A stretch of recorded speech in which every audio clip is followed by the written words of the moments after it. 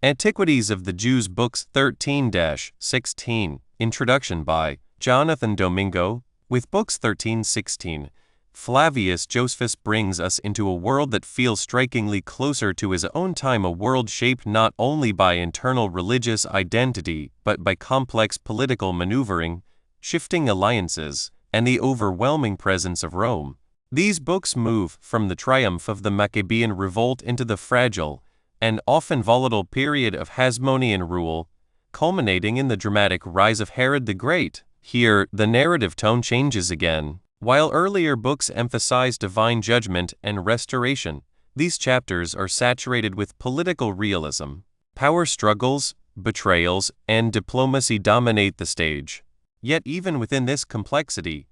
Josephus continues to interpret events through a moral and theological lens. Book 13, The Hasmonean Ascendancy and Its Tensions. Book 13 begins in the aftermath of the Maccabean victories. The Jewish people, having successfully resisted Seleucid oppression, now find themselves in a position of relative autonomy. Leaders like John Hyrcanus emerge, combining both priestly and political authority. Josephus presents this period as one of opportunity but also of danger. The Hasmonean rulers expand territory and consolidate power, achieving a level of independence not seen since the days of the monarchy. However, this expansion often comes through force, and Josephus does not shy away from noting the coercive aspects of their rule, including the forced conversion of neighboring peoples. Internally, divisions begin to surface. The emergence of sects, most notably the Pharisees and Sadducees, introduces new layers of conflict. Josephus, who elsewhere identifies himself with Pharisaic thought, presents these groups as differing not merely in practice, but in interpretation of the law and tradition. The central tension of Book 13 lies here. A movement that began as a defense of religious purity gradually becomes entangled in political ambition. The Hasmoneans, once liberators, now face the same temptations that plagued earlier rulers. Book 14, Roman Intervention and the Collapse of Independence. If Book 13 shows the height of Hasmonean power, Book 14 reveals its unraveling. Internal disputes over succession weaken the state, creating an opening for external forces to intervene. This is where Rome enters decisively into the narrative. Josephus recounts the involvement of Pompey the Great, whose arrival marks a turning point. Invited initially as an arbitrator in a dynastic dispute, Pompey ultimately asserts Roman authority over Judea. The capture of Jerusalem is described with a mixture of tragedy and inevitability. The loss of independence is not portrayed as merely a political event. It is a profound shift in identity. Judea is no longer a sovereign nation, but a client state within the expanding Roman Empire. Amid this upheaval, new figures rise to prominence. Antipater, the father of Herod, emerges as a key political operator, navigating the complexities of Roman power with skill and ambition. Josephus presents him as pragmatic, a man who understands that survival now depends on alignment with Rome. The stage is set for a new kind of leadership, one not rooted solely in priestly or royal lineage, but in political acumen within an imperial system. Book 15, Herod's Rise and Architectural Ambition. Book 15 is dominated by the figure of Herod the Great, whose rise to power is as dramatic as it is controversial. Appointed king by the Romans, Herod must first secure his rule through force, eliminating rivals and consolidating control. Josephus presents Herod as a complex character. On one hand, he is an extraordinarily capable ruler, energetic, strategic, and visionary. On the other, he is deeply insecure, prone to suspicion and brutality. One of the defining features of Herod's reign is his ambitious building projects. Josephus devotes considerable attention to these, particularly the reconstruction and expansion of the temple in Jerusalem. This project, while politically motivated, is also presented as a significant achievement, restoring the temple to a level of grandeur that rivaled its former glory. Herod's other constructions, fortresses, cities, and ports demonstrate his desire to position Judea within the broader Greco-Roman world. He is not merely ruling a small territory, he is reshaping it to reflect the culture and power structures of the empire. Yet beneath these achievements lies a constant tension. Herod's rule is marked by fear of rebellion, fear of rivals, even fear within his own family. Josephus recounts the execution of several of Herod's own sons, acts that underscore the darker side of his reign. Book 16, Intrigue, Paranoia, and the Cost of Power. Book 16 continues the story of Herod, focusing more intensely on the internal dynamics of his court. If Book 15 highlights his achievements, Book 16 exposes the instability beneath them. The central theme here is paranoia. Herod's suspicion extends to those closest to him, leading to a series of accusations, trials, and executions. Josephus describes these events with a sense of tragic inevitability. A ruler who has secured external power, but cannot find internal peace. The conflicts within Herod's family, particularly involving his sons, are detailed at length. These are not merely personal disputes. They are political struggles with implications for succession and stability. Josephus portrays Herod as both judge and participant in these conflicts, a man whose decisions are shaped as much by fear as by reason. At the same time, Josephus does not completely dismiss Herod's abilities.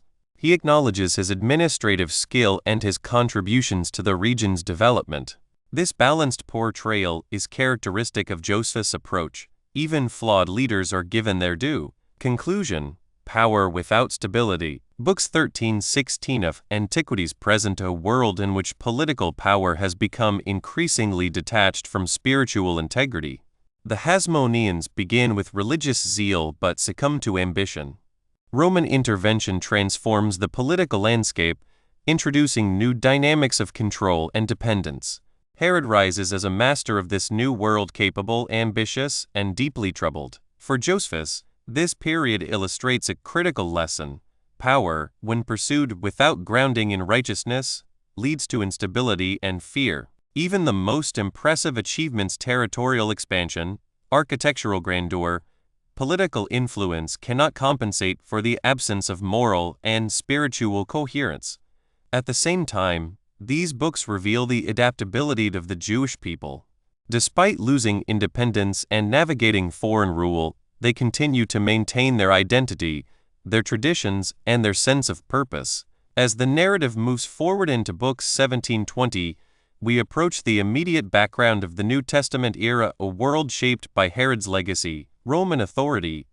and the enduring hope for something greater. Antiquities of the Jews Book, Roman 13, containing the interval of 82 years from the death of Judas Maccabeus to the death of Queen Alexandra. Chapter 1. How Jonathan took the government after his brother Judas, and how he, together with his brother Simon, waged war against Bacchides. 1. By what means the nation of the Jews recovered their freedom when they had been brought into slavery by the Macedonians, and what struggles and how great battles Judas, the general of their army, ran through, till he was slain as he was fighting for them, hath been related in the foregoing book. But after he was dead, all the wicked and those that transgressed the laws of their forefathers sprang up again in Judea and grew upon them and distressed them on every side. A famine also assisted their wickedness and afflicted the country, till not a few, who by reason of their want of necessaries, and because they were not able to bear up against the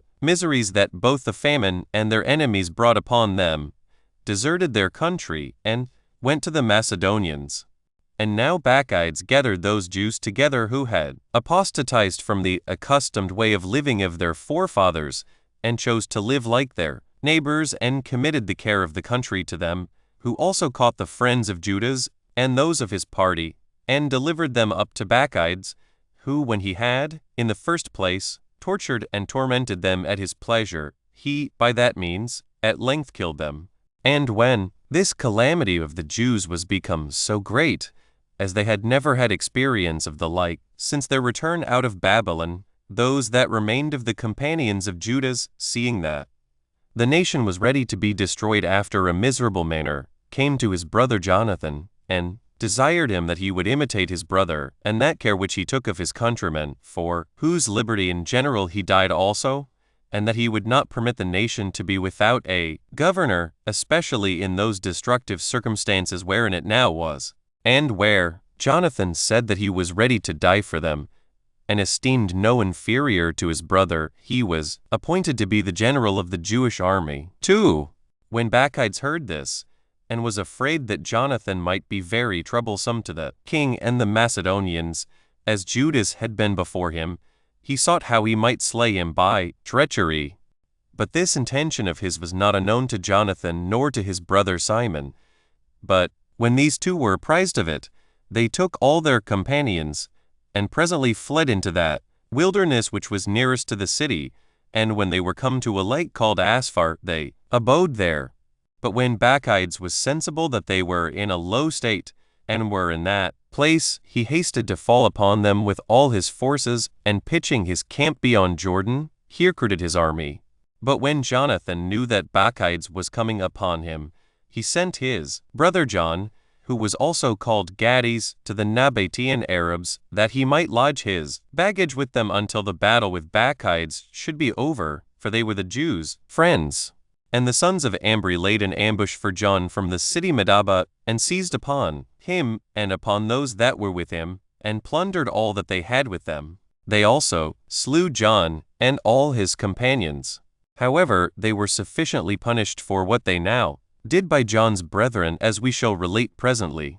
3. But when Bacchides knew that Jonathan had pitched his camp among the lakes of Jordan, he observed when their Sabbath day came, and then assaulted him, as supposing that he would not fight because of the law for resting on that day. But he exhorted his companions to fight, and told them that their lives were at stake, since they were encompassed by the river, and by their enemies, and had no way to escape, for that their enemies pressed upon them from before, and the river was behind them. So after he had prayed to God to give them the victory, he joined battle with the enemy, of whom he overthrew many. And as he saw Bacchides coming up boldly to him, he stretched out his right hand to smite him. But the other, foreseeing and avoiding that stroke, Jonathan with his companions leaped into the river and swam over it, and by that means escaped beyond Jordan, while the enemies did not pass over that river. But Bacchides returned presently to the citadel at Jerusalem, having lost about 2,000 of his army. He also fortified many cities of Judea, whose walls had been demolished: Jericho, and Emmaus, and Bethboron, and Bethel, and Tinma, and Pharatho, and Tekoa, and Gazara, and built towers in every one of these cities, and encompassed them with strong walls that were very large also, and put garrisons into them, that they might issue out of them, and do mischief to the Jews. He also fortified the citadel at Jerusalem more than all the rest. Moreover, he took the sons of the principal Jews as pledges, and hut them up in the citadel, and in that manner guarded it. 4. About the same time one came to Jonathan, and to his brother Simon, and told them that the sons of Ambri were celebrating a marriage, and bringing the bride from the city Gabbatha, who was the daughter of one of the illustrious men among the Arabians, and that the damsel was to be conducted with pomp and splendor and much riches. So Jonathan and Simon, thinking this appeared to be the fittest time for them to avenge the death of their brother, and that they had forces sufficient for receiving satisfaction from them for his death, they made haste to Medaba, and lay in wait among the mountains for the coming of their enemies. And as soon as they saw them conducting the virgin and her bridegroom and such a great company of their friends with them as was to be expected at this wedding, they sallied out of their ambush, and slew them all, and took their ornaments, and all the prey that then followed them, and so returned, and received this satisfaction for their brother John from the sons of Ambri, for as well those sons themselves, as their friends, and wives, and children that followed them, perished, being in number about 400. 5. However, Simon and Jonathan returned to the lakes of the river, and abode there. But Bacchides, when he had secured all Judea with his garrisons, returned to the king, and then it was that the affairs of Judea were quiet for 2 years. But when the deserters and the wicked saw that Jonathan and those that were with him lived in the country very quietly, by reason of the peace, they sent to King Demetrius, and excited him to send Bacchides to seize upon Jonathan, which they said was to be done without any trouble, and in one night's time, and that, if they fell upon them before they were aware, they might slay them all. So the king sent Bacchides who, when he was come into Judea, wrote to all his friends, both Jews and auxiliaries, that they should seize upon Jonathan, and bring him to him. And when, upon all their endeavors, they were not able to seize upon Jonathan, for he was sensible of the snares they laid for him, and very carefully guarded against them, Bacchides was angry at these deserters, as, having imposed upon him and upon the king, and slew 50 of their leaders, whereupon Jonathan, with his brother, and those that were with him, retired to Bethagla, a village that lay in the wilderness, out of his fear of Bacchides. He also built towers in it, and encompassed it with walls, and took care that it should be safely guarded. Upon the hearing of which, Bacchides led his own army along with him, and besides took his Jewish auxiliaries, and came against Jonathan, and made an assault upon his fortifications, and besieged him many days. But Jonathan did not abate of his courage at the zeal Bacchides used in the siege, but courageously opposed him. And while he left his brother Simon in the city to fight with Bacchides, he went privately out himself into the country, and got a great body of men together of his own party, and fell upon Bacchides' camp in the night time, and destroyed a great many of them. His brother Simon knew also of this his falling upon them, because he perceived that the enemies were slain by him. So he sallied out upon them, and burnt the engines which the Macedonians used, and made a great slaughter of them. And when Bacchides saw himself encompassed with enemies, and some of them before and some behind him, he fell into despair and trouble of mind, as confounded at the unexpected ill success of this siege. However, he vented his displeasure at these misfortunes upon those deserters who sent for him from the king, as having deluded him. So he had a mind to finish the siege after a decent manner, if it were possible for him so to do, and then to return home. 6.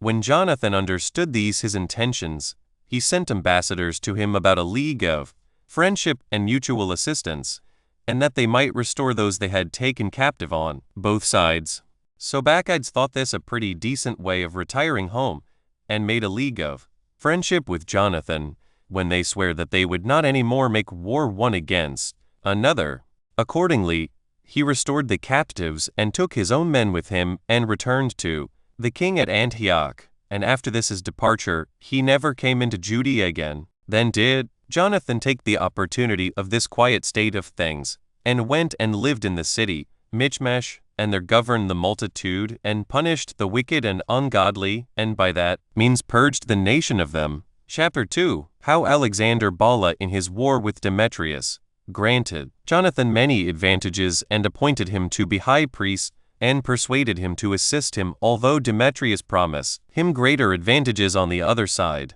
Concerning the death of Demetrius. 1. Now in the 160th year, it fell out that Alexander, the son of Antiochus Epiphanes, came up into Syria, and took Ptolemy's the soldiers within, having betrayed it to him, for they were at enmity with Demetrius, on account of his insolence and difficulty of access. For he shut himself up in a palace of his that had 4 towers, which he had built himself, not far from Antioch, and admitted nobody. He was withal slothful and negligent about the public affairs, whereby the hatred of his subjects was the more kindled against him, as we have elsewhere already related. When therefore Demetrius heard that Alexander was in Ptolemy's, he took his whole army, and led it against him. He also sent ambassadors to Jonathan about a league of mutual assistance and friendship, for he resolved to be beforehand with Alexander, lest the other should treat with him first,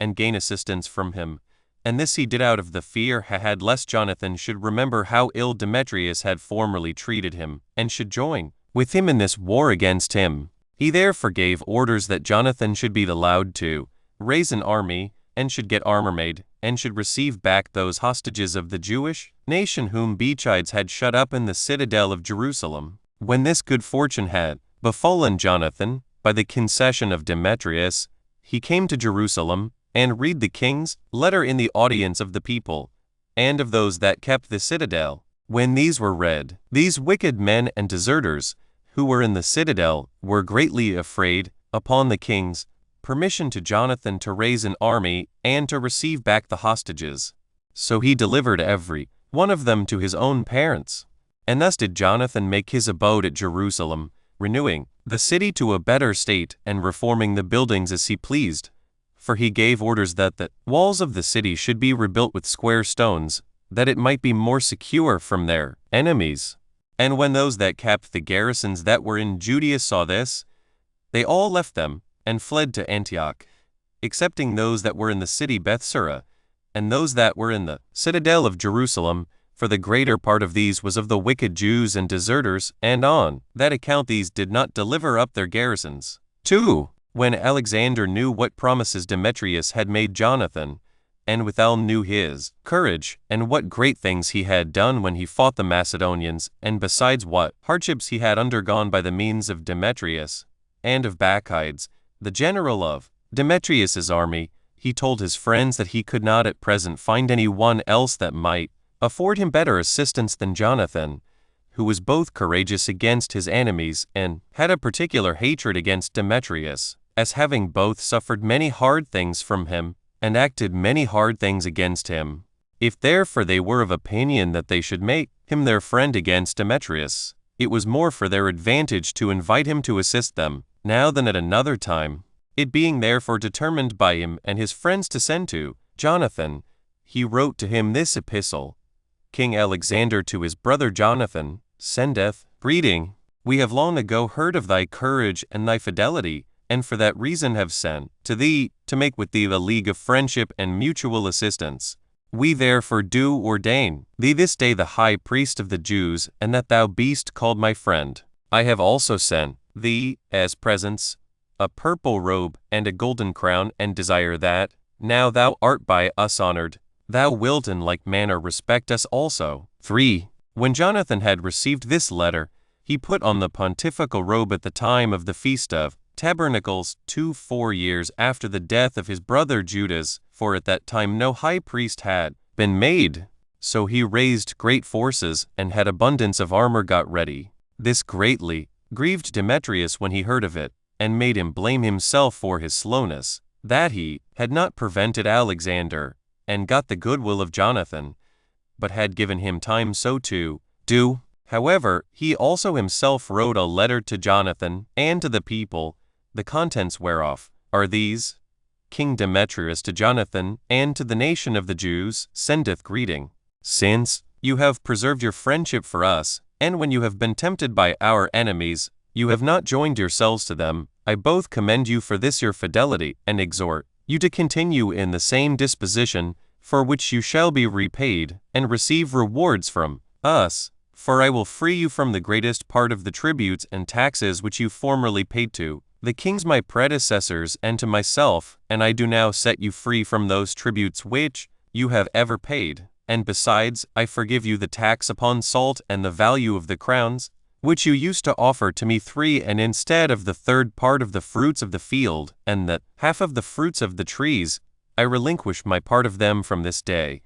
And as to the poll money, which ought to be given me for every head of the inhabitants of Judea and of the 3 toparchies that adjoin to Judea, Samaria, and Galilee, and peers, that I relinquish to you for this time, and for all time to come. I will also that the city of Jerusalem be holy and inviolable, and free from the tithe and from the taxes unto its utmost bounds. And I so far recede from my title to the citadel, as to permit Jonathan your high priest to possess it, that he may place such a garrison in it as he approves of for fidelity and goodwill to himself, that they may keep it for us. I also make free all those Jews who have been made captives and slaves in my kingdom. I also give order that the beasts of the Jews be not pressed for our service, and let their Sabbaths, and all their festivals, and 3 days before each of them, be free from any imposition. In the same manner, I set free the Jews that are inhabitants of my kingdom, and order that no injury be done them. I also give leave to such of them as are willing to list themselves in my army, that they may do it, and those as far as 30,000, which Jewish soldiers, wheresoever they go, shall have the same pay that my own army hath. And some of them I will place in my garrisons, and some as guards about mine own body, and as rulers over those that are in my court. I give them leave also to use the laws of their forefathers, and to observe them, and I will that they have power over the 3 toparchies that are added to Judea, and it shall be in the power of the high priest to take care that no one Jew shall have any other temple for worship, but only that at Jerusalem. I bequeath also, out of my own revenues yearly, for the expenses about the sacrifices, 150,000 drachmae, and what money is to spare, I will that it shall be your own. I also release to you those 10,000 drachmae which the kings receive from the temple, because they appertain to the priests that minister in that temple. And whosoever shall fly to the temple at Jerusalem, or to the places thereto belonging, or who owe the king money, or are there on any other account, let them be set free, and let their goods be in safety. I also give you leave to repair and rebuild your temple, and that all be done at my expenses. I also allow you to build the walls of your city, and to erect high towers, and that they be erected at my charge. And if there be any fortified town that would be convenient for the Jewish country to have very strong, let it be so built at my expenses.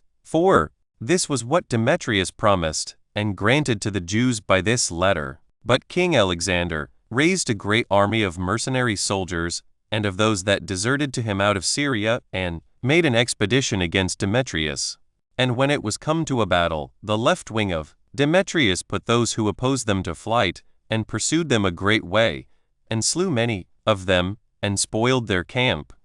But the right wing, where Demetrius happened to be, was beaten, and as for all the rest, they ran away. But Demetrius fought courageously, and slew a great many of the enemy. But as he was in the pursuit of the rest, his horse carried him into a deep bog, where it was hard to get out, and there it happened, that upon his horse's falling down, he could not escape being killed. For when his enemies saw what had befallen him, they returned back, and encompassed Demetrius round, and they all threw their darts at him.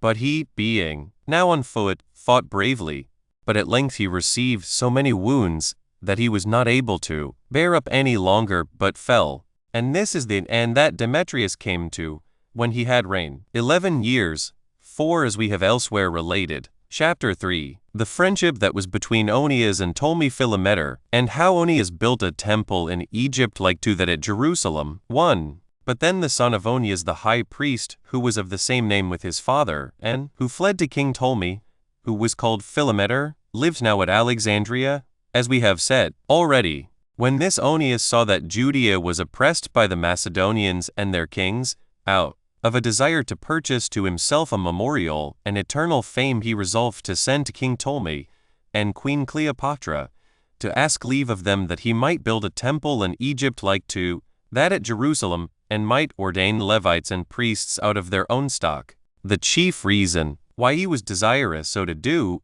was that he relied upon the prophet Isaiah, who lived above 600 years before, and foretold that there certainly was to be a temple built to Almighty God in Egypt by a man that was a Jew. Onias was elevated with this prediction, and wrote the following epistle to Ptolemy and Cleopatra. Having done many and great things for you in the affairs of the war, by the assistance of God, and that in Celesyria and Phoenicia, I came at length with the Jews to Leontopolis and to other places of your nation, where I found that the greatest part of your people had temples in an improper manner, and that on this account they bear ill will one against another, which happens to the Egyptians by reason of the multitude of their temples, and the difference of opinions about divine worship. Now I found a very fit place in a castle that hath its name from the country Diana.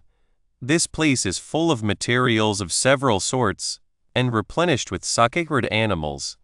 I desire therefore that you will grant me leave to purge this holy place, which belongs to no master and is fallen down, and to build there a temple to Almighty God, after the pattern of that in Jerusalem, and of the same dimensions, that may be for the benefit of thyself, and thy wife and children, that those Jews which dwell in Egypt may have a place whither they may come and meet together in mutual harmony one with another. And he subservient to thy advantages, for the prophet Isaiah foretold that there should be an altar in Egypt to the Lord God. 5. And many other such things did he prophesy relating to that place, too. And this was what Onias wrote to King Ptolemy. Now any one may observe his piety, and that of his sister and wife Cleopatra, by that epistle which they wrote in answer to it. For they laid the blame and the transgression of the law upon the head of Onias. And this was their reply: King Ptolemy and Queen Cleopatra to Onias, send greeting. We have read thy petition, wherein thou desirest leave to be given thee to purge that temple which is fallen down at Leontopolis, in the Nomus of Heliopolis, and which is named from the country Bubastes, on which account we cannot but wonder that it should be pleasing to God to have a temple erected in a place so unclean and so full of sacred animals. But since thou sayest that Isaiah the prophet foretold this long ago, we give thee leave to do it if it may be done according to your law, and so that we may not appear to have at all offended God herein. 3. So Onias took the place and built a temple and an altar to God, like indeed to that in Jerusalem, but smaller and porter. I do not think it proper for me now to describe its dimensions, or its vessels, which have been already described in my 7th book of the Wars of the Jews. However, Onias found other Jews like to himself, together with priests and Levites, that there performed divine service. But we have said enough about this temple. 4. Now it came to pass that the Alexandrian Jews, and those Samaritans who paid their worship to the temple that was built in the days of Alexander at Mount Gerizim, did now make a sedition one against another, and disputed about their temples before Ptolemy himself, the Jews, saying that, according to the laws of Moses, the temple was to be built at Jerusalem, and the Samaritans saying that it was to be built at Gerizim. They desired there for the king to sit with his friends, and hear the debates about these matters, and punish those with death who were baffled. Now Sabius and Theodosius managed the argument for the Samaritans, and Andronicus, the son of Mesalamus, for the people of Jerusalem, and they took an oath by God and the king to make their demonstrations according to the law, and they desired of Ptolemy that whomsoever he should find that transgressed what they had sworn to, he would put him to death. Accordingly, the king took several of his friends into the council, and sat down, in order to hear what the pleaders said. Now the Jews that were at Alexandria were in great concern for those men whose lot it was to contend for the temple at Jerusalem, for they took it very ill that any should take away the reputation of that temple, which was so ancient and so celebrated all over the habitable earth.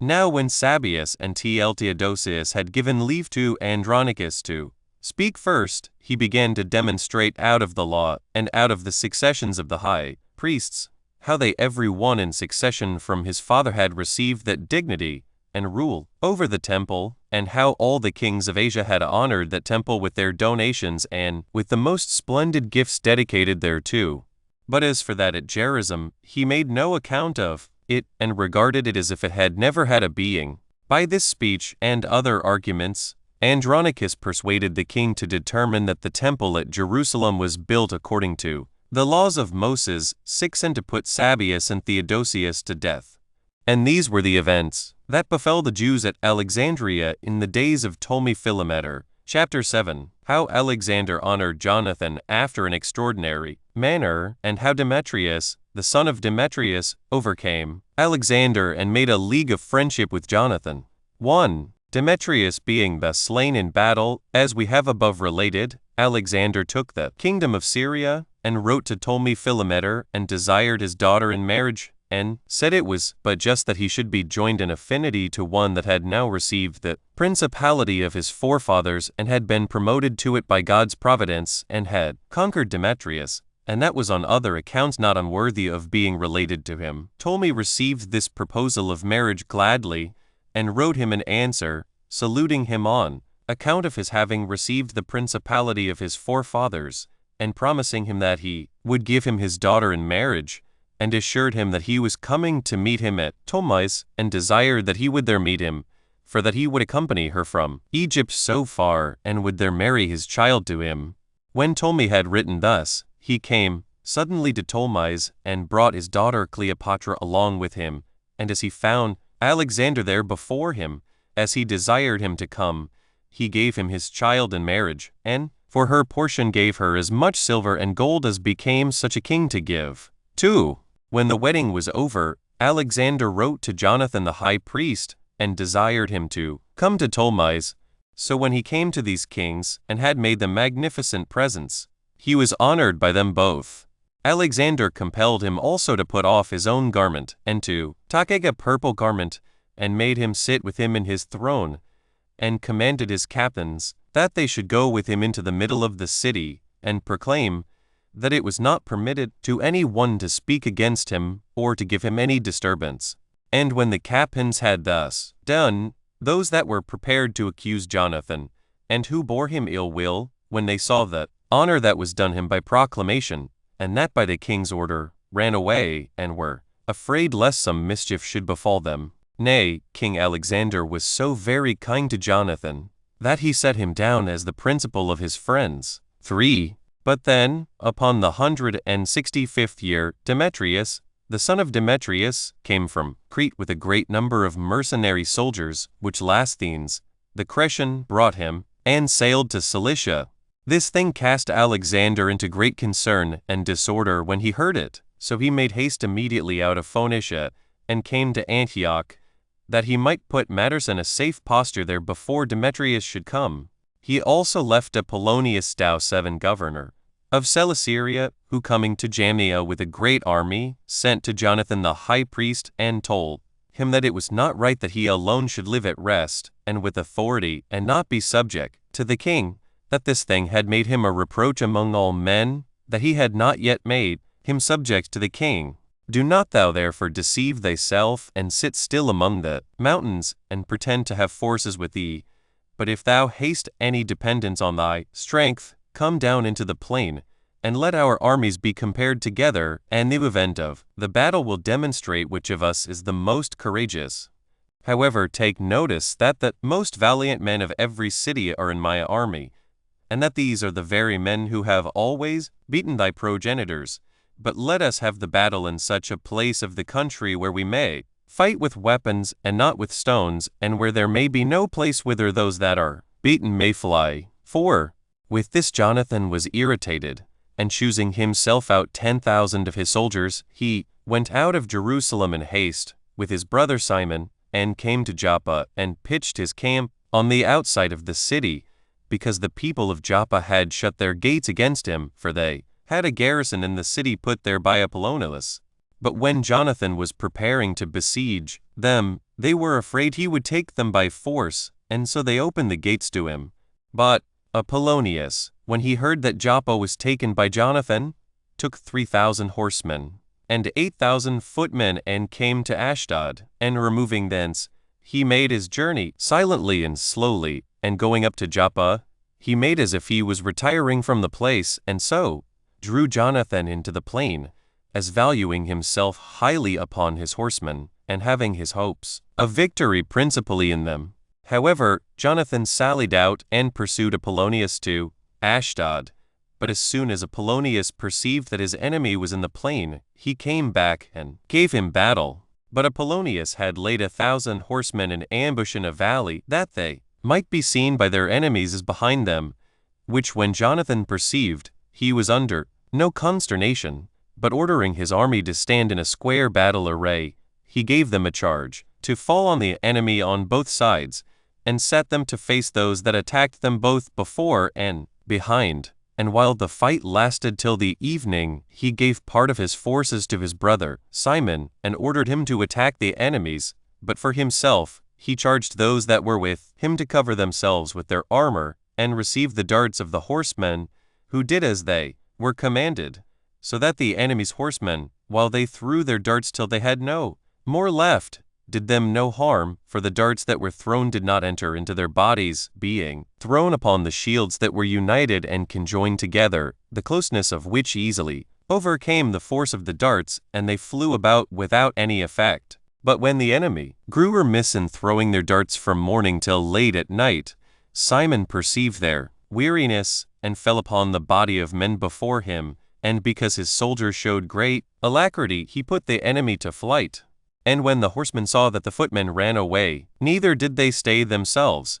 but they being very weary by the duration of the fight till the evening, and their hope from the footmen being quite gone, they basely ran away, and in great confusion also, till they were separated one from another, and scattered over all the plain. Upon which Jonathan pursued them as far as Ashdod, and slew a great many of them, and compelled the rest, in despair of escaping, to fly to the temple of Dagon, which was at Ashdod. But Jonathan took the city on the first onset, and burnt it, and the villages about it.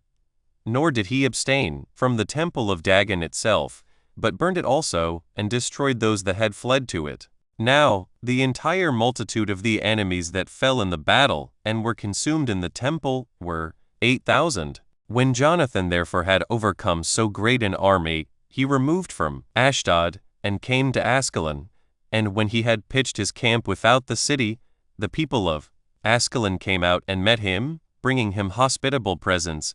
and honoring him. So he accepted of their kind intentions, and returned thence to Jerusalem with a great deal of prey which he brought thence when he conquered his enemies. But when Alexander heard that Apollonius, the general of his army, was beaten, he pretended to be glad of it, because he had fought with Jonathan his friend and ally against his directions. Accordingly, he sent to Jonathan, and gave testimony to his worth, and gave him honorary rewards, as a golden button, 8 which it is the custom to give the king's kinsmen, and allowed him Ekron and its toparchy for his own inheritance. 5. About this time it was that King Ptolemy,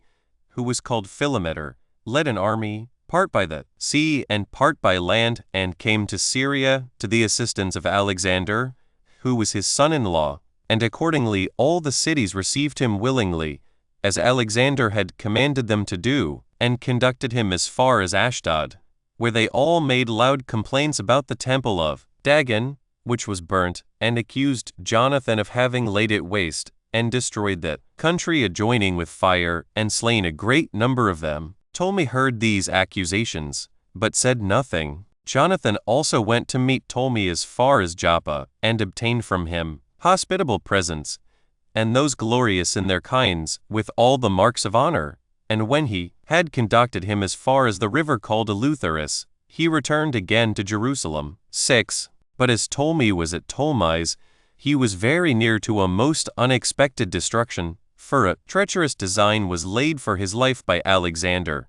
by the means of Ammonius, who was his friend, and as the treachery was very plain, Ptolemy wrote to Alexander, and required of him that he should bring Ammonius to condign punishment, informing him what snares had been laid for him by Ammonius, and desiring that he might be accordingly punished for it. But when Alexander did not comply with his demands, he perceived that it was he himself who laid that design, and was very angry at him. Alexander had also formerly been on very ill terms with the people of Antioch, for they had suffered very much by his means. Yet did Ammonius at length undergo the punishment his insolent crimes had deserved, for he was killed in an opprobrious manner, like a woman, while he endeavored to conceal himself in a feminine habit, as we have elsewhere related. 7. Hereupon Ptolemy blamed himself for having given his daughter in marriage to Alexander, and for the league he had made with him to assist him against Demetrius. So he dissolved his relation to him, and took his daughter away from him, and immediately sent to Demetrius, and offered to make a league of mutual assistance and friendship with him, and agreed with him to give him his daughter in marriage, and to restore him to the principality of his fathers. Demetrius was well pleased with this embassage, and accepted of his assistance and of the marriage of his daughter. But Ptolemy had still one more hard task to do, and that was to persuade the people of Antioch to receive Demetrius, because they were greatly displeased at him, on account of the injuries his father Demetrius had done them. Yet did he bring this about, for as the people of Antioch hated Alexander on Ammonius's account,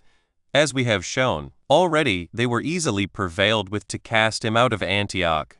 who, thus expelled out of Antioch, came into Cilicia. Ptolemy came then to Antioch, and was made king by its inhabitants, and by the army, so that he was forced to put on 2 diadems, the one of Asia, the other of Egypt. But being naturally a good and a righteous man, and not desirous of what belonged to others, and besides these dispositions, being also a wise man in reasoning about futurities, he determined to avoid the envy of the Romans. So he called the people of Antioch together to an assembly, and persuaded them to receive Demetrius, and assured them that he would not be mindful of what they did to his father in case he should be now obliged by them, and he undertook that he would himself be a good monitor and governor to him, and promised that he would not permit him to attempt any bad actions, but that, for his own part, he was contented with the kingdom of Egypt, by which discourse he persuaded the people of Antioch to receive Demetrius. 8. But now Alexander made haste with a numerous and great army, and came out of Cilicia into Syria, and burnt the country belonging to Antioch, and pillaged it. Whereupon Ptolemy and his son-in-law Demetrius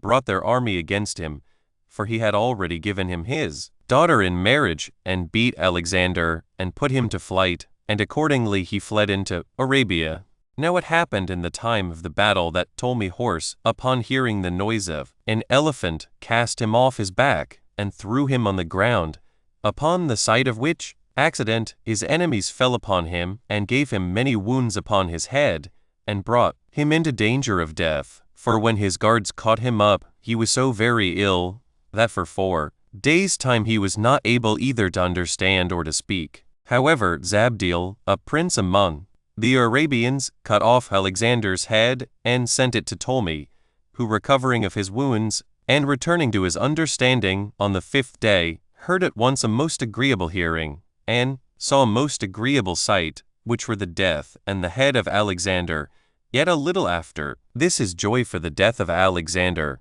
with which he was so greatly satisfied, he also departed this life. Now Alexander,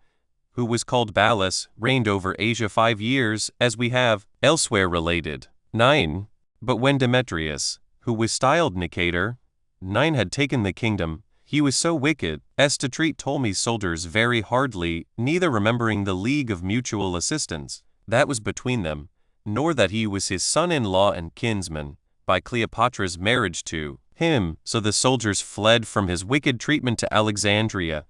but Demetrius kept his elephants. But Jonathan the high priest levied an army out of all Judea, and attacked the citadel at Jerusalem, and besieged it. It was held by a garrison of Macedonians, and by some of those wicked men who had deserted the customs of their forefathers. These men at first despised the attempts of Jonathan for taking the place, as depending on its strength. But some of those wicked men went out by night, and came to Demetrius, and informed him that the citadel was besieged, who was irritated with what he heard, and took his army, and came from Antioch against Jonathan. And when he was at Antioch, he wrote to him, and commanded him to come to him quickly to Ptolemy's, upon which Jonathan did not intermit the siege of the citadel, but took with him the elders of the people, and the priests, and carried with him gold, and silver, and garments, and a great number of presents of friendship, and came to Demetrius, and presented him with them, and thereby pacified the king's anger. So he was honored by him, and received from him the confirmation of his high priesthood, as he had possessed it by the grants of the kings his predecessors. And when the Jewish deserters accused him, Demetrius was so far from giving credit to them,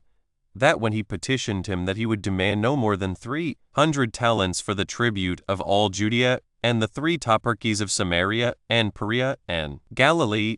he complied with the proposal, and gave him a letter confirming all those grants, whose contents were as follows. King Demetrius to Jonathan his brother, and to the nation of the Jews sendeth greeting. We have sent you a copy of that epistle which we have written to Lasthons our kinsman, that you may know its contents. King Demetrius to Lasthines our father sendeth greeting. I have determined to return thanks, and to show favor to the nation of the Jews, which hath observed the rules of justice in our concerns. Accordingly, I remit to them the 3 prefectures of Arims, and Lydda, and Ramatha, which have been added to Judea out of Samaria, with their appurtenances, as also with the kings my predecessors received from those that offered sacrifices in Jerusalem, and what are due from the fruits of the earth, and of the trees, and what else belongs to us, with the salt pits, and the crowns that used to be presented to us. Nor shall they be compelled to pay any of those taxes from this time to all futurity. Take care therefore that a copy of this epistle be taken, and given to Jonathan, and be set up in an eminent place of their holy temple. And these were the contents of this writing.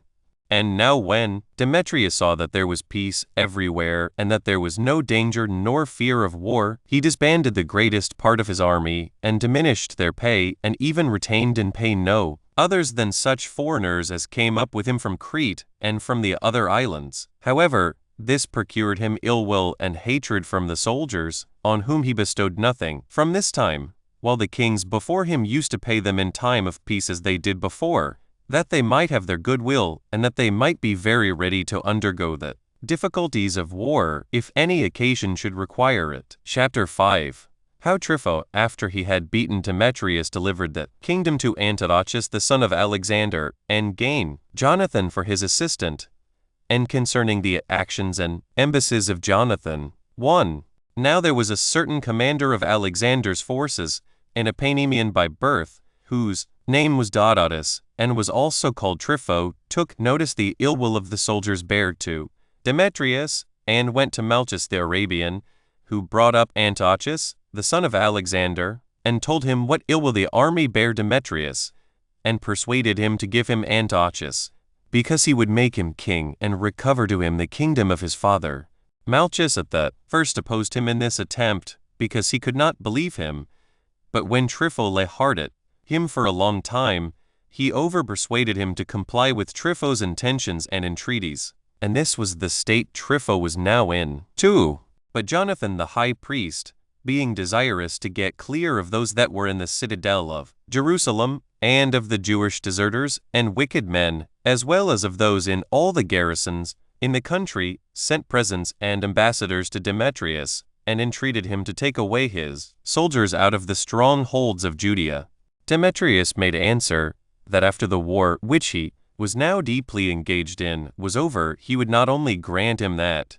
but greater things than that also, and he desired he would send him some assistance, and informed him that his army had deserted him. So Jonathan chose out 3,000 of his soldiers, and sent them to Demetrius. 3. Now the people of Antioch hated Demetrius, both on account of what mischief he had himself done them, and because they were his enemies also on account of his father Demetrius, who had greatly abused them. So they watched some opportunity which they might lay hold on to fall upon him. And when they were informed of the assistance that was coming to Demetrius from Jonathan, and considered at the same time that he would raise a numerous army, unless they prevented him and seized upon him, they took their weapons immediately, and encompassed his palace in the way of a siege, and seizing upon all the ways of getting out, they sought to subdue their king. And when he saw that the people of Antioch were become his bitter enemies, and that they were thus in arms,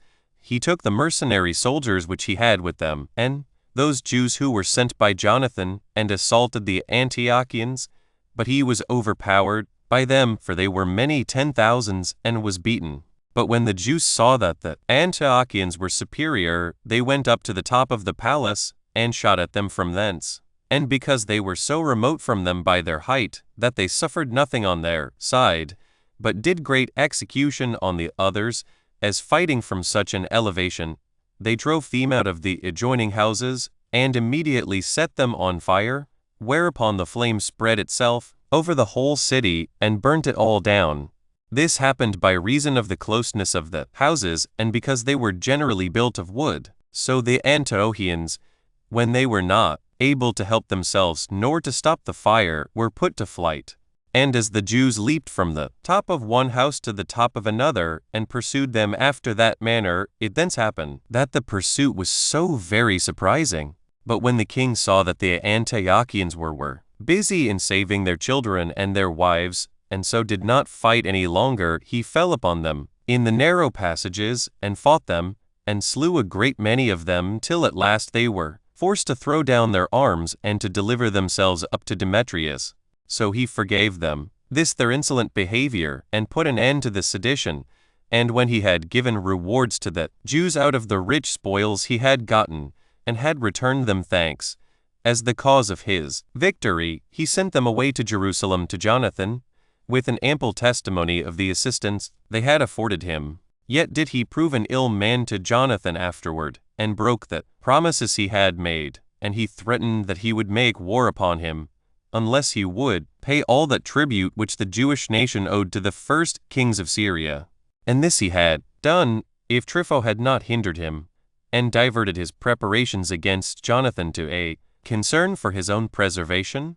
For he now returned out of Arabia into Syria with the child Antiochus, for he was yet in age, but a youth, and put the diadem on his head, and as the whole forces that had left Demetrius, because they had no pay, came to his assistance, he made war upon Demetrius, and joining battle with him, overcame him in the fight, and took from him both his elephants and the city Antioch. For Demetrius, upon this defeat, retired into Cilicia,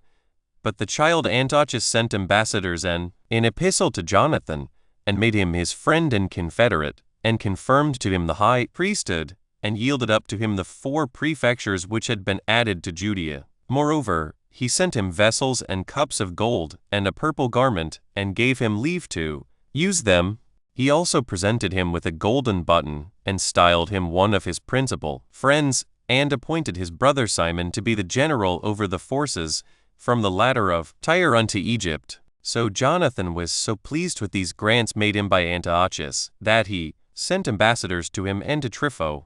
and professed himself to be their friend and confederate, and said he would join with him in a war against Demetrius, informing him that he had made no proper returns for the kindness he had done him,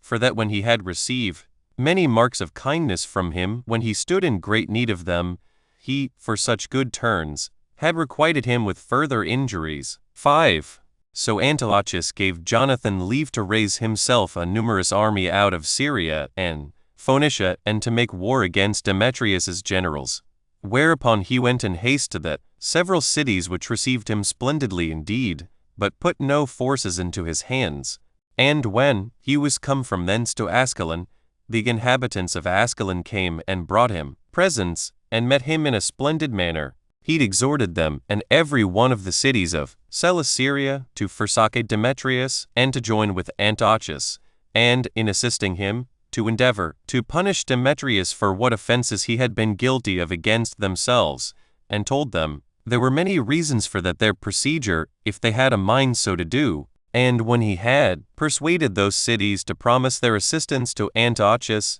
he came to Gaza, in order to induce them also to be friends to Antiochus. But he found the inhabitants of Gaza much more alienated from him than he expected, for they had shut their gates against him, and although they had deserted Demetrius, they had not resolved to join themselves to Antiochus. This provoked Jonathan to besiege them and to harass their country, for as he set a part of his army round about Gaza itself, so with the rest he overran their land and spoiled it, and burnt what was in it. When they of Gaza saw themselves in this state of affliction, and that no assistance came to them from Demetrius, that what distressed them was at hand, but what should profit them was still at a great distance, and it was uncertain whether it would come at all or not, they thought it would be prudent conduct to leave off any longer continuance with them, and to cultivate friendship with the other. So they sent to Jonathan, and professed they would be his friends, and afford him assistance, for such is the temper of men, that before they have had the trial of great afflictions, they do not understand what is for their advantage. But when they find themselves under such afflictions, they then change their minds, and what it had been better for them to have done before they had been at all damaged, they choose to do, but not till after they have suffered such damages. However, he made a league of friendship with them, and took from them hostages for their performance of it, and sent these hostages to Jerusalem, while he went himself over all the country as far as Damascus. 6. But when he heard that the generals of Demetrius's forces were come to the city Kadesh with a numerous army, the place lies between the land of the Tyrians and Galilee, for they suppose they should hereby draw him out of Syria in order to preserve Galilee, and that he would not overlook the Galileans, who were his own people. When war was made upon them, he went to meet them, having left Simon in Judea, who raised as great an army as he was able out of the country, and then sat down before Batsura and besieged it, that being the strongest place in all Judea, and a garrison of Demetrius's kept it, as we have already related. But as Simon was raising banks, and bringing his engines of war against Bethsura, and was very earnest about the siege of it. The garrison was afraid lest the place should be taken of Simon by force, and they put to the sword. So they sent to Simon, and desired the security of his oath, that they should come to no harm from him, and that they would leave the place, and go away to Demetrius. Accordingly he gave them his oath, and ejected them out of the city, and he put therein a garrison of his own. 7. But Jonathan removed out of Galilee, and from the waters which are called Genesar, for there he was before encamped, and came into the plain that is called Asor, without knowing that the enemy was there. When therefore Demetrius's men knew a day beforehand that Jonathan was coming against them, they laid an ambush in the mountain, who were to assault him on the sudden, while they themselves met him with an army in the plain, which army, when Jonathan saw ready to engage him, he also got ready his own soldiers for the battle as well as he was able. But those that were laid in ambush by Demetrius's generals being behind them, the Jews were afraid lest they should be caught in the midst between two bodies and perish. So they ran away in haste, and indeed all the rest left Jonathan.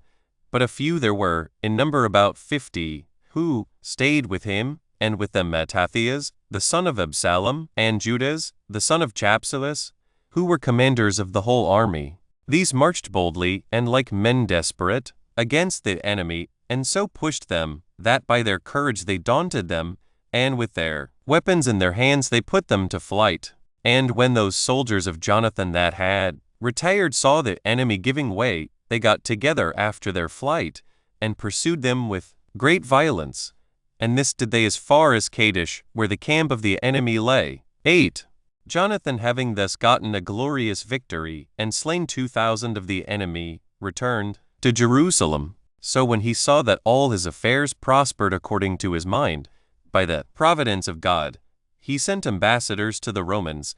being desirous of renewing that friendship which their nation had with them formerly. He enjoined the same ambassadors that, as they came back, they should go to the Spartans and put them in mind of their friendship and kindred. So when the ambassadors came to Rome, they went into their senate, and said what they were commanded by Jonathan the high priest to say, how he had sent them to confirm their friendship. The senate then confirmed what had been formerly decreed concerning their friendship with the Jews, and gave them letters to carry to all the kings of Asia and Europe, and to the governors of the cities, that they might safely conduct them to their own country. Accordingly, as they returned, they came to Sparta, and delivered the epistle which they had received of Jonathan to them, a copy of which here follows. Jonathan the high priest of the Jewish nation, and the senate and body of the people of the Jews, to the Ephori and senate and people of the Lacedaemonians, send greeting. If you be well, and both your public and private affairs be agreeable to your mind, it is according to our wishes. We are well also. When in former times an epistle was brought to Onias, who was then our high priest, from Arius, who at that time was your king, by Demodals, concerning the kindred that was between us and you, a copy of which is here subjoined, we both joyfully received the epistle, and were well pleased with Demodals and Arius, although we did not need such a demonstration, because we were satisfied about it from the sacred writings. 10. Yet did not we think fit first to begin the claim of this relation to you, lest we should seem too early in taking to ourselves the glory which is now given us by you. It is a long time since this relation of ours to you hath been renewed, and when we, upon holy and festival days, offer sacrifices to God, we pray to him for your preservation and victory. As to ourselves, although we have had many wars that have compassed us around, by reason of the covetousness of our neighbors, yet did not we determine to be troublesome, either to you or to others that were related to us. But since we have now overcome our enemies, and have occasion to send Numenius the son of Antiochus, and Antipater the son of Jason, who are both honorable men belonging to our senate, to the Romans, we gave them this epistle to you, also that they might renew that friendship which is between us. You will therefore do well yourselves to write to us, and send us an account of what you stand in need of from us, since we are in all things disposed to act according to your desires. So the Lacedaemonians received the ambassadors kindly, and made a decree for friendship and mutual assistance, and sent it to them. 9. At this time there were 3 sects among the Jews who had different opinions concerning human actions. The one was called the sect of the Pharisees, another the sect of the Sadducees, and the other the sect of the Essenes. Now for the Pharisees, 11 they say that some actions, but not all, are the work of fate, and some of them are in our own power, and that they are liable to fate, but are not caused by fate. But the sect of the Essenes affirm that fate governs all things, and that nothing befalls men but what is according to its determination. And for the Sadducees, they take away fate, and say there is no such thing, and that the events of human affairs are not at its disposal, but they suppose that all our actions are in our own power, so that we are ourselves the causes of what is good, and receive what is evil from our own folly. However, I have given a more exact account of these opinions in the 2nd book of the Jewish War. 10. But now the generals of Demetrius, being willing to recover the defeat they had, gathered a greater army together than they had before, and came against Jonathan. But as soon as he was informed of their coming, he went suddenly to meet them to the country of Hamath, for he resolved to give them no opportunity of coming into Judea. So he pitched his camp at 50 furlongs distance from the enemy, and sent out spies to take a view of their camp, and after what manner they were encamped. When his spies had given him full information, and had seized upon some of them by night, who told him the enemy would soon attack him, he, thus, apprised beforehand, provided for his security, and placed watchmen beyond his camp, and kept all his forces armed all night, and he gave them a charge to be of good courage, and to have their minds prepared to fight in the night time, if they should be obliged so to do, lest their enemies' designs should seem concealed from them. But when Demetrius's commanders were informed that Jonathan knew what they intended, their counsels were disordered, and it alarmed them to find that the enemy had discovered those their intentions, nor did they expect to overcome them any other way, now they had failed in the snares they had laid for them. For should they hazard an open battle, they did not think they should be a match for Jonathan's army, so they resolved to fly, and having lighted many fires, that when the enemy saw them they might suppose they were there still, they retired. When Jonathan came to give them battle in the morning in their camp, and found it deserted, and understood they were fled, he pursued them, yet he could not overtake them, for they had already passed over the river Eleutherus, and were out of danger. So, when Jonathan was returned thence, he went into Arabia, and fought against the Nabateans, and drove away a great deal of their prey, and took many captives, and came to Damascus, and there sold off what he had taken. About the same time it was that Simon his brother went over all Judea and Palestine, as far as Ascalon, and fortified the strongholds. And when he had made them very strong, both in the edifices he erected, and in the garrisons placed in them, he came to Joppa, and when he had taken it, he brought a great garrison into it, for he heard that the people of Joppa were disposed to deliver up the city to Demetrius's generals. 11. When Simon and Jonathan had finished these affairs, they returned to Jerusalem, where Jonathan gathered all the people together, and took counsel to restore the walls of Jerusalem, and to rebuild the wall that encompassed the temple which had been thrown down, and to make the places adjoining stronger by very high towers, and besides that, to build another wall in the midst of the city, in order to exclude the marketplace from the garrison, which was in the citadel, and by that means to hinder them from any plenty of provisions, and moreover, to make the fortresses that were in the country much stronger and more defensible than they were before. And when these things were approved of by the multitude, as rightly proposed, Jonathan himself took care of the building that belonged to the city, and sent Simon away to make the fortresses in the country more secure than formerly. But Demetrius passed over Euphrates, and came into Mesopotamia, as desirous to retain that country still, as well as Babylon, and when he should have obtained the dominion of the upper provinces, to lay a foundation for recovering his entire kingdom. For those Greeks and Macedonians who dwelt there frequently sent ambassadors to him, and promised that if he would come to them, they would deliver themselves up to him, and assist him in fighting against Arsaces, 12 the king of the Parthians. So he was elevated with these hopes, and came hastily to them, as having resolved that if he had once overthrown the Parthians and gotten an army of his own, he would make war against Trypho and eject him out of Syria, and the people of that country received him with great alacrity. So he raised forces, with which he fought against Arsaces, and lost all his army, and was himself taken alive, as we have elsewhere related. Chapter 6. How Jonathan was slain by treachery, and how thereupon the Jews made Simon their general and high priest.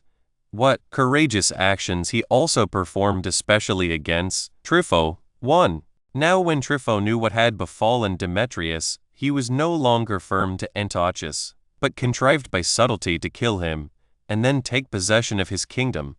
But the fear that he was in of Jonathan was an obstacle to this his design, for Jonathan was a friend to Antiochus, for which cause he resolved first to take Jonathan out of the way, and then to set about his design relating to Antiochus. But he, judging it best to take him off by deceit and treachery, came from Antioch to Bethshan, which by the Greeks is called Scythopolis, at which place Jonathan met him with 40,000 chosen men, for he thought that he came to fight him. But when he perceived that Jonathan was ready to fight, he attempted to gain him by presents and kind treatment, and gave order to his captains to obey him, and by these means was desirous to give assurance of his good will, and to take away all suspicions out of his mind, that so he might make him careless and inconsiderate, and might take him when he was unguarded. He also advised him to dismiss his army, because there was no occasion for bringing it with him when there was no war, but all was in peace. However, he desired him to retain a few about him, and go with him to Ptolemais, for that he would deliver the city up to him, and would bring all the fortresses that were in the country under his dominion. And he told him that he came with those very designs too. Yet did not Jonathan suspect anything at all by this his management, but believed that Trypho gave him this advice out of kindness, and with a sincere design. Accordingly, he dismissed his army, and retained no more than 3,000 of them with him, and left 2,000 in Galilee, and he himself, with 1,000, came with Trypho to Ptolemais. But when the people of Ptolemais had shut their gates, as it had been commanded by Trypho to do, he took Jonathan alive, and slew all that were with him. He also sent soldiers against those 2,000 that were left in Galilee, in order to destroy them. But those men, having heard the report of what had happened to Jonathan, they prevented the execution, and before those that were sent by Trypho came, they covered themselves with their armor, and went away out of the country. Now when those that were sent against them saw that they were ready to fight for their lives, they gave them no disturbance, but returned back to Trypho. 3. But when the people of Jerusalem heard that Jonathan was taken, and that the soldiers who were with him were destroyed, they deplored his sad fate, and there was earnest inquiry made about him by everybody, and a great and just fear fell upon them, and made them sad, lest, now they were deprived of the courage and conduct of Jonathan, the nations about them should bear them ill will, and as they were before quiet on account of Jonathan, they should now rise up against them, and by making war with them, should force them into the utmost dangers. And indeed what they suspected really befell them, for when those nations heard of the death of Jonathan, they began to make war with the Jews, as now destitute of a governor, and Trypho himself got an army together, and had intention to go up to Judea, and make war against its inhabitants. But when Simon saw that the people of Jerusalem were terrified at the circumstances they were in, he desired to make a speech to them, and thereby to render them more resolute in opposing Trypho when he should come against them. He then called the people together into the temple, and thence began thus to encourage them.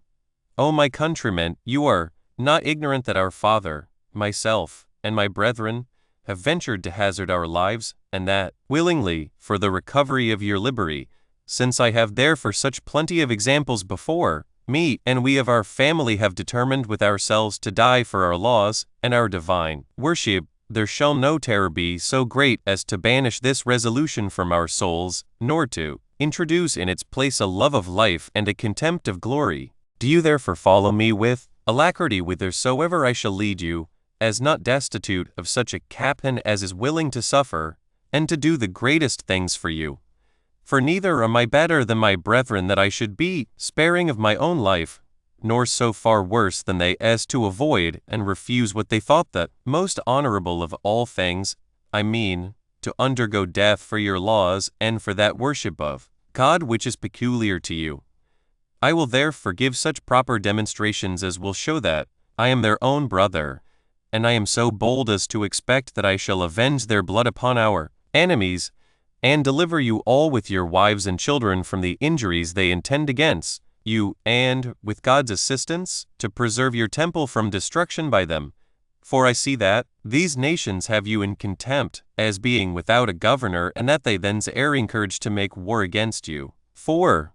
By this speech of Simon he inspired the multitude with courage, and as they had been before, dispirited through fear, they were now raised to a good hope of better things, insomuch that the whole multitude of the people cried out all at once that Simon should be their leader, and that, instead of Judas and Jonathan his brethren, he should have the government over them, and they promised that they would readily obey him in whatsoever he should command them. So he got together immediately all his own soldiers that were fit for war, and made haste in rebuilding the walls of the city, and strengthening them by very high and strong towers, and sent a friend of his, one Jonathan, the son of Absalom, to Joppa, and gave him order to eject the inhabitants out of the city, for he was afraid lest they should deliver up the city to Trypho, but he himself stayed to secure Jerusalem. 5. But Trypho removed from Ptolemais with a great army, and came into Judea, and brought Jonathan with him in bonds.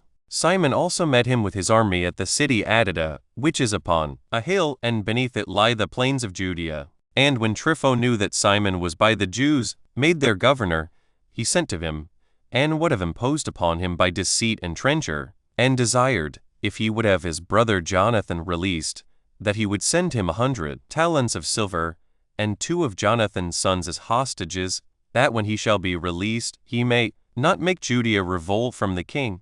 for that at present he was kept in bonds on account of the money he had borrowed of the king, and now owed it to him. But Simon was aware of the craft of Trypho, and although he knew that if he gave him the money he should lose it, and that Trypho would not set his brother free, and withal should deliver the sons of Jonathan to the enemy, yet because he was afraid that he should have a calumny raised against him among the multitude as the cause of his brother's death, if he neither gave the money, nor sent Jonathan's sons, he gathered his army together, and told them what offers Trypho had made, and added this, that the offers were ensnaring and treacherous, and yet that it was more eligible to send the money in Jonathan's sons, than to be liable to the imputation of not complying with Trypho's offers, and thereby refusing to save his brother. Accordingly, Simon sent the sons of Jonathan, and the money, but when Trypho had received them, he did not keep his promise, nor set Jonathan free,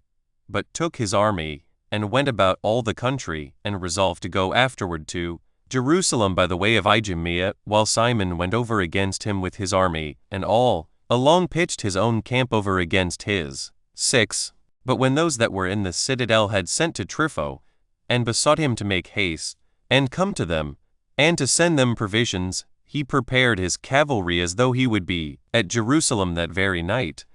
But so great a quantity of snow fell in the night, that it covered the roads and made them so deep that there was no passing, especially for the cavalry. This hindered him from coming to Jerusalem, whereupon Trypho removed thence, and came into Celesyria, and falling vehemently upon the land of Gilead, he slew Jonathan there, and when he had given order for his burial, he returned himself to Antioch. However, Simon sent some to the city Basket to bring away his brother's bones, and buried them in their own city Modin, and all the people made great lamentation over him. Simon also erected a very large monument for his father and his brethren, of white and polished stone, and raised it a great height, and so as to be seen a long way off, and made cloisters about it, and set up pillars, which were of one stone apiece, a work it was wonderful to see. Moreover, he built 7 pyramids also for his parents and his brethren, one for each of them, which were made very surprising, both for their largeness and beauty, and which have been preserved to this day. And we know that it was Simon who bestowed so much zeal about the burial of Jonathan, and the building of the seminuments for his relations. Now Jonathan died when he had been high priest 4 years 13, and had been also the governor of his nation. And these were the circumstances that concern his death. 7. But Simon, who was made high priest by the multitude, on the very first year of his high priesthood set his people free from their slavery under the Macedonians, and permitted them to pay tribute to them no longer, which liberty and freedom from tribute they obtained after 170 years 14 of the kingdom of the Assyrians, which was after Seleucus, who was called Nicator, got the dominion over Syria. Now the affection of the multitude towards Simon was so great, that in their contracts one with another and in their public records, they wrote, in the first year of Simon the benefactor and ethnarch of the Jews, for under him they were very happy and overcame the enemies that were round about them. For Simon overthrew the city Gazarta and Joppa and Jamhis. He also took the citadel of Jerusalem by siege and cast it down to the ground, that it might not be any more a place of refuge to their enemies when they took it to do them a mischief, as it had been till now. And when he had done this, he thought it their best way, and most for their advantage, to level the very mountain itself upon which that citadel happened to stand, that so the temple might be higher than it. And indeed, when he had called the multitude to an assembly, he persuaded them to have it so demolished, and this by putting them in mind what miseries they had suffered by its garrison and the Jewish deserters, and what miseries they might hereafter suffer in case any foreigner should obtain the kingdom, and put a garrison into that citadel. This speech induced the multitude to a compliance, because he exhorted them to do nothing but what was for their own good. So they all set themselves to the work, and leveled the mountain, and in that work spent both day and night without any intermission, which cost them 3 whole years before it was removed, and brought to an entire level with the plain of the rest of the city. After which the temple was the highest of all the buildings. Now the citadel, as well as the mountain whereon it stood, were demolished. And these actions were thus performed under Simon. Chapter 7. How Simon confederated himself with Antiochus Pius, and made war against Trypho, and a little afterward against Sendebius, the general of Antiochus's army, as also how Simon was murdered by his son-in-law Ptolemy, and that by treachery. 1:15 Now a little while after Demetrius had been carried into captivity, Trypho his governor destroyed Antiochus. 16 The son of Alexander, who was also called the god. 17 And this, when he had reigned 4 years,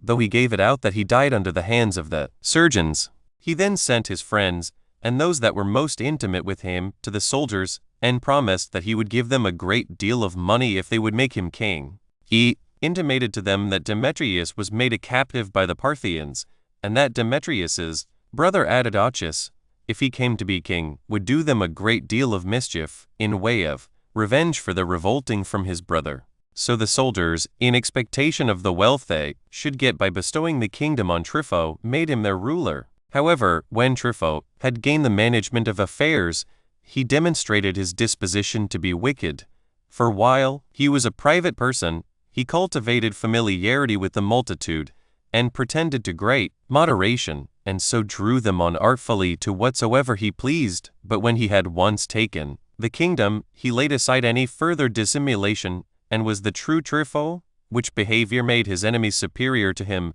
for the soldiery hated him, and revolted from him to Cleopatra, the wife of Demetrius, who was then shut up in Seleucia with her children. But as Antiochus, the brother of Demetrius, who was called Soter, was not admitted by any of the cities, on account of Trypho, Cleopatra sent to him, and invited him to marry her, and to take that kingdom. The reasons why she made this invitation were these: that her friends persuaded her to it, and that she was afraid for herself, in case some of the people of Seleucia should deliver up the city to Trypho. 2. As Antiochus was now come to Seleucia, and his forces increased every day, he marched to fight Trypho, and having beaten him in the battle, he ejected him out of the upper Syria into Phoenicia, and pursued him thither, and besieged him in Dora, which was a fortress hard to be taken, whither he had fled. He also sent ambassadors to Simon the Jewish high priest, about a league of friendship and mutual assistance.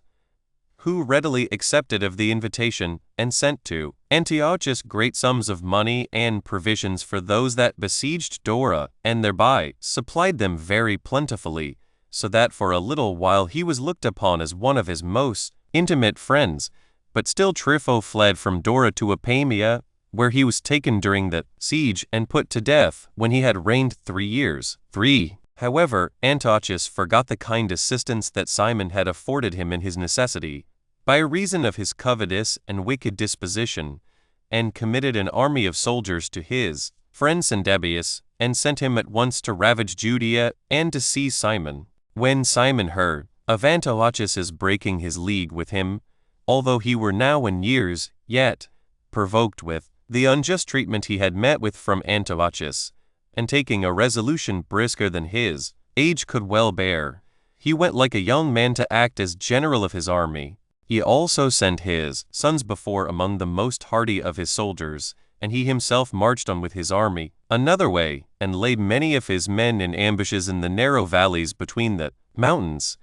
Nor did he fail of success in any one of his attempts, but was too hard for his enemies in every one of them. So he led the rest of his life in peace, and did also himself make a league with the Romans. 4. Now he was the ruler of the Jews in all 8 years, but at a feast came to his end. It was caused by the treachery of his son-in-law Ptolemy, who caught also his wife and 2 of his sons and kept them in bonds. He also sent some to kill John the 3rd son, whose name was Hyrcanus. But the young man perceiving them coming, he avoided the danger he was in from them. 18 And made haste into the city Jerusalem, as relying on the goodwill of the multitude, because of the benefits they had received from his father, and because of the hatred the same multitude bare to Ptolemy, so that when Ptolemy was endeavoring to enter the city by another gate, they drove him away, as having already admitted Hyrcanus. Chapter 8. Hyrcanus receives the high priesthood, and ejects Ptolemy out of the country. Antiochus makes war against Hyrcanus and afterwards makes a league with him. 1. So Ptolemy retired to one of the fortresses that was above Jericho, which was called Dagon. But Hyrcanus, having taken the high priesthood that had been his father's before, and in the first place propitiated God by sacrifices, he then made an expedition against Ptolemy, and when he made his attacks upon the place, in other points he was too hard for him, but was rendered weaker than he, by the commiseration he had for his mother and brethren, and by that only. 4. Ptolemy brought them upon the wall, and tormented them in the sight of all, and threatened that he would throw them down headlong, unless Hyrcanus would leave off the siege. And as he thought that so far as he relaxed as to the siege and taking of the place, so much favor did he show to those that were dearest to him by preventing their misery, his zeal about it was cooled. However, his mother spread out her hands, and begged of him that he would not grow remiss on her account, but indulge his indignation so much the more, and that he would do his utmost to take the place quickly, in order to get their enemy under his power, and then to avenge upon him what he had done to those that were dearest to himself. For that death would be to her sweet, though with torment, if that enemy of theirs might but be brought to punishment for his wicked dealings to them. Now when his mother said so, he resolved to take the fortress immediately. But when he saw her beaten and torn to pieces, his courage failed him, and he could not but sympathize with what his mother suffered, and was thereby overcome. And as the siege was drawn out into length by this means, that year on which the Jews used to rest came on. For the Jews observe this rest every 7th year, as they do every 7th day. So that Ptolemy being for this cause released from the war, 19 he slew the brethren of Hyrcanus and his mother, and when he had so done, he fled to Zeno, who was called Catullus, who was then the tyrant of the city Philadelphia. 2. But Antiochus, being very uneasy at the miseries that Simon had brought upon him, he invaded Judea in the 4th years of his reign, and the 1st year of the principality of Hyrcanus, in the 162nd Olympiad. 20 And when he had burnt the country, he shut up Hyrcanus in the city, which he encompassed round with 7 encampments, but did just nothing at the first, because of the strength of the walls, and because of the valor of the besieged, although they were once in want of water, which yet they were delivered from by a large shower of rain, which fell at the setting of the Pleiades 21. However, about the north part of the wall, where it happened the city was upon a level with the outward ground, the king raised 100 towers of 3 stories high, and placed bodies of soldiers upon them, and as he made his attacks, every day he cut a double ditch deep and broad, and confined the inhabitants within it as within a wall. But the besieged contrived to make frequent sallies out, and if the enemy were not any where upon their guard, they fell upon them, and did them a great deal of mischief. And if they perceived them, they then retired into the city with ease. But because Hyrcanus discerned the inconvenience of so great a number of men in the city, while the provisions were the sooner spent by them, and yet, as is natural to suppose, those great numbers did nothing, he separated the useless part, and excluded them out of the city, and retained that part only which were in the flower of their age and fit for war. However, Antiochus would not let those that were excluded go away, who therefore wandering about between the whales, and consuming away by famine, died miserably. But when the Feast of Tabernacles was at hand, those that were within commiserated their condition, and received them in again. And when Hyrcanus sent to Antiochus, and desired there might be the truce for 7 days, because of the festival, he gave way to this piety towards God, and made that truce accordingly. And besides that, he sent in a magnificent sacrifice, bulls with their horns gilded, 22 with all sorts of sweet spices, and with cups of gold and silver. So those that were at the gates received the sacrifices from those that brought them, and led them to the temple, Antiochus the meanwhile feasting his army, which was a quite different conduct from Antiochus Epiphanes, who, when he had taken the city, offered swine upon the altar, and sprinkled the temple with the broth of their flesh, in order to violate the laws of the Jews and the religion they derived from their forefathers, for which reason our nation made war with him, and would never be reconciled to him. But for this Antiochus all men called him Antiochus the Pious, for the great zeal he had about religion. 3. Accordingly, Hyrcanus took this moderation of his kindly, and when he understood how religious he was towards the deity, he sent an embassage to him, and desired that he would restore the settlements they received from their forefathers. So he rejected the counsel of those that would have him utterly destroy the nation. 23. By reason of their way of living, which was to others unsociable, and did not regard what they said, but being persuaded that all they did was out of a religious mind, he answered the ambassadors, that if the besieged would deliver up their arms, and pay tribute for Joppa and the other cities which bordered upon Judea, and admit a garrison of his, on these terms he would make war against them no longer. But the Jews, although they were content with the other conditions, did not agree to admit the garrison, because they could not associate with other people nor converse with them. Yet were they willing, instead of the admission of the garrison, to give him hostages, and 500 talents of silver, of which they paid down 300, and sent the hostages immediately, which King Antiochus accepted. One of those hostages was Hyrcanus's brother, but still he broke down the fortifications that encompassed the city, and upon these conditions Antiochus broke up the siege and departed. 4. But Hyrcanus opened the sepulchre of David, who excelled all other kings in riches, and took out of it 3,000 talents. He was also the first of the Jews that, relying on this wealth, maintained foreign troops. There was also a league of friendship and mutual assistance made between them, upon which Hyrcanus admitted him into the city, and furnished him with whatsoever his army wanted in great plenty and with great generosity, and marched along with him when he made an expedition against the Parthians, of which Nicolaus of Damascus is a witness for us, who in his history writes thus: when Antiochus had erected a trophy at the river Lycus, upon his conquest of Endates, the general of the Parthians, he stayed there 2 days. It was at the desire of Lyticanus the Jew, because it was such a festival derived to them from their forefathers, whereon the law of the Jews did not allow them to travel. And truly he did not speak falsely in saying so, for that festival, which we call Pentecost, did then fall out to be the next day to the Sabbath. Nor is it lawful for us to journey, either on the Sabbath day, or on a festival day 24, But when Antiochus joined battle with Arsaces, the king of Parthan, he lost a great part of his army and was himself slain, and his brother Demetrius succeeded in the kingdom of Syria by the permission of Arsaces, who freed him from his captivity at the same time that Antiochus attacked Parthan,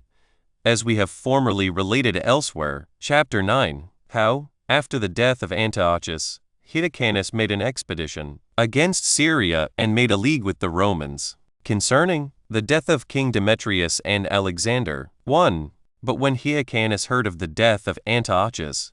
he presently made an expedition against the cities of Syria, hoping to find them destitute of fighting men, and of such as were able to defend them. However, it was not till the 6th month that he took Medaba, and that not without the greatest distress of his army. After this he took Samga and the neighboring places, and besides these, Shechem and Gerizim, and the nation of the Cuthians, who dwelt at that temple which resembled that temple which was at Jerusalem, and which Alexander permitted Sanballat, the general of his army, to build for the Sake of Manasseh, who was son-in-law to Jaddua the high priest, as we have formerly related,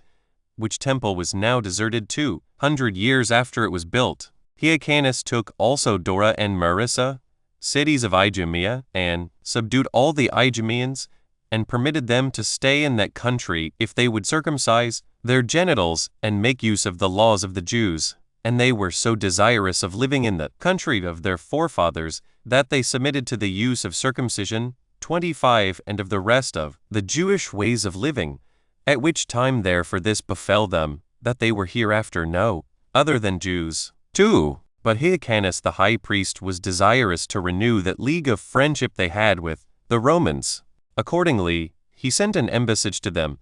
and when the Senate had received their epistle, they made a league of friendship with them after the manner following. Phannius, the son of Marcus, the praetor,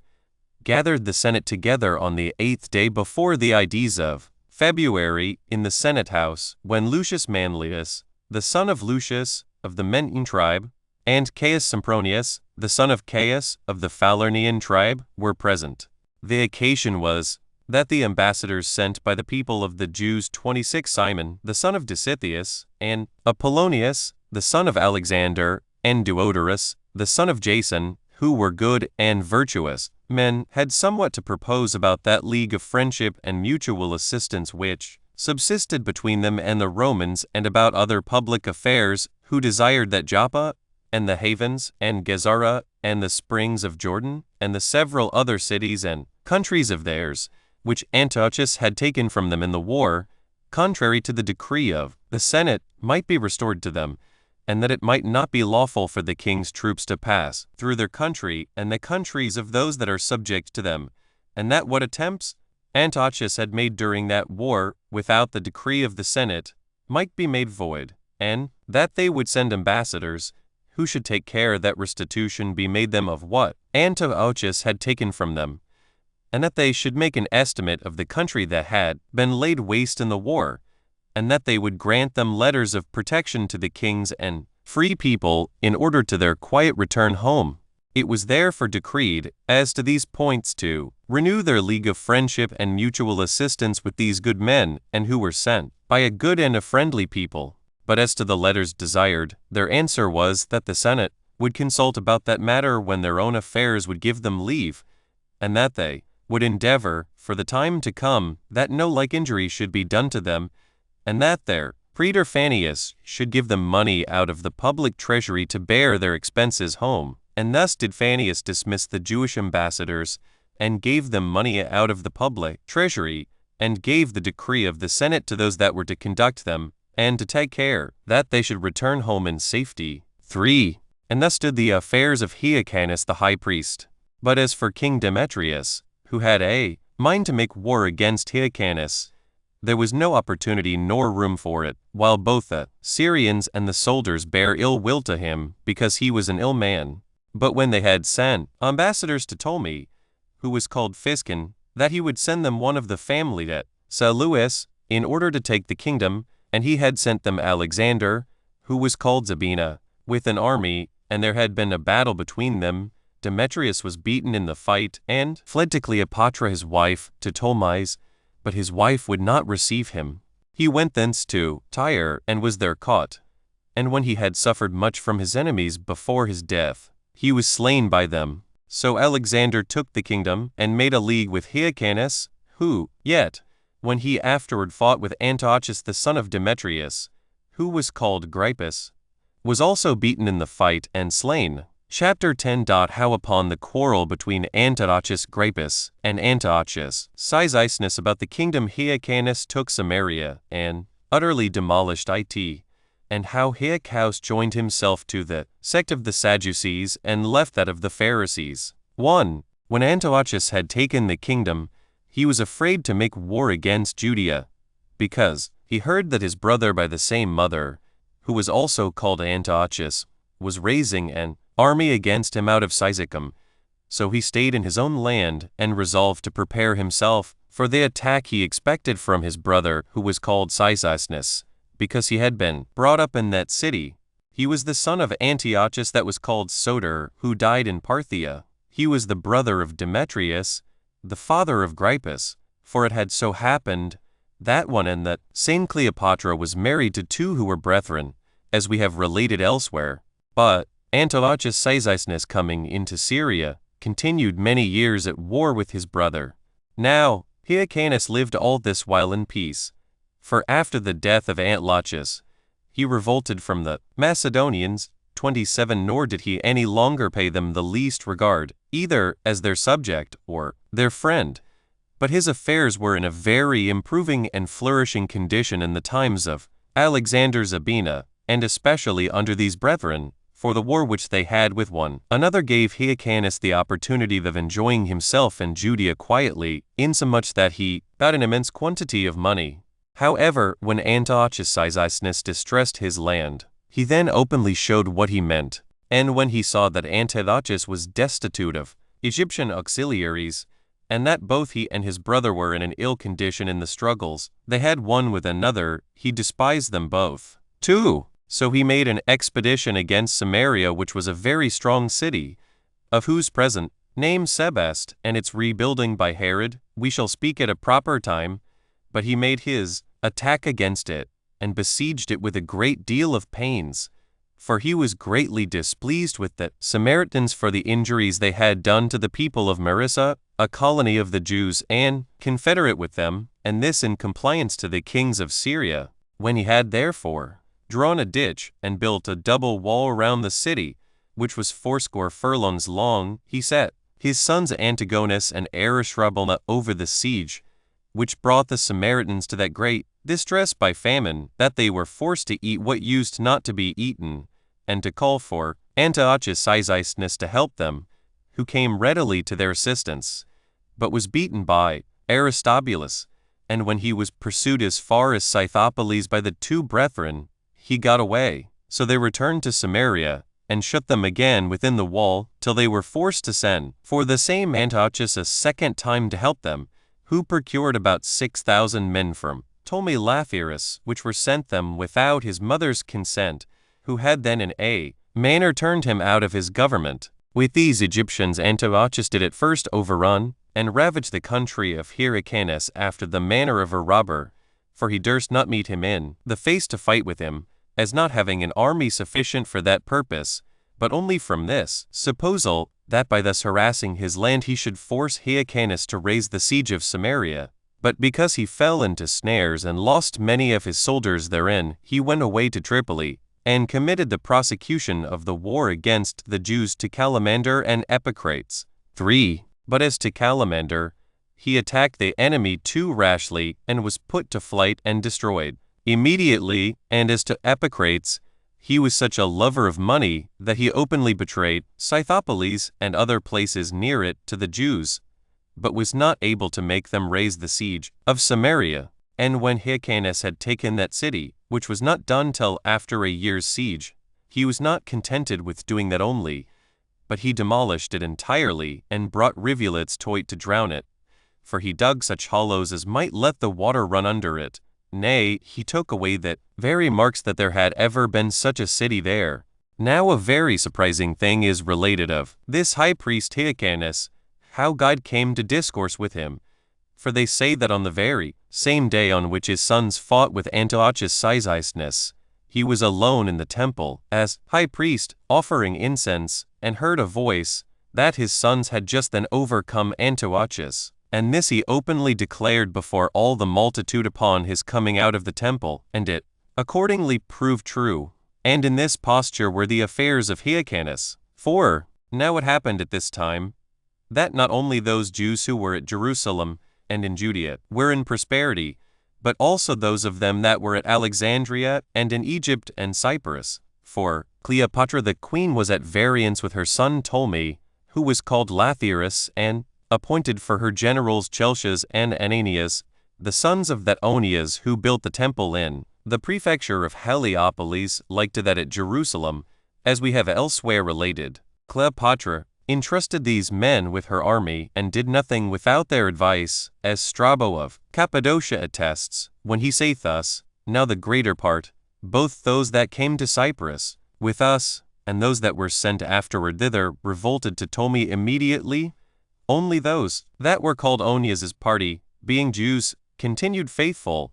because their countrymen, Chelcias and Ananias, were in chief favor with the queen. These are the words of Strabo. 5. However, this prosperous state of affairs moved the Jews to envy Hyrcanus, but they that were the worst disposed to him were the Pharisees, 28, who were one of the sects of the Jews, as we have informed you already. These have so great a power over the multitude, that when they say anything against the king or against the high priest, they are presently believed. Now, Hyrcanus was a disciple of theirs and greatly beloved by them. And when he once invited them to a feast and entertained them very kindly, when he saw them in a good humor, he began to say to them that they knew he was desirous to be a righteous man, and to do all things whereby he might please God, which was the profession of the Pharisees also. However, he desired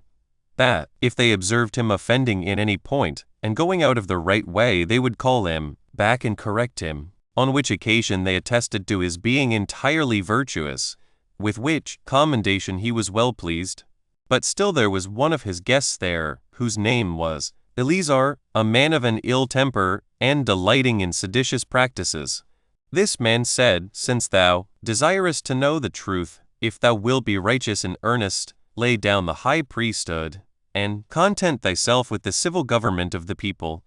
And when he desired to know for what cause he ought to lay down the high priesthood, the other replied, We have heard it from old men that thy mother had been a captive under the reign of Antiochus Epiphanes. 29. This story was false, and Hyrcanus was provoked against him, and all the Pharisees had a very great indignation against him. 6. Now there was one Jonathan, a very great friend of Hyrcanus's, but of the sect of the Sadducees, whose notions are quite contrary to those of the Pharisees. He told Hyrcanus that Eleazar had cast such a reproach upon him, according to the common sentiments of all the Pharisees, and that this would be made manifest if he would but ask them the question, what punishment they thought this man deserved, for that he might depend upon it that the reproach was not laid on him with their approbation, if they were for punishing him as his crime deserved. So the Pharisees made answer that he deserved stripes and bonds, but that it did not seem right to punish reproaches with death. And indeed the Pharisees, even upon other occasions, are not apt to be severe in punishments. At this gentle sentence, Hyrcanus was very angry, and thought that this man reproached him by their approbation. It was this Jonathan who chiefly irritated him, and influenced him so far, that he made him leave the party of the Pharisees, and abolish the decrees they had imposed on the people, and to punish those that observed them. From this source arose that hatred which he and his sons met with from the multitude. But of these matters we shall speak hereafter. What I would now explain is this, that the Pharisees have delivered to the people a great many observances by succession from their fathers, which are not written in the laws of Moses, and for that reason it is that the Sadducees reject them, and say that we are to esteem those observances to be obligatory which are in the written word, but are not to observe what are derived from the tradition of our forefathers. And concerning these things it is that great disputes and differences have arisen among them, while the Sadducees are able to persuade none but the rich, and have not the populace obsequious to them, but the Pharisees have the multitude on their side. But about these two sects, and that of the Essenes, I have treated accurately in the second book of Jewish Affairs. 7. But when Hyrcanus had put an end to this sedition, he after that lived happily, and administered the government in the best manner for 31 years, and then died, 30 leaving behind him 5 sons. He was esteemed by God worthy of 3 of the greatest privileges, the government of his nation, the dignity of the high priesthood, and prophecy, for God was with him, and enabled him to know futurities, and to foretell this in particular, that, as to his 2 eldest sons, he foretold that they would not long continue in the government of public affairs, whose unhappy catastrophe will be worth our description, that we may thence learn how very much they were inferior to their father's happiness. Chapter 11. How Aristobulus, when he had taken the government first of all, put a diadem on his head, and was most barbarously cruel to his mother and his brethren, and how, after he had slain Antigonus, he himself died. 1. Now when their father Hyrcanus was dead, the eldest son Aristobulus, intending to change the government into a kingdom, for so he resolved to do, first of all put a diadem on his head, 481 years and 3 months after the people had been delivered from the Babylonish slavery and were returned to their own country again. This Aristobulus loved his next brother Antigonus and treated him as his equal, but the others he held in bonds. He also cast his mother into prison because she disputed the government with him, for Hyrcanus had left her to be mistress of all. He also proceeded to that degree of barbarity as to kill her in prison with hunger. Nay, he was alienated from his brother Antigonus by calumnies, and added him to the rest whom he slew, yet he seemed to have an affection for him, and made him above the rest a partner with him in the kingdom. Those calumnies he at first did not give credit to, partly because he loved him, and so did not give heed to what was said against him, and partly because he thought the reproaches were derived from the envy of the relators. But when Antigonus was once returned from the army, and that feast was then at hand when they make tabernacles to the honor of God, it happened that Aristobulus was fallen sick, and that Antigonus went up most splendidly adorned, and with his soldiers about him in their armor, to the temple to celebrate that feast, and to put up many prayers for the recovery of his brother, when some wicked persons, who had a great mind to raise a difference between the brethren, made use of this opportunity of the pompous appearance of Antigonus, and of the great actions which he had done, and went to the king, and spitefully aggravated the pompous show of his at the feast, and pretended that all these circumstances were not like those of a private person, that these actions were indications of an affectation of royal authority, and that his coming with a strong body of men must be with an intention to kill him, and that his way of reasoning was this, that it was a silly thing in him, while it was in his power to reign himself, to look upon it as a great favor that he was honored with a lower dignity by his brother. 2. Aristobulus yielded to these imputations, but took care both that his brother should not suspect him, and that he himself might not run the hazard of his own safety. So he ordered his guards to lie in a certain place that was underground and dark, he himself then lying sick in the tower which was called Antonia, and he commanded them that in case Antigonus came in to him unarmed, they should not touch any body, but if armed, they should kill him. Yet did he send to Antigonus, and desired that he would come unarmed. But the queen, and those that joined with her in the plot against Antigonus, persuaded the messenger to tell him the direct contrary, how his brother had heard that he had made himself a fine suit of armor for war, and desired him to come to him in that armor, that he might see how fine it was. So Antigonus, suspecting no treachery, but depending on the goodwill of his brother, came to Aristobulus, armed, as he used to be, with his entire armor, in order to show it to him. But when he was come to a place which was called Strato's Tower, where the passage happened to be exceeding dark, the guard slew him, which death of his demonstrates that nothing is stronger than envy and calumny, and that nothing does more certainly divide the goodwill and natural affections of men than those passions. But here one may take occasion to wonder at one Judas, who was of the sect of the Essenes, 31, and who never missed the truth in his predictions. For this man, when he saw Antigonus passing by the temple, cried out to his companions and friends who abode with him as his scholars, in order to learn the art of foretelling things to come, that it was good for him to die now, since he had spoken falsely about Antigonus, who is still alive, and I see him passing by, although he had foretold he should die at the place called Stratos Tower that very day, while yet the place is 600 furlongs off, where he had foretold he should be slain, and still this day is a great part of it already past, so that he was in danger of proving a false prophet. As he was saying this, and that in a melancholy mood, the news came that Antigonus was slain in a place underground, which itself was called also Stratos Tower, or of the same name with that Caesarea which is seated at the sea. This event put the prophet into a great disorder. 3. But Aristobulus repented immediately of this slaughter of his brother, on which account his disease increased upon him, and he was disturbed in his mind upon the guilt of such wickedness, insomuch that his entrails were corrupted by his intolerable pain, and he vomited blood, at which time one of the servants that attended upon him, and was carrying his blood away, did, by divine providence, as I cannot but suppose, slip down and shed part of his blood, at the very place where there were spots of Antigonus's blood, their slain still remaining, and, when there was a cry made by the spectators,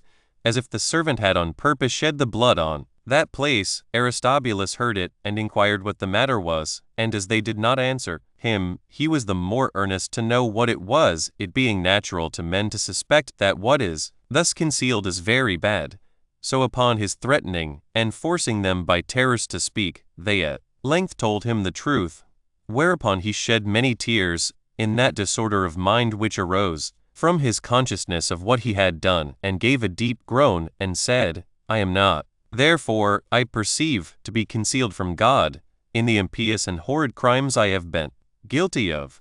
but a sudden punishment is coming upon me for the shedding the blood of my relations. And now, O thou most impudent body of mine, how long wilt thou retain a soul that ought to die, in order to appease the ghosts of my brother and my mother? Why dost thou not give it all up at once? And why do I deliver up my blood drop by drop to those whom I have so wickedly murdered? In saying which last words he died, having reigned a year. He was called a lover of the Grecians, and had conferred many benefits on his own country, and made war against Iturea, and added a great part of it to Judea, and compelled the inhabitants, if they would continue in that country, to be circumcised, and to live according to the Jewish laws. He was naturally a man of candor and of great modesty, as Strabo bears witness in the name of Timagenes, who says thus, this man was a person of candor, and very serviceable to the Jews, for he added a country to them, and obtained a part of the nation of the Itureans for them,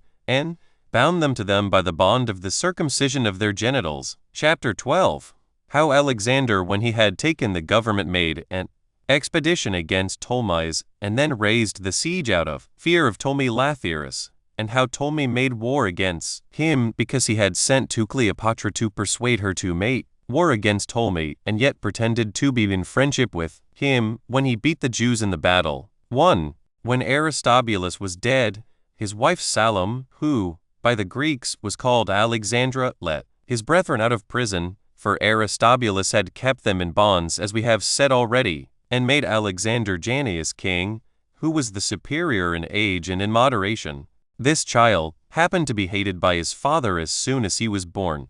and could never be permitted to come into his father's sight till he died. 32. The occasion of which hatred is thus reported. When Hyrcanus chiefly loved the two eldest of his sons, Antigonus and Aristobulus, God appeared to him in his sleep, of whom he inquired which of his sons should be his successor. Upon God's representing to him the countenance of Alexander, he was grieved that he was to be the heir of all his goods, and suffered him to be brought up in Galilee. However, God did not deceive Hyrcanus, for after the death of Aristobulus, he certainly took the kingdom, and one of his brethren who affected the kingdom he slew, and the other, who chose to live a private and quiet life, he had in esteem. 2. When Alexander Jannaeus had settled the government in the manner that he judged best, he made an expedition against Ptolemais, and having overcome the men in battle, he shut them up in the city, and sat round about it,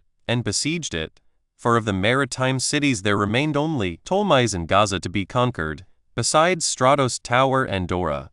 which were held by the tyrant Zoilus. Now while Antiochus Philometor and Antiochus, who was called Cyzicenus, were making war one against another and destroying one another's armies, the people of Ptolemais could have no assistance from them. But when they were distressed with this siege, Zoilus, who possessed Stratos Tower and Dora, and maintained a legion of soldiers, and, on occasion of the contest between the kings, affected tyranny himself, came and brought some small assistance to the people of Ptolemais, nor indeed had the kings such a friendship for them, as that they should hope for any advantage from them. Both those kings were in the case of wrestlers, who finding themselves deficient in strength, and yet being ashamed to yield, put off the fight by laziness, and by lying still as long as they can. The only hope they had remaining was from the kings of Egypt, and from Ptolemy Lathyrus, who now held Cyprus, and who came to Cyprus when he was driven from the government of Egypt by Cleopatra his mother. So the people of Ptolemais sent to this Ptolemy Lathyrus, and desired him to come as a confederate to deliver them. Now they were in such danger out of the hands of Alexander, and as the ambassadors gave him hopes that if he would pass over into Syria, he would have the people of Gaza on the side of those of Ptolemais, as also they said that Zoilus, and besides these the Sidonians and Maniothers, would assist them, so he was elevated at this, and got his fleet ready as soon as possible. 3. But in this interval Domenitus, one that was of abilities to persuade men to do as he would have them, and a leader of the populace, made those of Ptolemais change their opinions, and said to them that it was better to run the hazard of being subject to the Jews than to admit of evident slavery by delivering themselves up to a master, and besides that, to have not only a war at present, but to expect a much greater war from Egypt, for that Cleopatra would not overlook an army raised by Ptolemy for himself out of the neighborhood, but would come against them with a great army of her own, and this because she was laboring to eject her son out of Cyprus. Also, that as for Ptolemy, if he fail of his hopes, he can still retire to Cyprus, but that they will be left in the greatest danger possible. Now Ptolemy, although he had heard of the change that was made in the people of Ptolemais, yet did he still go on with his voyage, and came to the country called Sycamine, and there set his army on shore. This army of his, in the whole horse and foot, together were about 30,000, with which he marched near to Ptolemais, and there pitched his camp. But when the people of Ptolemais neither received his ambassadors, nor would hear what they had to say, he was under a very great concern. 4. But when Zoilus and the people of Gaza came to him, and desired his assistance, because their country was laid waste by the Jews and by Alexander, Alexander raised the siege for fear of Ptolemy, and when he had drawn off his army into his own country, he used a stratagem afterwards, by privately inviting Cleopatra to come against Ptolemy, but publicly pretending to desire a league of friendship and mutual assistance with him, and promising to give him 400 talents of silver, he desired that, by way of requital, he would take off Zoilus the tyrant, and give his country to the Jews. And then indeed Ptolemy, with pleasure, made such a league of friendship with Alexander, and subdued Zoilus. But when he afterwards heard that he had privily sent to Cleopatra his mother, he broke the league with him, which yet he had confirmed with an oath, and fell upon him, and besieged Ptolemais, because it would not receive him. However, leaving his generals, with some part of his forces, to go on with the siege, he went himself immediately with the rest to lay Judea waste. And when Alexander understood this to be Ptolemy's intention, he also got together about 50,000 soldiers out of his own country. Nay, as some writers have said, 80,033. He then took his army, and went to meet Ptolemy. But Ptolemy fell upon Asaches, a city of Galilee, and took it by force on the Sabbath day, and there he took about 10,000 slaves, and a great deal of other prey. 5. He then tried to take Sepphoris, which was a city not far from that which was destroyed, but lost many of his men. Yet did he then go to fight with Alexander, which Alexander met him at the river Jordan, near a certain place called Saphoth. not far from the river Jordan, and pitch his camp near to the enemy. He had however 8,000 in the first rank, which he styled Hekatontomachi, having shields of brass. Those in the first rank of Ptolemy's soldiers also had shields covered with brass. But Ptolemy's soldiers in other respects were inferior to those of Alexander, and therefore were more fearful of running hazards. But Philostephanus, the camp master, put great courage into them, and ordered them to pass the river which was between their camps. Nor did Alexander think fit to hinder their passage over it. For he thought that if the enemy had once gotten the river on their back, that he should the easier take them prisoners, when they could not flee out of the battle, in the beginning of which the acts on both sides, with their hands and with their alacrity, were alike, and a great slaughter was made by both the armies. But Alexander was superior, till Philostephanus opportunely brought up the auxiliaries to help those that were giving way. But as there were no auxiliaries to afford help to that part of the Jews that gave way, it fell out that they fled, and those near them did no assist them, but fled along with them. However, Ptolemy's soldiers acted quite otherwise, for they followed the Jews, and killed them, till at length those that slew them pursued after them when they had made them all run away, and slew them so long that their weapons of iron were blunted, and their hands quite tired with the slaughter, for the report was that 30,000 men were then slain. Timogene says they were 50,000. As for the rest, they were part of them taken captives, and the other part ran away to their own country. 6. After this victory, Ptolemy overran all the country, and when night came on, he abode in certain villages of Judea, which when he found full of women and children, he commanded his soldiers to strangle them, and to cut them in pieces, and then to cast them into boiling cauldrons, and then to devour their limbs as sacrifices. This commandment was given that such as fled from the battle and came to them might suppose their enemies were cannibals, and eat men's flesh, and might on that account be still more terrified at them upon such a sight. And both Strabo and Nicolaus of Damascus affirm that they used these people after this manner, as I have already related. Ptolemy also took Ptolemais by force, as we have declared elsewhere. Chapter 13. How Alexander, upon the league of mutual defense which Cleopatra had agreed with him, made an expedition against Celesyria and utterly overthrew the city of Gaza, and how he slew many 10,000s of Jews that rebelled against him. Also, concerning Antiochus Grypus, Seleucus Antiochus Cyzicevus, and Antiochus Pius, and others. 1. When Cleopatra saw that her son was grown great, and laid Judea waste, without disturbance, and had gotten the city of Gaza under his power, she resolved no longer to overlook what he did when he was almost at her gates, and she concluded that now he was so much stronger than before, he would be very desirous of the dominion over the Egyptians. But she immediately marched against him, with a fleet at sea and an army of foot on land, and made Chelcias and Ananias the Jews generals of her whole army, while she sent the greatest part of her riches, her grandchildren, and her testament to the people of Cos. 34. Cleopatra also ordered her son Alexander to sail with a great fleet to Phoenicia, and when that country had revolted, she came to Ptolemais, and because the people of Ptolemais did not receive her, she besieged the city. But Ptolemy went out of Syria, and made haste unto Egypt, supposing that he should find it destitute of an army, and soon take it, though he failed of his hopes. At this time, Chelcias, one of Cleopatra's generals, happened to die in Celesyria, as he was in pursuit of Ptolemy. 2. When Cleopatra heard of her son's attempt, and that his Egyptian expedition did not succeed according to his expectations, she sent thither part of her army, and drove him out of that country. So when he was returned out of Egypt again, he abode during the winter at Gaza, in which time Cleopatra took the garrison that was in Ptolemais by siege, as well as the city, and when Alexander came to her, he gave her presents,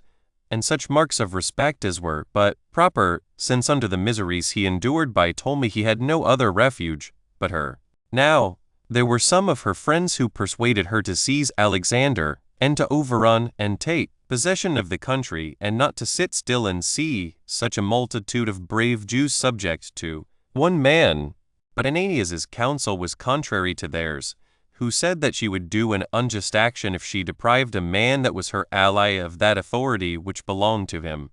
and this a man who is related to us. For said he, I would not have thee ignorant of this, that what in, just as thou dost to him, will make all us that are Jews to be thy enemies. This desire of Ananias Cleopatra complied with, and did no injury to Alexander, but made a league of mutual assistance with him at Scythopolis, a city of Celesyria. 3. So when Alexander was delivered from the fear he was in of Ptolemy, he presently made an expedition against Celesyria. He also took Gadarta after a siege of 10 months. He took also Areathus, a very strong fortress belonging to the inhabitants above Jordan, where Theodorus, that son of Zeno, had his chief treasure and what he esteemed most precious. This Zeno fell unexpectedly upon the Jews and slew 10,000 of them, and seized upon Alexander's baggage. Yet did not this misfortune terrify Alexander, but he made an expedition upon the maritime parts of the country, Raphia and Anthedon, the name of which King Herod afterwards changed to Agrippias, and took even that by force. But when Alexander saw that Ptolemy was retired from Gaza to Cyprus, and his mother Cleopatra was returned to Egypt, he grew angry at the people of Gaza, because they had invited Ptolemy to assist them, and besieged their city, and ravaged their country. But as Apollodotus, the general of the army of Gaza, fell upon the camp of the Jews by night, with 2,000 foreign and 10,000 of his own forces, while the night lasted, those of Gaza prevailed, because the enemy was made to believe that it was Ptolemy who attacked them. But when day was come on, and that mistake was corrected, and the Jews knew the truth of the matter, they came back again, and fell upon those of Gaza, and slew of them about 1,000. But as those of Gaza stoutly resisted them, and would not yield, for either their want of anything, nor for the great multitude that were slain, for they would rather suffer any hardship whatever than come under the power of their enemies, Aretas, king of the Arabians, a person then very illustrious, encouraged them to go on with alacrity, and promised them that he would come to their assistance. But it happened that before he came, Apollodotus was slain, for his brother Lysimachus, envying him for the great reputation he had gained among the citizens, slew him, and got the army together, and delivered up the city to Alexander, who, when he came in at first, lay quiet, but afterwards set his army upon the inhabitants of Gaza, and gave them leave to punish them. So some went one way, and some went another, and slew the inhabitants of Gaza. Yet were not they of cowardly hearts, but opposed those that came to slay them, and slew as many of the Jews. And some of them, when they saw themselves deserted, burnt their own houses, that the enemy might get none of their spoils. Nay, some of them, with their own hands, slew their children and their wives, having no other way but this of avoiding slavery for them. But the senators, who were in all 500, fled to Apollo's temple, for this attack happened to be made as they were sitting, whom Alexander slew. And when he had utterly overthrown their city, he returned to Jerusalem, having spent a year in that siege. 4. About this very time Antiochus, who was called Grypus, died 35. His death was caused by Heraclian's treachery, when he had lived 45 years, and had reigned 29. 36. His son Seleucus succeeded him in the kingdom, and made war with Antiochus, his father's brother, who was called Antiochus Cyzicenus, and beat him, and took him prisoner, and slew him. But after a while Antiochus, the son of Cyzicenus, who was called Pius, came to Aretas, and put the diadem on his own head, and made war with Seleucus, and beat him, and drove him out of all Syria. But when he fled out of Syria, he came to Mopsuestia again, and levied money upon them. But the people of Mopsuestia had indignation at what he did, and burnt down his palace, and slew him together with his friends. But when Antiochus, the son of Cyzicenus, was king of Syria, Antiochus, 37, the brother of Seleucus, made war upon him, and was overcome, and destroyed, he and his army. After him, his brother Philip put on the diadem, and reigned over some part of Syria. But Ptolemy Lathyrus sent for his fourth brother Demetrius, who was called Eucerus, from Cnidus, and made him king of Damascus. Both these brothers did Antiochus vehemently oppose, but presently died. For when he was come as an auxiliary to Laodice, queen of the Gileadites, 38, when she was making war against the Parthians, and he was fighting courageously, he fell, while Demetrius and Philip governed Syria, as hath been elsewhere related. 5. As to Alexander, his own people were seditious against him, for at a festival which was then celebrated, when he stood upon the altar and was going to sacrifice, the nation rose upon him, and pelted him with citrons which they then had in their hands, because the law of the Jews required that at the Feast of Tabernacles every one should have branches of the palm tree and citron tree, which thing we have elsewhere related. They also reviled him, as derived from a captive, and so unworthy of his dignity and of sacrificing. At this he was in a rage, and slew of them about 6,000. He also built a partition wall of wood round the altar and the temple, as far as that partition within which it was only lawful for the priests to enter, and by this means he obstructed the multitude from coming at him. He also maintained foreigners of Pisidia and Cilicia, for as to the Syrians, he was at war with them, and so made no use of them. He also overcame the Arabians, such as the Moabites and Gileadites, and made them bring tribute. Moreover, he demolished Amathus, while Theodorus 39 durst not fight with him, but as he had joined battle with Obedes, king of the Arabians, and fell into an ambush in the places that were rugged and difficult to be traveled over, he was thrown down into a deep valley by the multitude of the camels at Gadern, a village of Gilead, and hardly escaped with his life. From thence he fled to Jerusalem, where, besides his other ill success, the nation insulted him, and he fought against them for 6 years, and slew no fewer than 50,000 of them. And when he desired that they would desist from their ill will to him, they hated him so much the more, on account of what had already happened. And when he had asked them what he ought to do, they all cried out that he ought to kill himself. They also sent to Demetrius Eucerus, and desired him to make a league of mutual defense with them. Chapter 14. How Demetrius Eucerus overcame Alexander, and yet in a little time retired out of the country for fear, as also how Alexander slew many of the Jews, and thereby got clear of his troubles. Concerning the death of Demetrius. 1. So Demetrius came with an army, and took those that invited him, and pitched his camp near the city Shechem, upon which Alexander, with his 6,200 mercenaries, and about 20,000 Jews, who were of his party, went against Demetrius, who had 3,000 horsemen and 40,000 footmen. Now there were great endeavors used on both sides, Demetrius trying to bring off the mercenaries that were with Alexander, because they were Greeks, and Alexander trying to bring off the Jews that were with Demetrius. However, when neither of them could persuade them so to do, they came to a battle, and Demetrius was the conqueror, in which all Alexander's mercenaries were killed when they had given demonstration of their fidelity and courage. A great number of Demetrius's soldiers were slain, also 2. Now as Alexander fled to the mountains, 6,000 of the Jews hereupon came together from Demetrius to him out of pity at the change of his fortune, upon which Demetrius was afraid, and retired out of the country, after which the Jews fought against Alexander, and being beaten, were slain in great numbers in the several battles which they had. And when he had shut up the most powerful of them in the city Bethom, he besieged them therein. And when he had taken the city, and gotten the men into his power, he brought them to Jerusalem, and did one of the most barbarous actions in the world to them. For as he was feasting with his concubines in the sight of all the city, he ordered about 800 of them to be crucified. And while they were living, he ordered the throats of their children and wives to be cut before their eyes. This was indeed by way of revenge for the injuries they had done him,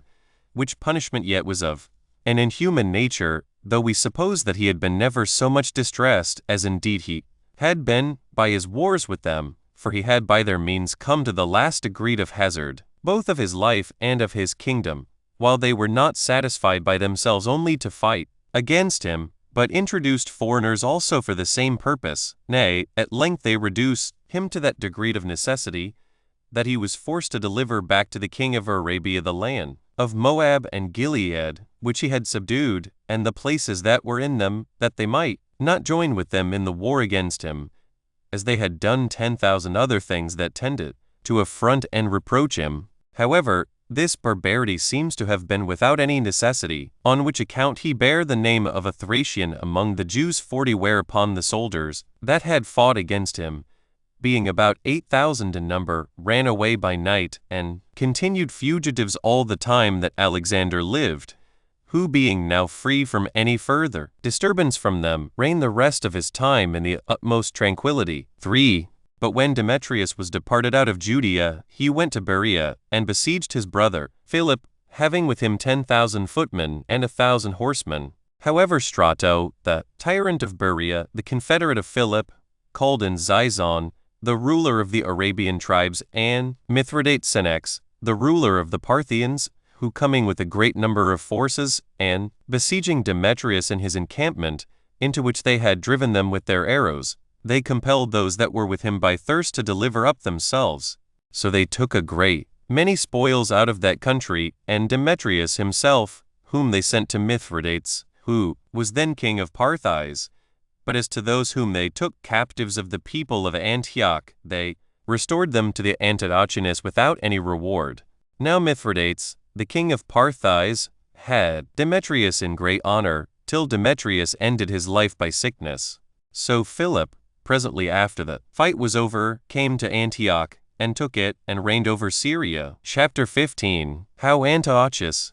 who was called Dionysius, and after him Aretas, made expeditions into Judea, as also how Alexander took many cities and then returned to Jerusalem, and after a sickness of 3 years died, and what counsel he gave to Alexandra. 1. After this, Antiochus, who was called Dionysius, 41 and was Philip's brother, aspired to the dominion and carned to Damascus, and got the power into his hands, and there he reigned. But as he was making war against the Arabians, his brother Philip heard of it, and came to Damascus, where Milesius, who had been left governor of the citadel, and the Damascens themselves delivered up the city to him, yet because Philip was become ungrateful to him, and had bestowed upon him nothing of that in hopes whereof he had received him into the city, but had a mind to have it believed that it was rather delivered up out of fear than by the kindness of Milesius, and because he had not rewarded him as he ought to have done, he became suspected by him, and so he was obliged to leave Damascus again. For Milesius caught him marching out into the hippodrome, and shut him up in it, and kept Damascus for Antiochus Eucerus, who, hearing how Philip's affairs stood, came back out of Arabia. He also came immediately, and made an expedition against Judea with 8,000 armed footmen, and 800 horsemen. So Alexander, out of fear of his coming, dug a deep ditch, beginning at Chabarzaba, which is now called Antipatris, to the sea of Joppa, on which part only his army could be brought against him. He also raised a wall, and erected wooden towers and intermediate redoubts, for 150 furlongs in length, and there expected the coming of Antiochus.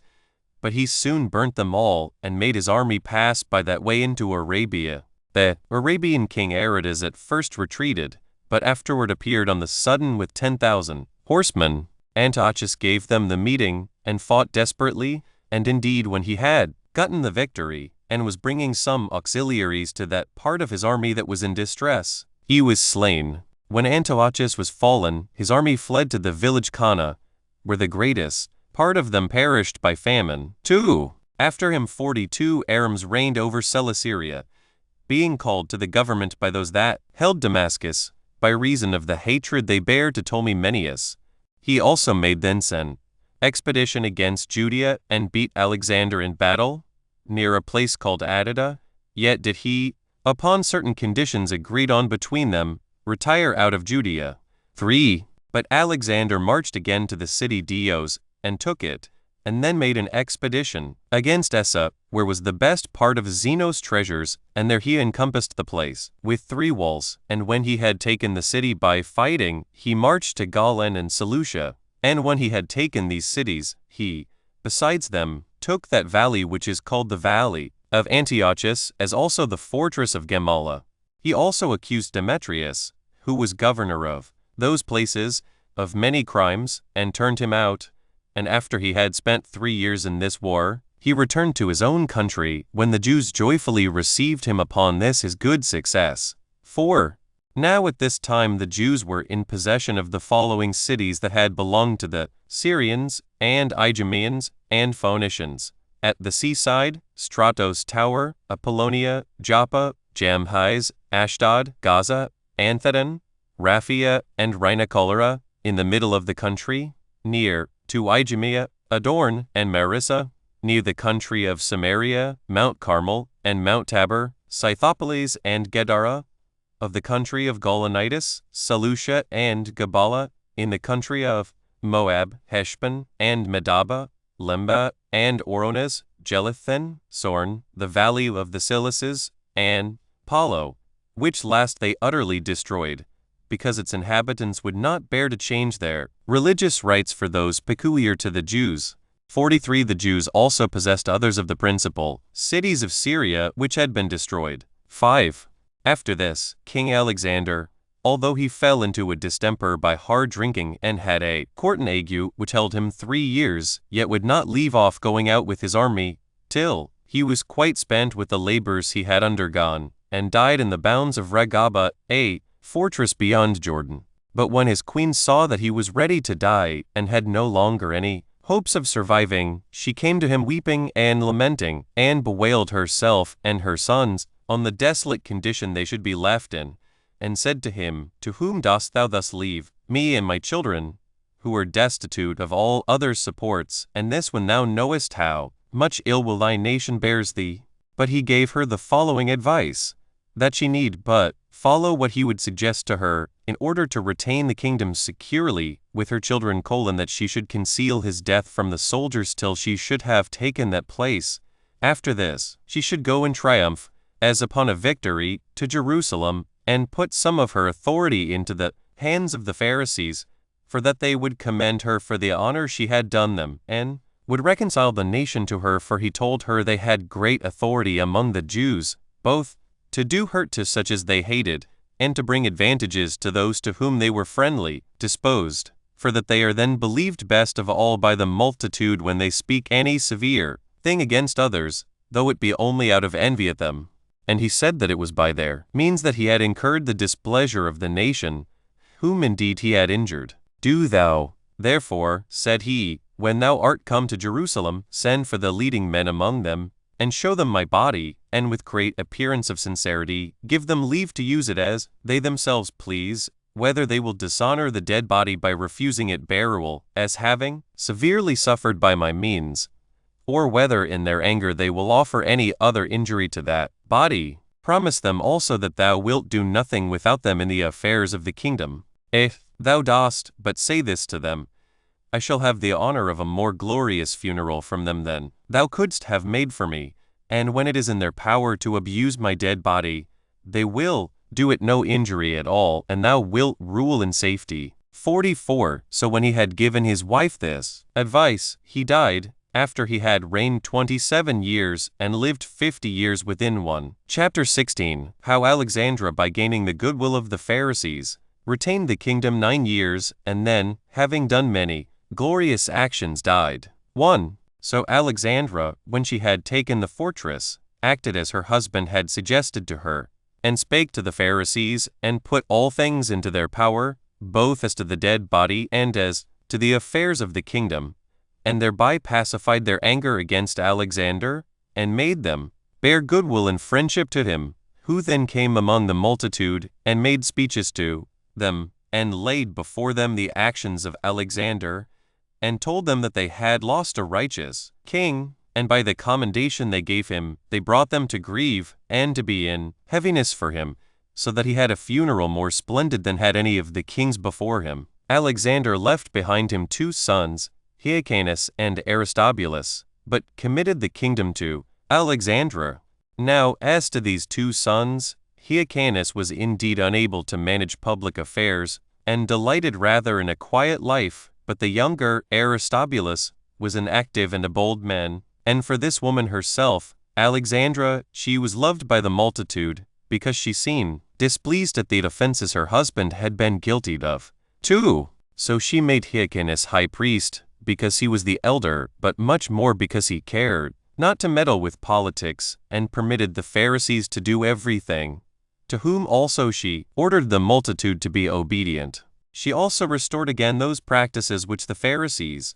had introduced, according to the traditions of their forefathers, and which her father-in-law, Hyrcanus, had abrogated. So she had indeed the name of the regent, but the Pharisees had that authority. For it was they who restored such as had been banished, and set such as were prisoners at liberty, and, to say all at once, they differed in nothing from lords. However, the queen also took care of the affairs of the kingdom, and got together a great body of mercenary soldiers, and increased her own army to such a degree that she became terrible to the neighboring tyrants, and took hostages of them, and the country was entirely at peace, excepting the Pharisees, for they disturbed the queen, and desired that she would kill those who persuaded Alexander to slay the 800 men, after which they cut the throat of one of them, Diogenes, and after him they did the same to several, one after another, till the men that were the most potent came into the palace, and Aristobulus with them, for he seemed to be displeased at what was done, and it appeared openly that if he had an opportunity, he would not permit his mother to go on so. These put the queen in mind what great dangers they had gone through, and great things they had done, whereby they had demonstrated the firmness of their fidelity to their master, insomuch that they had received the greatest marks of favor from him, and they begged of her that she would not utterly blast their hopes, as it now happened, that when they had escaped the hazards that arose from their open enemies, they were to be cut off at home by their private enemies like brute beasts, without any help whatsoever. They said also that if their adversaries would be satisfied with those that had been slain already, they would take what had been done patiently on account of their natural love to their governors. But if they must expect the same for the future also, they implored of her a dismission from her service, for they could not bear to think of attempting any method for their deliverance without her, but would rather die willingly before the palace gate in case she would not forgive them, and that it was a great shame, both for themselves and for the queen, that when they were neglected by her, they should come under the lash of her husband's enemies, for that Aretas, the Arabian king, and the monarchs would give any reward if they could get such men as foreign auxiliaries, to whom their very names, before their voices be heard, may perhaps be terrible. But if they could not obtain this their second request, and if she had determined to prefer the Pharisees before them, they still insisted that she would place them every one in her fortresses. For if some fatal demon hath a constant spite against Alexander's house, they would be willing to bear their part, and to live in a private station there. 3.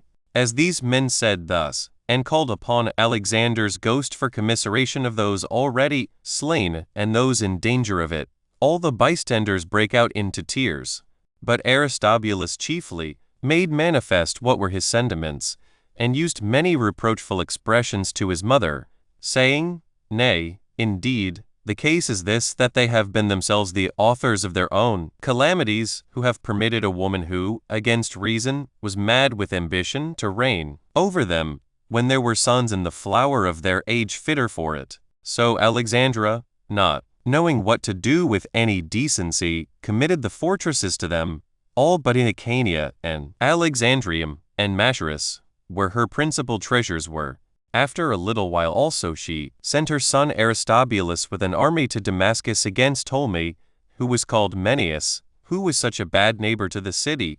but he did nothing considerable there, and so returned home. 4. About this time news was brought that Tigranes, the king of Armenia, had made an eruption into Syria with 500,000 soldiers,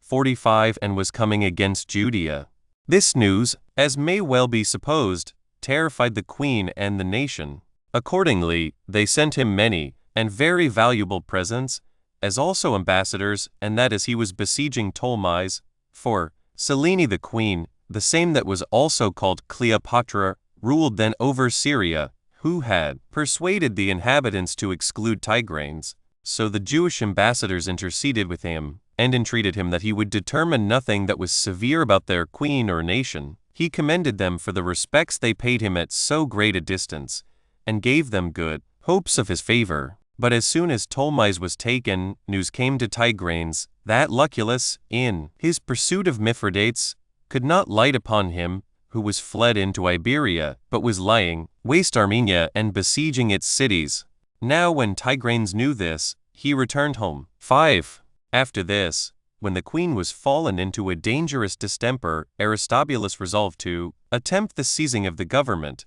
So he stole away secretly by night, with only one of his servants, and went to the fortresses, wherein his friends, that were such from the days of his father, were settled. For as he had been a great while displeased at his mother's conduct, so he was now much more afraid, lest, upon her death, their whole family should be under the power of the Pharisees.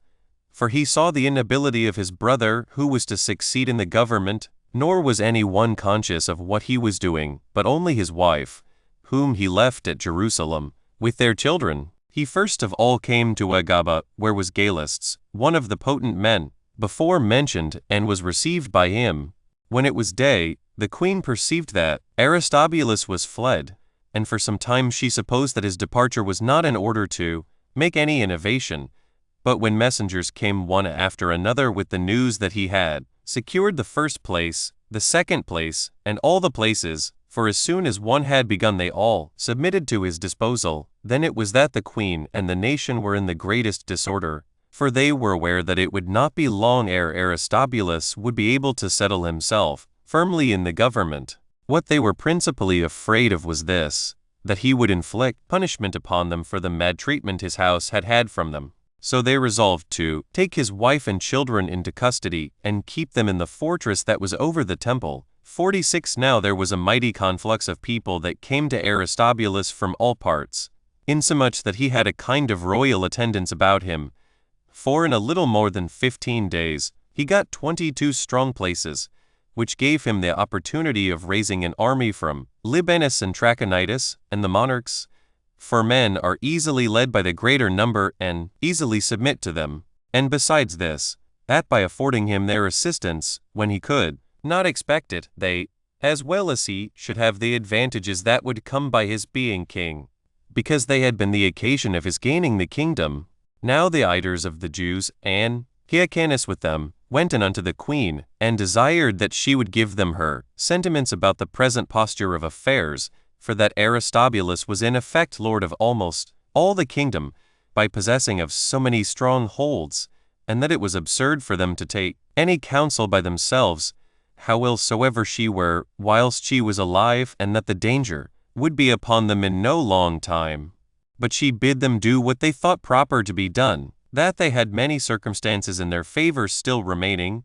a nation in good heart, an army, and money in their several treasuries, for that she had small concern about public affairs now, when the strength of her body already failed her. 6. Now a little while after she had said this to them, she died, when she had reigned 9 years, and had in all lived 73. A woman she was who showed no signs of the weakness of her sex, for she was sagacious to the greatest degree in her ambition of governing, and demonstrated by her doings at once that her mind was fit for action, and that sometimes men themselves show the little understanding they have by the frequent mistakes they make in point of government. For she always preferred the present to futurity, and preferred the power of an imperious dominion above all things, and in comparison of that had no regard to what was good, or what was right. However, she brought the affairs of her house to such an unfortunate condition that she was the occasion of the taking away that authority from it, and that in no long time afterward, which she had obtained by a vast number of hazards and misfortunes, and this, out of a desire of what does not belong to a woman, and all by a compliance in her sentiments, with those that bear ill will to their family, and by leaving the administration destitute of a proper support of great men, and, indeed, her management during her administration while she was alive was such as filled the palace after her death with calamities and disturbance. However, although this had been her way of governing, she preserved the nation in peace. And this is the conclusion of the affairs of Alexandria. Antiquities of the Jews book, Roman 14, containing the interval of 32 years, from the death of Queen Alexandra to the death of Antigonus. Chapter 1. The war between Aristobulus and Hyrcanus about the kingdom, and how they made an agreement that Aristobulus should be king, and Hyrcanus live a private life, as also how Hyrcanus a little afterward was persuaded by Antipater to fly to Aretas. 1. We have related the affairs of Queen Alexandra and her death in the foregoing book and will now speak of what followed and was connected with those histories, declaring, before we proceed, that we have nothing so much at heart as this, that we may omit no facts, either through ignorance or laziness. 1. For we are upon the history and explication of such things as that greatest part are unacquainted withal, because of their distance from our times, and we aim to do it with a proper beauty of style, so far as that is derived from proper words harmonically disposed, and from such ornaments of speech also as may contribute to the pleasure of our readers, that they may entertain the knowledge of what we write with some agreeable satisfaction and pleasure. But the principal scope that authors ought to aim at above all the rest is to speak accurately and to speak truly, for the satisfaction of those that are otherwise unacquainted with such transactions, and obliged to believe what these writers inform them of. 2. Hyrcanus then began his high priesthood on the 3rd year of the 177th Olympiad, when Quintus Hortensius and Quintus Metellus, who was called Metellus of Crete, were consuls at Rome, when presently Aristobulus began to make war against him, and as it came to a battle with Hyrcanus at Jericho, many of his soldiers deserted him, and went over to his brother, upon which Hyrcanus fled into the citadel, where Aristobulus's wife and children were imprisoned by their mother, as we have said already, and attacked and overcame those his adversaries that had fled thither and lay within the walls of the temple. So when he had sent a message to his brother about agreeing the matters between them, he laid aside his enmity to him on these conditions, that Aristobulus should be king, that he should live without intermeddling with public affairs, and quietly enjoy the estate he had acquired. When they had agreed upon these terms in the temple, and had confirmed the agreement with oaths, and they giving one and other their right hands, and embracing one another in the sight of the whole multitude, they departed, the one, Aristobulus, to the palace, and Hyrcanus, as a private man, to the former house of Aristobulus. 3. But there was a certain friend of Hyrcanus, an Idumean, called Antipater, who was very rich and in his nature an active and a seditious man, who was at enmity with Aristobulus, and had differences with him on account of his good will to Hyrcanus. It is true that Nicolaus of Damascus says that Antipater was of the stock of the principal Jews who came out of Babylon into Judea, but that assertion of his was to gratify Herod, who was his son, and who, by certain revolutions of fortune, came afterward to be king of the Jews, whose history we shall give you in its proper place hereafter. However, this Antipater was at first called Antipas too, and that was his father's name also, of whom they relate this, that King Alexander and his wife made him general of all Idumea, and that he made a league of friendship with those Arabians, and Gazites, and Ascalonites that were of his own party, and had, by many and large presents, made them his fast friends. But now this younger Antipater was suspicious of the power of Aristobulus, and was afraid of some mischief he might do him, because of his hatred to him. So he stirred up the most powerful of the Jews, and talked against him to them privately, and said that it was unjust to overlook the conduct of Aristobulus, who had gotten the government unrighteously, and ejected his brother out of it, who was the elder, and ought to retain what belonged to him by prerogative of his birth. And the same speeches he perpetually made to Hyrcanus, and told him that his own life would be in danger unless he guarded himself and got shut of Aristobulus. For he said that the friends of Aristobulus omitted no opportunity of advising him to kill him, as, being then and not before sure to retain his principality. Hyrcanus gave no credit to these words of his, as being of a gentle disposition, and one that did not easily admit of calumnies against other men. This temper of his not disposing him to meddle with public affairs, and want of spirit, occasioned him to appear to spectators to be degenerous and unmanly, while Aristobulus was of a contrary temper and active man, and one of a great and generous soul. 4. Since therefore Antipater saw that Hyrcanus did not attend to what he said, he never ceased, day by day, to charge rain crimes upon Aristobulus, and to calumniate him before him, as if he had a mind to kill him, and so, by urging him perpetually, he advised him, and persuaded him, to fly to Aretas, the king of Arabia, and promised, that if he would comply with his advice, he would also himself assist him and go with him. When Hyrcanus heard this, he said that it was for his advantage to fly away to Aretas.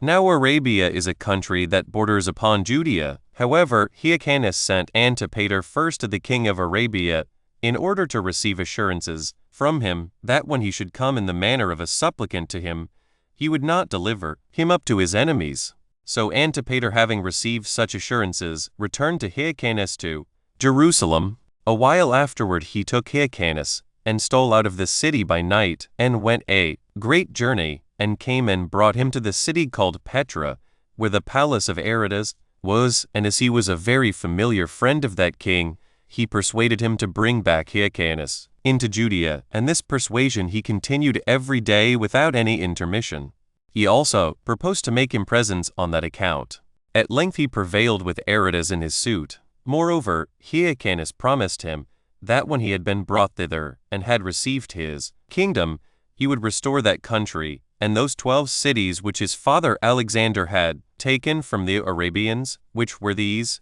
Medaba, Nabalo, Libias, Tharabasa, Agala, Aphon, Sor, Oroni, Larissa, Rudda, Lussa, and Oruba. Chapter 2. How Aretas and Hyrcanus made an expedition against Aristobulus and besieged Jerusalem, and how Scaurus the Roman general raised the siege.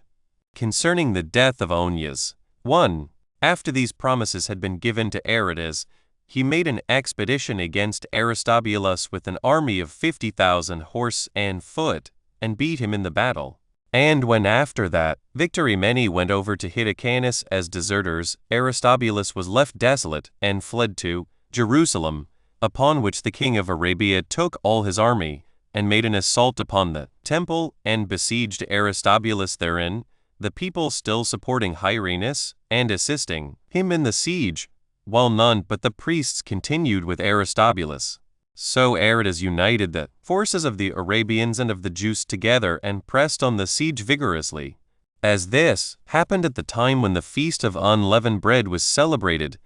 which we call the Passover, the principal men among the Jews left the country and fled into Egypt. Now there was one, whose name was Onias, a righteous man was, and beloved of God, who, in a certain drought, had prayed to God to put an end to the intense heat, and whose prayers God had heard, and had sent them rain. This man had hid himself, because he saw that this sedition would last a great while. However, they brought him to the Jewish camp, and desired, that as by his prayers he had once put an end to the drought, so he would in like manner make imprecations on Aristobulus and those of his faction. And when, upon his refusal, and the excuses that he made, he was still by the multitude compelled to speak, he stood up in the midst of them, and said, O God, the King of the whole world, since those that stand now with me are thy people, and those that are besieged are also thy priests, I beseech thee, that thou wilt neither hearken to the prayers of those against these, nor bring to effect what these pray against those.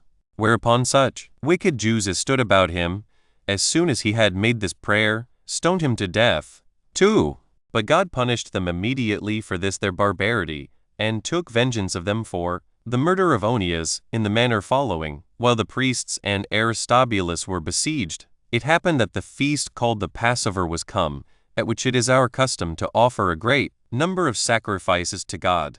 But those that were with Aristobulus wanted sacrifices, and desired that their countrymen without would furnish them with such sacrifices, and assured them they should have as much money for them as they should desire. And when they required them to pay 1,000 drachmae for each head of cattle, Aristobulus and the priests willingly undertook to pay for them accordingly, and those within let down the money over the walls and gave it them. But when the others had received it, they did not deliver the sacrifices, but arrived at that height, of wickedness as to break the assurances they had given, and to be guilty of impiety towards God, by not furnishing those that wanted them with sacrifices. And when the priests found they had been cheated, and that the agreements they had made were violated, they prayed to God that he would avenge them on their countrymen. Nor did he delay that their punishment, but sent a strong and vehement storm of wind, that destroyed the fruits of the whole country, till a modius of wheat was then bought for 11 drachmae. 3. In the meantime Pompey sent Scaurus into Syria, while he was himself in Armenia, and making war with Tigranes. But when Scaurus was come to Damascus, and found that Laurens and Metellus had newly taken the city, he came himself hastily into Judea. And when he was come thither, ambassadors came to him, both from Aristobulus and Hyrcanus, and both desired he would assist them. And when both of them promised to give him money, Aristobulus 400 talents, and Hyrcanus no less, he accepted of Aristobulus's promise, for he was rich, and had a great soul, and desired to obtain nothing but what was moderate, whereas the other was poor and tenacious, and made incredible promises in hopes of greater advantages. For it was not the same thing to take a city that was exceeding strong and powerful, as it was to eject out of the country some fugitives, with a greater number of Mabateans, who were no very warlike people. He therefore made an agreement with Aristobulus, for the reasons before mentioned, and took his money, and raised the siege, and ordered Aretas to depart, or else he should be declared an enemy to the Romans. So Scaurus returned to Damascus again, and Aristobulus, with a great army, made war with Aretas and Hyrcanus, and fought them at a place called Papyron, and beat them in the battle, and slew about 6,000 of the enemy, with whom fell Phalion also, the brother of Antipater. Chapter 3. How Aristobulus and Hyrcanus came to Pompey in order to argue who ought to have the kingdom, and how upon the plight of Aristobulus to the fortress Alexandrium Pompey led his army against him, and ordered him to deliver up the fortresses whereof he was possessed. 1. A little afterward Pompey came to Damascus, and marched over Celesyria, at which time there came ambassadors to him from all Syria and Egypt, and out of Judea also, for Aristobulus had sent him a great present, which was a golden vine 3 of the value of 500 talents. Now Strabo of Cappadocia mentions this present in these words: There came also an embassage out of Egypt, and a crown of the value of 4,000 pieces of gold, and out of Judea there came another, whether you call it a vine or a garden. They call the thing Terpole, the delight. However, we ourselves saw that present reposited at Rome in the temple of Jupiter Capitolinus, with this inscription, the gift of Alexander, the king of the Jews. It was valued at 500 talents, and the report is that Aristobulus, the governor of the Jews, sent it. 2. In a little time afterward came ambassadors again to him, Antipater from Hyrcanus, and Nicodemus from Aristobulus, which last also accused such as had taken bribes, first Gabinius, and then Scaurus, the one 300 talents, and the other 400, by which procedure he made these 2 his enemies, besides those he had before. And when Pompey had ordered those that had controversies one with another to come to him in the beginning of the spring, he brought his army out of their winter quarters, and marched into the country of Damascus, and as he went along he demolished the citadel that was at Apamia, which Antiochus Cyzicenus had built, and took cognizance of the country of Ptolemy-Menneus, a wicked man, and not less so than Dionysius of Tripoli, who had been beheaded, who was also his relation by marriage. Yet did he buy off the punishment of his crimes for 1,000 talents, with which money Pompey paid the soldiers their wages. He also conquered the place called Lyges, of which Silas a Jew was tyrant. And when he had passed over the cities of Heliopolis and Chalcis, and got over the mountain which is on the limit of Colsyria, he came from Pella to Damascus. And there it was that he heard the causes of the Jews, and of their governors Hyrcanus and Aristobulus, who were at difference one with another, as also of the nation against them both, which did not desire to be under kingly government, because the form of government they received from their forefathers was that of subjection to the priests of that God whom they worshipped, and they complained that though these 2 were the posterity of priests, yet did they seek to change the government of their nation to another form, in order to enslave them. Hyrcanus complained that although he were the elder brother, he was deprived of the prerogative of his birth by Aristobulus, and that he had but a small part of the country under him, Aristobulus having taken away the rest from him by force. He also accused him that the incursions which had been made into their neighbors' countries and the piracies that had been at sea were owing to him, and that the nation would not have revolted unless Aristobulus had been a man given to violence and disorder, and there were no fewer than 1,000 Jews of the best esteem among them who confirmed this accusation, which confirmation was procured by Antipater.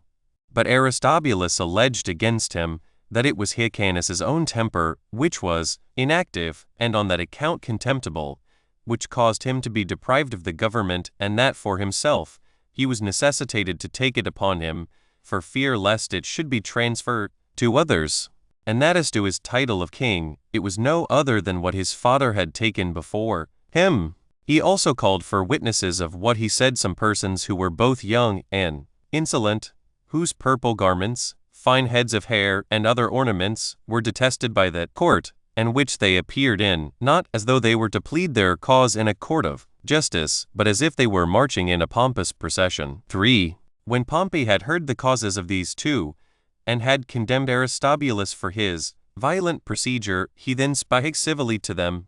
and sent them away, and told them that when he came again into their country, he would settle all their affairs, after he had first taken a view of the affairs of the Nabateans. In the meantime, he ordered them to be quiet, and treated Aristobulus civilly, lest he should make the nation revolt and hinder his return, which yet Aristobulus did. For without expecting any further determination, which Pompey had promised them, he went to the city Delius, and thence marched into Judea. 4. At this behavior Pompey was angry, and taking with him that army which he was leading against the Nabateans and the auxiliaries that came from Damascus and the other parts of Syria, with the other Roman legions which he had with him, he made an expedition against Aristobulus.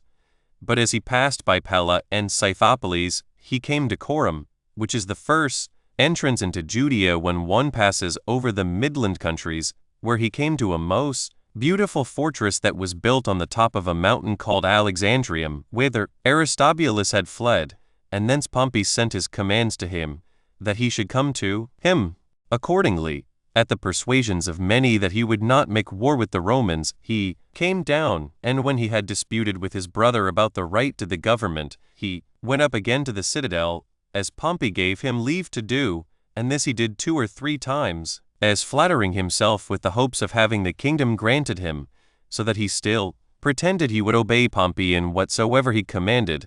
although at the same time he retired to his fortress, that he might not depress himself too low, and that he might be prepared for a war, in case it should prove, as he feared, that Pompey would transfer the government to Hyrcanus. But when Pompey enjoined Aristobulus to deliver up the fortresses he held, and to send an injunction to their governors under his own hand for that purpose, for they had been forbidden to deliver them up upon any other commands, he submitted indeed to do so, but still he retired in displeasure to Jerusalem, and made preparation for war. A little after this, certain persons came out of Pontus and informed Pompey, as he was on the way and conducting his army against Aristobulus, that Mithridates was dead and was slain by his son Pharmaces. Chapter 4. How Pompey, when the citizens of Jerusalem shut their gates against him, besieged the city and took it by force, as also what other things he did in Judea.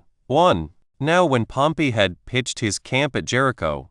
where the palm tree grows, and that balsam which is an ointment of all the most precious, which upon any incision made in the wood with a sharp stone, distills out thence like a juice, for he marched in the morning to Jerusalem. Hereupon Aristobulus repented of what he was doing, and came to Pompey, had promised to give him money, and received him into Jerusalem, and desired that he would leave off the war, and do what he pleased peaceably. So Pompey, upon his entreaty, forgave him, and sent Gabinius and soldiers with him to receive the money and the city.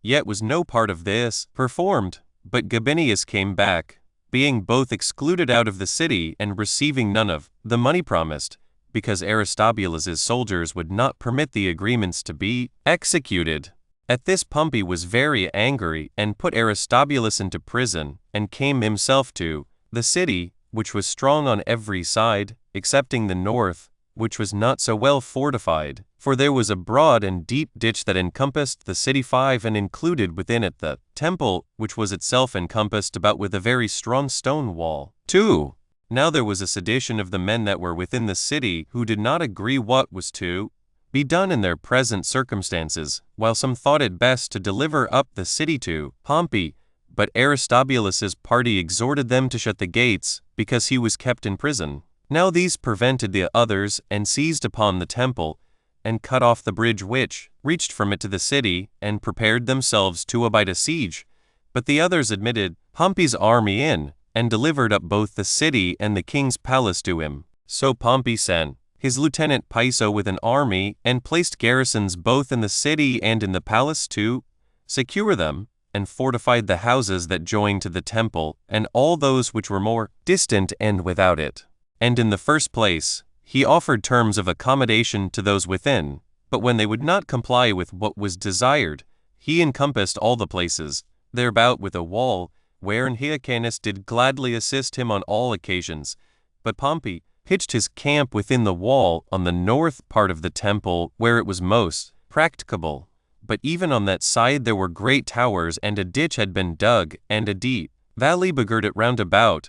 For on the parts towards the city were precipices, and the bridge on which Pompey had gotten in was broken down. However, a bank was raised, day by day, with a great deal of labor, while the Romans cut down materials for it from the places round about. And when this bank was sufficiently raised, and the ditch filled up, though but poorly, by reason of its immense depth, he brought his mechanical engines and battering rams from Tyre, and, placing them on the bank, he battered the temple with the stones that were thrown against it. And had it not been our practice, from the days of our forefathers, to rest on the 7th day, this bank could never have been perfected, by reason of the opposition the Jews would have made. For though our law gives us leave then to defend ourselves against those that begin to fight with us and assault us, yet does it not permit us to meddle with our enemies while they do anything else. 3. Which thing when the Romans understood, on those days which we call Sabbaths they threw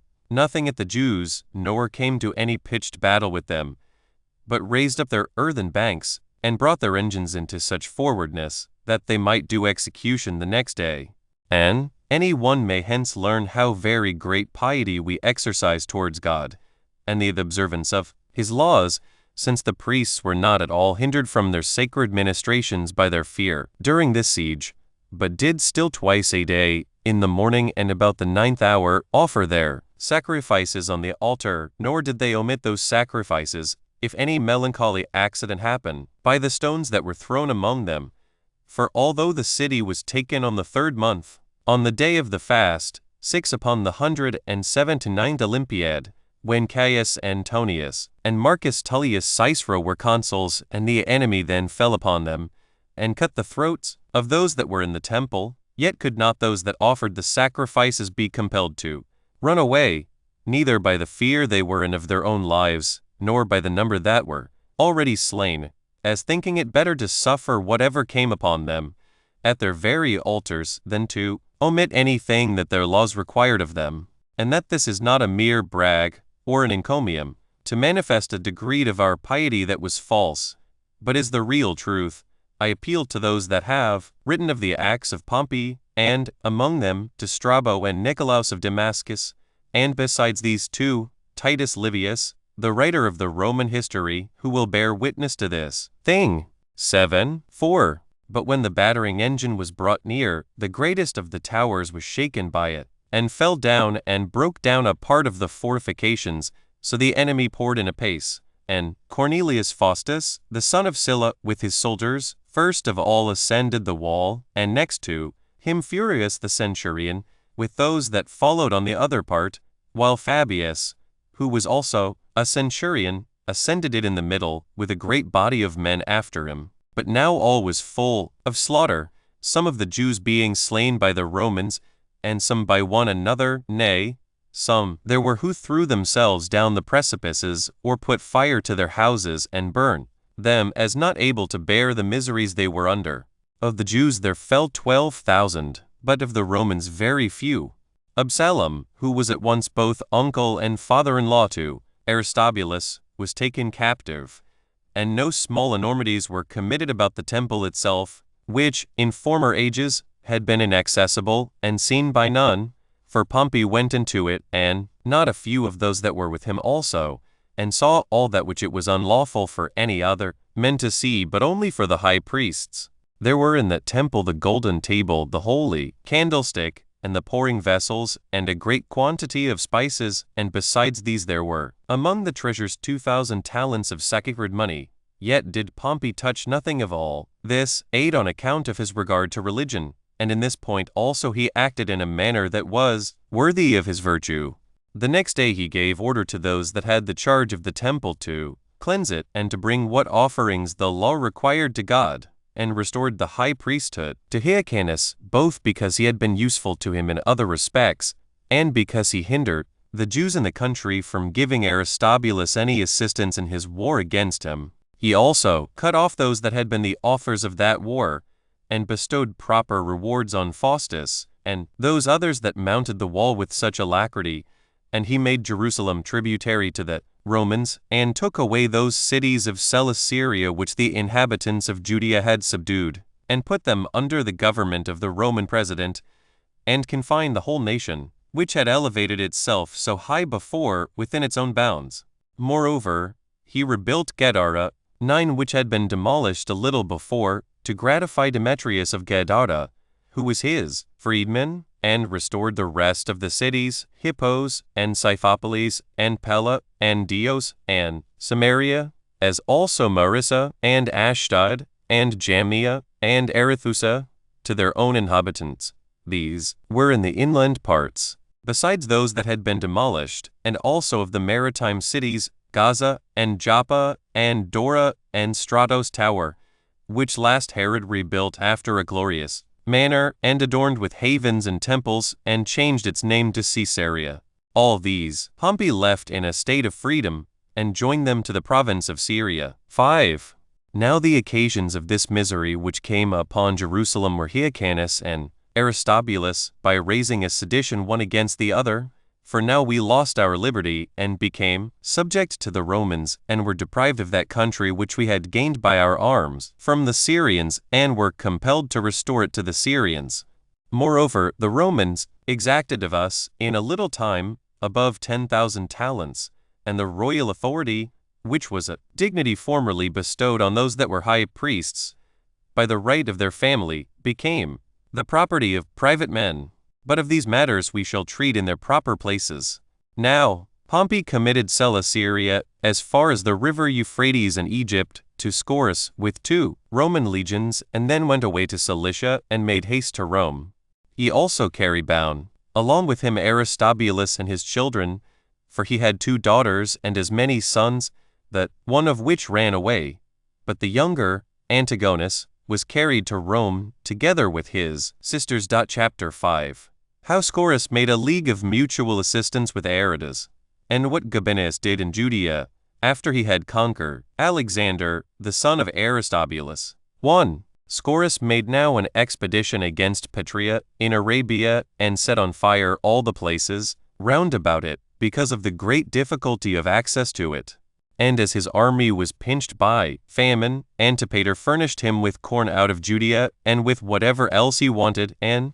this at the command of Hyrcanus. And when he was sent to Aretas, as an ambassador by Scoras, because he had lived with him formerly, he persuaded Aretas to give Scoras a sum of money to prevent the burning of his country, and undertook to be his surety for 300 talents. So Scoras, upon these terms, ceased to make war any longer, which was done as much at Scoras's desire as at the desire of Aretas. 2. Some time after this, when Alexander, the son of Aristobulus, made an incursion into Judea, Gabinius came from Rome into Syria as commander of the Roman forces. He did many considerable actions, and particularly made war with Alexander, since Hyrcanus was not yet able to oppose his power, but was already attempting to rebuild the wall of Jerusalem, which Pompey had overthrown, although the Romans which were there restrained him from his design. However, Alexander went over all the country round about,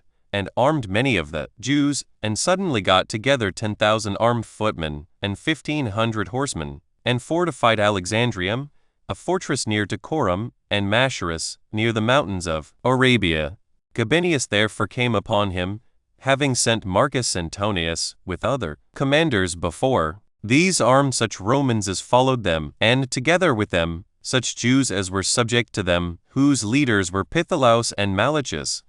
And they took with them also their friends that were with Antipater, and met Alexander, while Gabinius himself followed with his legion. Hereupon Alexander retired to the neighborhood of Jerusalem, where they fell upon one another, and it came to a pitched battle, in which the Romans slew of their enemies about 3,000, and took a like number alive, 3. At which time Gabinius 10 came to Alexandrium, and invited those that were in it to deliver it up on certain conditions, and promised that then their former offenses should be forgiven. But, as a great number of the enemy had pitched their camp before the fortress, whom the Romans attacked, Marcus Antonius fought bravely, and slew a great number, and seemed to come off with the greatest honor. So Gabinius left part of his army there, in order to take the place, and he himself went into other parts of Judea, and gave order to rebuild all the cities that he met with, that had been demolished, at which time were rebuilt Samaria, Ashdod, Scythopolis, Anthedon, Raphia, and Dora, Marissa also, and Gaza, and not a few others besides. And as the men acted according to Gabinius's command, it came to pass that at this time these cities were securely inhabited, which had been desolate for a long time. For, when Gabinius had done this in the country, he returned to Alexandrium, and when he urged on the siege of the place, Alexander sent an embassage to him, desiring that he would pardon his former offenses. He also delivered up the fortresses, Hyrcania and Machaerus, and at last, Alexandrium itself, which fortresses Gabinius demolished. But when Alexander's mother, who was of the side of the Romans, as having her husband and other children at Rome, came to him, he granted her whatsoever she asked. And when he had settled matters with her, he brought Hyrcanus to Jerusalem, and committed the care of the temple to him. And when he had ordained 5 councils, he distributed the nation into the same number of parts. So these councils governed the people. The first was at Jerusalem, the second at Gadara, the third at Amathus, the fourth at Jericho, and the fifth at Sepphoris in Galilee. So the Jews were now freed from monarchic authority, and were governed by an aristocracy. Chapter 6. How Gabinius caught Aristobulus after he had fled from Rome, and sent him back to Rome again. And now the same Gabinius as he returned out of Egypt overcame Alexander and the Nabateans in battle. 1. Now Aristobulus ran away from Rome to Judea, and set about the rebuilding of Alexandrium, which had been newly demolished. Hereupon Gabinius sent soldiers against him, ad for their commanders Caecina and Antonius and Servilius, in order to hinder him from getting possession of the country and to take him again. And indeed many of the Jews ran to Aristobulus on account of his former glory, as also because they should be glad of an innovation. Now there was one Pytholaus, a lieutenant at Jerusalem, who deserted to him with 1,000 men, although a great number of those that came to him were unarmed. And when Aristobulus had resolved to go to Machaerus, he dismissed those people, because they were unarmed, for they could not be useful to him in what actions he was going about. But he took with him 8,000 that were armed, and marched on. And as the Romans fell upon them severely, the Jews fought valiantly, but were beaten in the battle. And when they had fought with alacrity, but were overborne by the enemy, they were put to flight, of whom were slain about 5,000, and the rest being dispersed, tried, as well as they were able, to save themselves. However, Aristobulus had with him still above 1,000, and with them he fled to Machaerus, and fortified the place. And though he had had ill success, he still had good hope of his affairs. But when he had struggled against the siege for 2 days' time, and had received many wounds, he was brought as a captive to Gabinius, with his son Antigonus, who also fled with him from Rome. And this was the fortune of Aristobulus, who was sent back again to Rome and was there retained in bonds, having been both king and high priest for 3 years and 6 months, and was indeed an eminent person and one of a great soul. However, the Senate let his children go, upon Gabinius's writing to them that he had promised their mother so much when she delivered up the fortresses to him, and accordingly they then returned into Judea. 2. Now when Gabinius was making an expedition against the Parthians, and had already passed over Euphrates, he changed his mind, and resolved to return into Egypt, in order to restore Ptolemy to his kingdom. 11. This hath also been related elsewhere. However, Antipater supplied his army, which he sent against Archelaus, with corn and weapons and money. He also made those Jews who were above Pelusium his friends and confederates,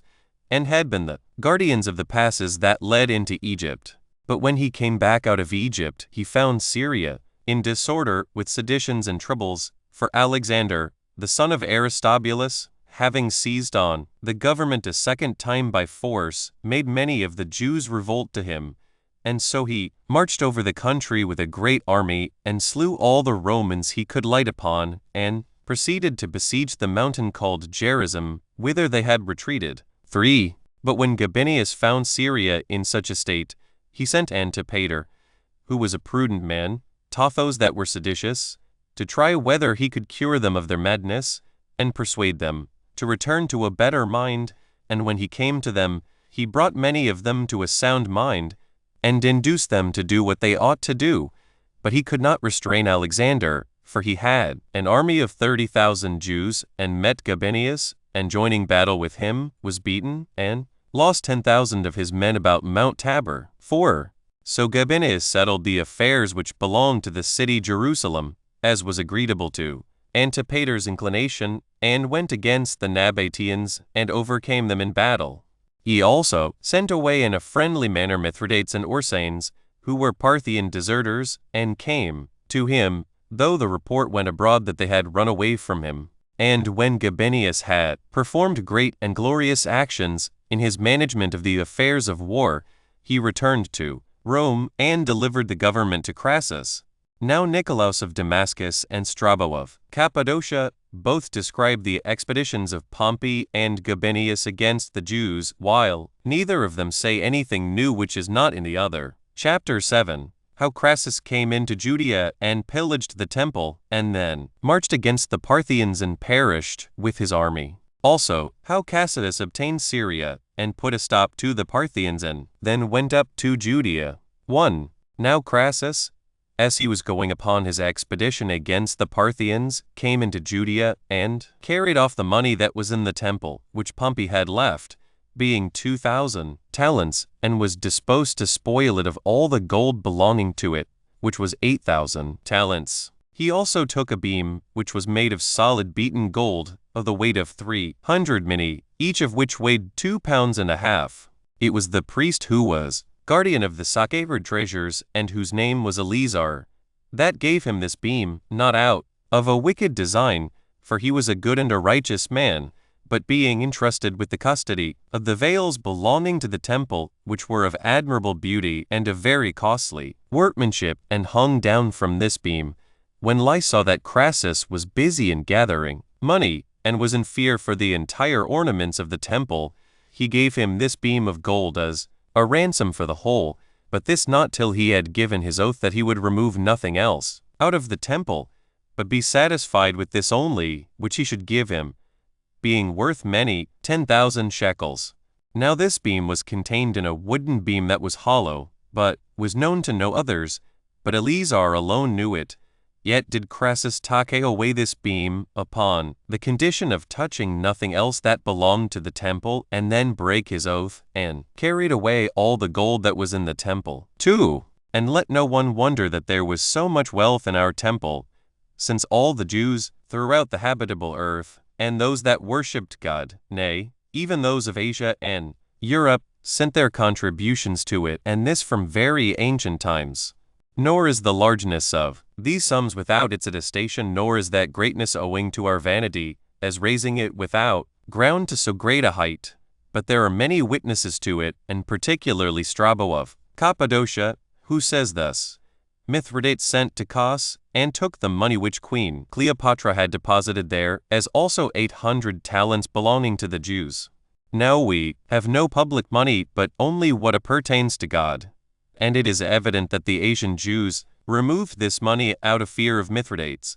for it is not probable that those of Judea, who had a strong city and temple, should send their money to Kos, nor is it likely that the Jews who are inhabitants of Alexandria should do so neither, since they were in no fear of Mithridates. And Strabo himself bears witness to the same thing in another place, that at the same time that Sylla passed over into Greece, in order to fight against Mithridates, he sent Lucullus to put an end to a sedition that our nation, of whom the habitable earth is full, had raised in Cyrene, where, he speaks thus, there were 4 classes of men among those of Cyrene, that of citizens, that of husbandmen, the 3rd of strangers, and the 4th of Jews. Now these Jews are already gotten into all cities, and it is hard to find a place in the habitable earth that hath not admitted this tribe of men, and is not possessed by them. And it hath come to pass that Egypt and Cyrene, as having the same governors, and a great number of other nations, imitate their way of living, and maintain great bodies of these Jews in a peculiar manner, and grow up to greater prosperity with them, and make use of the same laws with that nation also. Accordingly, the Jews have places assigned them in Egypt, wherein they inhabit, besides what is peculiarly allotted to this nation at Alexandria, which is a large part of that city. There is also an ethnarch allowed them, who governs the nation, and distributes justice to them, and takes care of their contracts and of the laws to them belonging, as if he were the ruler of a free republic. In Egypt, therefore, this nation is powerful, because the Jews were originally Egyptians, and because the land wherein they inhabit, since they went thence, is near to Egypt. They also removed into Cyrene, because that this land adjoined to the government of Egypt, as well as does Judea, or rather was formerly under the same government. And this is what Strabo says. 3. So when Crassus had settled all things as he himself pleased, he marched into Parthia, where both he himself and all his army perished, as hath been related elsewhere. But Cassius, as he fled from Rome to Syria, took possession of it, and was an impediment to the Parthians, who by reason of their victory over Crassus made incursions upon it. And as he came back to Tyre, he went up into Judea also, and fell upon Tariche, and presently took it, and carried about 30,000 Jews captives, and slew Pitholaus, who succeeded Aristobulus in his seditious practices, and that by the persuasion of Antipater, who proved to have great interest in him, and was at that time in great repute with the Idumeans also, out of which nation he married a wife, who was the daughter of one of their eminent men, and her name was Cypros, 12, by whom he had 4 sons, Phasael, and Herod, who was afterwards made king, and Joseph, and Pharoras, and a daughter named Salome. This Antipater cultivated also a friendship and mutual kindness with other potentates, but especially with the king of Arabia, to whom he committed his children, while he fought against Aristobulus. So Cassius removed his camp, and marched to Euphrates, to meet those that were coming to attack him, as hath been related by others.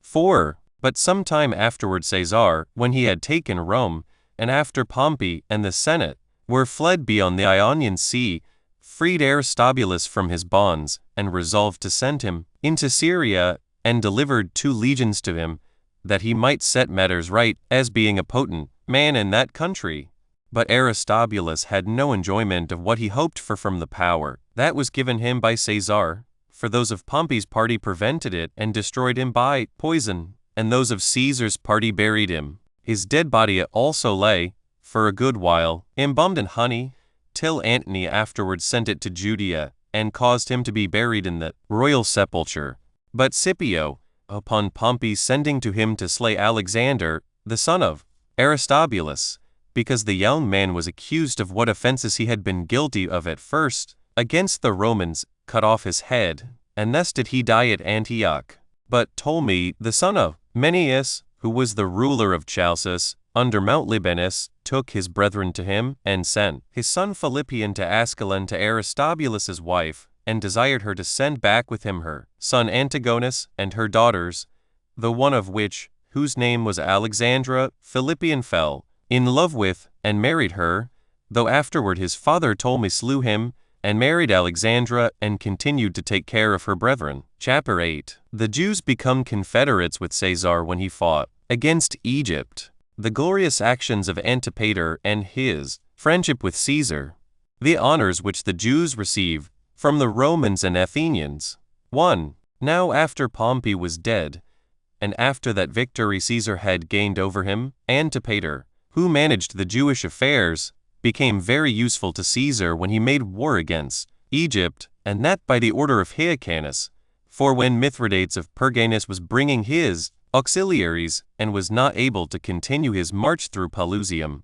but obliged to stay at Ascalon, Antipater came to him, conducting 3,000 of the Jews' armed men. He had also taken care the principal men of the Arabians should come to his assistance, and on his account it was that all the Syrians assisted him also, as not willing to appear behindhand in their alacrity for Caesar, viz.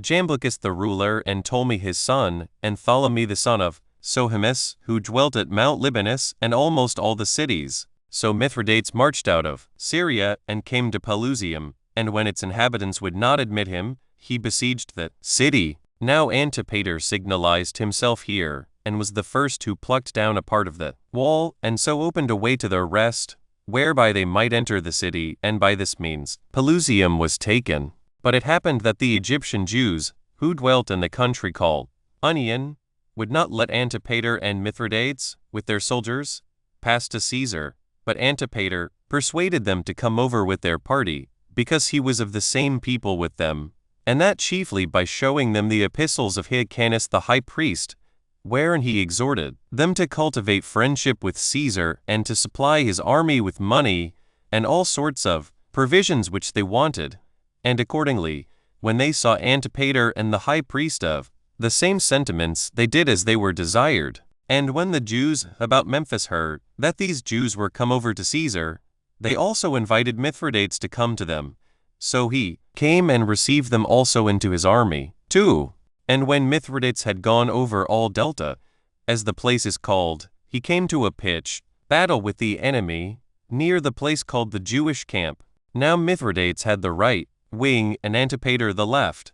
And when it came to a fight, that wing where Mithridates was gave way, and was likely to suffer extremely, unless Antipater had come running to him with his own soldiers along the shore, when he had already beaten the enemy that opposed him. So he delivered Mithridates, and put those Egyptians who had been too hard for him to flight. He also took their camp, and continued in the pursuit of them. He also recalled Mithridates, who had been worsted, and was retired a great way off, of whose soldiers 800 fell, but of Antipater's 50. So Mithridates sent an account of this battle to Caesar, and openly declared that Antipater was the author of this victory, and of his own preservation, insomuch that Caesar commended Antipater then, and made use of him all the rest of that war in the most hazardous undertakings. He happened also to be wounded in one of those engagements. 3. However, when Caesar, after some time, had finished that war, and was sailed away for Syria, he honored Antipater greatly, and confirmed Hyrcanus in the high priesthood, and bestowed on Antipater the privilege of a citizen of Rome, and a freedom from taxes everywhere. And it is reported by many that Hyrcanus went along with Antipater in this expedition, and came himself into Egypt. And Strabo of Cappadocia bears witness to this, when he says thus, in the name of Ascanius, after Mithridates had invaded Egypt, and with him Hyrcanus the high priest of the Jews.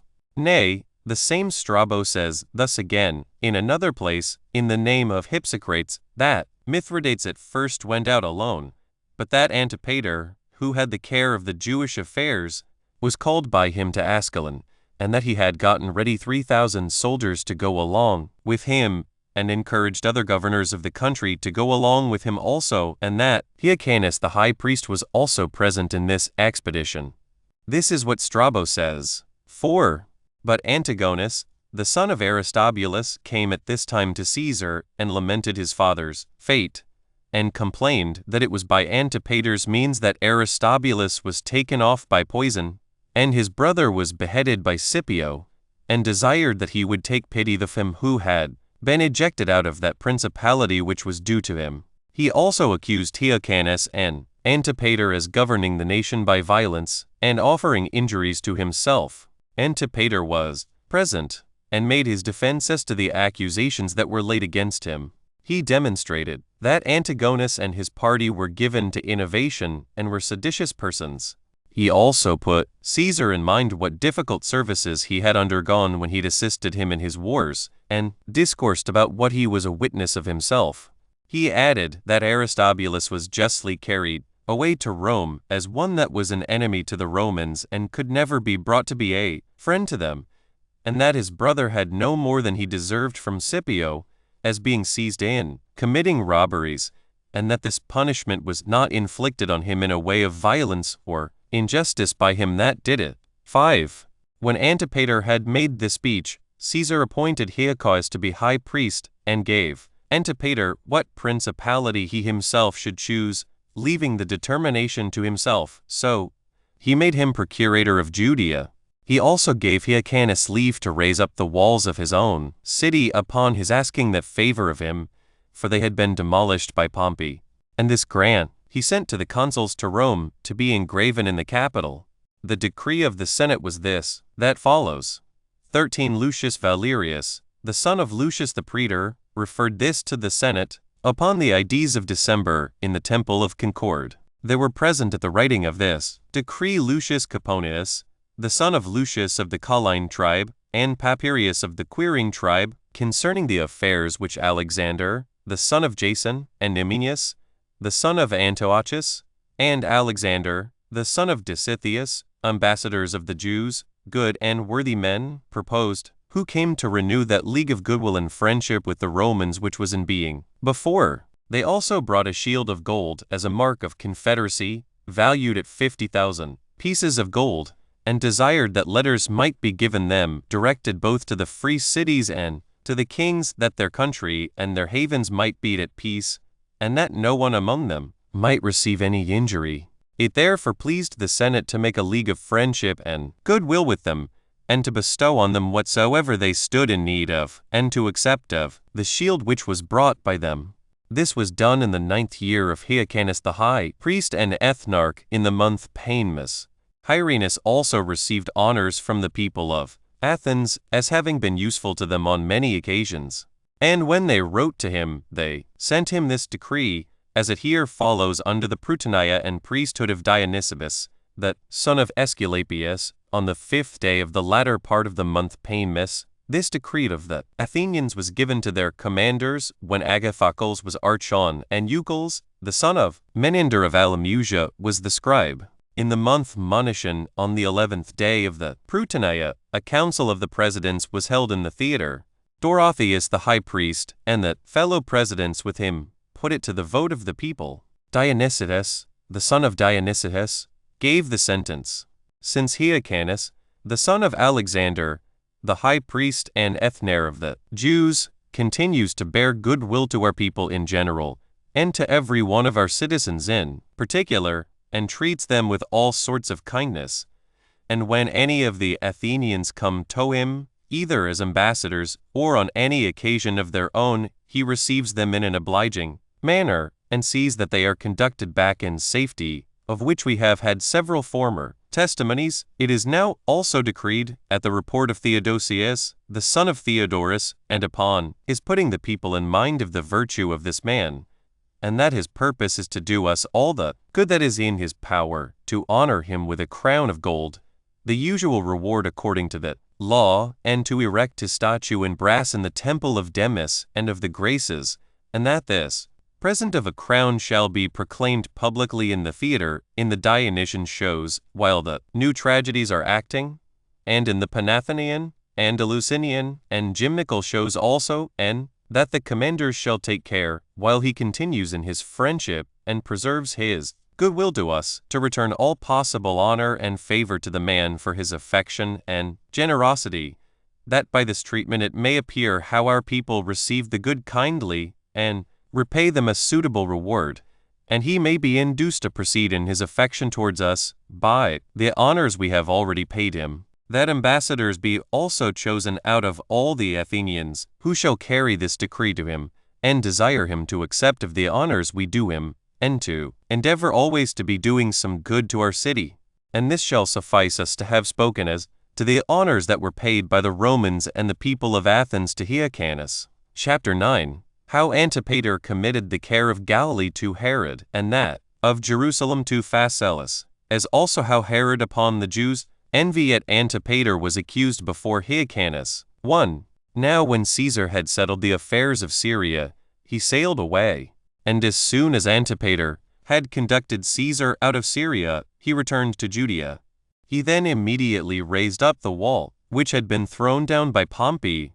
and, by coming thither, he pacified that tumult which had been in the country, and this by both threatening and advising them to be quiet, for that if they would be of Hyrcanus's side, they would live happily, and lead their lives without disturbance, and in the enjoyment of their own possessions. But if they were addicted to the hopes of what might come by innovation, and aimed to get wealth thereby, they should have him a severe master instead of a gentle governor, and Hyrcanus a tyrant instead of a king, and the Romans, together with Caesar, their bitter enemies instead of rulers, for that they would never bear him to be set aside whom they had appointed to govern. And when Antipater had said this to them, he himself settled the affairs of this country. 2. And seeing that Hyrcanus was of a slow and slothful temper, he made Phasaelus, his eldest son, governor of Jerusalem and of the places that were about it, but committed Galilee to Herod, his next son, who was then a very young man, for he was but 15 years of age 14, but that youth of his was no impediment to him.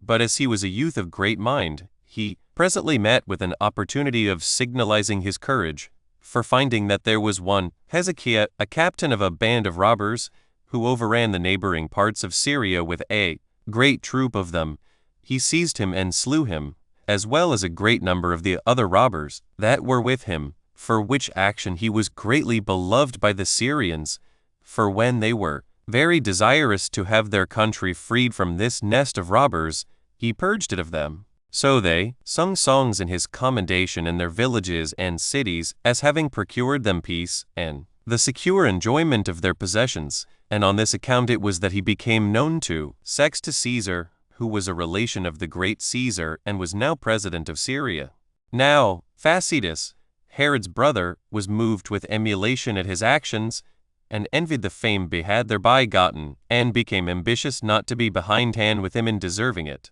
So he made the inhabitants of Jerusalem bear him the greatest goodwill while he held the city himself, but did neither manage its affairs improperly, nor abuse his authority therein. This conduct procured from the nation to Antipater such respect as is due to kings, and such honors as he might partake of if he were an absolute lord of the country. Yet did not this splendor of his, as frequently happens, in the least diminish in him that kindness and fidelity which he owed to Hyrcanus. 3. But now the principal men among the Jews, when they saw Antipater and his sons to grow so much in the goodwill the nation bare to them, and in the revenues which they received out of Judea and out of Hyrcanus' own wealth, they became ill-disposed to him, for indeed Antipater had contracted a friendship with the Roman emperors, and when he had prevailed with Hyrcanus to send them money, he took it to himself, and purloined the present intended, and sent it as if it were his own, and not Hyrcanus' gift to them.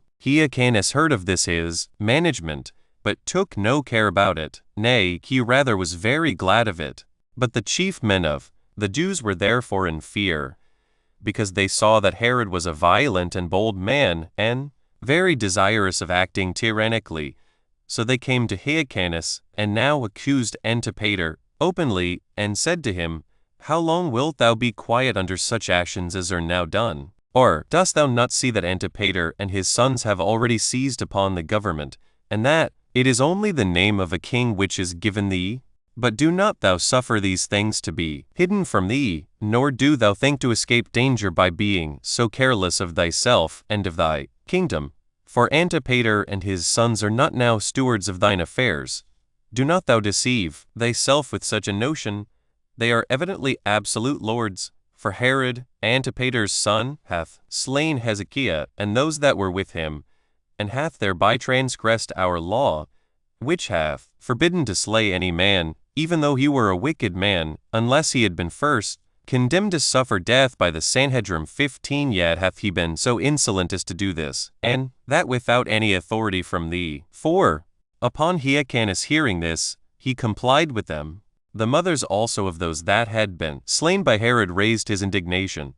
For those women continued every day in the temple, persuading the king and the people that Herod might undergo a trial before the Sanhedrim for what he had done. Hyrcanus was so moved by these complaints that he summoned Herod to come to his trial for what was charged upon him. Accordingly he came, but his father had persuaded him to come not like a private man, but with a guard for the security of his person, and that when he had settled the affairs of Galilee in the best manner he could for his own advantage, he should come to his trial, but still with a body of men sufficient for his security on his journey, yet so that he should not come with so great a force as might look like terrifying Hyrcanus, but still such a one as might not expose him naked and unguarded to his enemies. However, Sextus Caesar, president of Syria, wrote to Hyrcanus, and desired him to clear Herod, and dismiss him at his trial, and threatened him beforehand if he did not do it. Which epistle of his was the occasion of Hyrcanus delivering Herod from suffering any harm from the Sanhedrim, for he loved him as his own son. But when Herod stood before the Sanhedrim, with his body of men about him, he affrighted them all, and no one of his former accusers durst after that bring any charge against him, but there was a deep silence, and nobody knew what was to be done. When affairs stood thus, one whose name was Samias, 16, a righteous man he was, and for that reason above all fear, rose up, and said, O you that are assessors with me, and O, thou that art our king, I neither have ever myself known such a case, nor do I suppose that any one of you can name its parallel, that one who is called to take his trial by us ever stood in such a manner before us, but every one, whosoever he be, that comes to be tried by this Sanhedrim presents himself in a submissive manner, and like one that is in fear of himself, and that endeavors to move us to compassion, with his hair disheveled, and in a black and mourning garment. But this admirable man Herod, who is accused of murder, and called to answer so heavy an accusation, stands here clothed in purple, and with the hair of his head finely trimmed, and with his armed men about him, that if we shall condemn him by our law, he may slay us, and by overbearing justice may himself escape death. Yet do not I make this complaint against Herod himself. He is to be sure more concerned for himself than for the laws, but my complaint is against yourselves and your king, who gave him a license so to do. However, take you notice that God is great, and that this very man, whom you are going to absolve and dismiss, for the sake of Hyrcanus, will one day punish both you and your king himself also. Nor did Samias mistake in any part of this prediction, for when Herod had received the kingdom, he slew all the members of this Sanhedrim, and Hyrcanus himself also, excepting Samias, for he had a great honor for him on account of his righteousness, and because, when the city was afterward besieged by Herod and Sosius, he persuaded the people to admit Herod into it, and told them that for their sins they would not be able to escape his hands, which things will be related by us in their proper places. 5. But when Hyrcanus saw that the members of the Sanhedrim were ready to pronounce the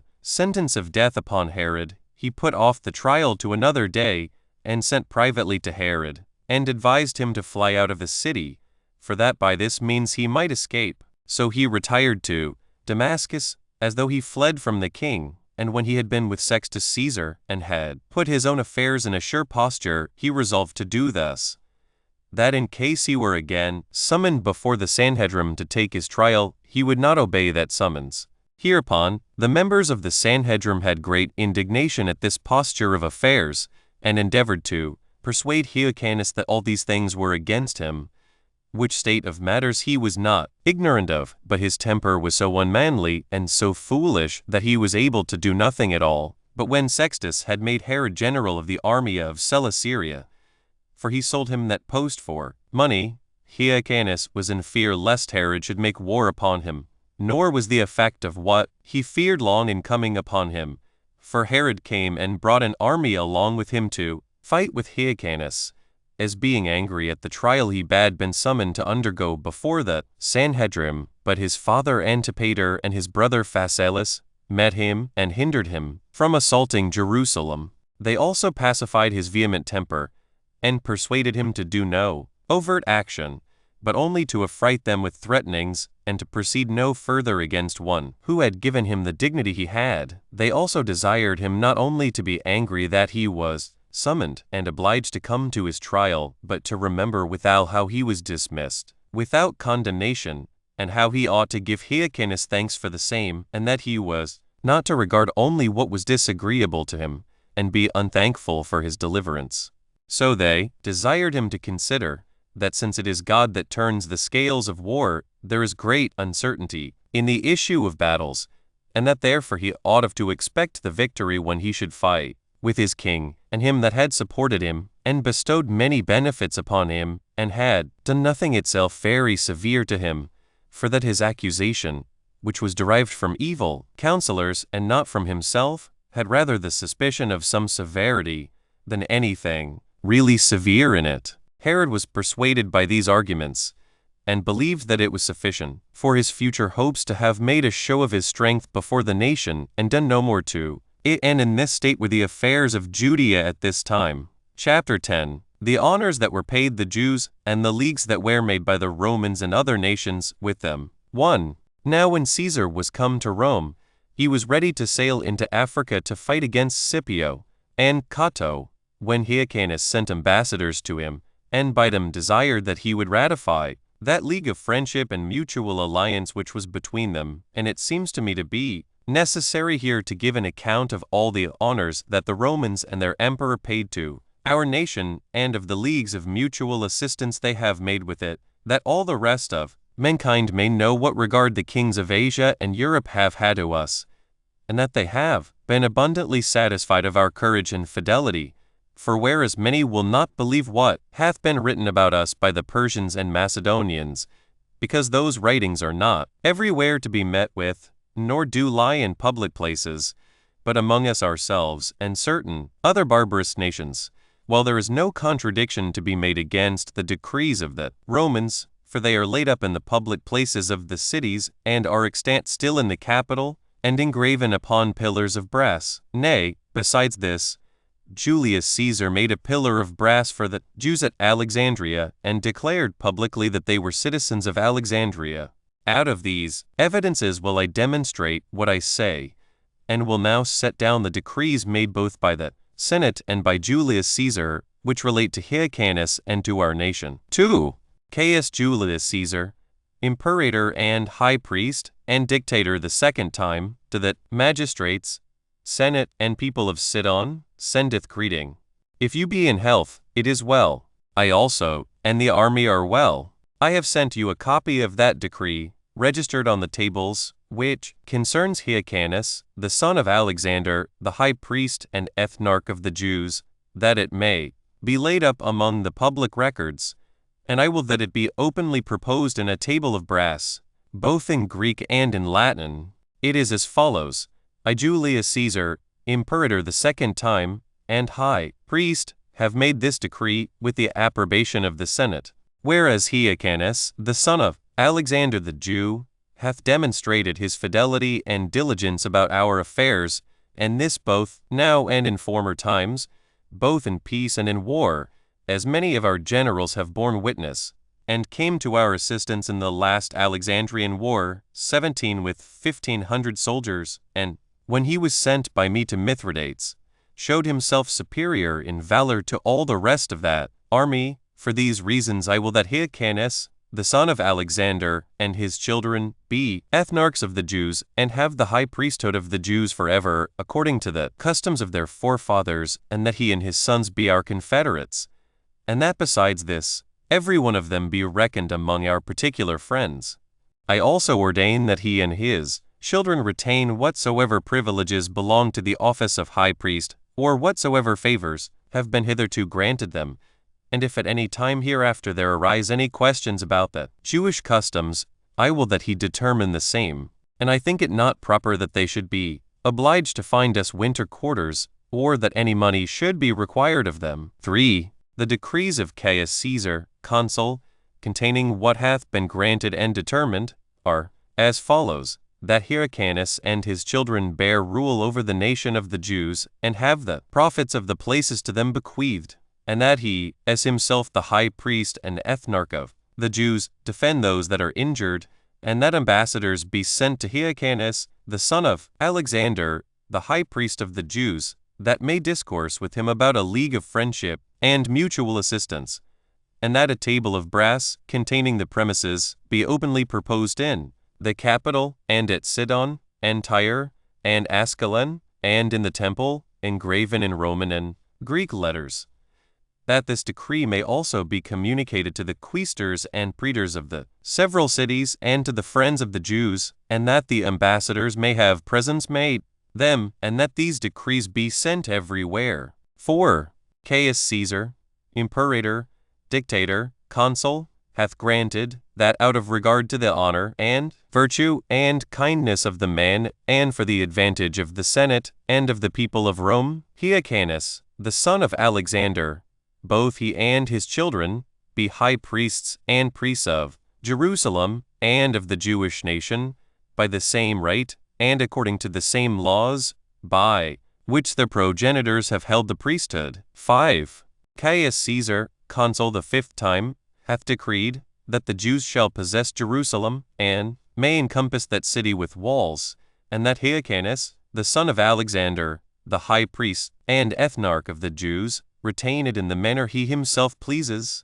and that the Jews be allowed to deduct out of their tribute every 2nd year the land is let in the sabbatic period, a chorus of that tribute, and that the tribute they pay be not let to farm, nor that they pay always that same tribute. 6. Caius Caesar, imperator the 2nd time, hath ordained, that all the country of the Jews, excepting Joppa, do pay a tribute yearly for the city Jerusalem, excepting the 7th, which they call the sabbatical year, because thereon they neither receive the fruits of their trees, nor do they sow their land, and that they pay their tribute in Sidon on the 2nd year of that sabbatical period, the 4th part of what was sown, and besides this, they are to pay the same tithes to Hyrcanus and his sons which they paid to their forefathers, and that no one, neither president, nor lieutenant, nor ambassador, raise auxiliaries within the bounds of Judea, nor may soldiers exact money of them for winter quarters or under any other pretense, but that they be free from all sorts of injuries, and that whatsoever they shall hereafter have and are in possession of, or have bought, they shall retain them all. It is also our pleasure that the city Joppa, which the Jews had originally, when they made a league of friendship with the Romans, shall belong to them, as it formerly did, and that Hyrcanus, the son of Alexander, and his sons have as tribute of that city from those that occupy the land for the country, and for what they export every year to Sidon, 20,675 modii every year, the 7th year, which they call the sabbatic year, excepted, whereon they neither plow nor receive the product of their trees. It is also the pleasure of the Senate, that as to the villages which are in the great plain, which Hyrcanus and his forefathers formerly possessed, Hyrcanus and the Jews have them with the same privileges with which they formerly had them also, and that the same original ordinances remain still in force which concern the Jews with regard to their high priests, and that they enjoy the same benefits which they have had formerly by the concession of the people and of the Senate, and let them enjoy the like privileges in Lydda. It is the pleasure also of the Senate that Hyrcanus the ethnarch and the Jews retain those places, countries, and villages which belonged to the kings of Syria and Phoenicia, the confederates of the Romans, and which they had bestowed on them as their free gifts. It is also granted to Hyrcanus and to his sons, and to the ambassadors by them sent to us, that in the fights between single gladiators, and in those with beasts, they shall sit among the senators to see those shows, and that when they desire an audience, they shall be introduced into the Senate by the dictator or by the general of the horse, and when they have introduced them, their answer shall be returned them in 10 days at the furthest, after the decree of the Senate is made about their affairs. 7. Caius Caesar, imperator, dictator the 4th time, and consul the 5th time, declared to be perpetual dictator, made this speech concerning the rights and privileges of Hyrcanus, the son of Alexander, the high priest and ethnarch of the Jews. Since those imperators 18 that have been in the provinces before me have borne witness to Hyrcanus, the high priest of the Jews, and to the Jews themselves, and this before the Senate and people of Rome, when the people and Senate returned their thanks to them, it is good that we now also remember the same, and provide that acquittal be made to Hyrcanus, to the nation of the Jews, and to the sons of Hyrcanus, by the Senate and people of Rome, and that suitably to what goodwill they have shown us, and to the benefits they have bestowed upon us. 8. Julius Caius, praetor consul of Rome, to the magistrates, Senate, and people of the Parians, sendeth greeting. The Jews of Delos and some other Jews that sojourn there in the presence of your ambassadors signified to us that, by a decree of yours, you forbid them to make use of the customs of their forefathers and their way of sacred worship. Now it does not please me that such decrees should be made against our friends and confederates, whereby they are forbidden to live according to their own customs, or to bring in contributions for common suppers and holy festivals, while they are not forbidden so to do even at Rome itself. For even Caius Caesar, our imperator and consul, in that decree wherein he forbade the bacchanal rioters to meet in the city, did yet permit these Jews, and these only, both to bring in their contributions and to make their common suppers. Accordingly, when I forbid other bacchanal rioters, I permit these Jews to gather themselves together according to the customs and laws of their forefathers, and to persist therein.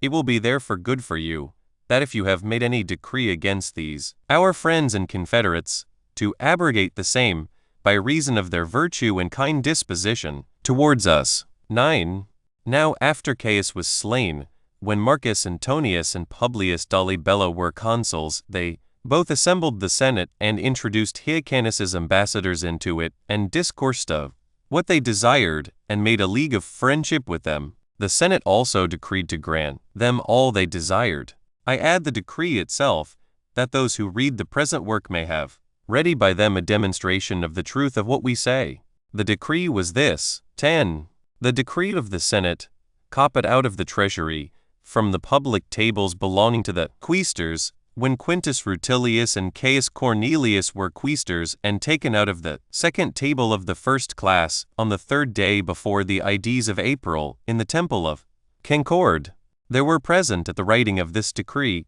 Lucius Calpurnius Piso of the Menenian tribe, Servius Papinins Potitus of the Lemonian tribe, Caius Caninius Rebilius of the Tarentine tribe, Publius Titius, Lucius Apulinus, the son of Lucius, of the Sergian tribe, Flavius, the son of Lucius, of the Lemonian tribe, Publius Platins, the son of Publius, of the Papirian tribe, Marcus Acilius, the son of Marcus, of the Metian tribe, Lucius Eurucius, the son of Lucius, of the Stelatine tribe, Marius Quintus Plancillus, the son of Marcus, of the Paulian tribe, and Publius Sirius. Publius Dolabella and Marcus Antonius, the consuls, made this reference to the Senate, that as to those things which, by the decree of the Senate, Caius Caesar had adjudged about the Jews, and yet had not hitherto that decree been brought into the treasury, it is our will, as it is also the desire of Publius Dolabella and Marcus Antonius, our consuls, to have these decrees put into the public tables and brought to the city quaestors, that they may take care to have them put upon the double tables. This was done before the 5th of the Ides of February in the temple of Concord. Now the ambassadors from Hyrcanus the high priest were these: Lysimachus, the son of Pausanias, Alexander, the son of Theodorus, Patroclus, the son of Sharias, and Jonathan the son of Onias. 11. Hyrcanus sent also one of these ambassadors to Dolabella,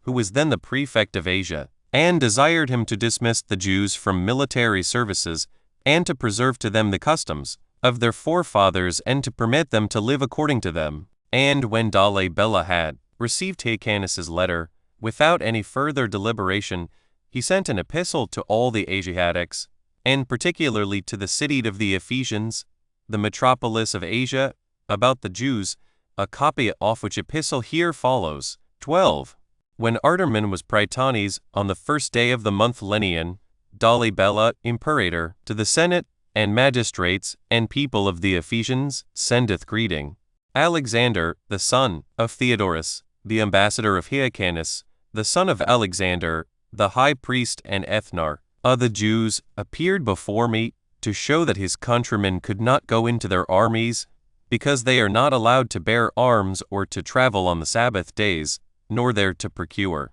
themselves those sorts of food which they have been used to eat from the times of their forefathers. I do therefore grant them a freedom from going into the army, as the former prefects have done,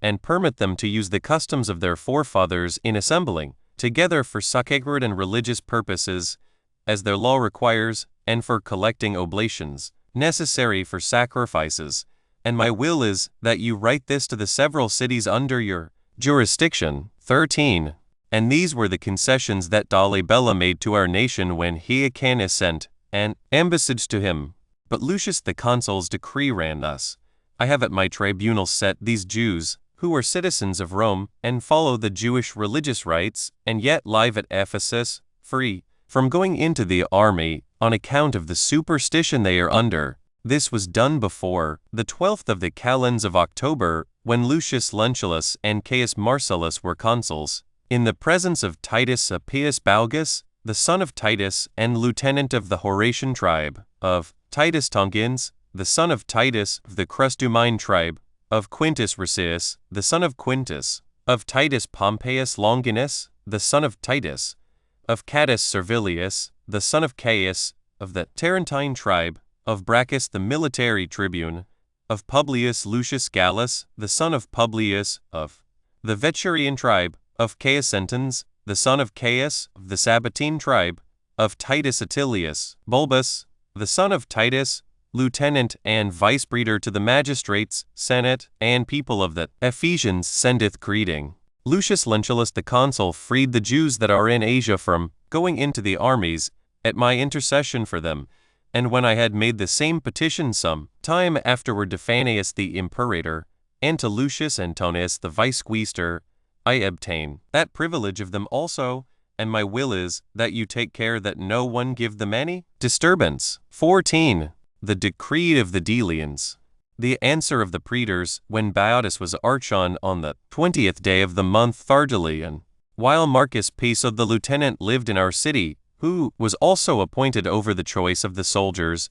he called us and many other of the citizens, and gave order, that if there be here any Jews who were Roman citizens, no one is to give them any disturbance about going into the army, because Cornelius Lentulus, the consul, freed the Jews from going into the army, on account of the superstition they are under. You are therefore obliged to submit to the praetor. And the like decree was made by the Sardians about us also. 15. Caius Phanius, the son of Caius, imperator and consul, to the magistrates of Cos, sendeth greeting. I would have you know that the ambassadors of the Jews have been with me, and desired they might have those decrees which the Senate had made about them,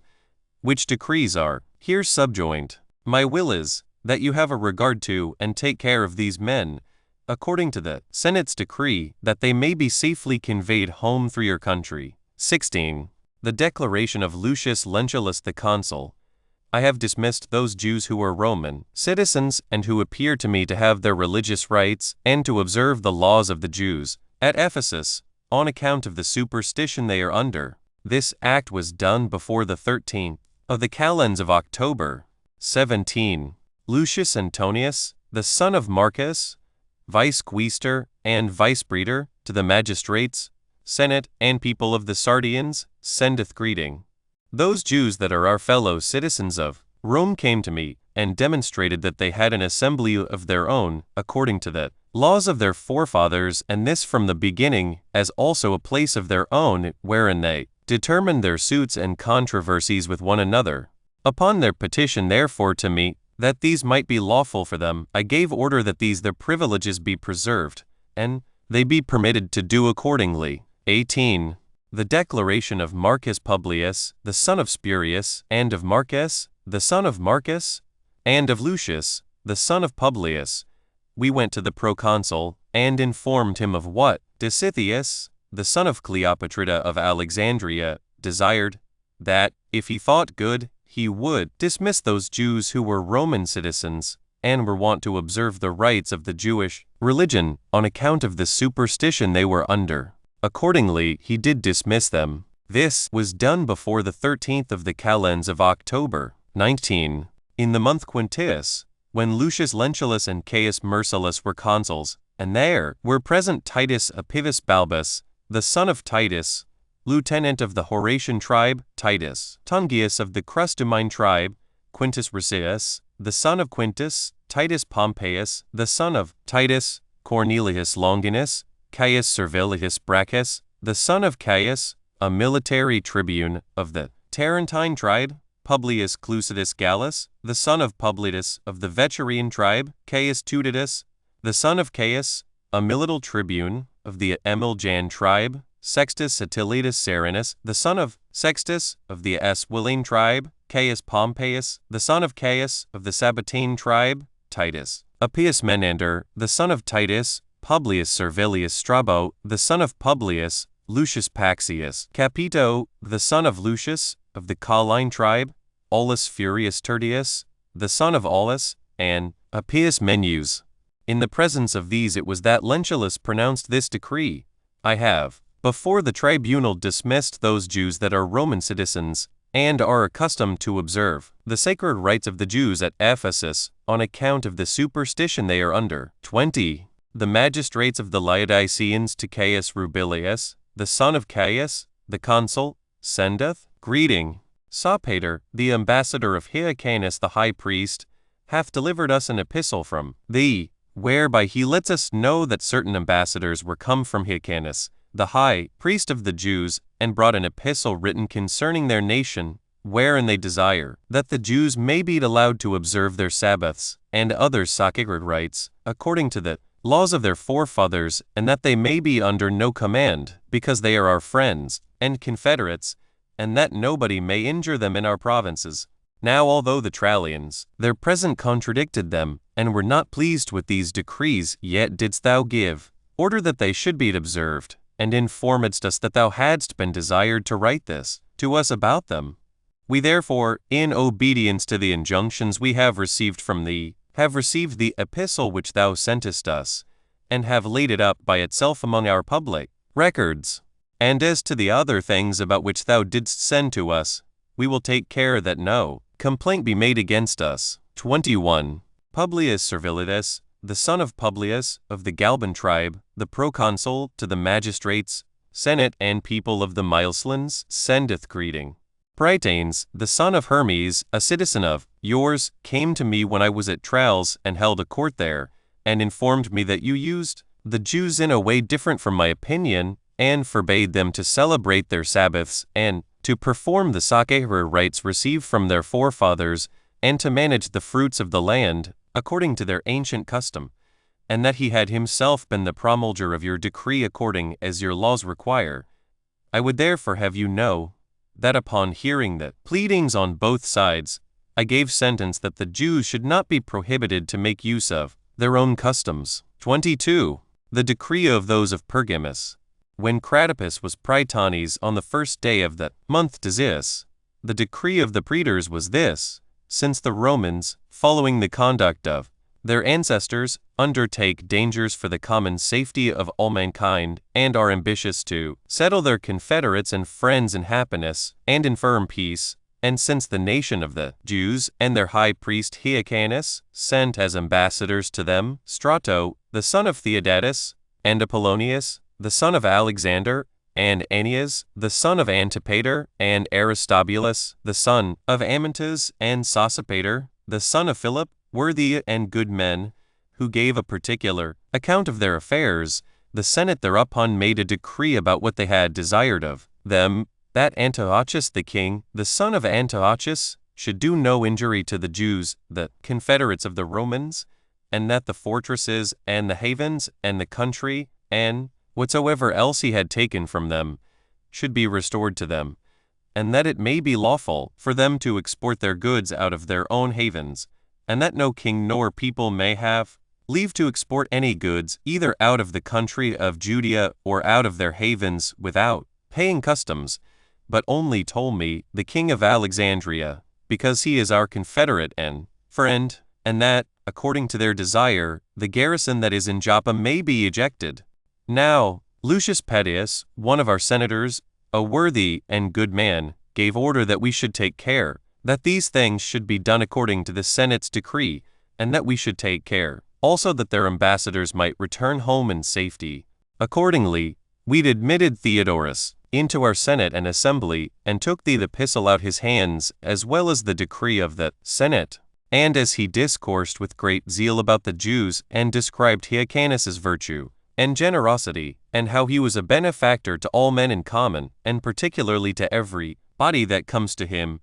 we laid up the epistle in our public records, and made a decree ourselves, that since we also are in confederacy with the Romans, we would do everything we could for the Jews according to the Senate's decree. Theodorus also, who brought the epistle, desired of our praetors that they would send Hyrcanus a copy of that decree, as also ambassadors to signify to him the affection of our people to him, and to exhort them to preserve and augment their friendship for us, and be ready to bestow other benefits upon us, as justly expecting to receive proper requitals from us, and desiring them to remember that our ancestors 19 were friendly to the Jews even in the days of Abraham, who was the father of all the Hebrews, as we have also found it set down in our public records. 23. The decree of those of Halicarnassus, when Memnon, the son of Orsted by descent, but by adoption of Euonymus, was priest, on the *** day of the month Aristerian, the decree of the people, upon the representation of Marcus Alexander, was this: since we have ever a great regard to piety towards God, and to holiness, and since we aim to follow the people of the Romans, who are the benefactors of all men, and what they have written to us about a league of friendship and mutual assistance between the Jews and our city, and that their sacred offices and accustomed festivals and assemblies may be observed by them, we have decreed that as many men and women of the Jews as are willing so to do may celebrate their Sabbaths and perform their holy offices according to Jewish laws, and may make their prosychia at the seaside according to the customs of their forefathers. And if any one, whether he be a magistrate or private person, hindereth them from so doing, he shall be liable to a fine to be applied to the uses of the city. 24. The decree of the Sardians. This decree was made by the Senate and people upon the presentation of the praetors, whereas those Jews who are fellow citizens and live with us in this city have ever had great benefits heaped upon them by the people, and have come now into the Senate, and desired of the people that upon the restitution of their law and their liberty by the Senate and people of Rome they may assemble together according to their ancient legal custom, and that we will not bring any suit against them about it, and that a place may be given them where they may have their congregations with their wives and children, and may offer, as did their forefathers, their prayers and sacrifices to God. Now the Senate and people have decreed to permit them to assemble together on the days formerly appointed, and to act according to their own laws, and that such a place be set apart for them by the praetors, for the building and inhabiting the same, as they shall esteem fit for that purpose, and that those that take care of the provision for the city shall take care that such sorts of food as they esteem fit for their eating may be imported into the city. 25. The decree of the Ephesians. When Menophilus was praetones on the first day of the month Artemisivus, this decree was made by the people. Nicanor, the son of Euphemus, pronounced it, upon the representation of the praetors. Since the Jews that dwell in this city have petitioned Marcus Julius Pompeius, the son of Brutus, the proconsul, that they might be allowed to observe their Sabbaths, and to act in all things according to the customs of their forefathers, without impediment from any body, the praetor hath granted their petition. Accordingly, it was decreed by the Senate and people, that in this affair that concerned the Romans, no one of them should be hindered from keeping the Sabbath day, nor be fined for so doing, but that they may be allowed to do all things according to their own laws. 26. Now there are many such decrees of the Senate and imperators of the Romans 20 and those, different from these before us, which have been made in favor of Hyrcanus and of our nation. As also there have been more decrees of the cities and rescripts of the praetors to such epistles, as concerned our rights and privileges, and certainly such as are not ill-disposed to what we right may believe that they are all to this purpose, and that by the specimens which we have inserted. For since we have produced evident marks that may still be seen of the friendship we have had with the Romans, and demonstrated that those marks are engraven upon columns and tables of brass in the Capitol that act still in being and preserved to this day, we have omitted to set them all down as needless and disagreeable, for I cannot suppose any one so perverse as not to believe the friendship we have had with the Romans, while they have demonstrated the same by such a great number of their decrees relating to us, nor will they doubt of our fidelity as to the rest of those decrees, since we have shown the same in those we have produced, and thus have we sufficiently to explain that friendship and confederacy we at those times had with the Romans. Chapter 11. How Marcus succeeded Sextus when he had been slain by Bacchus's treachery, and how, after the death of Caesar, Cassius came into Syria and distressed Judea, as also how Malchus slew Antipater and was himself slain by Herod. 1. Now it so fell out that about this very time the affairs of Syria were in great disorder, and this on the occasion following, Caecilius Bacchus, one of Pompey's party, laid a treacherous design against Sextus Caesar, and slew him, and then took his army, and got the management of public affairs into his own hand. So there arose a great war about Apamia, while Caesar's generals came against him with an army of horsemen and footmen. To these Antipater also sent succors, and his sons with them, as calling to mind the kindnesses they had received from Caesar, and on that account he thought it but just to require punishment for him, and to take vengeance on the man that had murdered him. And as the war was drawn out into a great length, Marcus 21 came from Rome to take Sextus's government upon him. But Caesar was slain by Cassius and Brutus in the Senate house, after he had retained the government 3 years and 6 months. This fact, however, is related elsewhere. 2. As the war that arose upon the death of Caesar was now begun, and the principal men were all gone, some one way, and some another, to raise armies, Cassius came from Rome into Syria, in order to receive the army that lay in the camp at Apamia, and having raised the siege, he brought over both Bacchus and Marcus to his party. He then went over the cities, and got together weapons and soldiers, and laid great taxes upon those cities, and he chiefly oppressed Judea, and exacted of it 700 talents. But Antipater, when he saw the state to be in so great consternation and disorder, he divided the collection of that sum, and appointed his 2 sons to gather it, and so that part of it was to be exacted by Malchus, who was ill-disposed to him, and part by others. And because Herod did exact what is required of him from Galilee before others, he was in the greatest favor with Cassius, for he thought it a part of prudence to cultivate a friendship with the Romans, and to gain their goodwill at the expense of others, whereas the curators of the other cities, with their citizens, were sold for slaves, and Cassius reduced 4 cities into a state of slavery, the 2 most potent of which were Gophna and Emmaus, and, besides these, Lydia and Thamma. Nay, Cassius was so very angry at Malchus that he had killed him, for he assaulted him, had not Hyrcanus, by the means of Antipater, sent him 100 talents of his own, and thereby pacified his anger against him. 3. But after Cassius was gone out of Judea, Malchus laid snares for Antipater, as thinking that his death would be the preservation of Hyrcanus's government.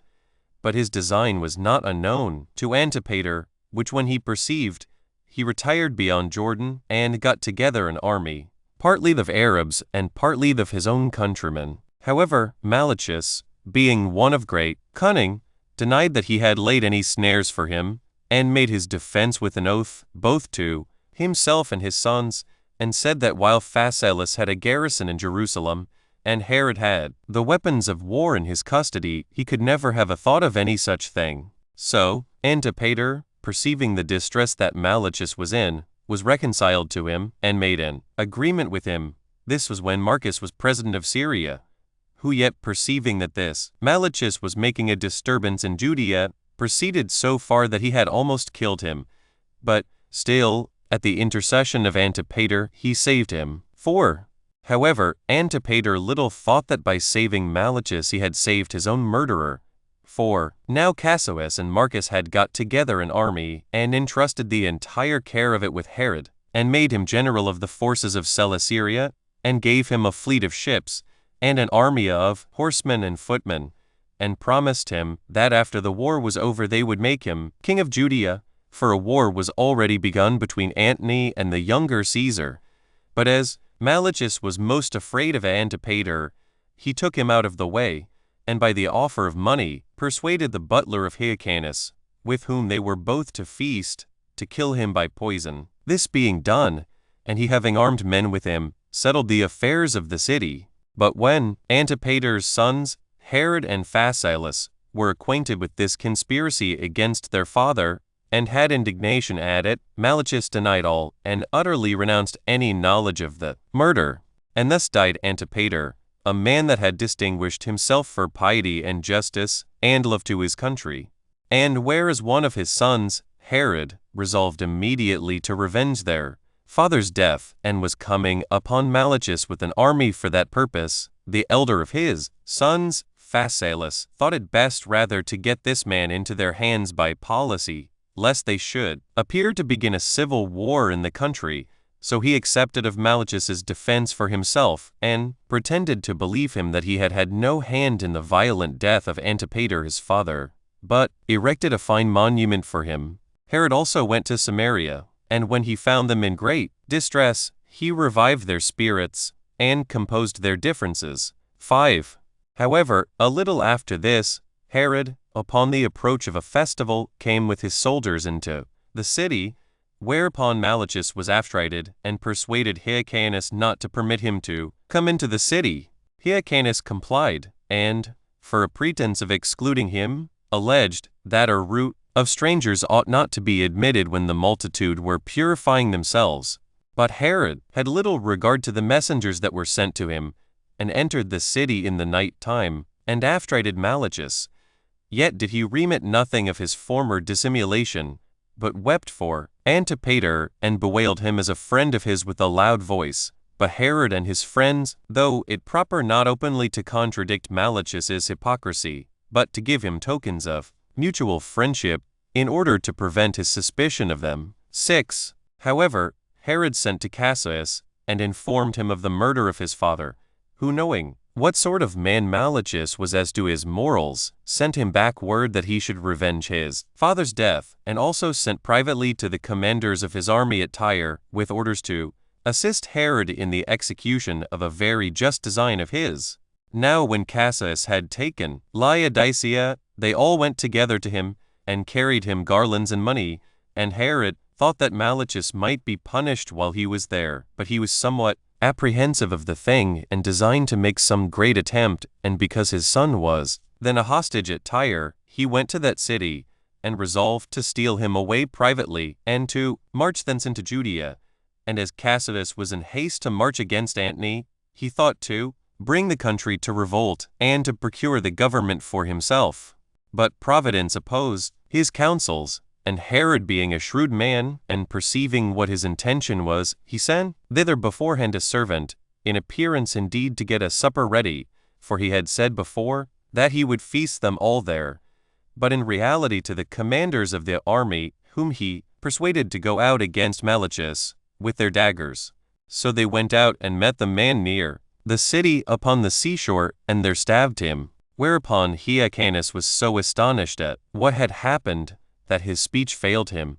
and when, after some difficulty, he had recovered himself, he asked Herod what the matter could be, and who it was that slew Malichus. And when he said that it was done by the command of Cassius, he commended the action, for that Malichus was a very wicked man, and one that conspired against his own country. And this was the punishment that was inflicted on Malichus for what he wickedly did to Antipater. 7. But when Cassius was marched out of Syria, disturbances arose in Judea. For Felix, who was left at Jerusalem with an army, made a sudden attempt against Phasaelus, and the people themselves rose in arms. But Herod went to Fabius, the prefect of Damascus, and was desirous to run to his brother's assistance, but was hindered by a distemper that seized upon him, till Phasaelus by himself had been too hard for Felix, and had shut him up in the tower, and there, on certain conditions, dismissed him.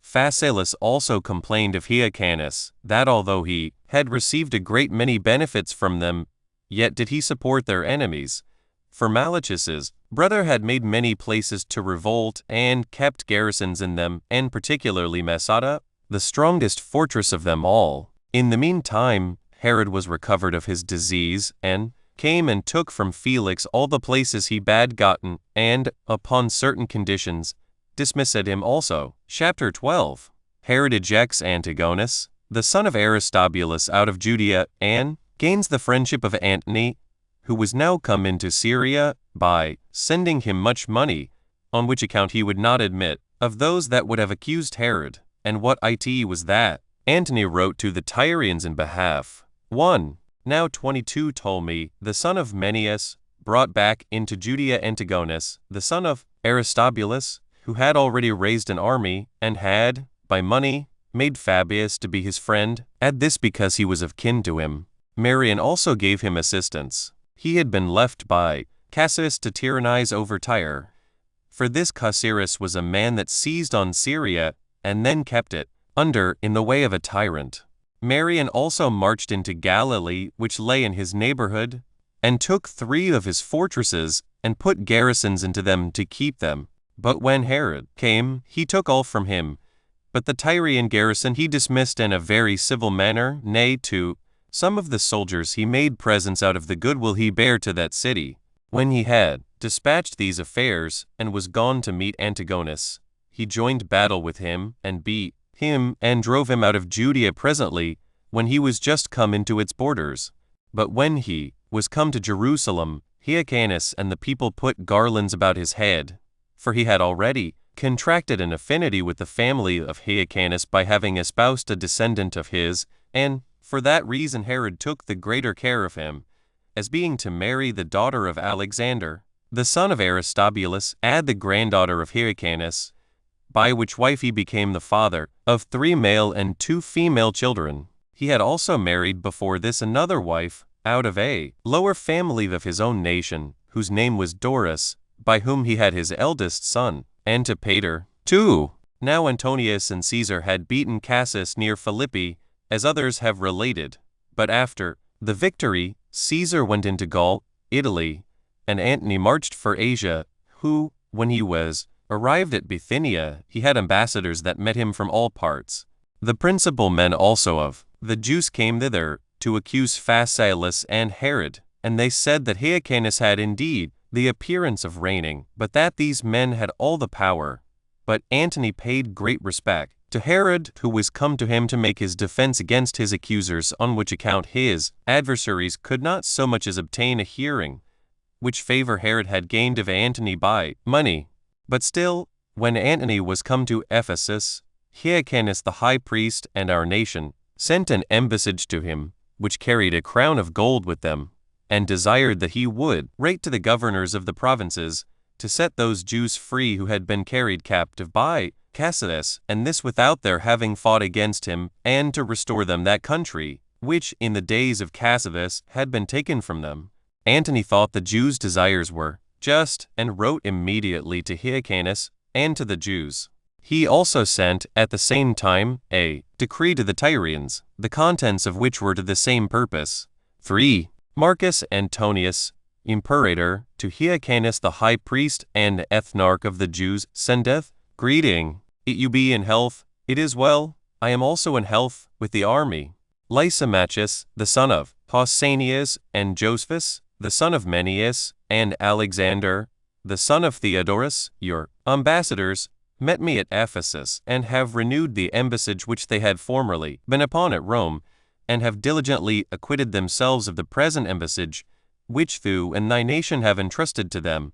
and have fully declared the good will thou hast for us. I am therefore satisfied, both by your actions and your words, that you are well disposed to us, and I understand that your conduct of life is constant and religious, so I reckon upon you as our own. But when those that were adversaries to you, and to the Roman people, abstained neither from cities nor temples, and did not observe the agreement they had confirmed by oath, it was, not only on account of our contest with them, but on account of all mankind in common, that we have taken vengeance on those who have been the authors of great injustice towards men, and of great wickedness towards the gods, for the sake of which we suppose it was that the sun turned away his light from us. 23 As unwilling to view the horrid crime they were guilty of in the case of Caesar, we have also overcome their conspiracies, which threatened the gods themselves, which Macedonia received, as it is a climate peculiarly proper for impious and insolent attempts. And we have overcome that confused root of men, half mad with spite against us, which they got together at Philippi in Macedonia, when they seized on the places that were proper for their purpose, and, as it were, walled them round with mountains to the very sea, and where the passage was open only through a single gate. This victory we gained, because the gods had condemned those men for their wicked enterprises. Now Brutus, when he had fled as far as Philippi, was shut up by us, and became a partaker of the same perdition with Cassius, and now these have received their punishment. We suppose that we may enjoy peace for the time to come, and that Asia may be at rest from war. We therefore make that peace which God hath given us common to our confederates also, insomuch that the body of Asia is now recovered out of that distemper it was under by the means of our victory. I, therefore, bearing in mind both ye and your nation, shall take care of what may be for your advantage. I have also sent epistles in, writing to the several cities, that if any persons, whether freemen or bondmen, have been sold under the spear by Caius Cassius or his subordinate officers, they may be set free. And I will that you kindly make use of the favors which I and Dolabella have granted you. I also forbid the Tyrians to use any violence with you, and for what places of the Jews they now possess, I order them to restore them. I have withal accepted of the crown which thou sentest me. 4. Marcus Antonius, imperator, to the magistrates, senate, and people of Tyre, sendeth greeting. The ambassadors of Hyrcanus, the high priest and ethnarch of the Jews, appeared before me at Ephesus, and told me that you are in possession of part of their country, which you entered upon, under the government of our adversaries. Since, therefore, we have undertaken a war for the obtaining the government, and have taken care to do what was agreeable to piety and justice, and have brought to punishment those that had neither any remembrance of the kindnesses they had received, nor have kept their oaths, I will that you be at peace with those that are our confederates, as also that what you have taken by the means of our adversaries shall not be reckoned your own, but be returned to those from whom you took them. For none of them took their provinces or their armies by the gift of the Senate, but they seized them by force, and bestowed them by violence upon such as became useful to them in their unjust proceedings. Since, therefore, those men have received the punishment due to them, we desire that our confederates may retain whatsoever it was that they formerly possessed without disturbance, and that you restore all the places which belong to Hyrcanus, the ethnarch of the Jews, which you have had, though it were but one day before Caius Cassius began an unjustifiable war against us, and entered into our province. Nor do you use any force against him, in order to weaken him, that he may not be able to dispose of that which is his own. But if you have any contest with him about your respective rights, it shall be lawful for you to plead your cause when we come upon the places concerned, for we shall alike preserve the rights and hear all the causes of our confederates. 5. Marcus Antonius, imperator, to the magistrates, senate, and people of Tyre, sendeth greeting. I have sent you my decree, of which I will that ye take care that it be engraven on the public tables in Roman and Greek letters, and that it stand engraven in the most illustrious places, that it may be read by all. Marcus Antonius, imperator, one of the triumvirate over the public affairs, made this declaration: since Caius Cassius, in this revolt he hath made, hath pillaged that province which belonged not to him, and was held by garrisons there encamped, while they were our confederates, and hath spoiled that nation of the Jews that was in friendship with the Roman people, as in war. And since we have overcome his madness by arms, we now correct by our decrees and judicial determinations what he hath laid waste, that those things may be restored to our confederates. And as for what hath been sold of the Jewish possessions, whether they be bodies or possessions, let them be released, the bodies into that state of freedom they were originally in, and the possessions to their former owners. I also will that he who shall not comply with this decree of mine shall be punished for his disobedience, and if such a one be caught, I will take care that the offenders suffer condign punishment. 6. The same thing did Antony write to the Sidonians, and the Antiochians, and the Aradians. We have produced these decrees, therefore, as marks for future deed of the truth of what we have said, that the Romans had a great concern about our nation. Chapter 13. How Antony made Herod and Phasaelus tetrarchs, after they had been accused to no purpose, and how the Parthians, when they brought Antigonus into Judea, took Hyrcanus and Phasaelus captives. Herod's flight, and what afflictions Hyrcanus and Phasaelus endured. 1. When after this Antony came into Syria, Cleopatra met him in Cilicia, and brought him to fall in love with her. And there came now also 100 of the most potent of the Jews to accuse Herod and those about him, and set the men of the greatest eloquence among them to speak. But Messala contradicted them on behalf of the young men, and all this in the presence of Hyrcanus, who was Herod's father-in-law. 24 Already, when Antony had heard both sides at Daphne, he asked Hyrcanus who they were that governed the nation best. He replied, Herod and his friends. Hereupon Antony,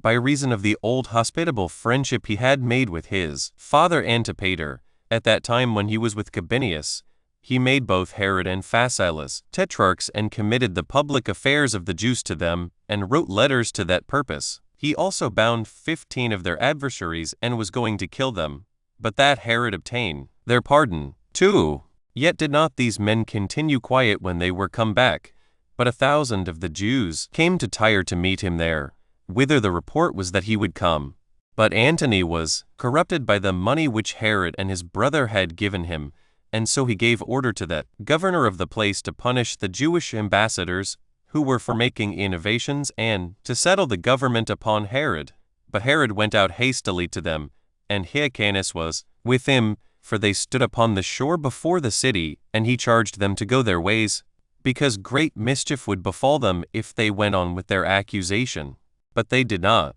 acquiesce, whereupon the Romans ran upon them with their daggers, and slew some, and wounded more of them, and the rest fled away and went home, and lay still in great consternation. And when the people made a clamor against Herod, Antony was so provoked at it, that he slew the prisoners. 3. Now, in the 2nd year, Pacorus, the king of Parthia's son, and Barzapharnes, a commander of the Parthians, possessed themselves of Syria. Ptolemy, the son of Menneus, also was now dead, and Lysanias his son took his government, and made a league of friendship with Antigonus, the son of Aristobulus,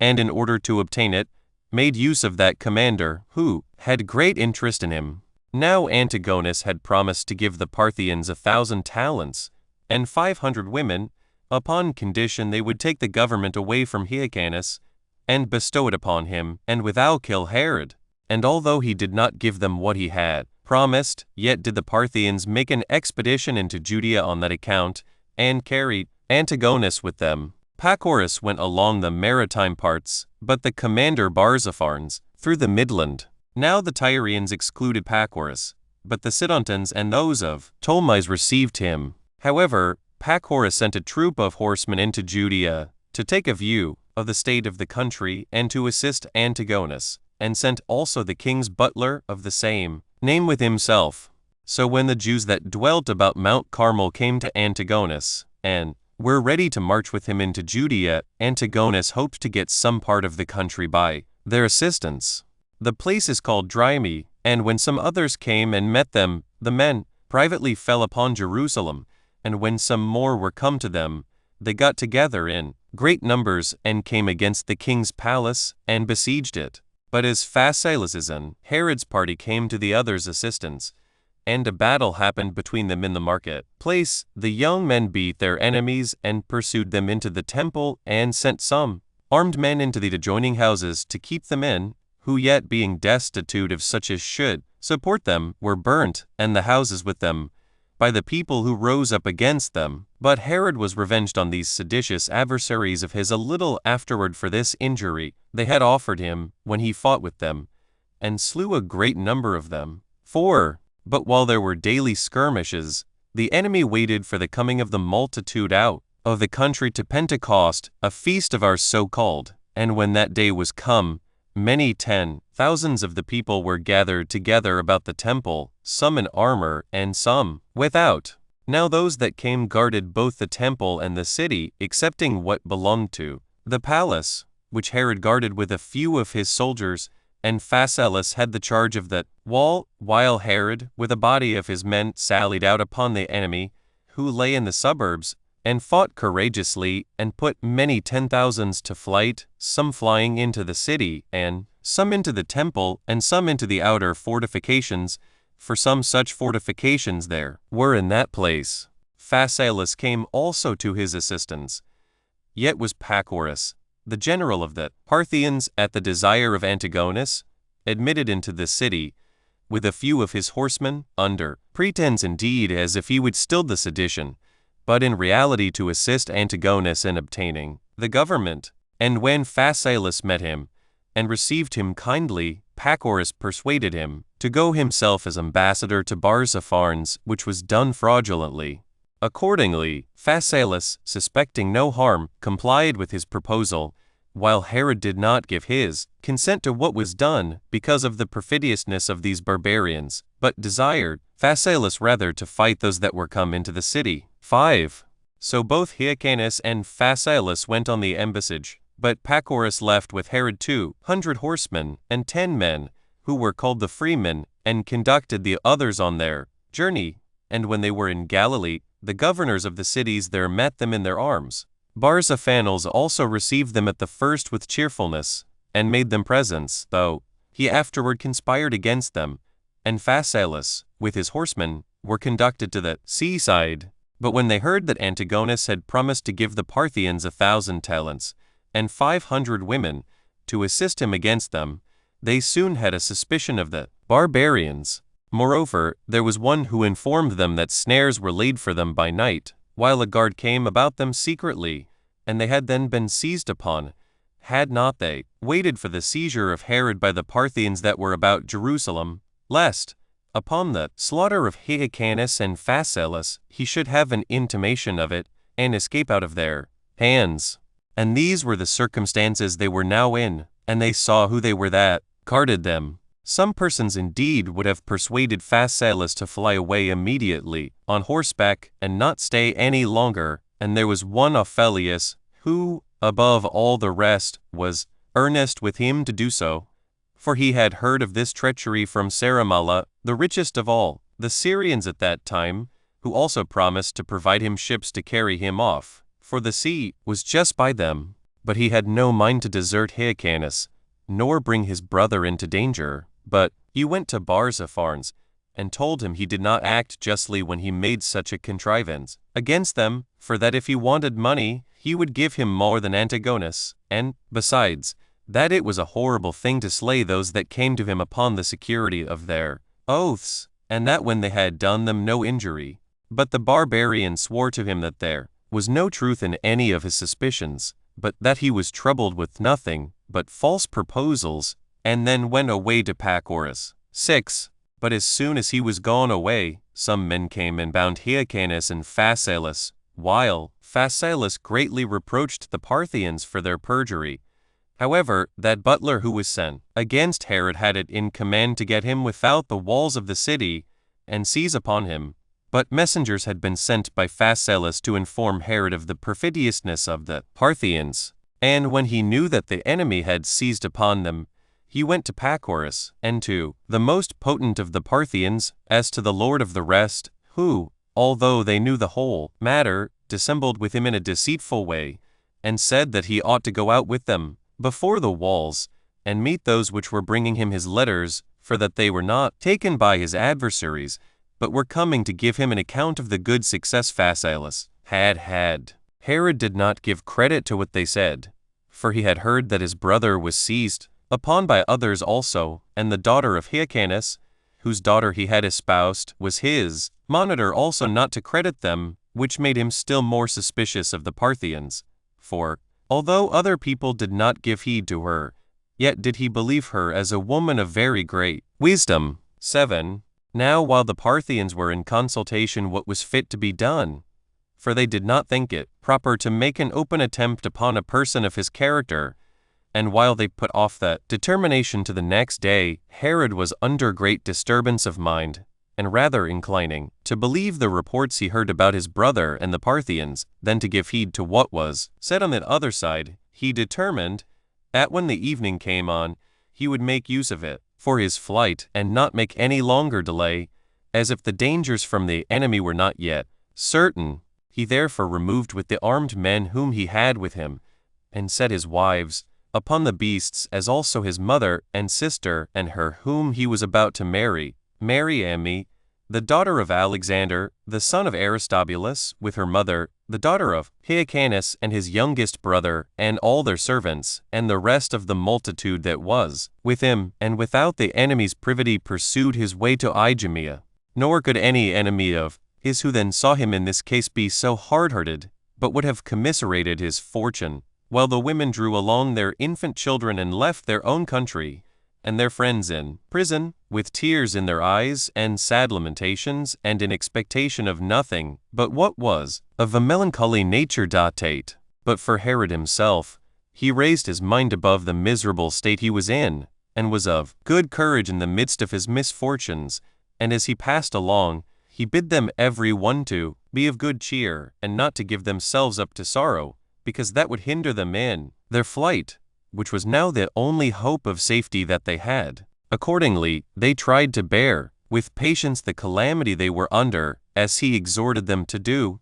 Yet was he once almost going to kill himself upon the overthrow of a wagon, and the danger his mother was then in of being killed, and this on 2 accounts, because of his great concern for her, and because he was afraid lest, by this delay, the enemy should overtake him in the pursuit. But as he was drawing his sword and going to kill himself therewith, those that were present restrained him, and being so many in number, were too hard for him, and told him that he ought not to desert them, and leave them a prey to their enemies, for that it was not the part of a brave man to free himself from the distresses he was in, and to overlook his friends that were in the same distresses also. So he was compelled to let that horrid attempt alone, partly out of shame at what they said to him, and partly out of regard to the great number of those that would not permit him to do what he intended. So he encouraged his mother, and took all the care of her the time would allow, and proceeded on the way he proposed to go with the utmost haste,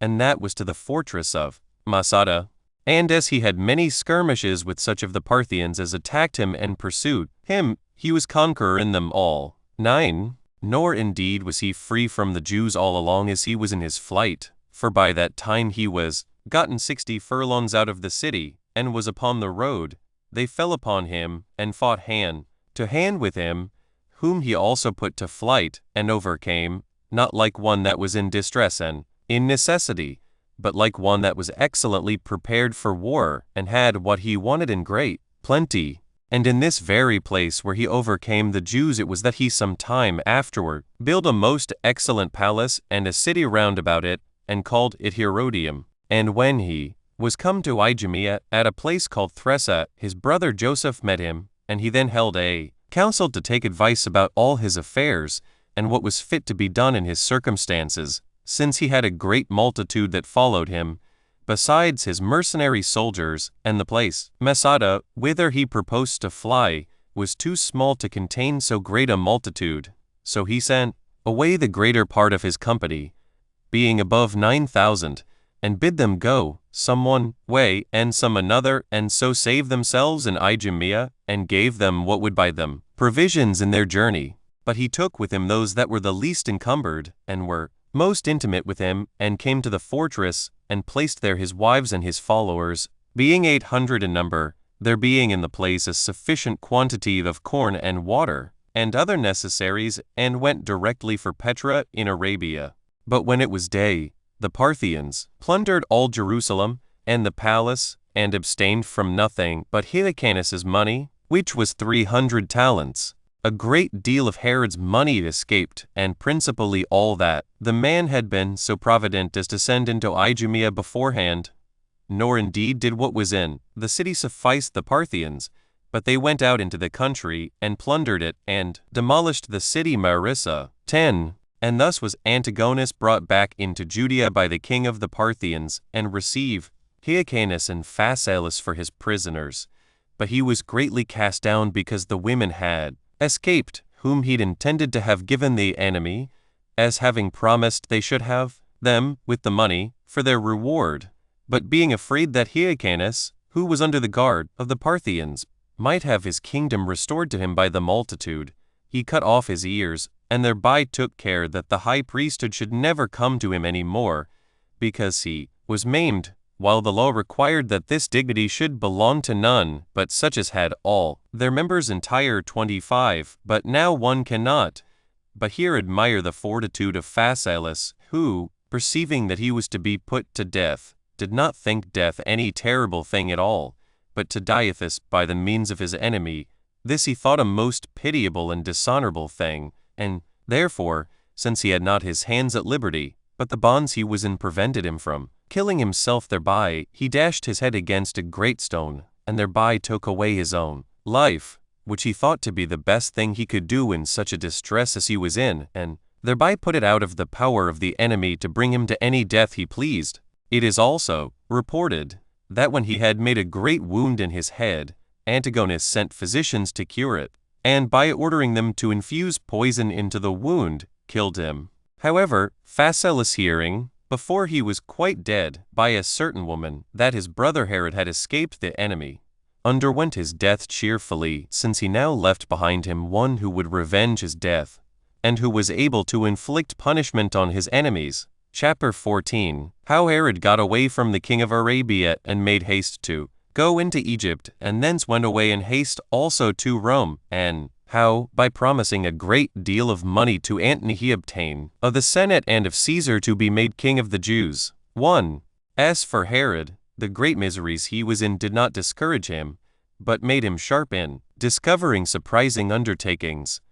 For he went to Malchus, king of Arabia, whom he had formerly been very kind to, in order to receive somewhat by way of requital. Now he was in more than ordinary want of it, and desired he would let him have some money, either by way of loan or as his free gift, on account of the many benefits he had received from him. For not knowing what was become of his brother, he was in haste to redeem him out of the hand of his enemies, as willing to give 300 talents for the price of his redemption. He also took with him the son of Phasaelus, who was a child of but 7 years of age, for this very reason, that he might be a hostage for the repayment of the money. But there came messengers from Malchus to meet him, by whom he was desired to be gone, for that the Parthians had laid a charge upon him not to entertain Herod. This was only a pretense which he made use of, that he might not be obliged to repay him what he owed him, and this he was further induced by the principal men among the Arabians,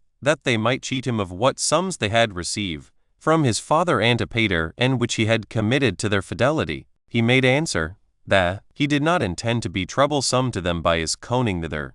but that he desired only to discourse with them about certain affairs that were to him of the greatest importance. 2. Hereupon he resolved to go away, and did go very prudently the road to Egypt, and then it was that he lodged in a certain temple, for he had left a great many of his followers there. On the next day he came to Rhinicolora,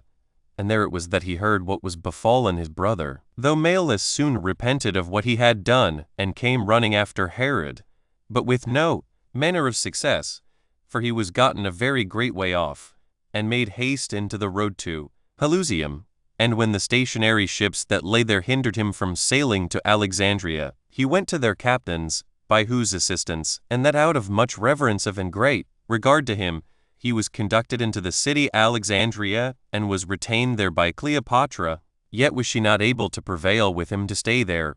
because he was making haste to Rome, even though the weather was stormy, and he was informed that the affairs of Italy were very tumultuous and in great disorder. 3. So he set sail from thence to Pamphylia, and falling into a violent storm, he had much ado to escape to Rhodes, with the loss of the ship's burden. And there it was that two of his friends, Sapones and Ptolemus, met with him, and as he found that city very much damaged in the war against Cassius, though he were in necessity himself, he neglected not to do it a kindness, but did what he could to recover it to its former state. He also built there a 3-decked ship, and set sail thence with his friends for Italy, and came to the port of Brundusium. And when he was come from thence to Rome, he first related to Antony what had befallen him in Judea, and how Phasaelus's brother was seized on by the Parthians, and put to death by them, and how Hyrcanus was detained captive by them, and how they had made Antigonus king, who had promised them a sum of money, no less than 1,000 talents, with 500 women, who were to be of the principal families and of the Jewish stock, and that he had carried off the women by night, and that, by undergoing a great many hardships, he had escaped the hands of his enemies, as also that his own relations were in danger of being besieged and taken, and that he had sailed through a storm and contemned all these terrible dangers of it, in order to come as soon as possible to him, who was his hope and only succor at this time. 4. This account made Antony commiserate the change that had happened in Herod's condition. 26. And reasoning with himself that this was a common case among those that are placed in such great dignities, and that they are liable to the mutations that come from fortune, he was very ready to give him the assistance he desired, and this because he called to mind the friendship he had had with Antipater, because Herod offered him money to make him king, as he had formerly given it him to make him tetrarch, and chiefly because of his hatred to Antigonus, for he took him to be a seditious person and an enemy to the Romans. Caesar was also the forwarder to raise Herod's dignity, and to give him his assistance in what he desired, on account of the toils of war which he had himself undergone with Antipater his father in Egypt, and of the hospitality he had treated him withal, and the kindness he had always showed him, as also to gratify Antony, who was very zealous for Herod. So a senate was convocated, and Messala first, and then Atratinus, introduced Herod into it, and enlarged upon the benefits they had received from his father, and put them in mind of the goodwill he had borne to the Romans. At the same time, they accused Antigonus, and declared him an enemy, not only because of his former opposition to them, but that he had now overlooked the Romans and taken the government from the Parthians. Upon this the Senate was irritated, and Antony informed them further that it was for their advantage in the Parthian war that Herod should be king. This seemed good to all the senators, and so they made a decree accordingly. 5. And this was the principal instance of Antony's affection for Herod, that he not only procured him a kingdom which he did not expect, for he did not come with an intention to ask that kingdom for himself, which he did not suppose the Romans would grant him, who used to bestow it on some of the royal family, but intended to desire it for his wife's brother, who was grandson by his father to Aristobulus, and to Hyrcanus by his mother, but that he procured it for him so suddenly that he obtained what he did not expect, and departed out of Italy in so few days, 7 in all. This young man the grandson Herod afterward took care to have slain, as we shall show in its proper place. But when the Senate was dissolved, Antony and Caesar went out of the Senate house with Herod between them, and with the consuls and other magistrates before them, in order to offer sacrifices, and to lay up their decrees in the Capitol. Antony also feasted Herod the first day of his reign, and thus did this man receive the kingdom, having obtained it on the 184th Olympiad, when Caius Domitius Calvinus was consul the second time, and Caius Asinius Pollio the first time. 6. All this while Antigonus besieged those that were in Masada, who had plenty of all other necessaries, but were only in want of water. 27. Insomuch that on this occasion Joseph, Herod's brother, was contriving to run away from it, with 200 of his dependents, to the Arabians, for he had heard that Malchus repented of the offenses he had been guilty of with regard to Herod. But God, by sending rain in the night time, prevented his going away, for their cisterns were thereby filled, and he was under no necessity of running away on that account. But they were now of good courage, and the more so, because the sending that plenty of water which they had been in want of seemed a mark of divine providence. So they made a sally, and fought hand to hand with Antigonus's soldiers, with some openly, with some privately, and destroyed a great number of them. At the same time Ventidius, the general of the Romans, was sent out of Syria to drive the Parthians out of it, and marched after them into Judea, in pretense indeed to succor Joseph. But in reality the whole affair was no more than a stratagem in order to get money of Antigonus. So they pitched their camp very near to Jerusalem, and stripped Antigonus of a great deal of money, and then he retired himself with the greater part of the army. But that the wickedness he had been guilty of might be found out, he left Silo there, with a certain part of his soldiers, with whom also Antigonus cultivated an acquaintance, that he might cause him no disturbance, and was still in hopes that the Parthians would come again and defend him. Chapter 15. How Herod sailed out of Italy to Judea, and fought with Antigonus, and what other things happened in Judea about that time. 1. By this time Herod had sailed out of Italy to Ptolemais, and had gotten together no small army, both of strangers and of his own countrymen, and marched through Galilee against Antigonus. Silo also, and Ventidius, came and assisted him, being persuaded by Delius, who was sent by Antony to assist in bringing back Herod. Now for Ventidius, he was employed in composing the disturbances that had been made in the cities by the means of the Parthians, and for Silo, he was in Judea indeed, but corrupted by Antigonus. However, as Herod went along, his army increased every day, and all Galilee, with some small exception, joined him. But as he was to those that were in Masada, for he was obliged to endeavor to save those that were in that fortress now they were besieged, because they were his relations, Joppa was a hindrance to him, for it was necessary for him to take that place first, it being a city at variance with him, that no stronghold might be left in his enemies' hands behind him when he should go to Jerusalem. And when Silo made this a pretense for rising up from Jerusalem, and was thereupon pursued by the Jews, Herod fell upon them with a small body of men, and both put the Jews to flight, and saved Silo, when he was very poorly able to defend himself. But when Herod had taken Joppa, he made haste to set free those of his family that were in Masada. Now of the people of the country, some joined him because of the friendship they had had with his father, and some because of the splendid appearance he made, and others by way of requital for the benefits they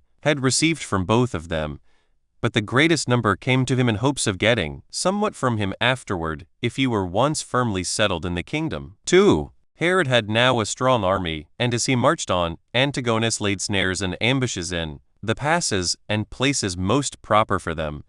But in truth he thereby did little or no damage to the enemy. So Herod received those of his family out of Masada and the fortress Ressa, and then went on for Jerusalem. The soldiery also that was with Silo accompanied him all along, as did many of the citizens, being afraid of his power. And as soon as he had pitched his camp on the west side of the city, the soldiers that were set to guard that part shot their arrows and threw their darts at him. And when some sallied out in a crowd, and came to fight hand to hand with the first ranks of Herod's army, he gave orders that they should, in the first place, make proclamation about the wall, that he came for the good of the people and for the preservation of the city, and not to bear any old grudge at even his most open enemies,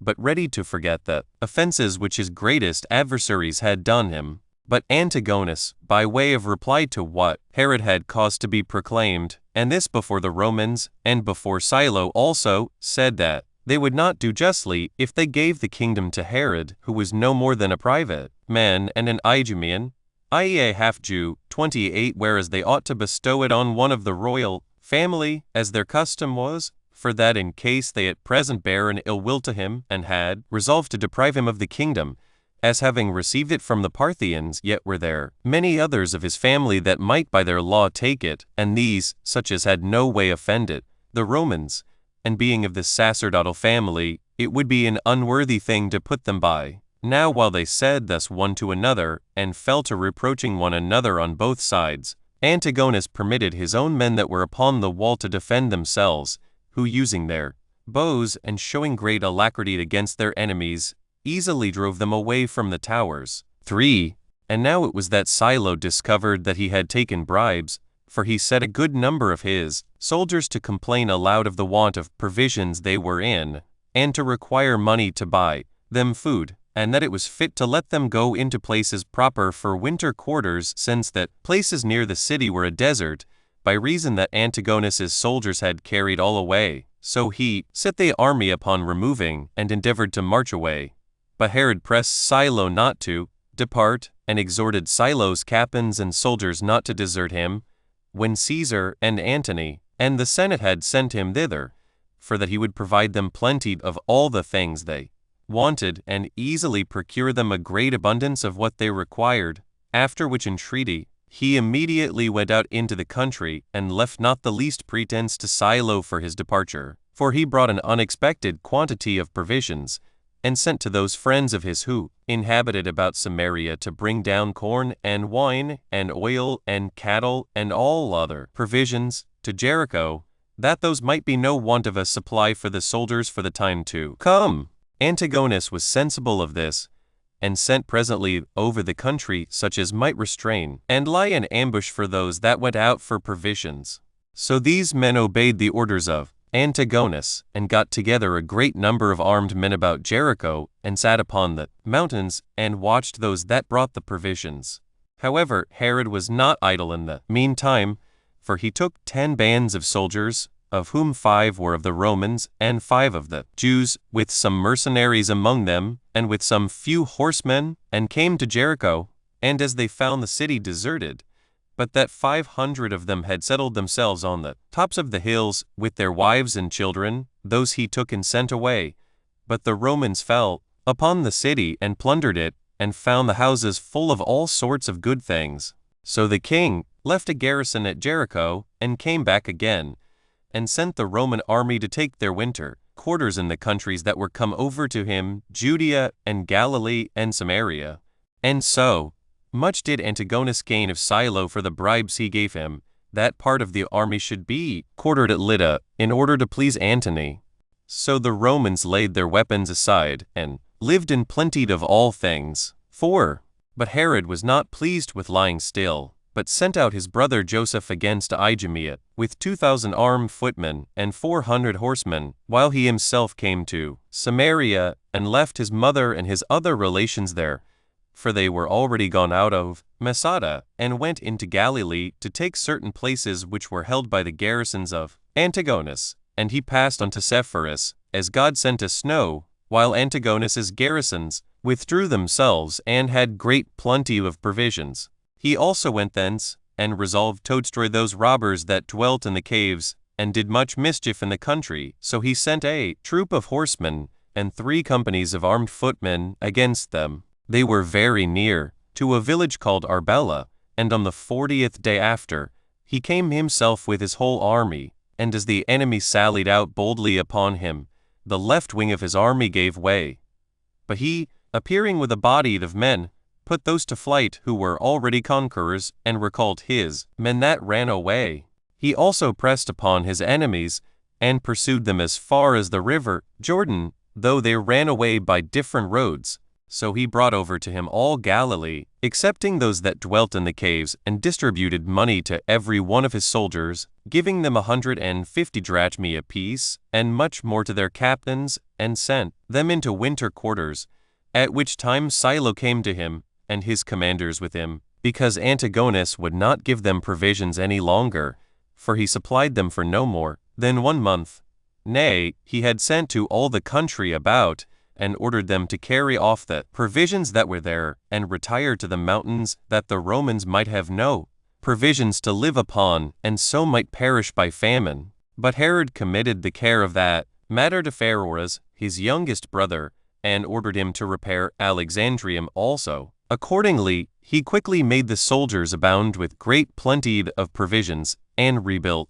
Alexandrium, which had been before desolate. 5. About this time it was that Antony continued some time at Athens, and that Ventidius, who was now in Syria, sent for Silo, and commanded him to assist Herod, in the first place, to finish the present war, and then to send for their confederates for the war they were themselves engaged in.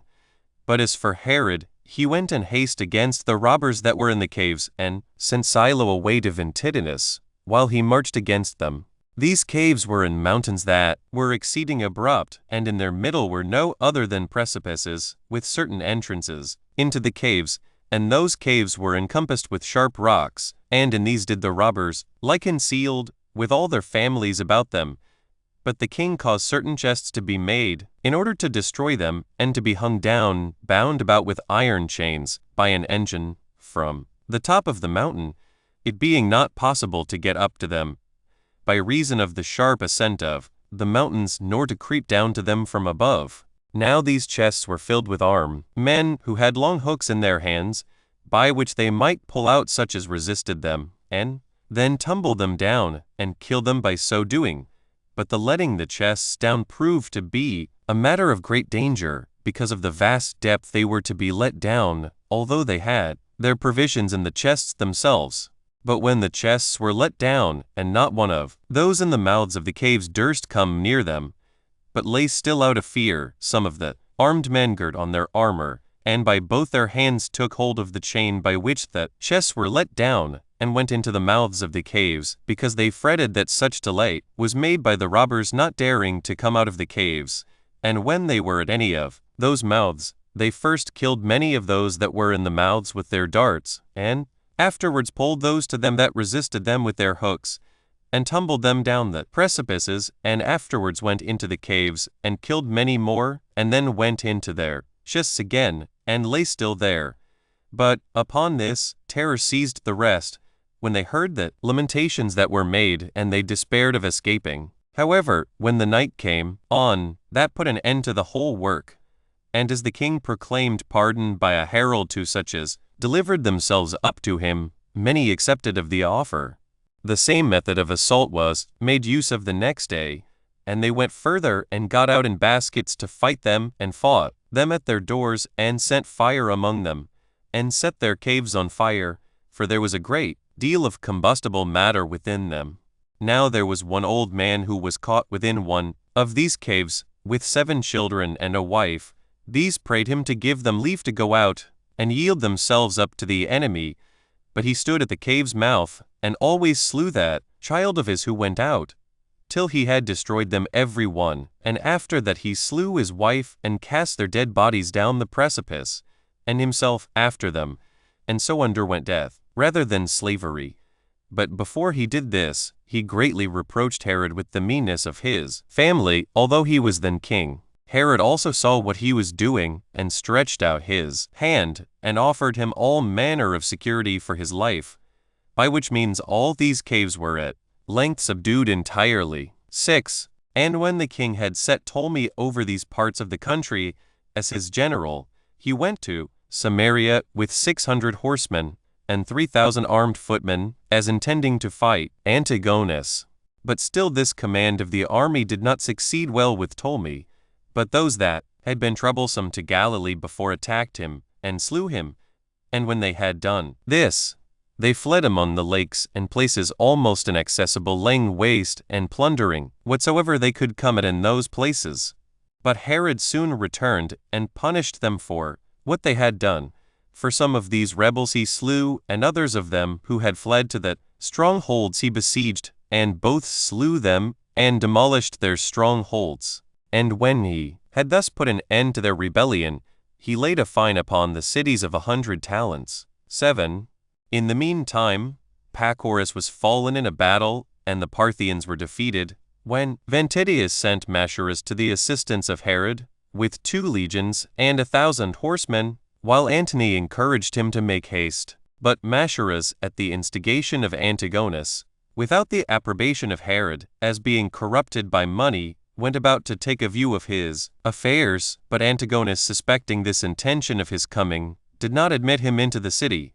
but kept him at a distance, with throwing stones at him, and plainly showed what he himself meant. But when Machaerus was sensible that Herod had given him good advice, and that he had made a mistake himself, and not hearkening to that advice, he retired to the city Emmaus, and what Jews he met with he slew them, whether they were enemies or friends,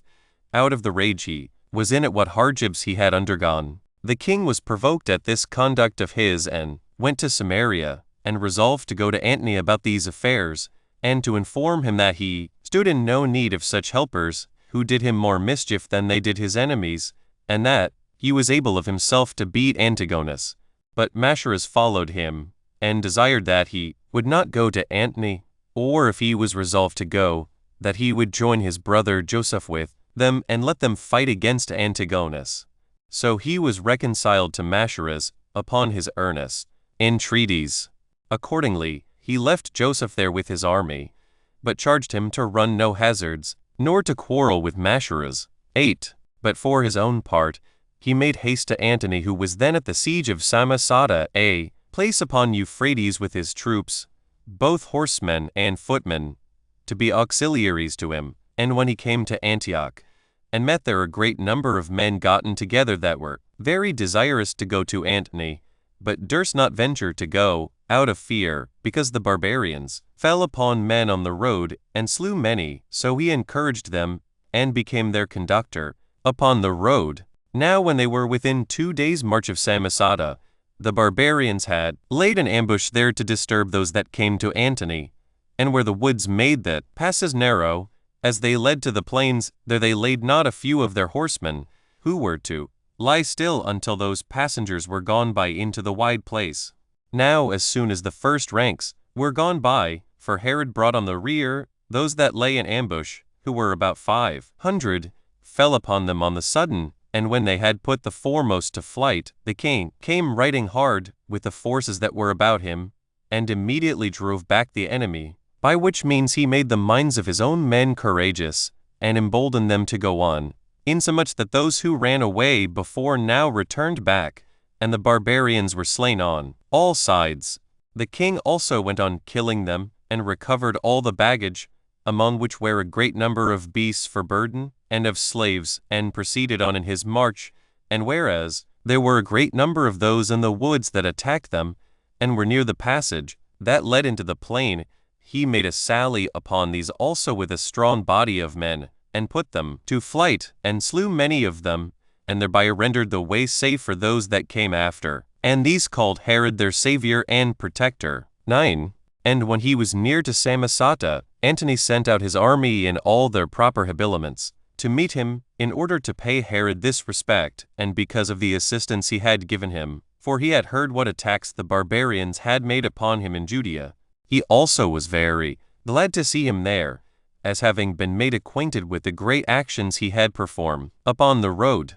So he entertained him very kindly, and could not but admire his courage. Antony also embraced him as soon as he saw him, and saluted him after a most affectionate manner, and gave him the upper hand, as having himself lately made him a king. And in a little time Antiochus delivered up the fortress, and on that account this war was at an end. Then Antony committed the rest to Sosius, and gave him orders to assist Herod, and went himself to Egypt. Accordingly, Sosius sent 2 legions before into Judea to the assistance of Herod, and he followed himself with the body of the army. 10. Now Joseph was already slain in Judea, in the manner following. He forgot what charge his brother Herod had given him when he went to Antony, and when he had pitched his camp among the mountains, for Machaerus had lent him 5 regiments. With these he went hastily to Jericho, in order to reap the corn thereto belonging, and as the Roman regiments were but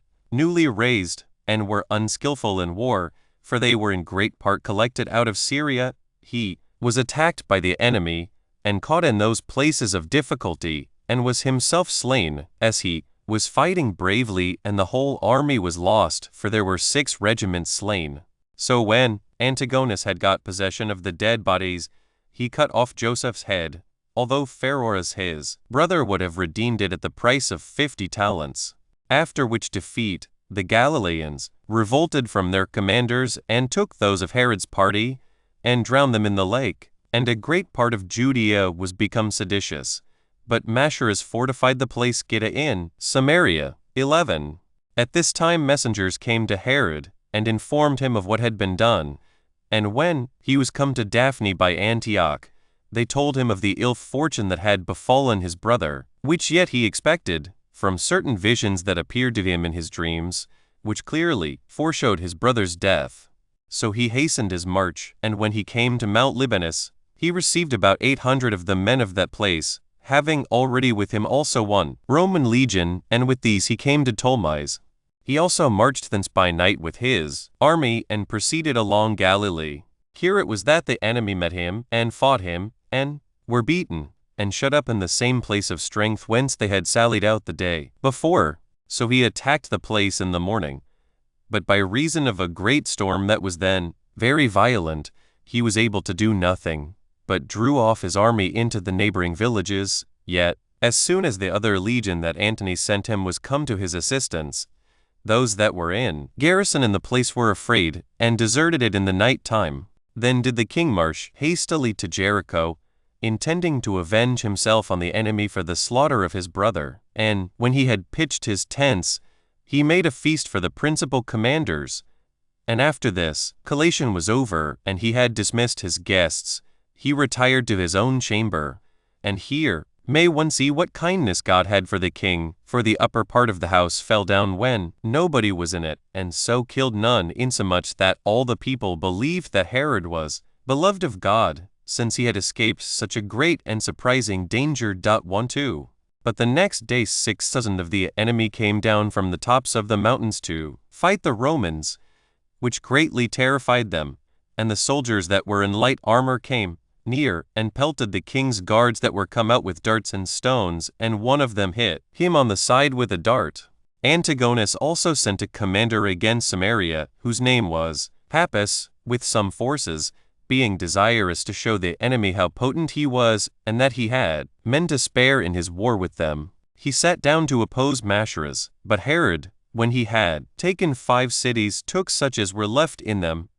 being about 2,000, and slew them, and burnt the cities themselves, and then returned to go against Pappus, who was encamped at a village called Asanas. And there ran into him many out of Jericho and Judea, near to which places he was, and the enemy fell upon his men. So stout were they at this time, and joined battle with them, but he beat them in the fight. And in order to be revenged on them for the slaughter of his brother, he pursued them sharply, and killed them as they ran away. And as the houses were full of armed men, 29, and many of them ran as far as the tops of the houses, he got them under his power, and pulled down the roofs of the houses, and saw the lower rooms full of soldiers that were caught, and lay all on a heap. So they threw stones down upon them as they lay piled one upon another, and thereby killed them. Nor was there a more frightful spectacle in all the war than this, where beyond the walls an immense multitude of dead men lay heaped one upon another. This action it was which chiefly brake the spirits of the enemy, who expected now what would come. For there appeared a mighty number of people that came from places far distant, that were now about the village, but then ran away. And had it not been for the depth of winter, which then restrained them, the king's army had presently gone to Jerusalem, as being very courageous at this good success, and the whole work had been done immediately. For Antigonus was already looking about how he might fly away, and leave the city. 13. At this time the king gave order that the soldiers should go to supper, for it was late at night, while he went into a chamber to use the bath, for he was very weary. And here it was that he was in the greatest danger, which yet, by God's providence, he escaped. For as he was naked, and had but one servant that followed him to be with him while he was bathing in an inner room, certain of the enemy who were in their armor, and had fled thither, out of fear, were then in the place. And as he was bathing, the first of them came out with his naked sword drawn, and went out at the doors, and after him a second, and a third, armed in like manner, and were under such a consternation, that they did no hurt to the king, and thought themselves to have come off very well, ill suffering no harm themselves in their getting out of the house. However, on the next day he cut off the head of Pappus, for he was already slain, and sent it to Pharos as a punishment of what their brother had suffered by his means, for he was the man that slew him with his own hand. 14. When the rigor of winter was over, Herod removed his army, and came near to Jerusalem, and pitched his camp hard by the city. Now this was the 3rd year since he had been made king at Rome, and as he removed his camp, and came near that part of the wall where it could be most easily assaulted, he pitched that camp before the temple, intending to make his attacks in the same manner as did Pompey. So he encompassed the place with 3 bulwarks, and erected towers, and employed a great many hands about the work, and cut down the trees that were round about the city. And when he had appointed proper persons to oversee the works, even while the army lay before the city, he himself went to Samaria to complete his marriage, and to take to wife the daughter of Alexander, the son of Aristobulus, for he had betrothed her already, as I have before related. Chapter 16. How Herod, when he had married Mariamne, took Jerusalem with the assistance of Sosius by force, and how the government of the Asamoneans was put an end to. 1. After the wedding was over, came Sosimus through Phoenicia, having sent out his army before him over the midland parts. He also, who was their commander, came himself, with a great number of horsemen and footmen. The king also came himself from Samaria, and brought with him no small army, besides that which was there before, for they were about 30,000, and they all met together at the walls of Jerusalem, and encamped at the north wall of the city, being now an army of 11 legions, armed men on foot, and 6,000 horsemen, with other auxiliaries out of Syria. The generals were 2, Sosius, sent by Antony to assist Herod, and Herod on his own account, in order to take the government from Antigonus, who was declared all enemy at Rome, and that he might himself be king, according to the decree of the Senate. 2. Now the Jews that were enclosed within the walls of the city fought against Herod with great alacrity, and zeal for the whole nation was gathered together. They also gave out many prophecies about the temple, and many things agreeable to the people, as if God would deliver them out of the dangers they were in. They had also carried off what was out of the city, that they might not leave anything to afford sustenance either for men or for beasts, and by private robberies they made the want of necessaries greater. When Herod understood this, he opposed ambushes in the fittest places against their private robberies, and he sent legions of armed men to bring its provisions, and that from remote places, so that in a little time they had great plenty of provisions. Now the 3 bulwarks were easily erected, because so many hands were continually at work upon it. For it was summer time, and there was nothing to hinder them in raising their works, neither from the air nor from the workmen. So they brought their engines to bear, and shook the walls of the city, and tried all manner of ways to get it. Yet did not those within discover any fear, but they also contrived not a few engines to oppose their engines. Withal, they also sallied out, and burnt not only those engines that were not yet perfected, but those that were, and when they came hand to hand, their attempts were not less bold than those of the Romans, though they were behind them in skill. They also erected new works when the former were ruined, and making mines underground, they met each other and fought there, and, making use of brutish courage rather than of prudent valor, they persisted in this war to the very last. And this they did while a mighty army lay round about them, and while they were distressed by famine and the want of necessaries, for this happened to be a Sabbatic year. The first that scaled the walls were 20 chosen men, the next were Sosius's centurions. For the first wall was taken in 40 days, and the second in 15 more, when some of the cloisters that were about the temple were burnt,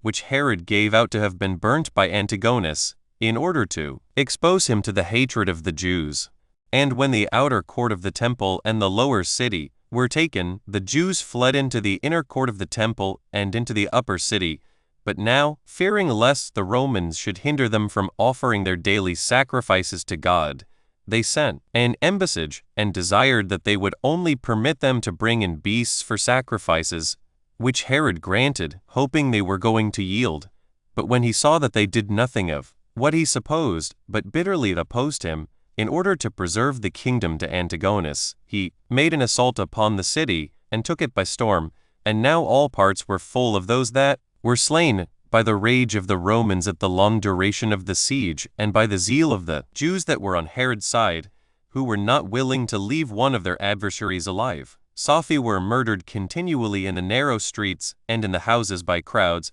and as they were flying to the temple for shelter, and there was no pity taken of either infants or the aged, nor did they spare so much as the weaker sex. Nay, although the king sent about and besought them to spare the people, yet nobody restrained their hand from slaughter. But as if they were a company of madmen, they fell upon persons of all ages without distinction, and then Antigonus, without regard to either his past or present circumstances, came down from the citadel and fell down at the feet of Sosius, who took no pity of him in the change of his fortune, but insulted him beyond measure, and called him Antigone, a woman, and not a man. Yet did he not treat him as if he were a woman, by letting him go at liberty, but put him into bonds, and kept him in close custody. 3. And now Herod, having overcome his enemies, his care was to govern those foreigners who had been his assistants, for the crowd of strangers rushed to see the temple and the sacred things in the temple. But the king, thinking a victory to be a more severe affliction than a defeat, if any, of those things which it was not lawful to see should be seen by them, used entreaties and threatenings, and even sometimes force itself, to restrain them. He also prohibited the ravage that was made in the city, and many times asked Sosius whether the Romans would empty the city both of money and men, and leave him king of a desert, and told him that he esteemed that dominion over the whole habitable earth as by no means an equivalent satisfaction for such a murder of his citizens. And when he said that this plunder was justly to be permitted the soldiers for the siege they had undergone, he replied that he would give every one their reward out of his own money, and by this means be redeemed what remained of the city from destruction. And he performed what he had promised him, for he gave a noble present to every soldier, and a proportionable present to their commanders, but a most royal present to Sosius himself, till they all went away full of money. 4. This destruction befell the city of Jerusalem when Marcus Agrippa and Caninius Gallus were consuls of Rome, 30 on the 185th Olympiad, on the 3rd month, on the solemnity of the fast, as if a periodical revolution of calamities had returned since that which befell the Jews under Pompey. For the Jews were taken by him on the same day, and this was after 27 years' time. So when Sosius had dedicated a crown of gold to God, he marched away from Jerusalem and carried Antigonus with him in bonds to Antony. But Herod was afraid lest Antigonus should be kept in prison only by Antony,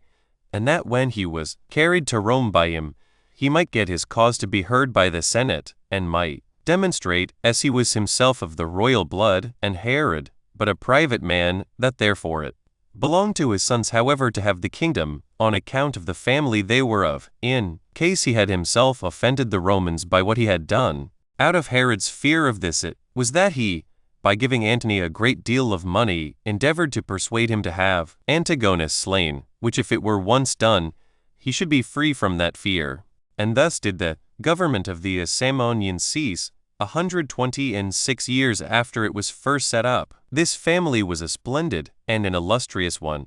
both on account of the nobility of their stock, and of the dignity of the high priesthood, as also for the glorious actions their ancestors had performed for our nation. But these men lost the government by their dissensions one with another, and it came to Herod, the son of Antipater, who was of no more than a vulgar family, and of no eminent extraction, but one that was subject to other kings. And this is what history tells us was the end of the Asamonean family. Antiquities of the Jews book, Roman 15, containing the interval of 18 years, from the death of Antigonus to the finishing of the temple by Herod. Chapter 1. Concerning Pollio and Samias. Herod slays the principal of Antigonus's friends and spoils the city of its wealth. Antony beheads Antigonus. 1. How Sosius and Herod took Jerusalem by force, and besides that, how they took Antigonus captive, has been related by us in the foregoing book. We will now proceed in the narration. And since Herod had now the government of all Judea put into his hands, he promoted such of the private men in the city as had been of his party, but never left off avenging and punishing every day those that had chosen to be of the party of his enemies. But Pollio the Pharisee and Samias, a disciple of his, were honored by him above all the rest, For when Jerusalem was besieged, they advised the citizens to receive Herod, for which advice they were well requited. But this Pollio, at the time when Herod was once upon his trial of life and death, foretold, in way of reproach, to Hyrcanus and the other judges, how this Herod, whom they suffered now to escape, would afterward inflict punishment on them all, which had its completion in time, while God fulfilled the words he had spoken. 2. At this time Herod, now he had got Jerusalem under his power, carried off all the royal ornaments, and spoiled the wealthy men of what they had gotten. And when, by these means, he had heaped together a great quantity of silver and gold, he gave it all to Antony and his friends that were about him. He also slew 45 of the principal men of Antigonus's party, and set guards at the gates of the city, that nothing might be carried out together with their dead bodies. They also searched the dead, and whatsoever was found, either of silver or gold, or other treasure, it was carried to the king, nor was there any end of the miseries he brought upon them. And this distress was in part occasioned by the covetousness of the prince regent, who was still in want of more, and in part by the Sabbatic year, which was still going on, and forced the country to lie still uncultivated, since we are forbidden to sow our land in that year.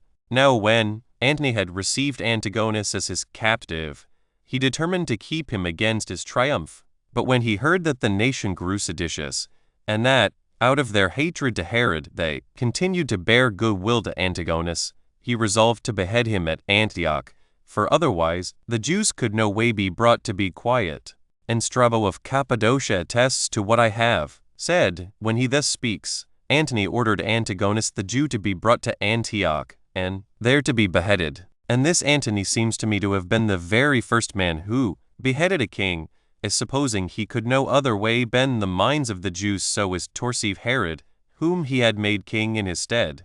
For by no torments could they he force to call him king, so great a fondness they had for their former king. So he thought that this dishonorable death would diminish the value they had for Antigonus's memory, and at the same time would diminish the hatred they bare to Herod. Thus far Strabo, chapter 2, how Hyrcanus was set at liberty by the Parthians, and returned to Herod, and what Alexandra did when she heard that Ananias was made high priest. 1. Now after Herod was in possession of the kingdom, Hyrcanus the high priest, who was then a captive among the Parthians, came to him again, and was set free from his captivity in the manner following. Barzapharnes and Pacorus, the generals of the Parthians, took Hyrcanus, who was first made high priest and afterward king, and Herod's brother, Phasaelus, captives, and were them away into Parthia. Phasaelus indeed could not bear the reproach of being in bonds, and, thinking that death with glory was better than any life whatsoever, he became his own executioner, as I have formerly related. 2.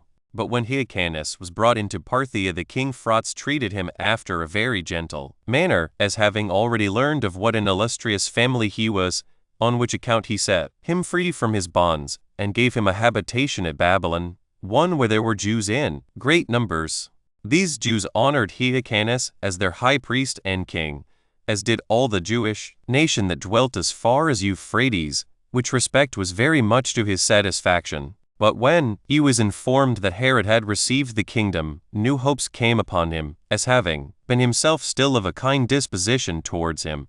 and expecting that Herod would bear in mind what favor he had received from him, and when he was upon his trial, and when he was in danger that a capital sentence would be pronounced against him, he delivered him from that danger and from all punishment. Accordingly, he talked of that matter with the Jew that came often to him with great affection, but they endeavored to retain him among them, and desired that he would stay with them, putting him in mind of the kind offices and honors they did him, and that those honors they paid him were not at all inferior to what they could pay to either their high priests or their kings. And what was a greater motive to determine him, they said, was this, that he could not have those dignities in Judea because of that maim in his body, which had been inflicted on him by Antigonus, and that kings do not use to requite men for those kindnesses which they received when they were private persons, the height of their fortune, making usually no small changes in them. 3. Now although they suggested these arguments to him for his own advantage, yet did Hyrcanus still desire to depart. Herod also wrote to him, and persuaded him to desire of Frauds and the Jews that were there, that they should not grudge him the royal authority, which he should have jointly with himself, for that now was the proper time for himself to make him amends for the favors he had received from him, as having been brought up by him, and saved by him also, as well as for Hyrcanus to receive it. And as he wrote thus to Hyrcanus, so did he send also Sarmalas, his ambassador, to Frauds, and many presents with him, and desired him in the most obliging way that he would be no hindrance to his gratitude towards his benefactor. But this zeal of Herod's did not flow from that principle, but because he had been made governor of that country without having any just claim to it, he was afraid, and that upon reasons good enough, of a change in his condition, and so made what haste he could to get Hyrcanus into his power, or indeed to put him quite out of the way, which last thing he compassed afterward. 4. Accordingly, when Hyrcanus came, full of assurance, by the permission of the king of Parthia, and at the expense of the Jews who supplied him with money, Herod received him with all possible respect, and gave him the upper place at public meetings, and set him above all the rest at feasts, and thereby deceived him. He called him his father, and endeavored, by all the ways possible, that he might have no suspicion of any treacherous design against him. He also did other things, in order to secure his government, which yet occasioned a sedition in his own family, for being cautious how he made any illustrious person the high priest of God, to he sent for an obscure priest out of Babylon, whose name was Ananias, and bestowed the high priesthood upon him. 5. However, Alexandra, the daughter of Hyrcanus, and wife of Alexander, the son of Aristobulus the king, who had also brought Alexander 2 children, could not bear this indignity. Now this son was one of the greatest comeliness, and was called Aristobulus. And the daughter, Mariamne, was married to Herod, and eminent for her beauty also. This Alexandra was much disturbed, and took this indignity offered to her son exceeding ill, that while he was alive, any one else should be sent for to have the dignity of the high priesthood conferred upon him. Accordingly, she wrote to Cleopatra, a musician, assisting her in taking care to have her letters carried to desire her intercession with Antony, in order to gain the high priesthood for her son. 6. But as Antony was slow in granting this request, his friend Delius 3 came into Judea upon some affairs, and when he saw Aristobulus, he stood in admiration at the tallness and handsomeness of the child, and no less at Mariamne, the king's wife, and was open in his commendations of Alexandra as the mother of most beautiful children. And when she came to discourse with him, he persuaded her to get pictures drawn of them both, and to send them to Antony, for that when he saw them, he would deny her nothing that she should ask. Accordingly, Alexandra was elevated with these words of his, and sent the pictures to Antony. Delius also talked extravagantly, and said that these children seemed not derived from men, but from some god or other. His design in doing so was to entice Antony into lewd pleasures with them, who was ashamed to send for the damsel, as being the wife of Herod, and avoided it, because of the reproaches he should have from Cleopatra on that account.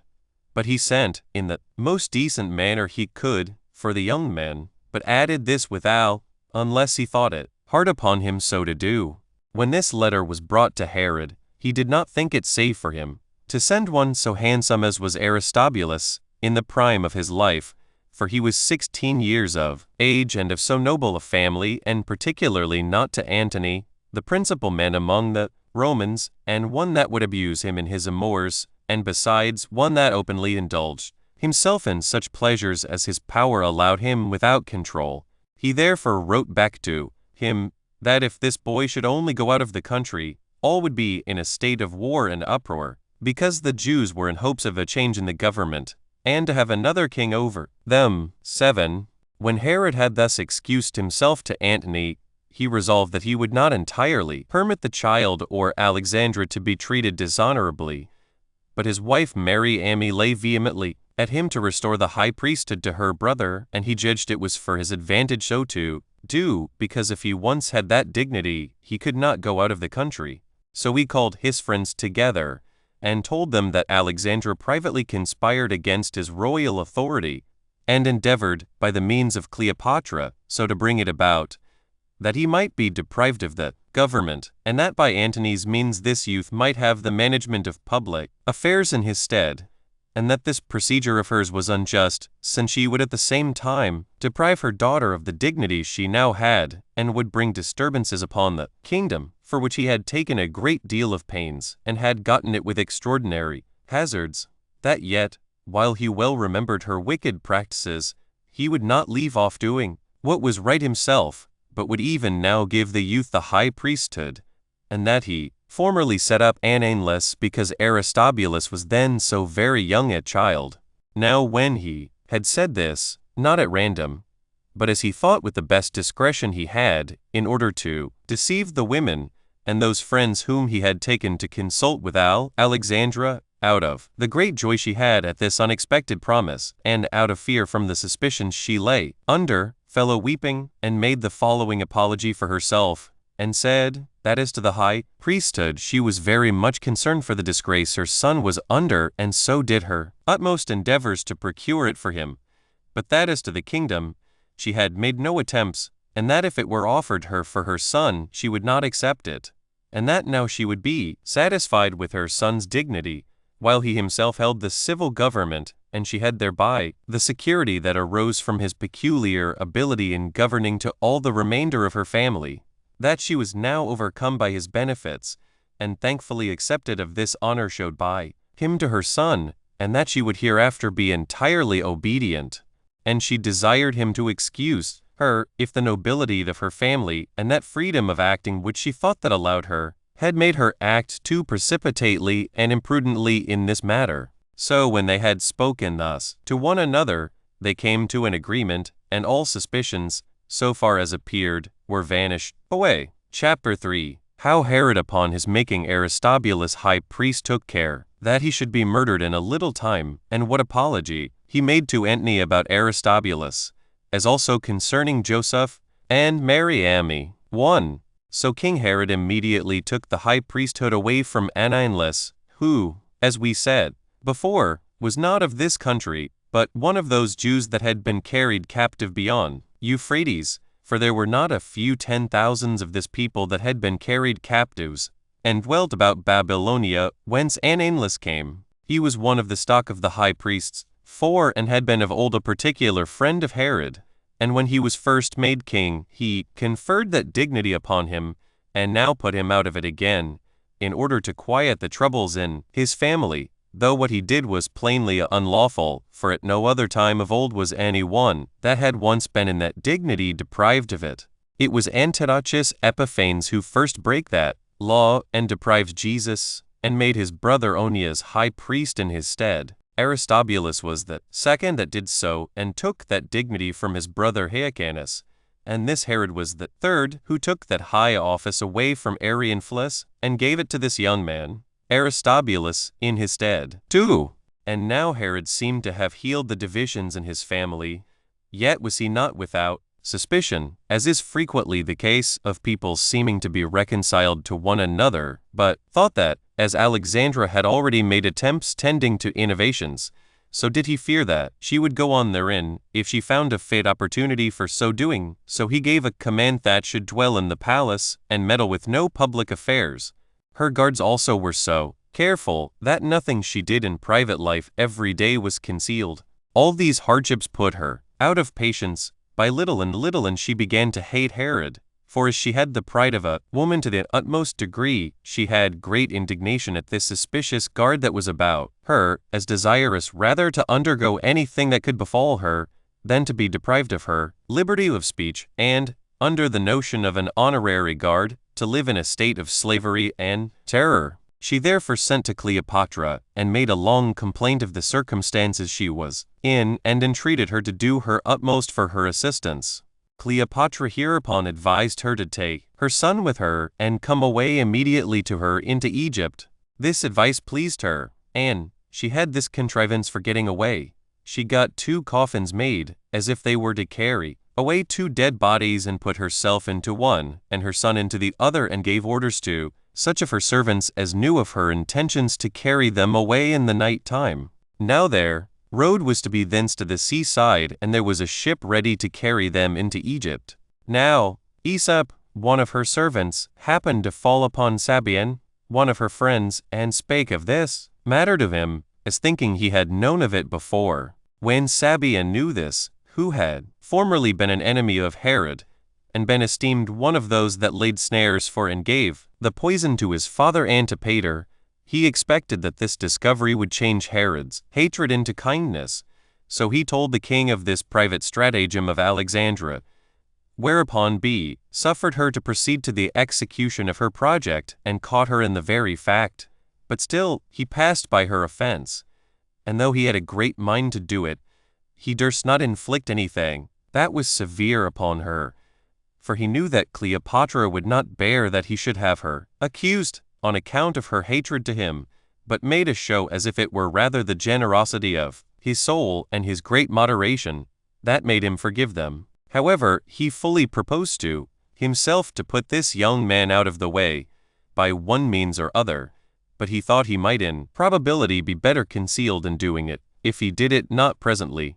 nor immediately after what had lately happened. 3. And now, upon the approach of the Feast of Tabernacles, which is a festival very much observed among us, he let those days pass over, and both he and the rest of the people were therein very merry. Yet did the envy which at this time arose in him cause him to make haste to do what lie was about, and provoke him to it. For when this youth Aristobulus, who was now in the 17th year of his age, went up to the altar, according to the law, to offer the sacrifices, and this with the ornaments of his high priesthood, and when he performed the sacred offices, 5 he seemed to be exceedingly comely, and taller than men usually were at that age, and to exhibit in his countenance a great deal of that high family he was sprung from. A warm zeal and affection towards him appeared among the people, and the memory of the actions of his grandfather Aristobulus was fresh in their minds, and their affections got so far the mastery of them that they could not forbear to show their inclinations to him. They at once rejoiced and were confounded, and mingled with good wishes their joyful acclamations which they made to him, till the goodwill of the multitude was made too evident, and they more rashly proclaimed the happiness they had received from his family than was fit under a monarchy to have done. Upon all this, Herod resolved to complete what he had intended against the young man. When, therefore, the festival was over, and he was feasting at Jericho 6 with Alexandra, who entertained them there, he was then very pleasant with the young man, and drew him into a lonely place, and at the same time played with him in a juvenile and ludicrous manner. Now the nature of that place was hotter than ordinary, so they went out in a body, and of a sudden, and in a vein of madness, and as they stood by the fish ponds, of which there were large ones about the house, they went to cool themselves by bathing, because it was in the midst of a hot day. At first they were only spectators of Herod's servants and acquaintances they were swimming, but after a while, the young man, at the instigation of Herod, went into the water among them, while such of Herod's acquaintance, as he had appointed to do it, dipped him as he was swimming, and plunged him under water in the dark of the evening, as if it had been done in sport only, nor did they desist till he was entirely suffocated. And thus was Aristobulus murdered, having lived no more in all than 18 years, 7, and kept the high priesthood 1 year only, which high priesthood Ananus now recovered again. 4. When this sad accident was told the women, their joy was soon changed to lamentation at the sight of the dead body that lay before them, and their sorrow was immoderate. The city also of Jerusalem, upon the spreading of this news, were in very great grief, every family looking on this calamity as if it had not belonged to another, but that one of themselves was slain. But Alexandra was more deeply affected, upon her knowledge that he had been destroyed on purpose. Her sorrow was greater than that of others, by her knowing how the murder was committed, but she was under the necessity of bearing up under it, out of her prospect of a greater mischief that might otherwise follow, and she oftentimes came to an inclination to kill herself with her own hand, but still she restrained herself, in hopes she might live long enough to revenge the unjust murder thus privately committed. Nay, she further resolved to endeavor to live longer, and to give no occasion to think she suspected that her son was slain on purpose, and supposed that she might thereby be in a capacity of revenging it at a proper opportunity. Thus did she restrain herself, that she might not be noted for entertaining any such suspicion. However, Herod endeavored that none abroad should believe that the child's death was caused by any design of his, and for this purpose he did not only use the ordinary signs of sorrow,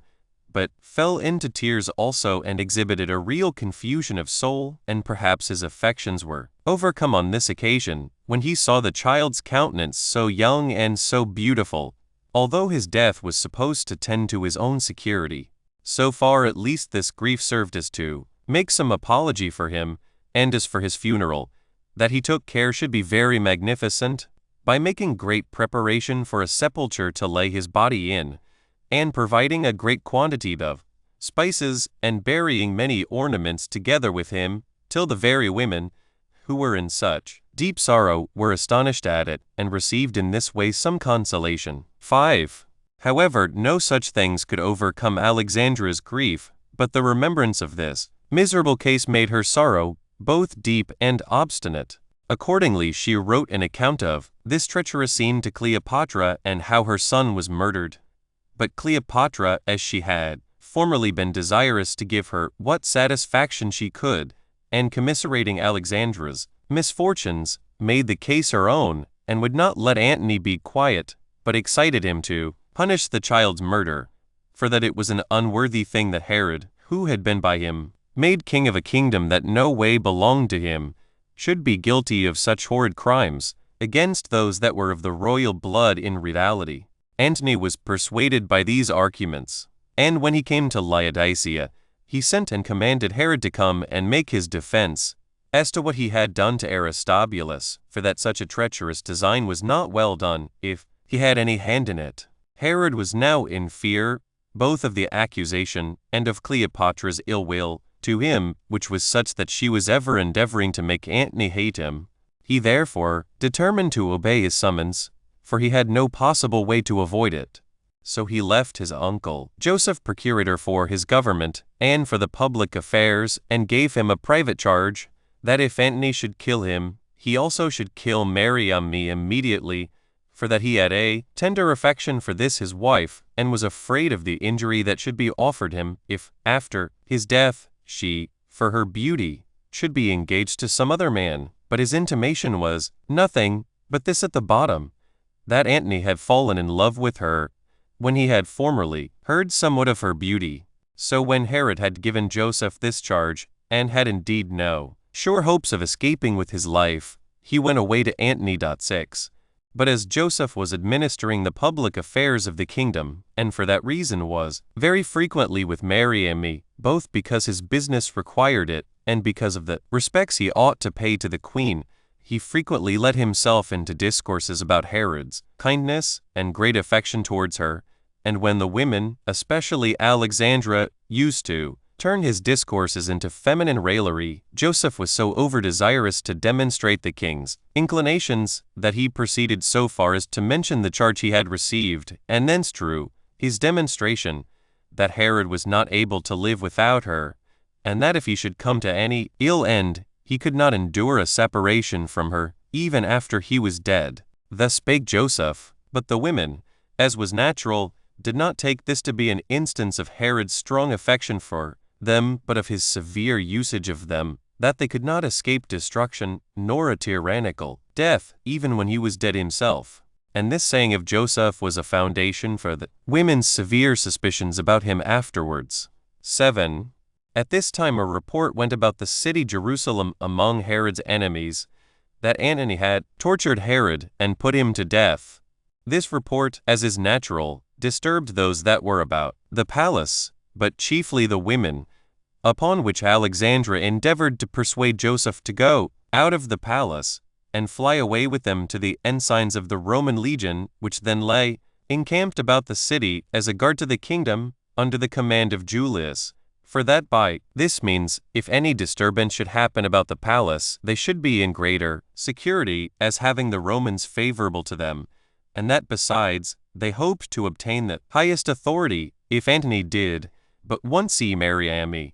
by whose means they should recover the kingdom and want nothing which was reasonable for them to hope for because of their royal extraction. 8. But as they were in the midst of these deliberations, letters were brought from Herod about all his affairs, and proved contrary to the report and of what they before expected. For when he was come to Antony, he soon recovered his interest with him, by the presents he made him, which he had brought with him from Jerusalem, and he soon induced him, upon discoursing with him, to leave off his indignation at him, so that Cleopatra's persuasions had less force than the arguments and presents he brought to regain his friendship. For Antony said that it was not good to require an account of a king as to the affairs of his government, for at this rate he could be no king at all, but that those who had given him that authority ought to permit him to make use of it. He also said the same things to Cleopatra, that it would be best for her not busily to meddle with the acts of the king's government. Herod wrote an account of these things, and enlarged upon the other honors which he had received from Antony, how he sat by him at his hearing, causes, and took his diet with him every day, and that he enjoyed those favors from him, notwithstanding the reproaches that Cleopatra so severely laid against him, who having a great desire of his country, and earnestly entreating Antony that the kingdom might be given to her, labored with her utmost diligence to have him out of the way, but that he still found Antony just to him, and had no longer any apprehensions of hard treatment from him, and that he was soon, upon his return, with a firmer additional assurance of his favor to him in his reigning and managing public affairs, and that there was no longer any hope for Cleopatra's covetous temper, since Antony had given her Celesyria instead of what she had desired, by which means he had at once pacified her, and got clear of the entreaties which she made him to have Judea bestowed upon her. 9. When these letters were brought, the women left off their attempt for flying to the Romans, which they thought of while Herod was supposed to be dead.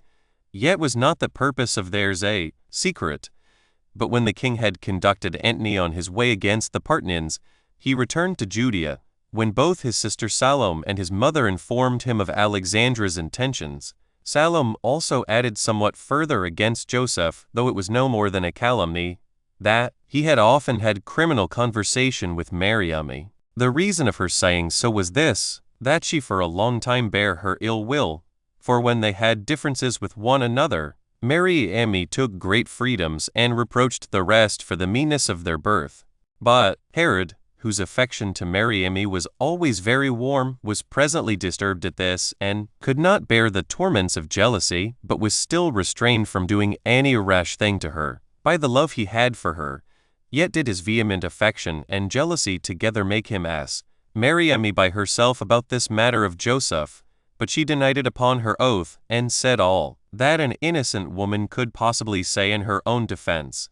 so that by little and little the king was prevailed upon to drop the suspicion, and left off his anger at her, and being overcome with his passion for his wife, he made an apology to her for having seemed to believe what he had heard about her, and returned her a great many acknowledgments of her modest behavior, and professed the extraordinary affection and kindness he had for her,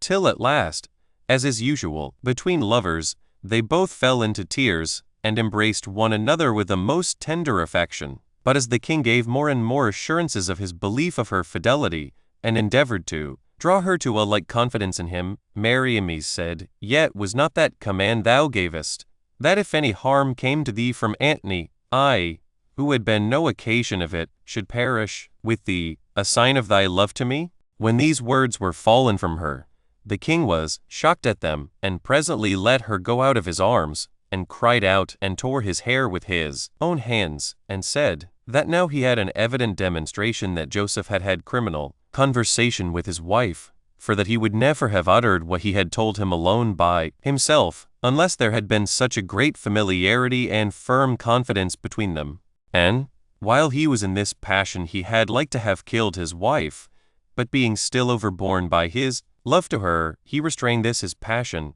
though not without a lasting grief and disquietness of mind. However, he gave order to slay Joseph, without permitting him to come into his sight, and, as for Alexandra, he bound her, and kept her in custody as the cause of all this mischief. Chapter 4. How Cleopatra, when she had gotten from Antony some parts of Judea and Arabia, came into Judea, and how Herod gave her many presents and conducted her on her way back to Egypt. 1. Now at this time the affairs of Syria were in confusion by Cleopatra's constant persuasions to Antony to make an attempt upon everybody's dominions, for she persuaded him to take those dominions away from their several princes and bestow them upon her, and she had a mighty influence upon him, by reason of his being enslaved to her by his affections. She was also by nature very covetous, and stuck at no wickedness. She had already poisoned her brother, because she knew that he was to be king of Egypt, and this when he was but 15 years old. And she got her sister Arsinoe to be slain by the means of Antony, when she was a supplicant at Diana's temple at Ephesus. For if there were but any hopes of getting money, she would violate both temples and sepulchres. Nor was there any holy place that was esteemed the most inviolable, from which she would not fetch the ornaments it had in it, nor any place so profane, but was to suffer the most flagitious treatment possible from her, if it could but contribute somewhat to the covetous humor of this wicked creature. Yet did not all this suffice so extravagant a woman, who was a slave to her lusts, but she still imagined that she wanted every thing she could think of, and did her utmost to gain it. For which reason she hurried Antony on perpetually to deprive others of their dominions and give them to her. And as she went over Syria with him, she contrived to get it into her possession. So he slew Lysanias, the son of Ptolemy, accusing him of his bringing the Parthians upon those countries. She also petitioned Antony to give her Judea and Arabia, and in order thereto, desired him to take these countries away from their present governors. As for Antony, he was so entirely overcome by this woman, that one would not think her conversation only could do it, but that he was some way or other bewitched to do whatsoever she would have him. Yet did the grossest parts of her injustice make him so ashamed, that he would not always hearken to her to do those flagrant enormities she would have persuaded him to, that therefore he might not totally deny her, nor, by doing every thing which she enjoined him, appear openly to be an ill man. He took some parts of each of those countries away from their former governors, and gave them to her. Thus he gave her the cities that were within the river Eleutherus, as far as Egypt, excepting Tyre and Sidon, which he knew to have been free cities from their ancestors, although she pressed him very often to bestow those on her also. 2. When Cleopatra had obtained thus much, and had accompanied Antony in his expedition to Armenia as far as Euphrates, she returned back, and came to Apamia and Damascus, and passed on to Judea, where Herod met her, and farmed of her parts of Arabia, and those revenues that came to her from the region about Jericho. This country bears that balsam, which is the most precious drug that is there, and grows there alone. The place bears also palm trees, both many in number, and those excellent in their kind. When she was there, and was very often with Herod, she endeavored to have criminal conversation with the king. Nor did she affect secrecy in the indulgence of such sort of pleasures, and perhaps she had in some measure a passion of love to him, or rather, what is most probable, she laid a treacherous snare for him, by aiming to obtain such adulterous conversation from him. However, upon the whole, she seemed overcome with love to him. Now Herod had a great while borne no goodwill to Cleopatra, as knowing that she was a woman irksome to all, and at that time he thought her particularly worthy of his hatred. If this attempt proceeded out of lust, he had also thought of preventing her intrigues, by putting her to death, if such were her endeavors. However, he refused to comply with her proposals, and called a council of his friends to consult with them whether he should not kill her, now he had her in his power, for that he should thereby deliver all those from a multitude of evils to whom she was already become irksome, and was expected to be still so for the time to come, and that this very thing would be much for the advantage of Antony himself, since she would certainly not be faithful to him, in case any such season or necessity should come upon him as that he should stand in need of her fidelity. But when he thought to follow this advice, his friends would not let him, and told him that, in the first place, it was not right to attempt so great a thing, and run himself thereby into the utmost danger. And they laid hard at him, and begged of him to undertake nothing rashly, for that Antony would never bear it, no, not though any one should evidently lay before his eyes that it was for his own advantage, and that the appearance of depriving him of her conversation by this violent and treacherous method would probably set his affections more on a flame than before. Nor did it appear that he could offer anything of tolerable weight in his defense, this attempt being against such a woman as was of the highest dignity of any of her sex at that time in the world, and as to any advantage to be expected from such an undertaking, if any such could be supposed in this case, it would appear to deserve condemnation on account of the insolence he must take upon him in doing it,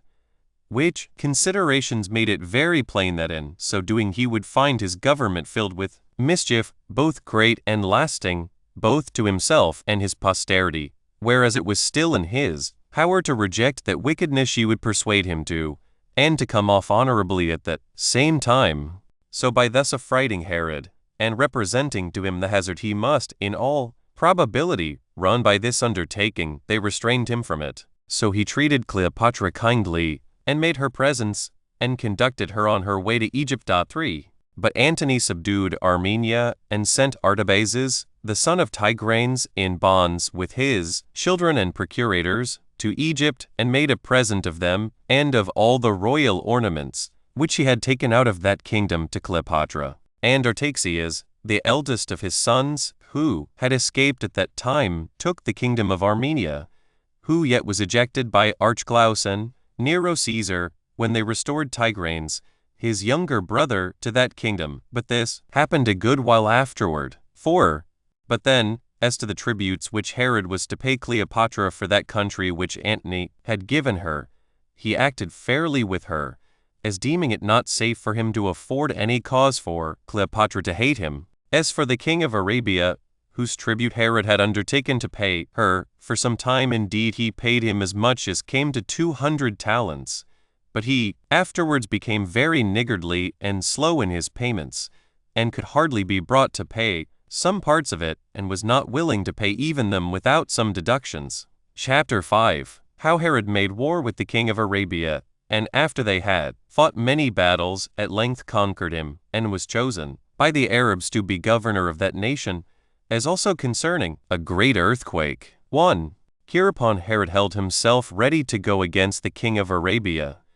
because of his ingratitude to him, and because, after all, he would do nothing that was just to him, although Herod made the Roman war an occasion of delaying his own, for the battle at Actium was now expected, which fell into the 187th Olympiad, where Caesar and Antony were to fight for the supreme power of the world. But Herod, having enjoyed a country that was very fruitful, and that now for a long time, and having received great taxes, and raised great armies therewith, got together a body of men, and carefully furnished them with all necessaries, and designed them as auxiliaries for Antony. But Antony said he had no want of his assistance, but he commanded him to punish the king of Arabia,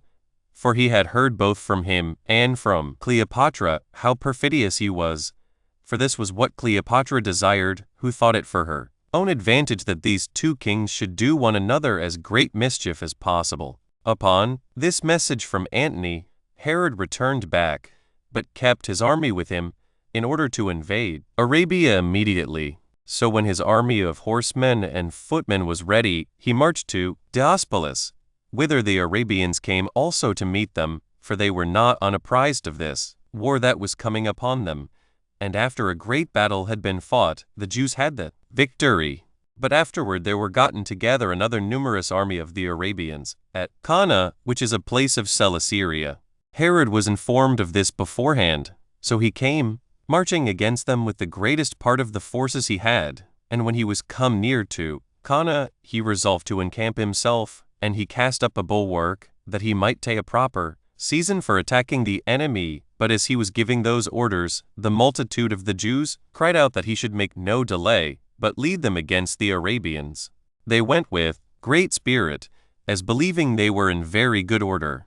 and those especially were so that had been in the former battle and had been conquerors and had not permitted their enemies so much as to come to a close fight with them. And when they were so tumultuous, and showed such great alacrity, the king resolved to make use of that zeal the multitude then exhibited, and when he had assured them he would not be behindhand with them in courage, he led them on, and stood before them all in his armor, all the regiments following him in their several ranks, whereupon a consternation fell upon the Arabians.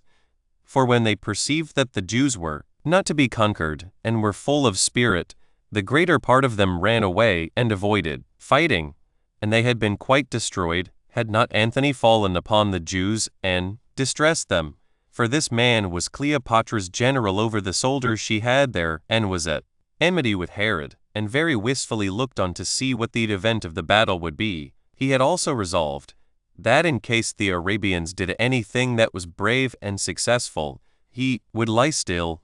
but in case they were beaten, as it really happened, he would attack the Jews with those forces he had of his own, and with those that the country had gotten together for him. So he fell upon the Jews unexpectedly, when they were fatigued, and thought they had already vanquished the enemy, and made a great slaughter of them. For as the Jews had spent their courage upon their known enemies, and were about to enjoy themselves in quietness after their victory, they were easily beaten by these that attacked them afresh, and in particular receive a great loss in places where the horses could not be of service, and which were very stony, and where those that attacked them were better acquainted with the places than themselves. And when the Jews had suffered this loss, the Arabians raised their spirits after their defeat, and, returning back again, slew those that were already put to flight, and indeed all sorts of slaughter were now frequent, and of those that escaped, a few only returned into the camp. So King Herod, when he despaired of the battle, rode up to them to bring them assistance.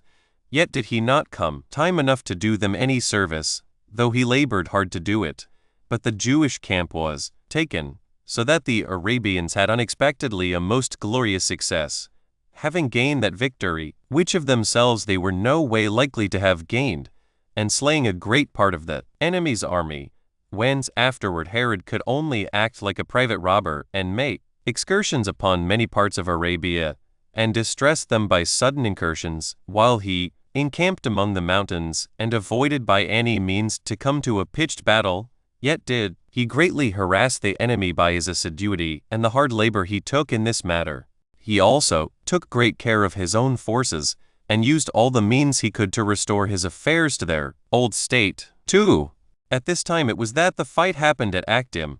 between Octavius Caesar and Antony, in the 7th year of the reign of Herod 8, and then it was also that there was an earthquake in Judea, such a one as had not happened at any other time, and which earthquake brought a great destruction upon the cattle in that country. About 10,000 men also perished by the fall of houses, but the army, which lodged in the field, received no damage by this sad accident. When the Arabians were informed of this, and when those that hated the Jews, and pleased themselves with aggravating the reports, told them of it, they raised their spirits, as if their enemy's country was quite overthrown, and the men were utterly destroyed, and thought there now remained nothing that could oppose them. Accordingly, they took the Jewish ambassadors, who came to them after all this had happened, to make peace with them,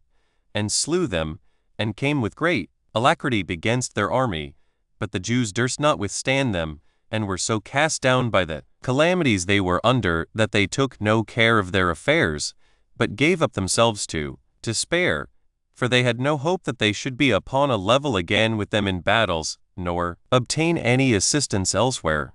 while their affairs at home were in such great distress also. When matters were in this condition, the king persuaded the commanders by his words, and tried to raise their spirits, which were quite sunk. And first he endeavored to encourage and embolden some of the better sort beforehand, and then ventured to make a speech to the multitude, which he had before avoided to do, lest he should find them uneasy thereat, because of the misfortunes which had happened. So he made a consolatory speech to the multitude in the manner following. 3. You are not unacquainted, my fellow soldiers, that we have had, not long since, many accidents that have put a stop to what we are about, and it is probable that even those that are most distinguished above others for their courage can hardly keep up their spirits in such circumstances, but since we cannot avoid fighting, and nothing that hath happened is of such a nature, but it may by ourselves be recovered into a good state, and this by one brave action only, well performed, I have proposed to myself both to give you some encouragement, and, at the same time, some information, both which parts of my design will tend to this point, that you may still continue in your own proper fortitude. I will then, in the first place, demonstrate to you that this war is a just one on our side, and that on this account it is a war of necessity and occasioned by the injustice of our adversaries. For if you be once satisfied of this, it will be a real cause of alacrity to you.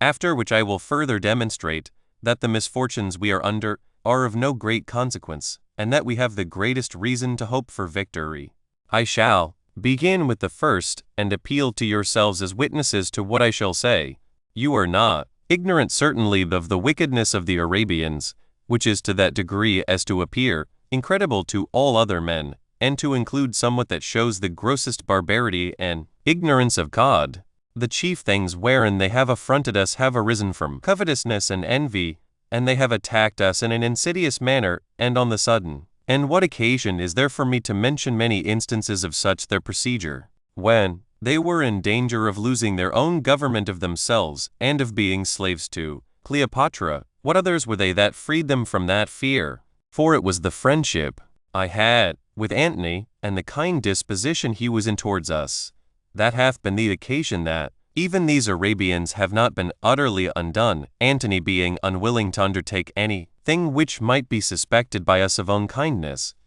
But when he had a mind to bestow some parts of each of our dominions on Cleopatra, I also managed that matter so, that by giving him presents of my own, I might obtain a security to both nations, while I undertook myself to answer for the money, and gave him 200 talents, and became surety for those 200 more which were imposed upon the land that was subject to this tribute. And this they have defrauded us of, although it was not reasonable that Jews should pay tribute to any man living, or allow part of their land to be taxable. But although that was to be, yet ought we not to pay tribute for these Arabians whom we have ourselves preserved. Nor is it fit that they who have professed, and that with great integrity and sense of our kindness that it is by our means, that they keep their principality, should injure us, and deprive us of what is our due, and this, while we have been still not their enemies, but their friends. And whereas observation of covenants takes place among the bitterest enemies,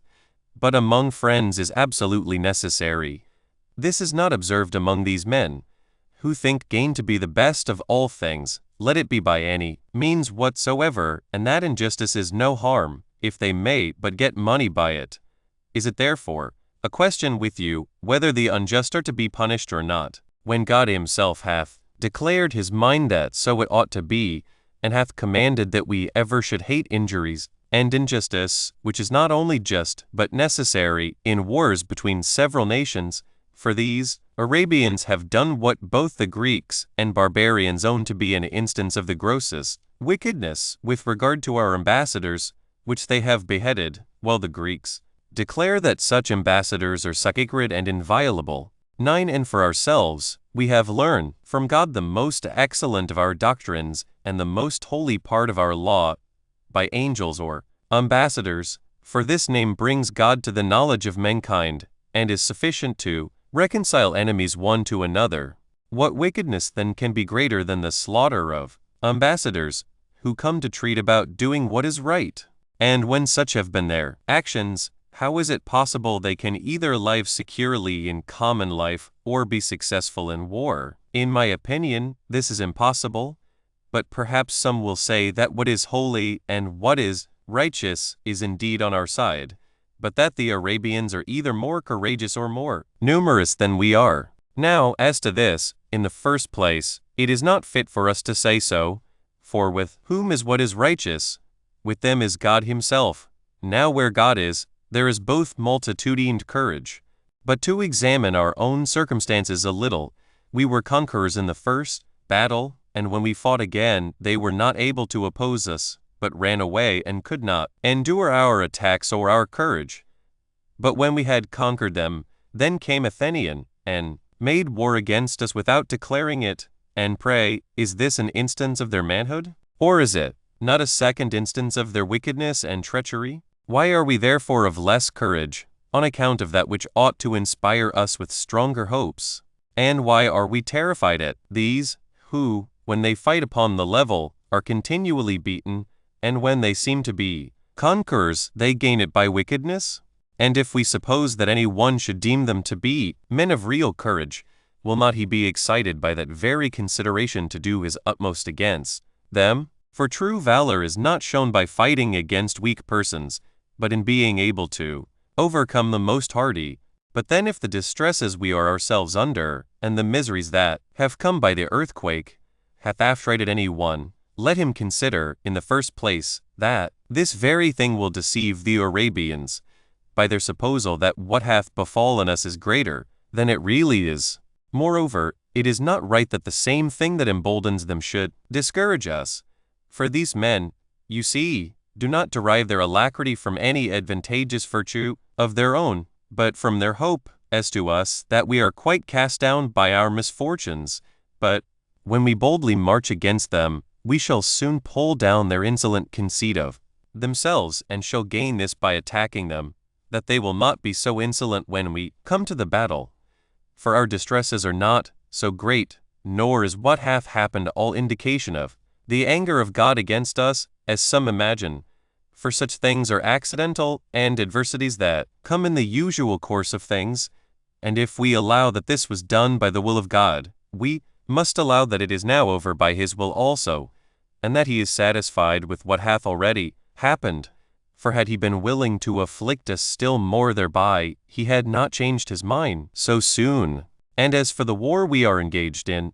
he hath himself demonstrated that he is willing it should go on, and that he knows it to be a just war. For while some of the people in the country have perished, all you who were in arms have suffered nothing, but are all preserved alive. Whereby God makes it plain to us that if you had universally, with your children and wives, been in the army, it had come to pass that you had not undergone anything that would have much hurt you. Consider these things, and, what is more than all the rest, that you have got at all times for your protector, and prosecute these men with a just bravery, who, in point of friendship, are unjust, in their battles perfidious, towards ambassadors impious, and always inferior to you in valor. For, when the Jews heard this speech, they were much raised in their minds, and more disposed to fight than before. So Herod, when he had offered the sacrifices appointed by the law 10, made haste, and took them, and led them against the Arabians, and in order to that passed over Jordan, and pitched his camp near to that of the enemy. He also thought fit to seize upon a certain castle, that lay in the midst of them, as hoping it would be for his advantage, and would the sooner produce a battle, and that if there were occasion for delay, he should by it have his camp fortified. And as the Arabians had the same intentions upon that place, a contest arose about it. At first they were but skirmishes, after which there came more soldiers, and it proved a sort of fight, and some fell on both sides, till those of the Arabian side were beaten and retreated. This was no small encouragement to the Jews immediately, and when Herod observed that the enemy's army was disposed to anything rather than to come to an engagement, he ventured boldly to attempt the bulwark itself, and to pull it to pieces, and so to get nearer to their camp in order to fight them. For when they were forced out of their trenches, they went out in disorder, and had not the least alacrity or hope of victory, yet did they fight hand to hand, because they were more in number than the Jews, and because they were in such a disposition of war that they were under a necessity of coming on boldly. So they came to a terrible battle, while not a few fell on each side. However, at length the Arabians fled, and so great a slaughter was made up in their being routed, that they were not only killed by their enemies,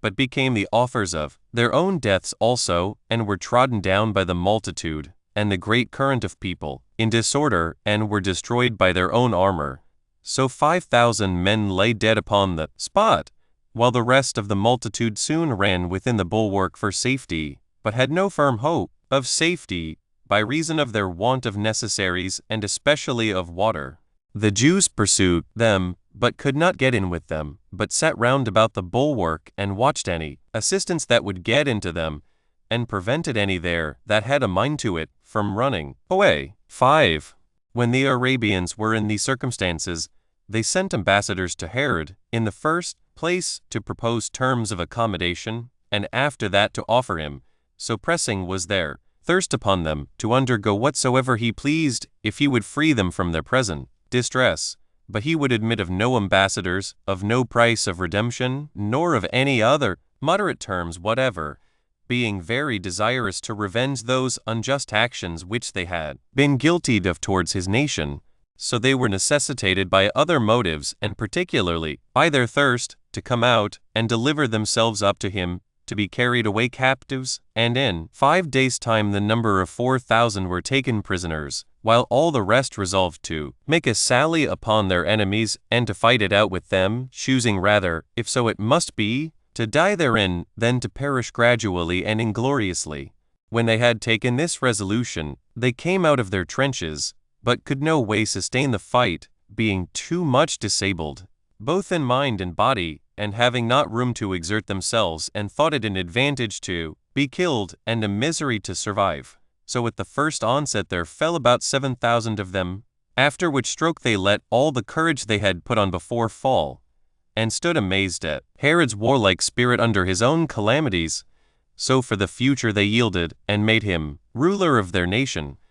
whereupon he was greatly elevated at so seasonable a success, and returned home taking great authority upon him, on account of so bold and glorious an expedition as he had made. Chapter 6. How Herod slew Hyrcanus, and then hasted away to Caesar, and obtained the kingdom from him also, and how a little time afterward he entertained Caesar in a most honorable manner. 1. Herod's other affairs were now very prosperous, and he was not to be easily assaulted on any side. Yet did there come upon him a danger that would hazard his entire dominions. After Antony had been beaten at the battle of Actium by Caesar Octavian, for at that time both Herod's enemies and friends despaired of his affairs, for it was not probable that he would remain without punishment who had showed so much friendship for Antony. So it happened that his friends despaired, and had no hopes of his escape, but for his enemies, they all outwardly appeared to be troubled at his case, but were privately very glad of it, as hoping to obtain a change for the better. As for Herod himself, he saw that there was no one of royal dignity left but Hyrcanus, and therefore he thought it would be for his advantage not to suffer him to be an obstacle in his way any longer, for that in case he himself survived and escape the danger he was in, he thought it the safest way to put it out of the power of such a man to make any attempt against him at such junctures of affairs as was more worthy of the kingdom than himself, and in case he should be slain by Caesar, his envy prompted him to desire to slay him that would otherwise be king after him. 2. While Herod had these things in his mind, there was a certain occasion afforded him, for Hyrcanus was of so mild a temper, both then and at other times, that he desired not to meddle with public affairs, nor to concern himself with innovations, but left all to fortune, and contented himself with what that afforded him. But Alexandra his daughter was a lover of strife, and was exceeding desirous of a change of the government, and spake to her father not to bear forever Herod's injurious treatment of their family, but to anticipate their future hopes, as he safely might, and desired him to write about these matters to Malchus, who was then governor of Arabia, to receive them, and to secure them from Herod, for that if they went away, and Herod's affairs proved to be as it was likely they would be, by reason of Caesar's enmity to him, they should then be the only persons that could take the government, and this, both on account of the royal family they were of, and on account of the good disposition of the multitude to them. While she used these persuasions, Hyrcanus put off her suit, but as she showed that she was a woman, and a contentious woman too, and would not desist either night or day, but would always be speaking to him about these matters, and about Herod's treacherous designs, she at last prevailed with him to entrust to Sithius, one of his friends, with a letter wherein his resolution was declared, and he desired the Arabian governor to send to him some horsemen, who should receive him, and conduct him to the lake Asphaltites, which is from the bounds of Jerusalem 300 furlongs, And he did therefore trust Dositheus with this letter, because he was a careful attendant on him and on Alexandra, and had no small occasions to bear ill will to Herod. For he was a kinsman of one Joseph, whom he had slain, and a brother of those that were formerly slain at Tyre by Antony. Yet could not these motives induce Dositheus to serve Hyrcanus in this affair, for, preferring the hopes he had from the present king to those he had from him, he gave Herod the letter. So he took his kindness in good part, and bid him besides do what he had already done, that is, go on in serving him, by rolling up the epistle and sealing it again, and delivering it to Malchus, and then to bring back his letter in answer to it. For it would be much better if he could know Malchus's intentions also. And when Dositheus was very ready to serve him in this point also, the Arabian governor returned back for answer that he would receive Hyrcanus and all that should come with him,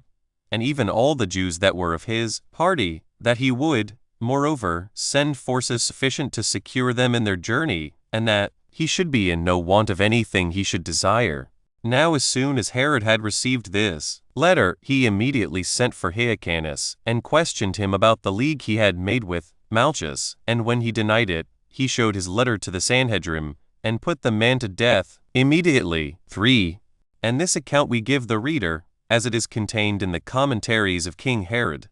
But other historians do not agree with them, for they suppose that Herod did not find, but rather make, this an occasion for thus putting him to death, and that by treacherously laying a snare for him. For thus do they write, that Herod and he were once at a treat, and that Herod had given no occasion to suspect that he was displeased at him, but put this question to Hyrcanus, whether he had received any letters from Malchus? And when he answered that he had received letters, but those of salutation only, and when he asked further, whether he had not received any presents from him, and when he had replied that he had received no more than 4 horses to ride on, which Malchus had sent him, they pretended that Herod charged these upon him as the crimes of bribery and treason, and gave order that he should be led away and slain. And in order to demonstrate that he had been guilty of no offense, when he was thus brought to his end, they alleged how mild his temper had been, and that even in his youth he had never given any demonstration of boldness or rashness, and that the case was the same when he came to be king, but that he even then committed the management of the greatest part of public affairs to Antipater, and that he was now above 80 years old, and knew that Herod's government was in a secure state. He also came over Euphrates, and left those who greatly honored him by on that river, though he were to be entirely under Herod's government, and that it was a most incredible thing that he should enterprise anything by way of innovation, and not at all agreeable to his temper, but that this was a plot of Herod's contrivance. 4. And this was the fate of Hyrcanus, and thus did he end his life, after he had endured various and manifold turns of fortune in his lifetime. For he was made high priest of the Jewish nation in the beginning of his mother Alexandra's reign, who held the government 9 years, and when, after his mother's death, he took the kingdom himself, and held it 3 months, he lost it by the means of his brother Aristobulus. He was then restored by Pompey, and received all sorts of honor from him, and enjoyed them 40 years. But when he was again deprived by Antigonus, and was maimed in his body, he was made a captive by the Parthians, and thence returned home, again after some time, on account of the hopes that Herod had given him, none of which came to pass according to his expectation, but he still conflicted with many misfortunes through the whole course of his life, and, what was the heaviest calamity of all, as we have related already, he came to an end which was undeserved by him. His character appeared to be that of a man of a mild and moderate disposition, and suffered the administration of affairs to be generally done by others under him. He was averse to much meddling with the public, nor had shrewdness enough to govern a kingdom. And both Antipater and Herod came to their greatness by reason of his mildness, and at last he met with such an end from them as was not agreeable either to justice or piety. 5. Now Herod, as soon as he had put Hyrcanus out of the way, made haste to Caesar, and, because he could not have any hopes of kindness from him, on account of the friendship he had for Antony, he had a suspicion of Alexandra, lest she should take this opportunity to bring the multitude to a revolt and introduce a sedition into the affairs of the kingdom. So he committed the care of everything to his brother Pheroras, and placed his mother Cypros and his sister Salome and the whole family at Masada, and gave him a charge that if he should hear any sad news about him, he should take care of the government. But as to Mariam his wife, because of the misunderstanding between her and his sister's mother, which made it impossible for them to live together, he placed her at Alexandrium with Alexandra her mother, and left his treasurer Joseph and Sohemus of Ituraea to take care of that fortress. These two had been very faithful to him from the beginning, and were now left as a guard to the women. They also had it in charge that if they should hear any mischief had befallen him, they should kill them both, and, as far as they were able, to preserve the kingdom for his sons and for his brother Pheroras. 6. When he had given them this charge, he made haste to Rhodes, to meet Caesar, and when he had sailed to that city, he took off his diadem, but remitted nothing else of his usual dignity. And, when, upon his meeting him, he desired that he would let him speak to him, he therein exhibited a much more noble specimen of a great soul. For he did not betake himself to supplications as men usually do upon such occasions, nor offered him any petition, as if he were an offender, but, after an undaunted manner, gave an account of what he had done. For he spake thus to Caesar, that he had the greatest friendship for Antony, and did everything he could that he might attain the government, that he was not indeed in the army with him, because the Arabians had diverted him, but that he had sent him both money and corn, which was but too little in comparison of what he ought to have done for him. For if a man owns himself to be another's friend, and knows him to be a benefactor, he is obliged to hazard everything, to use every faculty of his soul, every member of his body, and all the wealth he hath, for him, in which I confess I have been too deficient. However, I am conscious to myself that so far I have done right, that I have not deserted him upon his defeat at Actium, nor upon the evident change of his fortune have I transferred my hopes from him to another, but have preserved myself, though not as a valuable fellow soldier, yet certainly as a faithful counselor to Antony, when I demonstrated to him that the only way that he had to save himself, and not to lose all his authority, was to slay Cleopatra, for when she was once dead, there would be room for him to retain his authority, and rather to bring thee to make a composition with him, than to continue at enmity any longer. None of which advises would he attend to, but preferred his own rash resolution before them, which have happened unprofitably for him, but profitably for thee. Now, therefore, in case thou determinest about me and my alacrity in serving Antony, according to thy anger at him,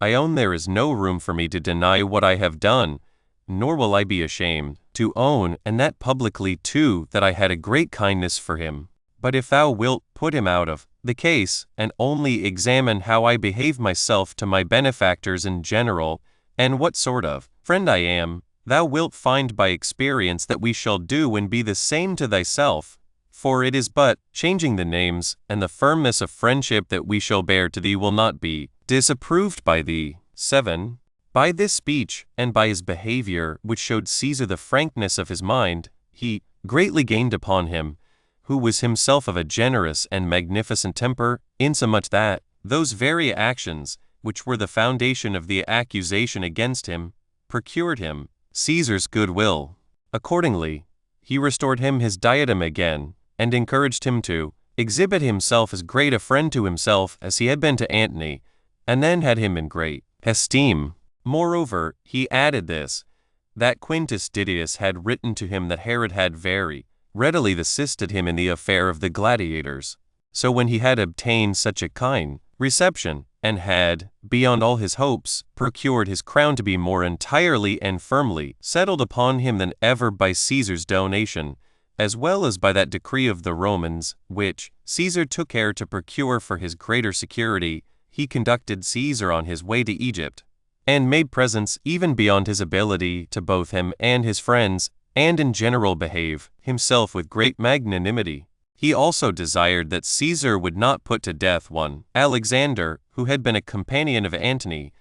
but Caesar had sworn to put him to death, and so he could not obtain that his petition. And now he returned to Judea again with greater honor and assurance than ever, and affrighted those that had expectations to the contrary, as still, acquiring from his very dangers greater splendor than before, by the favor of God to him. So he prepared for the reception of Caesar, as he was going out of Syria to invade Egypt, and when he came, he entertained him at Ptolemais with all royal magnificence. He also bestowed presents on the army and brought them provisions in abundance. He also proved to be one of Caesar's most cordial friends, and put the army in array, and rode along with Caesar, and had 150 men, well appointed in all respects, after a rich and sumptuous manner, for the better reception of him and his friends. He also provided them with what they should want, as they passed over the dry desert, insomuch that they lacked neither wine nor water,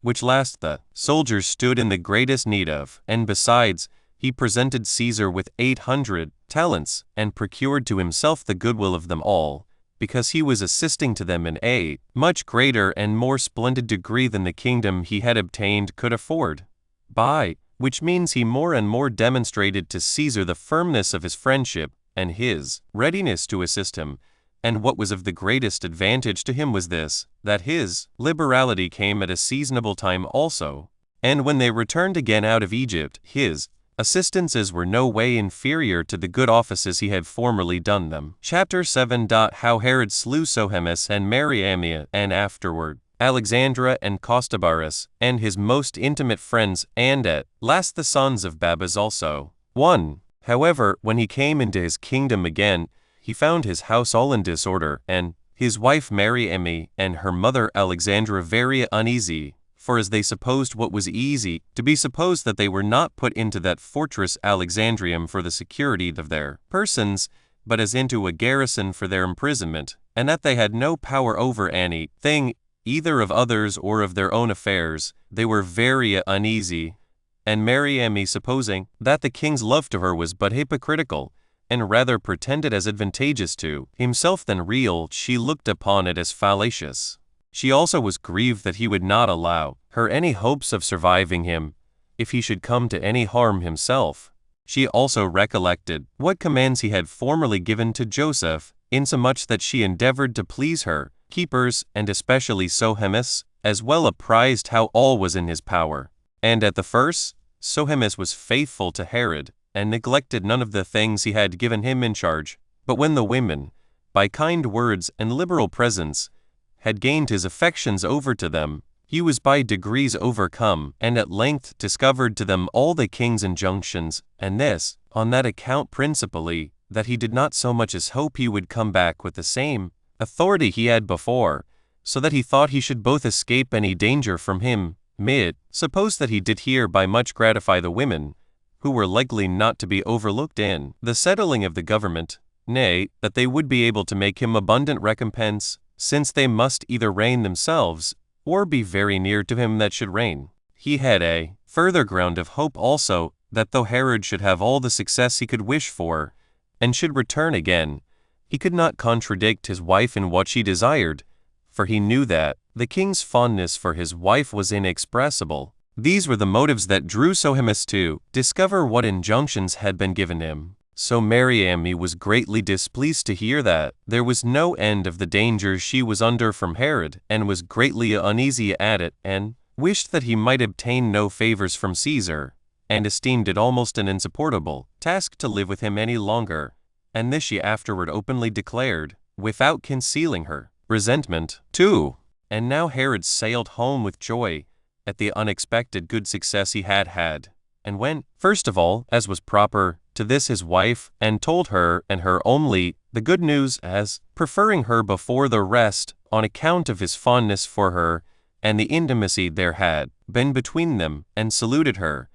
But so it happened, that as he told her of the good success he had had, she was so far from rejoicing at it, that she rather was sorry for it, nor was she able to conceal her resentments, but, depending on her dignity and the nobility of her birth, in return for his salutations, she gave a groan, and declared evidently that she rather grieved than rejoiced at his success, and this till Herod was disturbed at her as affording him not only marks of her suspicion, but evident signs of her dissatisfaction. This much troubled him to see that this surprising hatred of his wife to him was not concealed, but open, and he took this so ill and yet was so unable to bear it on account of the fondness he had for her, that he could not continue long in any one mind, but sometimes was angry at her, and sometimes reconciled himself to her, but by always changing one passion for another, he was still in great uncertainty, and thus was he entangled between hatred and love,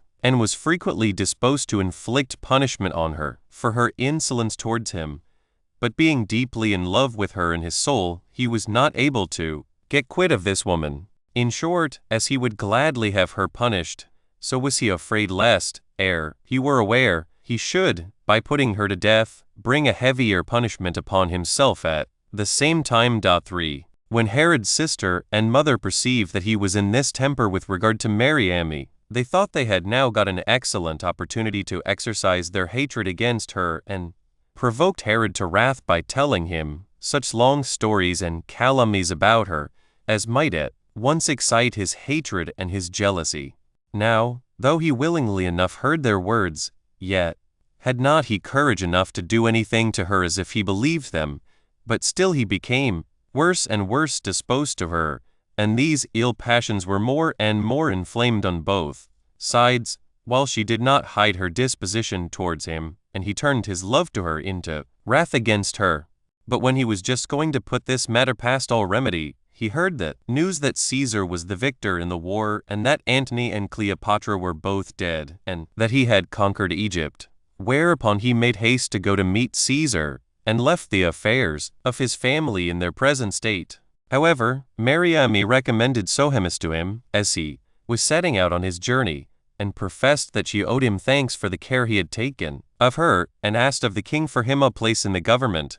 upon which an honorable employment was bestowed upon him accordingly. Now when Herod was come into Egypt, he was introduced to Caesar with great freedom, as already a friend of his, and received very great favors from him, for he made him a present of those 400 Galatians who had been Cleopatra's guards, and restored that country to him again, which, by her means, had been taken away from him. He also added to his kingdom Gadara, Hippos, and Samaria, and, besides those, the maritime cities, Gaza, and Anthedon, and Joppa, and Stratos Tower. 4. Upon these new acquisitions, he grew more magnificent, and conducted Caesar as far as Antioch. But upon his return, as much as his prosperity was augmented by the foreign additions that had been made him, so much the greater were the distresses that came upon him in his own family, and chiefly in the affair of his wife, wherein he formerly appeared to have been most of all fortunate. For the affection he had for Mariamne was no way inferior to the affections of such as are on that account celebrated in history, and this very justly. As for her, she was in other respects a chaste woman, and faithful to him, yet had she somewhat of a woman rough by nature, and treated her husband imperiously enough, because she saw he was so fond of her as to be enslaved to her. She did not also consider seasonably with herself that she lived under a monarchy, and that she was at another's disposal, and accordingly would behave herself after a saucy manner to him, which yet he usually put off in a jesting way, and bore with moderation and good temper. She would also expose his mother and his sister openly on account of the meanness of their birth, and would speak unkindly of them, insomuch that there was before this a disagreement and unpardonable hatred among the women, and it was now come to greater reproaches of one another than formerly, which suspicions increased and lasted a whole year after Herod returned from Caesar. However, these misfortunes, which had been kept under some decency for a great while, burst out all at once upon such an occasion as was now offered. For as the king was one day about noon laying down on his bed to rest him, he called for Mariamne out of the great affection he had always for her. She came in accordingly, but would not lie down by him, and when he was very desirous of her company, she showed her contempt of him, and added, by way of reproach, that he had caused her father and her brother to be slain. 11. And when he took this injury very unkindly, and was ready to use violence to her in a precipitate manner, the king's sister Salome, observing that he was more than ordinarily disturbed, sent into the king his cup-bearer, who had been prepared long beforehand for such a design, and bid him tell the king how Mariamne had persuaded him to give his assistance in preparing a love potion for him, and if he appeared to be greatly concerned, and to ask what that love potion was, to tell him that she had the potion, and that he was desired only to give it him, but that in case he did not appear to be much concerned at this potion, to let the thing drop, and that if he did so, no harm should thereby come to him. When she had given him these instructions, she sent him in it, this time to make such a speech. So he went in, after a composed manner, to gain credit to what should say, and yet somewhat hastily, and said that Mariamne had given him presents, and persuaded him to give him a love potion. And when this moved the king, he said that this love potion was a composition that she had given him, whose effects he did not know, which was the reason of his resolving to give him this information, as the safest course he could take, both for himself and for the king. When Herod heard what he said, and was in an ill disposition before, his indignation grew more violent, and he ordered that eunuch of Mariamne, who was most faithful to her, to be brought to torture her about this potion, as well knowing it was not possible that anything small or great could be done without him. And when the man was under the utmost agonies, he could say nothing concerning the thing he was tortured about, but so far he knew that Mariamne's hatred against him was occasioned by somewhat that Sohemus had said to her. Now as he was saying this, Herod cried out aloud, and said that Sohemus, who had been at all other times most faithful to him, and to his government, would not have betrayed what injunctions he had given him, unless he had had a nearer conversation than ordinary with Mariamne. So he gave order that Sohemus should be seized on and slain immediately. But he allowed his wife to take her trial, and got together those that were most faithful to him, and laid an elaborate accusation against her for this love potion and composition, which had been charged upon her by way of calumny only. However, he kept no temper in what he said, and was in too great a passion for judging well about this matter. Accordingly, when the court was at length satisfied that he was so resolved, they passed the sentence of death upon her. But when the sentence was passed upon her, this temper was suggested by himself and by some others of the court, that she should not be thus hastily put to death, but be laid in prison in one of the fortresses belonging to the kingdom. But Salome and her party labored hard to have the woman put to death, and they prevailed with the king to do so, and advised this out of caution, lest the multitude should be tumultuous if she were suffered to live.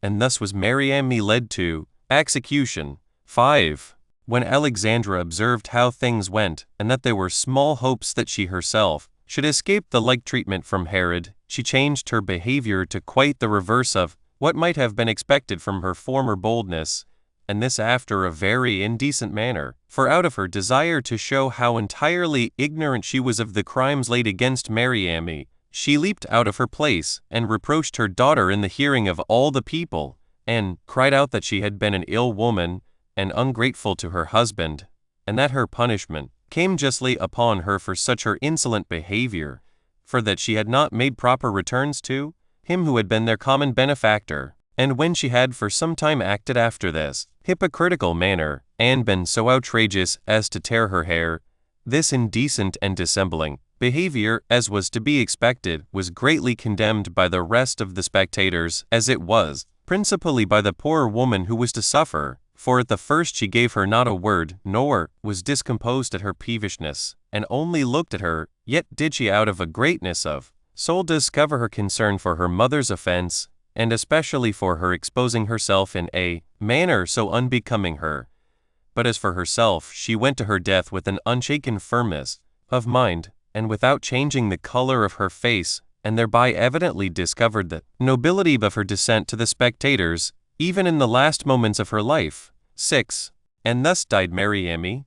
a woman of an excellent character, both for chastity and greatness of soul, but she wanted moderation, and had too much of contention in her nature, yet had she all that can be said in the beauty of her body, and her majestic appearance in conversation, and Thence arose the greatest part of the occasions why she did not prove so agreeable to the king, nor live so pleasantly with him, as she might otherwise have done, for while she was most indulgently used by the king, out of his fondness for her, and did not expect that he could do any hard thing to her, she took too unbounded a liberty. Moreover, that which most afflicted her was what he had done to her relations, and she ventured to speak of all they had suffered by him, and at last greatly provoked both the king's mother and sister, till they became enemies to her, and even he himself also did the same, on whom alone she depended for her expectations of escaping the last of punishments. 7. But when she was once dead, the king's affections for her were kindled in a more outrageous manner than before, whose old passion for her we have already described. For his love to her was not of a calm nature, nor such as we usually meet with among other husbands, for at its commencement it was of an enthusiastic kind, nor was it by their long cohabitation and free conversation together brought under his power to manage. But at this time his love to Mariamne seemed to seize him in such a peculiar manner, as looked like divine vengeance upon him for the taking away her life, for he would frequently call for her, and frequently lament for her in a most indecent manner. Moreover, he bethought him of everything he could make use of to divert his mind from thinking of her, and contrived feasts and assemblies for that purpose, but nothing would suffice. He therefore laid aside the administration of public affairs, and was so far conquered by his passion that he would order his servants to call for Mariamne, as if she were still alive and could still hear them. And when he was in this way, there arose a pestilential disease, and carried off the greatest part of the multitude, and of his best and most esteemed friends, and made all men suspect that this was brought upon them by the anger of God, for the injustice that had been done to Mariamne. This circumstance affected the king still more, till at length he forced himself to go into desert places, and there, under pretence of going a-hunting, bitterly afflicted himself. Yet had he not borne his grief there many days before he fell into a most dangerous distemper himself. He had an inflammation upon him, and a pain in the hinder part of his head, joined with madness, and for the remedies that were used, they did him no good at all, but proved contrary to his case, and so at length brought him to despair. All the physicians also that were about him, partly because the medicines they brought for his recovery could not at all conquer the disease, and partly because his diet could be no other than what his disease inclined him to, desired him to eat whatever he had a mind to, and so left the small hopes they had of his recovery in the power of that diet, and committed him to fortune. And thus did his distemper go on, while he was at Samaria, now called Sebest. 8. Now Alexandra abode at this time at Jerusalem, and being informed what condition Herod was in, she endeavored to get possession of the fortified places that were about the city, which were two, the one belonging to the city itself, the other belonging to the temple, and those that could get them into their hands had the whole nation under their power, for without the command of them it was not possible to offer their sacrifices, and to think of leaving on those sacrifices is to every Jew plainly impossible, who were still more ready to lose their lives than to leave off that divine worship which they have been wont to pay unto God. Alexandra, therefore, discoursed with those that had the keeping of these strongholds, that it was proper for them to deliver the same to her, and to Herod's sons, lest, upon his death, any other person should seize upon the government, and that upon his recovery none could keep them more safely for him than those of his own family. These words were not by them at all taken in good part, and as they had been in former times faithful to Herod, they resolved to continue so more than ever, both because they hated Alexandra, and because they thought it a sort of impiety to despair of Herod's recovery while he was yet alive, for they had been his old friends, and one of them, whose name was Agabus, was his cousin german. They sent messengers therefore to acquaint him with Alexandra's design, so he made no longer delay, but gave orders to have her slain. Yet was it still with difficulty, and after he had endured great pain, that he got clear of his distemper. He was still sorely afflicted, both in mind and body, and made very uneasy, and readier than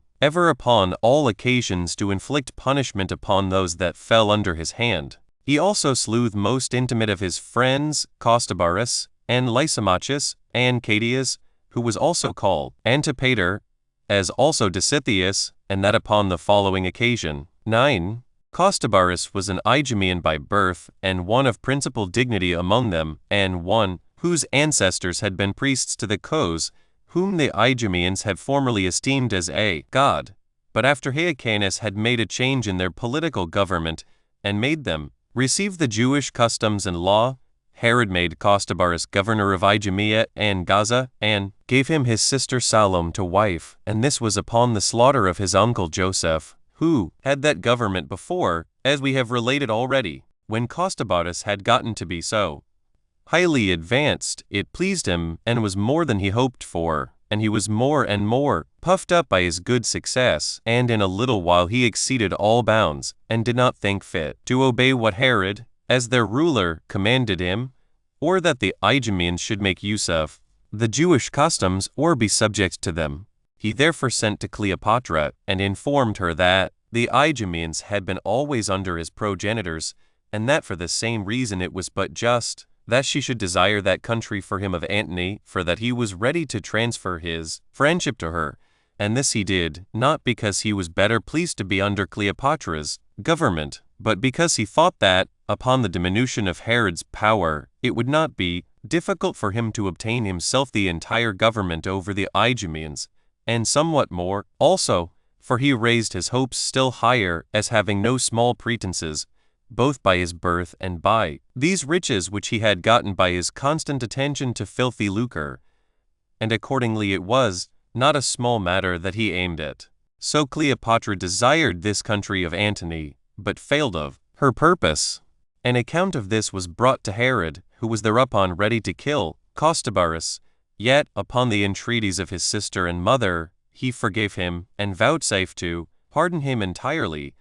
though he still had a suspicion of him afterward for this his attempt. 10. But some time afterward, when Salome happened to quarrel with Costobarus, she sent him a bill of divorce 12 and dissolved her marriage with him, though this was not according to the Jewish laws, for with us it is lawful for a husband to do so, but a wife, if she departs from her husband,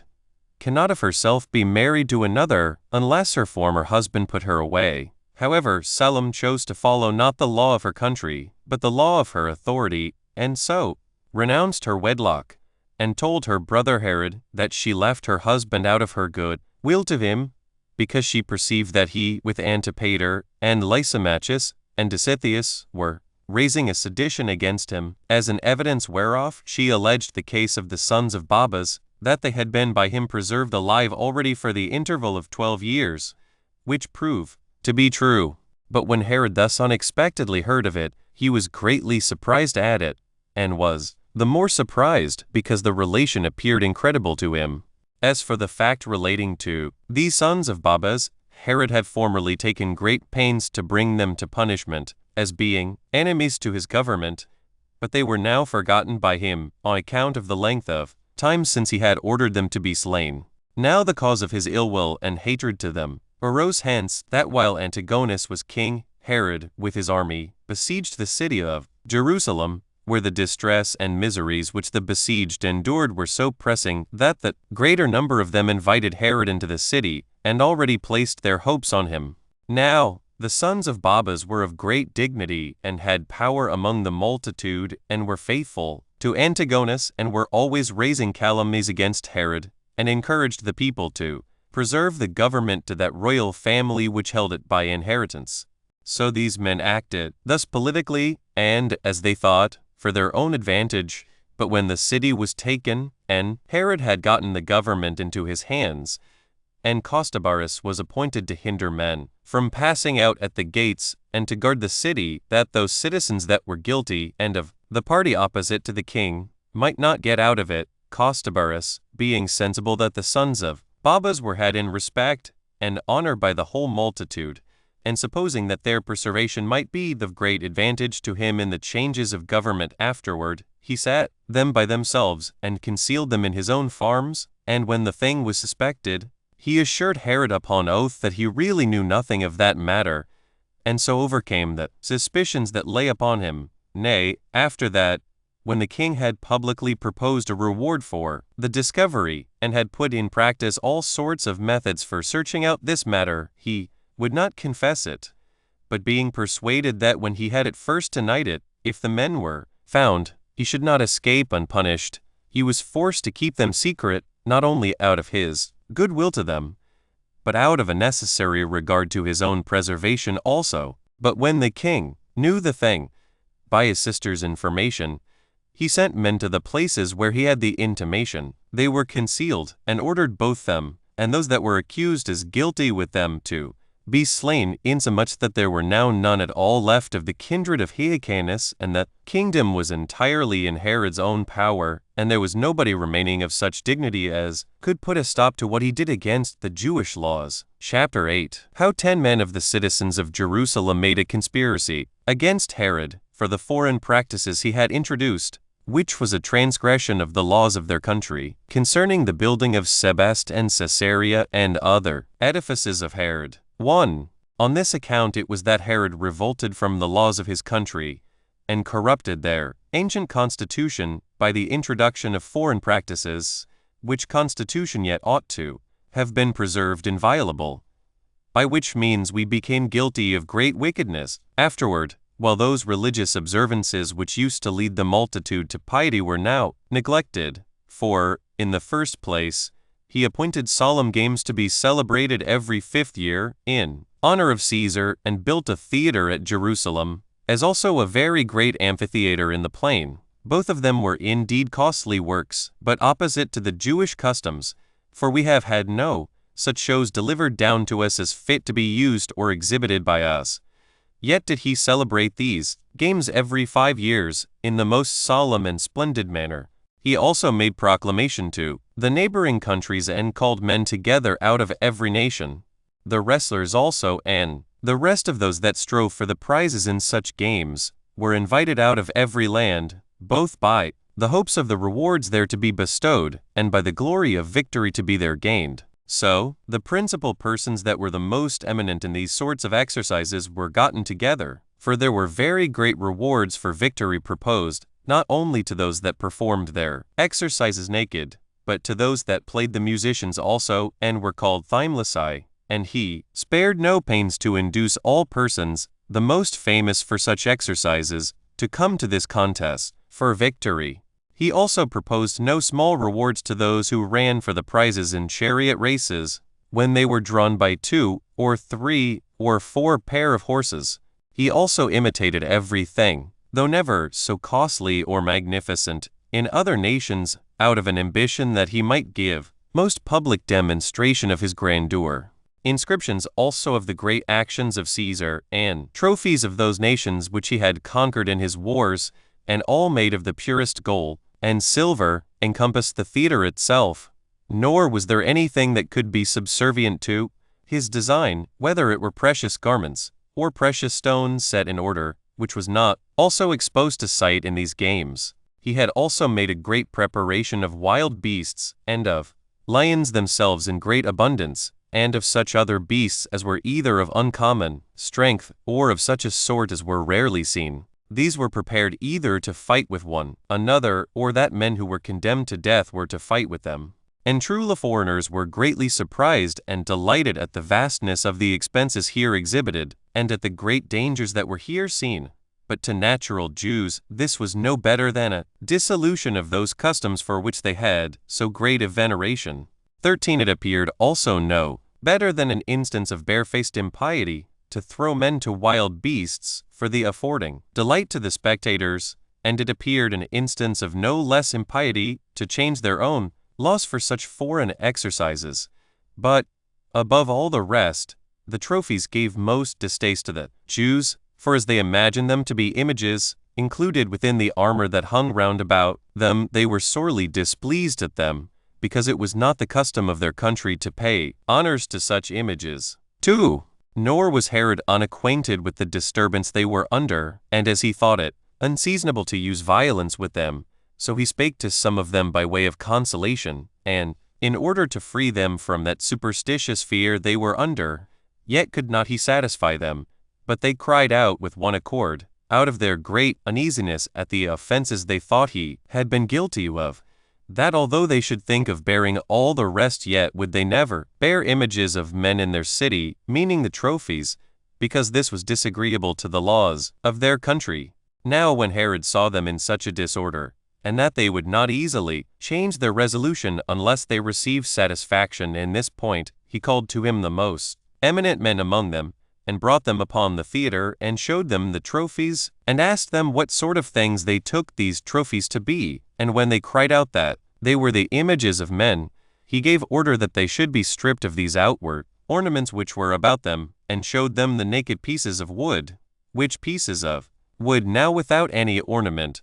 became matter of great sport and laughter to them, because they had before always had the ornaments of images themselves in derision. 3. When therefore Herod had thus got clear of the multitude, and had dissipated the vehemency of passion under which they had been, the greatest part of the people were disposed to change their conduct, and not to be displeased at him any longer. But still some of them continued in their displeasure against him for his introduction of new customs, and esteemed the violation of the laws of their country as likely to be the origin of very great mischiefs to them, so that they deemed it an instance of piety rather to hazard themselves to be put to death, than to seem as if they took no notice of Herod, who, upon the change he had made in their government, introduced such customs, and that in a violent manner which they had never been used to before, as indeed in pretense a king, but in reality one that showed himself an enemy to their whole nation, on which account 10 men that were citizens of Jerusalem conspired together against him, and sware to one another to undergo any dangers in the attempt, and took daggers with them under their garments for the purpose of killing Herod. Now there was a certain blind man among those conspirators who had thus sworn to one another, on account of the indignation he had against what he heard to have been done. He was not indeed able to afford the rest any assistance in the undertaking, but was ready to undergo any suffering with them, if so be they should come to any harm, insomuch that he became a very great encourager of the rest of the undertakers. 4. When they had taken this resolution, and that by common consent, they went into the theater, hoping that, in the first place, Herod himself could not escape them, as they should fall upon him so unexpectedly, and supposing, however, that if they missed him, they should kill a great many of those that were about him. And this resolution they took, though they should die for it, in order to suggest to the king what injuries he had done to the multitude. These conspirators, therefore, standing thus prepared beforehand, went about their design with great alacrity. But there was one of those spies of Herod that were appointed for such purposes, to fish out and inform him of any conspiracies that should be made against him,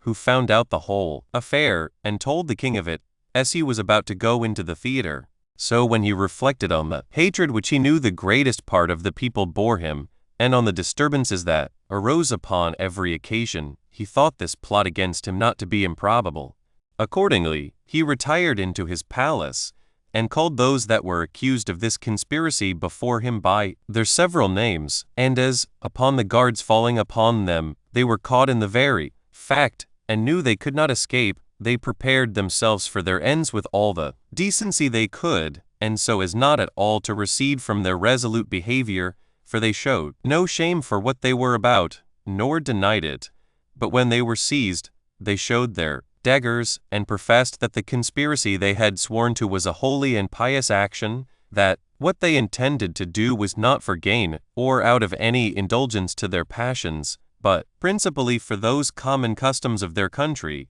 which all the Jews were obliged to observe, or to die for them. This was what these men said, out of their undaunted courage in this conspiracy. So they were led away to execution by the king's guards that stood about them, and patiently underwent all the torments inflicted on them till they died. Nor was it long before that spy who had discovered them was seized on by some of the people, out of the hatred they bore to him, and was not only slain by them, but pulled to pieces limb from limb, and given to the dogs. This execution was seen by many of the citizens, yet would not one of them discover the doers of it, till upon Herod's making a strict scrutiny after them, by bitter and severe tortures, certain women that were tortured confessed what they had seen done,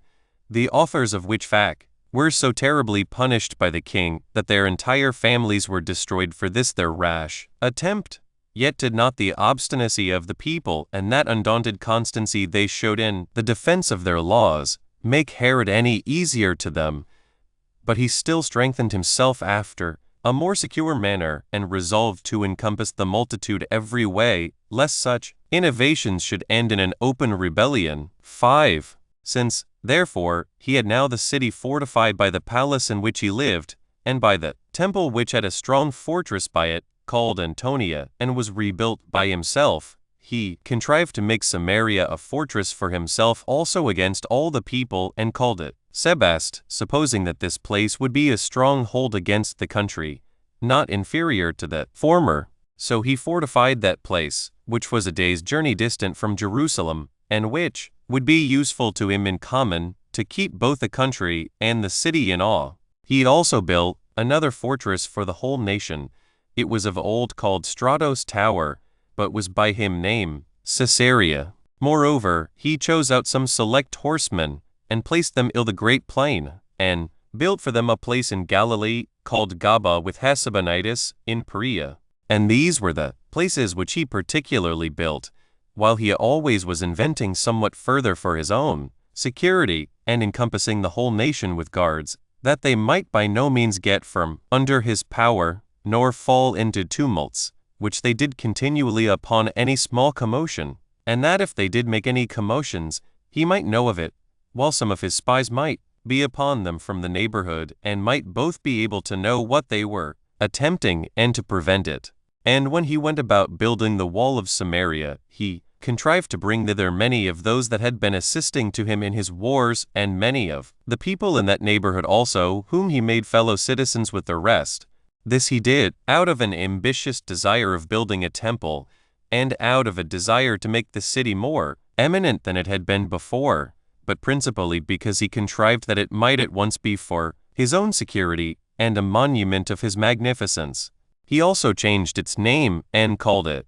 Sebast. Moreover, he parted the adjoining country, which was excellent in its kind, among the inhabitants of Samaria, that they might be in a happy condition upon their first coming to inhabit. Besides all which, he encompassed the city with a wall of great strength, and made use of the acclivity of the place for making its fortification stronger, nor was the compass of the place made now so small as it had been before, but was such as rendered it not inferior to the most famous cities, for it was 20 furlongs in circumference. Now within and about the middle of it, he built a sacred place of a furlong and a half in circuit, and adorned it with all sorts of decorations, and therein erected a temple, which was illustrious on account of both its largeness and beauty. And as to the several parts of the city, he'd adorned them with decorations of all sorts also, and as to what was necessary to provide for his own security, he made the walls very strong for that purpose, and made it for the greatest part a citadel.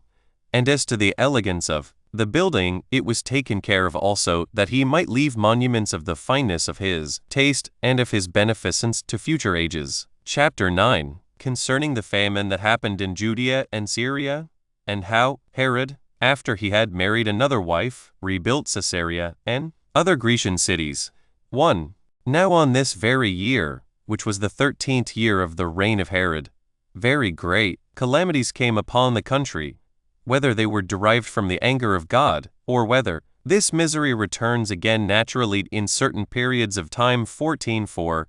in the first place, there were perpetual droughts, and for that reason the ground was barren, and did not bring forth the same quantity of fruits that it used to produce. And after this barrenness of the soil, that change of food which the want of corn occasioned produced distempers in the bodies of men, and a pestilential disease prevailed, one misery following upon the back of another, and these circumstances, that they were destitute both of methods of cure and of food, made the pestilential distemper, which began after a violent manner, the more lasting. The destruction of men also after such a manner deprived those that served of all their courage,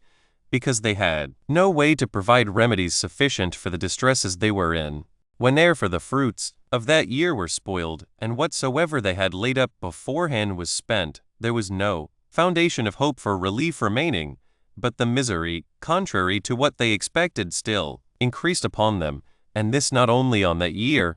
while they had nothing for themselves left at the end of it, but what seed they had sown perished also, by reason of the ground not yielding its fruits on the second year. 15. This distress they were in made them also, out of necessity, to eat many things that did not use to be eaten. Nor was the king himself free from this distress any more than other men, as being deprived of that tribute he used to have from the fruits of the ground, and having already expended what money he had in his liberality to those whose cities he had built. Nor had he any people that were worthy of his assistance, since this miserable state of things had procured him the hatred of his subjects. For it is a constant rule, that misfortunes are still laid to the account of those that govern. 2. In these circumstances he considered with himself how to procure some seasonable help, but this was a hard thing to be done, while their neighbors had no food to sell them, and their money also was gone, had it been possible to purchase a little food at a great price. However, he thought it his best way, by all means, not to leave off his endeavors to assist his people, so he cut off the rich furniture that was in his palace, both of silver and gold, insomuch that he did not spare the finest vessels he had, or those that were made with the most elaborate skill of the artificers, but sent the money to Petronius, who had been made prefect of Egypt by Caesar, and, as not a few had already fled to him under their necessities, and as he was particularly the friend to Herod, and desirous to have his subjects preserved, he gave leave to them in the first place to export corn, and assisted them every way, both in purchasing and exporting the same, so that he was the principal, if not the only person, who afforded them what help they had. And Herod, taking care the people should understand that this help came from himself, did thereby not only remove the ill opinion of those that formerly hated him, but gave them the greatest demonstration possible of his good will to them and care of them. For, in the first place, as for those who were able to provide their own food, he distributed to them their proportion of corn in the exactest manner. But for those many that were not able, either by reason of their old age, or any other infirmity, to provide food for themselves, he made this provision for them: the bakers should make their bread ready for them. He also took care that they might not be hurt by the dangers of winter, since they were in great want of clothing also, by reason of the utter destruction and consumption of their sheep and goats, till they had no wool to make use of, nor anything else to cover themselves withal. And when he had procured these things for his own subjects, he went further in order to provide necessaries for their neighbors, and gave seed to the Syrians, which thing turned greatly to his own advantage also, this charitable assistance being afforded most seasonably to their fruitful soil, so that every one had now a plentiful provision of food. Upon the whole, when the harvest of the land was approaching, he sent no fewer than 50,000 men, whom he had sustained, into the country, by which means he both repaired the afflicted condition of his own kingdom with great generosity and diligence, and lightened the afflictions of his neighbors, who were under the same calamities, for there was nobody who had been in want that was left destitute of a suitable assistance by him. Nay, further, there were neither any people, nor any cities, nor any private men, who were to make provision for the multitudes, and on that account were in want of support and had recourse to him, but received what they stood in need of, insomuch that it appeared, upon a computation, that the number of coria of wheat, of 10 Attic medimni apiece, that were given to foreigners, amounted to 10,000, and the number that was given in his own kingdom was about 80,000. Now it happened that this care of his, and this seasonable benefaction, had such influence on the Jews, and was so cried up among other nations, as to wipe off that old hatred which his violation of some of their customs, during his reign, had procured him among all the nation, and that this liberality of his assistance in this their greatest necessity was full satisfaction for all that he had done of that nature, as it also procured him great fame among foreigners. And it looked as if these calamities that afflicted his land, to a degree plainly incredible, came in order to raise his glory, and to be to his great advantage. For the greatness of his liberality in these distresses which he now demonstrated beyond all expectation, did so change the disposition of the multitude towards him, that they were ready to suppose he had been from the beginning not such a one as they had found him to be by experience, but such a one as the care he had taken of them, in supplying their necessities, proved him now to be. 3. About this time it was that he sent 500 chosen men out of the guards of his body, as auxiliaries to Caesar, whom alias Gallus 16 led to the Red Sea, and who were of great service to him there. When therefore his affairs were thus improved, and were again in a flourishing condition, he built himself a palace in the upper city, raising the rooms to a very great height, and adorning them with the most costly furniture of gold and marble scats and beds, and these were so large that they could contain very many companies of men. These apartments were also of distinct magnitudes, and had particular names given them. For one apartment was called Caesar's, another Agrippa's. He also fell in love again, and married another wife, not suffering his reason to hinder him from living as he pleased. The occasion of this his marriage was as follows. There was one Simon, a citizen of Jerusalem, the son of one Boethus, a citizen of Alexandria, and a priest of great note there. This man had a daughter, who was esteemed the most beautiful woman of that time, and when the people of Jerusalem began to speak much in her commendation, it happened that Herod was much affected with what was said of her, and when he saw the damsel, he was smitten with her beauty, yet did he entirely reject the thoughts of using his authority to abuse her, as believing, what was the truth, that by so doing he should be stigmatized for violence and tyranny. So he thought it best to take that damsel to wife. And while Simon was of a dignity too inferior to be allied to him, but still too considerable to be despised, he governed his inclinations after the most prudent manner, by augmenting the dignity of the family and making them more honorable. So he immediately deprived Jesus, the son of Phabet, of the high priesthood, and conferred that dignity on Simon, and so joined in affinity with him by marrying his daughter. 4. When this wedding was over, he built another citadel in that place where he had conquered vile Jews when he was driven out of his government, and Antigonus enjoyed it. This citadel is distant from Jerusalem about 60 furlongs. It was strong by nature and fit for such a building. It is a sort of a moderate hill, raised to a further height by the hand of man, till it was of the shape of a woman's breast. It is encompassed with circular towers, and hath a straight ascent up to it, which ascent is composed of steps of polished stones, in number 200. Within it are royal and very rich apartments, of a structure that provided both for security and for beauty. About the bottom there are habitations of such a structure as are well worth seeing, both on other accounts, and also on account of the water which is brought thither from a great way off, and at vast expenses, for the place itself is destitute of water. The plain that is about this citadel is full of edifices, not inferior to any city in largeness, and having the hill above it in the nature of a castle. 5. And now, when all Herod's designs had succeeded according to his hopes, he had not the least suspicion that any troubles could arise in his kingdom, because he kept his people obedient, as well by the fear they stood in of him,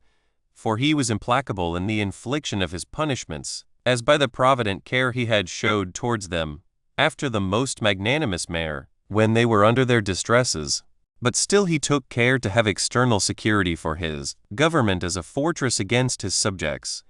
For the orations he made to the cities were very fine and full of kindness, and he cultivated a seasonable good understanding with their governors, and bestowed presents on every one of them, inducing them thereby to be more friendly to him, and using his magnificent disposition so as his kingdom might be the better secured to him, and this till all his affairs were every way more and more augmented. But then, this magnificent temper of his,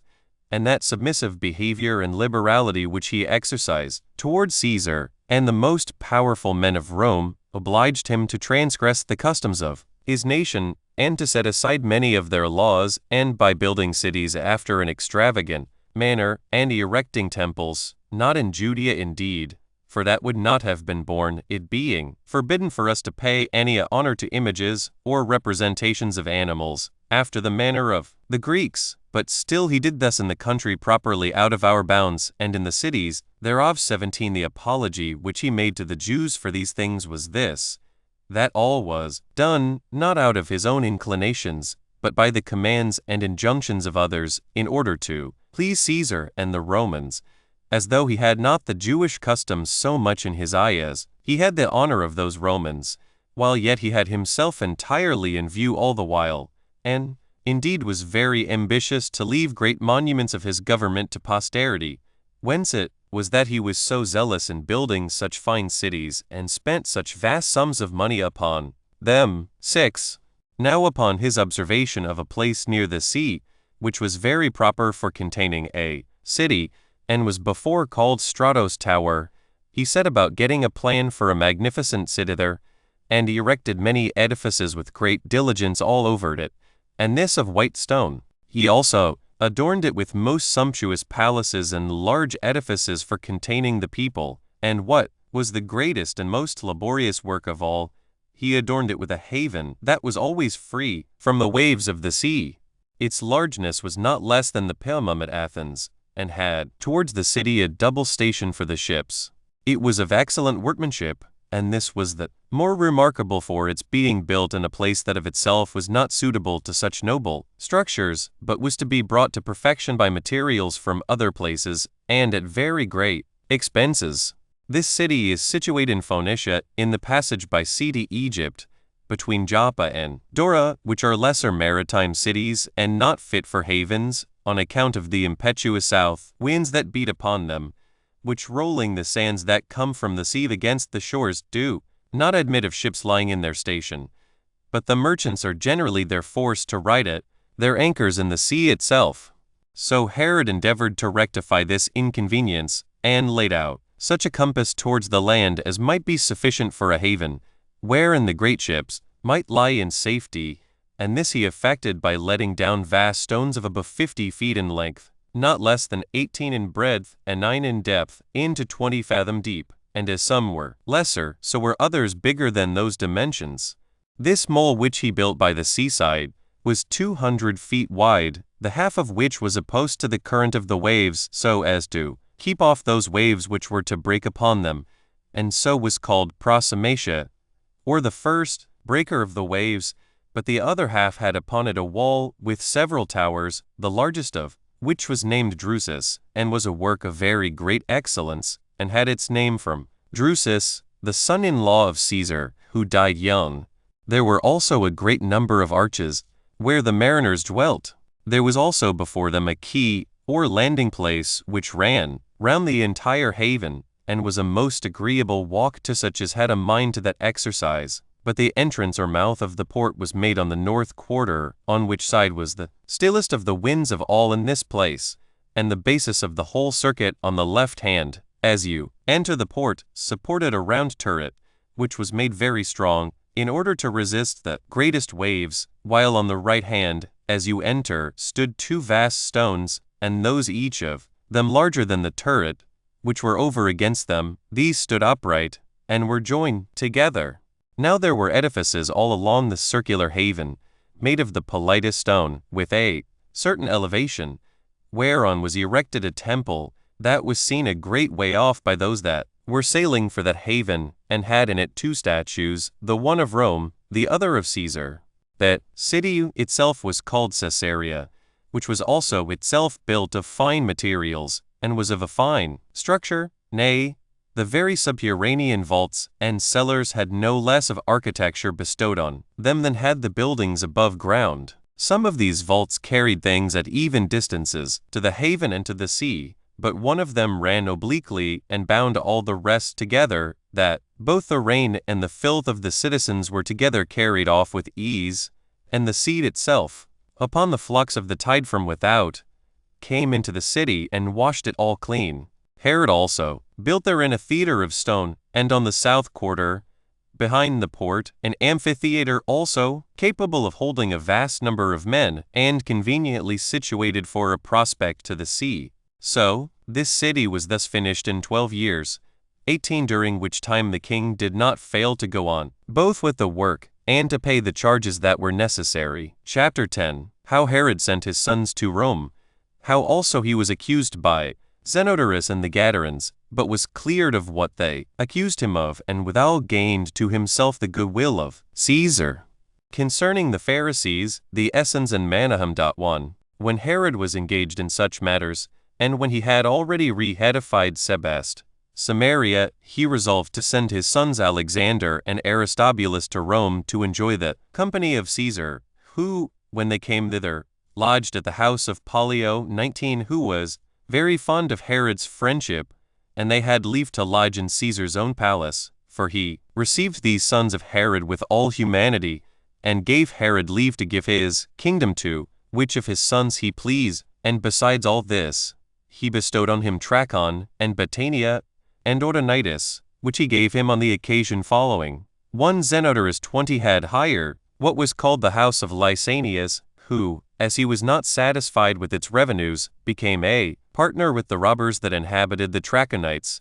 and so procured himself a larger income. For the inhabitants of those places lived in a mad way, and pillaged the country of the Damascenes, while Zenodorus did not restrain them, but partook of the prey they acquired. Now, as the neighboring people were hereby great sufferers, they complained to Varro, who was then president of Syria, and entreated him to write to Caesar about this injustice of Zenodorus. When these matters were laid before Caesar, he wrote back to Varro to destroy those nests of robbers and to give the land to Herod, that so by his care the neighboring countries might be no longer disturbed with these doings of the Trachonites.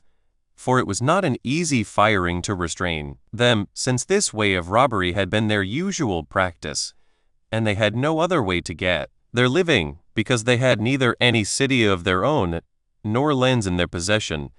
but only some receptacles and dens in the earth, and there they and their cattle lived in common together. However, they had made contrivances to get pools of water, and laid up corn in granaries for themselves, and were able to make great resistance, by issuing out on the sudden against any that attacked them, for the entrances of their caves were narrow, in which but one could come in at a time, and the places within incredibly large, and made very wide, but the ground over their habitations was not very high, but rather on a plain, while the rocks are altogether hard, and difficult to be entered upon, unless any one gets into the plain road by the guidance of another, for these roads are not straight, but have several revolutions. But when these men are hindered from their wicked preying upon their neighbors, their custom is to prey one upon another, insomuch that no sort of injustice comes amiss to them. But when Herod had received this grant from Caesar, and was come into this country, he procured skillful guides, and put a stop to their wicked robberies, and procured peace and quietness to the neighboring people, too. Hereupon Zenodorus was grieved, in the first place, because his principality was taken away from him, and still more so, because he envied Herod, who had gotten it. So he went up to Rome to accuse him, but returned back again without success. Now Agrippa was about this time sent to succeed Caesar in the government of the countries beyond the Ionian Sea, upon whom Herod lighted when he was wintering about Mytilene,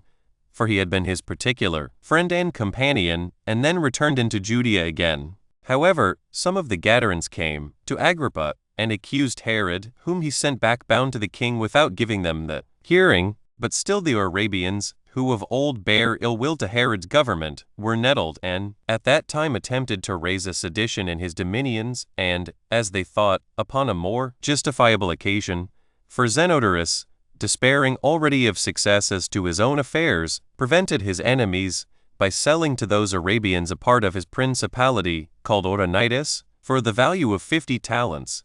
But as this was included in the donations of Caesar, they contested the point with Herod, as unjustly deprived of what they had bought. Sometimes they did this by making incursions upon him, and sometimes by attempting force against him, and sometimes by going to law with him. Moreover, they persuaded the porter's soldiers to help them, and were troublesome to him, out of a constant hope that they should reduce the people to raise a sedition, in which designs those that are in the most miserable circumstances of life are still the most earnest. And although Herod had been a great while apprised of these attempts, yet did not indulge any severity to them, but by rational methods aimed to mitigate things, as not willing to give any handle for tumults. 3. Now when Herod had already reigned 17 years, Caesar came into Syria, at which time the greatest part of the inhabitants of Gadara clamored against Herod, as one that was heavy in his injunctions and tyrannical. These reproaches they mainly ventured upon by the encouragement of Zenodorus, who took his oath that he would never leave Herod till he had procured that they should be severed from Herod's kingdom and joined to Caesar's province. The Gadarens were induced hereby, and made no small cry against him, and that the more boldly, because those that had been delivered up by Agrippa were not punished by Herod, who let them go, and did them no harm, for indeed he was the principal man in the world who appeared almost inexorable in punishing crimes in his own family, but very generous in remitting the offenses that were committed elsewhere. And while they accused Herod of injuries and plunderings and subversions of temples, he stood unconcerned and was ready to make his defense. However, Caesar gave him his right hand, and remitted nothing of his kindness to him upon this disturbance by the multitude. And indeed these things were alleged the first day, but the hearing proceeded no further. For as the Gadarens saw the inclination of Caesar and of his assessors, and expected, as they had reason to do, that they should be delivered up to the king, some of them, out of a dread of the torments they might undergo, cut their own throats in the night time, and some of them threw themselves down precipices, and others of them cast themselves into the river, and destroyed themselves of their own accord, which accidents seemed a sufficient condemnation of the rashness and crimes they had been guilty of. Whereupon Caesar made no longer delay, but cleared Herod from the crimes he was accused of. Another happy accident there was, which was a further great advantage to Herod at this time, for Zenodorus's belly burst, and a great quantity of blood issued from him in his sickness, and he thereby departed this life at Antioch in Syria. So Caesar bestowed his country, which was no small one, upon Herod. It lay between Trachon and Galilee, and contained Ulatha, and Panias, and the country round about. He also made him one of the procurators of Syria, and commanded that they should do everything with his approbation, and, in short, he arrived at that pitch of felicity, that whereas there were but 2 men that governed the vast Roman Empire, first Caesar, and then Agrippa, who was his principal favorite, Caesar preferred no one to Herod besides Agrippa, and Agrippa made no one his greater friend than Herod beside Caesar. And, when he had acquired such freedom, he begged of Caesar a tetrarchy 21 for his brother, Pheroras, while he did himself bestow upon him a revenue of 100 talents out of his own kingdom, that in case he came to any harm himself, his brother might be in safety, and that his sons might not have dominion over him. So when he had conducted Caesar to the sea, and was returned home, he built him a most beautiful temple, of the whitest stone, in Zenodorus's country, near the place called Panlor. This is a very fine cave in a mountain, under which there is a great cavity in the earth, and the cavern is abrupt, and prodigiously deep, and full of a still water. Over it hangs a vast mountain, and under the caverns arise the springs of the river Jordan. Herod adorned this place, which was already a very remarkable one,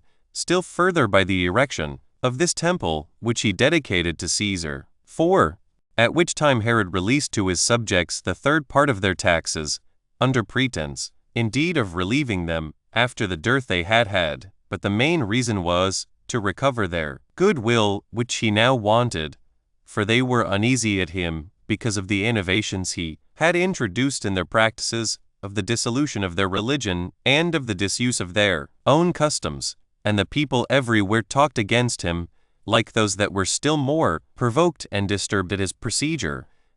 against which discontents he greatly guarded himself, and took away the opportunities they might have to disturb him, and enjoined them to be always at work. Nor did he permit the citizens either to meet together, or to walk or eat together, but watched everything they did, and when any were caught, they were severely punished, and many there were who were brought to the citadel Hyrcania, both openly and secretly, and were there put to death. And there were spies set everywhere, both in the city and in the roads, who watched those that met together. Nay, it is reported that he did not himself neglect this part of caution, but that he would oftentimes himself take the habit of a private man, and mix among the multitude in the night time, and make trial what opinion they had of his government. And as for those that could no way be reduced to acquiesce under his scheme of government, he prosecuted them all manner of ways, but for the rest of the multitude, he required that they should be obliged to take an oath of fidelity to him, and at the same time compelled them to swear that they would bear him goodwill, and continue certainly so to do in his management of the government, and indeed a great part of them, either to please him, or out of fear of him, yielded to what he required of them. But for such as were of a more open and generous disposition, and had indignation at the force he used to them, he by one means or other made away with them. He endeavored also to persuade Pollio the Pharisee, and Satnes, and the greatest part of their scholars, to take the oath. But these would neither submit so to do, nor were they punished, together with the rest, out of the reverence he bore to Pollio. The Essenes also, as we call a sect of ours, were excused from this imposition. These men live the same kind of life as do those whom the Greeks call Pythagoreans, concerning whom I shall discourse more fully elsewhere. However, it is but fit to set down here the reasons wherefore Herod had these Essenes in such honor, and thought higher of them than their moral nature required. Nor will this account be unsuitable to the nature of this history, as it will show the opinion men had of these Essenes. 5. Now there was one of these Essenes, whose name was Menahem, who had this testimony, that he not only conducted his life after an excellent manner, but had the foreknowledge of future events given him by God also. This man once saw Herod when he was a child, and going to school, and saluted him as king of the Jews. But he, thinking that either he did not know him, or that he was in jest, put him in mind that he was but a private man. But Menahem smiled to himself, and clapped him on his backside with his hand, and said, However that be, thou wilt be king, and wilt begin thy reign happily, for God finds thee worthy of it. And do thou remember the blows that Menahem hath given thee, as being a signal of the change of thy fortune. And truly this will be the best reasoning for thee, that thou love justice towards men, and piety towards God, and clemency towards thy citizens. Yet do I know how thy whole conduct will be, that thou wilt not be such a one, for thou wilt excel all men in happiness, and obtain an everlasting reputation, but wilt forget piety and righteousness. And these crimes will not be concealed from God, at the conclusion of thy life, when thou wilt find that he will be mindful of them, and punish time for them. Now at that time Herod did not at all attend to what Menahem said, as having no hopes of such advancement. But a little afterward, when he was so fortunate as to be advanced to the dignity of king, and was in the height of his dominion, he sent for Menahem, and asked him how long he should reign. Menahem did not tell him the full length of his reign.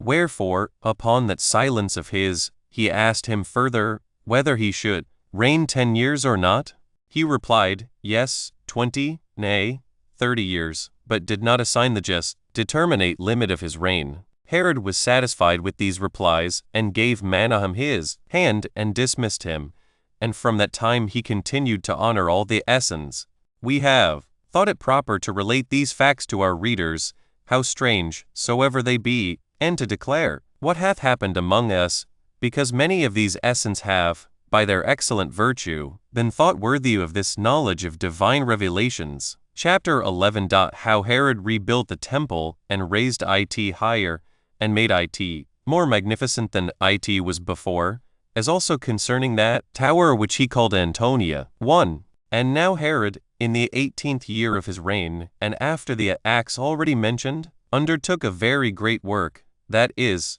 to build of himself the temple of God. 22. And make it larger in compass, and to raise it to a most magnificent altitude, as esteeming it to be the most glorious of all his actions, as it really was, to bring it to perfection, and that this would be sufficient for an everlasting memorial of him.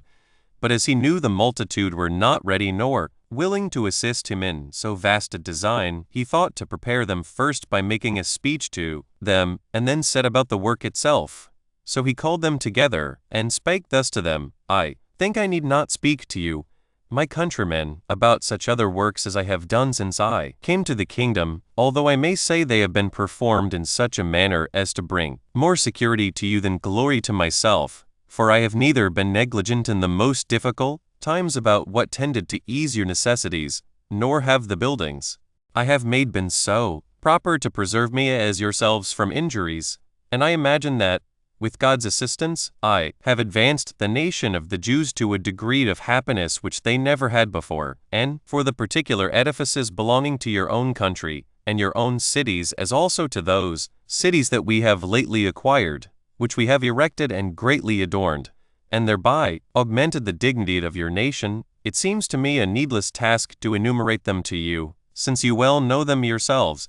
But as to that undertaking which I have a mind to set about at present, and which will be a work of the greatest piety and excellence that can possibly be undertaken by us, I will now declare it to you. Our fathers, indeed, when they were returned from Babylon, built this temple to God Almighty, yet does it want 60 cubits of its largeness in altitude. For so much did that first temple which Solomon built exceed this temple, nor let any one condemn our fathers for their negligence or want of piety herein, for it was not their fault that the temple was no higher, for they were Cyrus and Darius the son of Hystesps, who determined the measures for its rebuilding, and it hath been by reason of the subjection of those fathers of ours to them and to their posterity, and after them to the Macedonians, that they had not the opportunity to follow the original model of this pious edifice, nor could raise it to its ancient altitude. But since I am now, by God's will, your governor, and I have had peace a long time, and have gained great riches and large revenues, and, what is the principal filing of all, I am at amity with and well regarded by the Romans, who, if I may so say, are the rulers of the whole world. I will do my endeavor to correct that imperfection, which hath arisen from the necessity of our affairs and the slavery we have been under formerly, and to make a thankful return, after the most pious manner, to God, for what blessings I have received from him, by giving me this kingdom, and that by rendering his temple as complete as I am able. 2. And this was the speech which Herod made to them,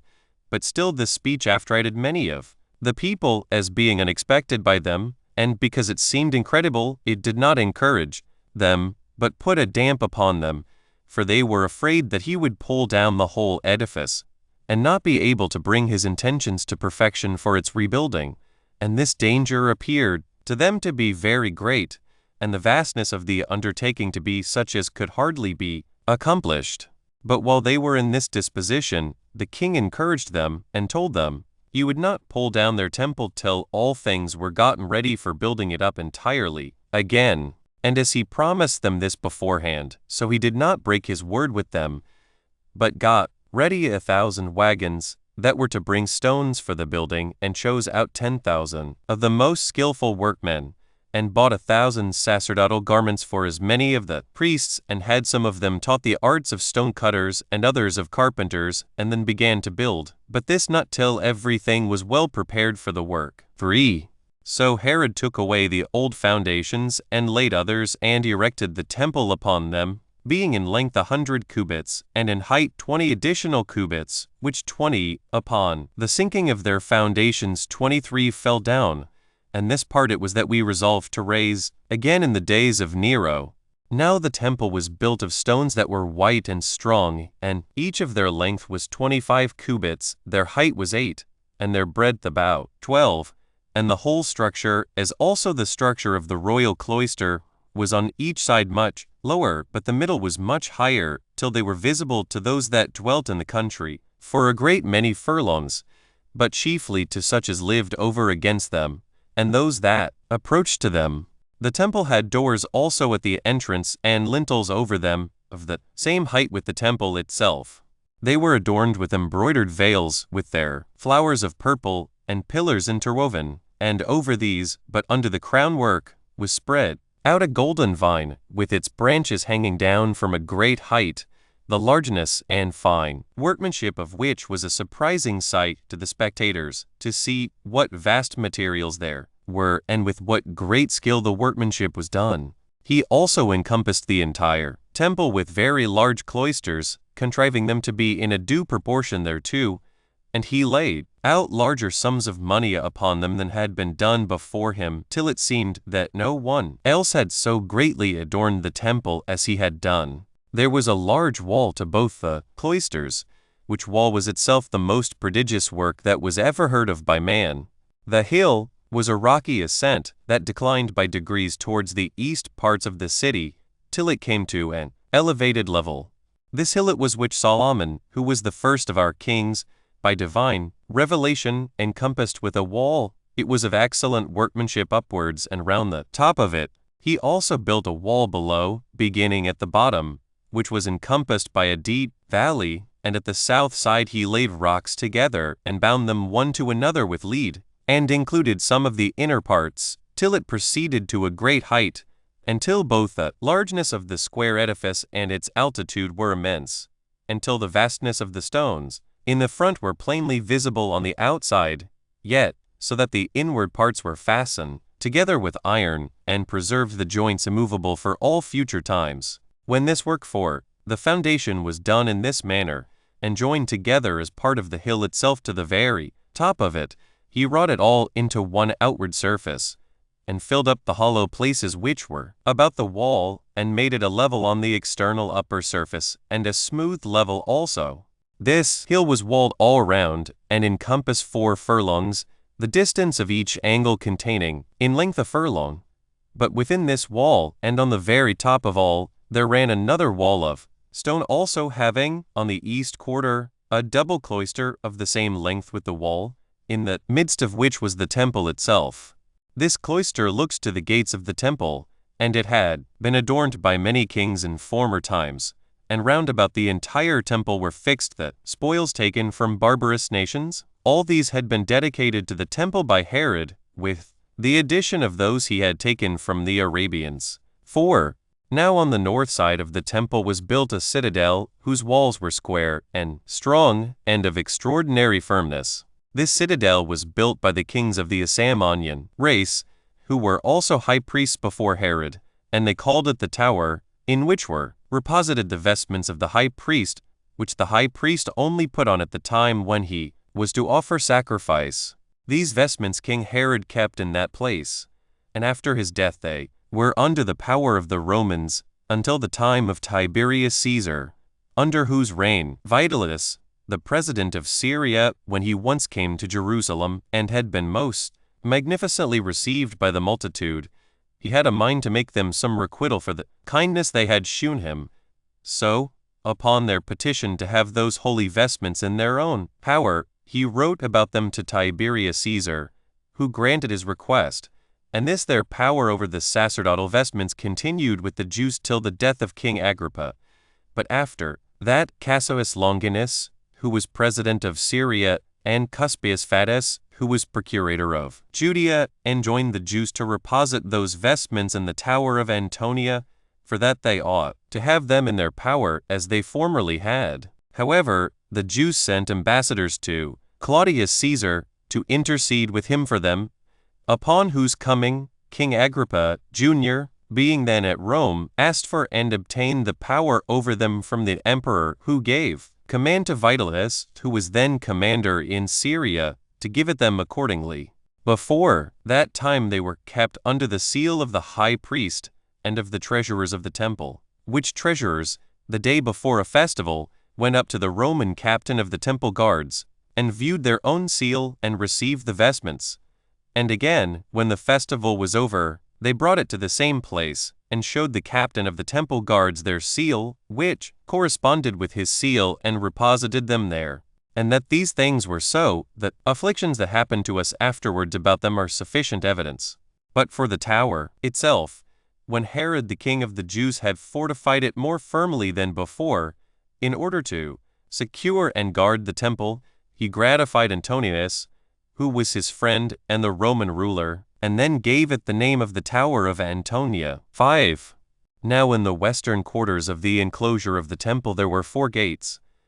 The first led to the king's palace, and went to a passage over the intermediate valley. 2 more led to the suburbs of the city, and the last led to the other city, where the road descended down into the valley by a great number of steps, and thence up again by the ascent, for the city lay over against the temple in the manner of a theater, and was encompassed with a deep valley along the entire south quarter. But the fourth front of the temple, which was southward, had indeed itself gates in its middle, as also it had the royal cloisters, with 3 walks, which reached in length from the east valley unto that on the west, for it was impossible it should reach any farther. And this cloister deserves to be mentioned better than any other under the sun, for while the valley was very deep, and its bottom could not be seen if you looked from above into the depth, this further vastly high elevation of the cloister stood upon that height, insomuch that if any one looked down from the top of the battlements, or down both those altitudes,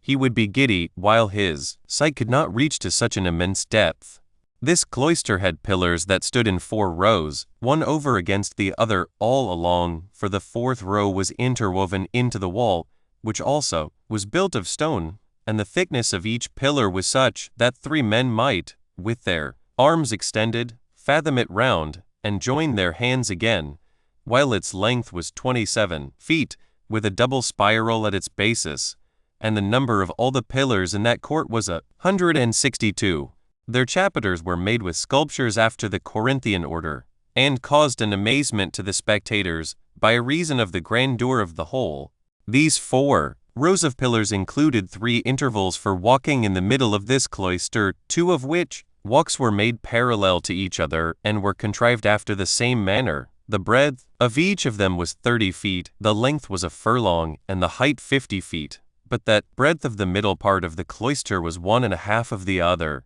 and the height was double, for it was much higher than those on each side. But the roofs were adorned with deep sculptures in wood, representing many sorts of figures. The middle was much higher than the rest, and the wall of the front was adorned with beams resting upon pillars that were interwoven into it, and that front was all of polished stone, insomuch that its fineness to such as had not seen it was incredible, and to such as had seen it was greatly amazing. Thus was the first enclosure, in the midst of which, and not far from it, was the second, to be gone up to by a few steps. This was encompassed by a stone wall for a partition, with an inscription, which forbade any foreigner to go in under pain of death. Now this inner enclosure had on its southern and northern quarters 3 gates equally distant one from another,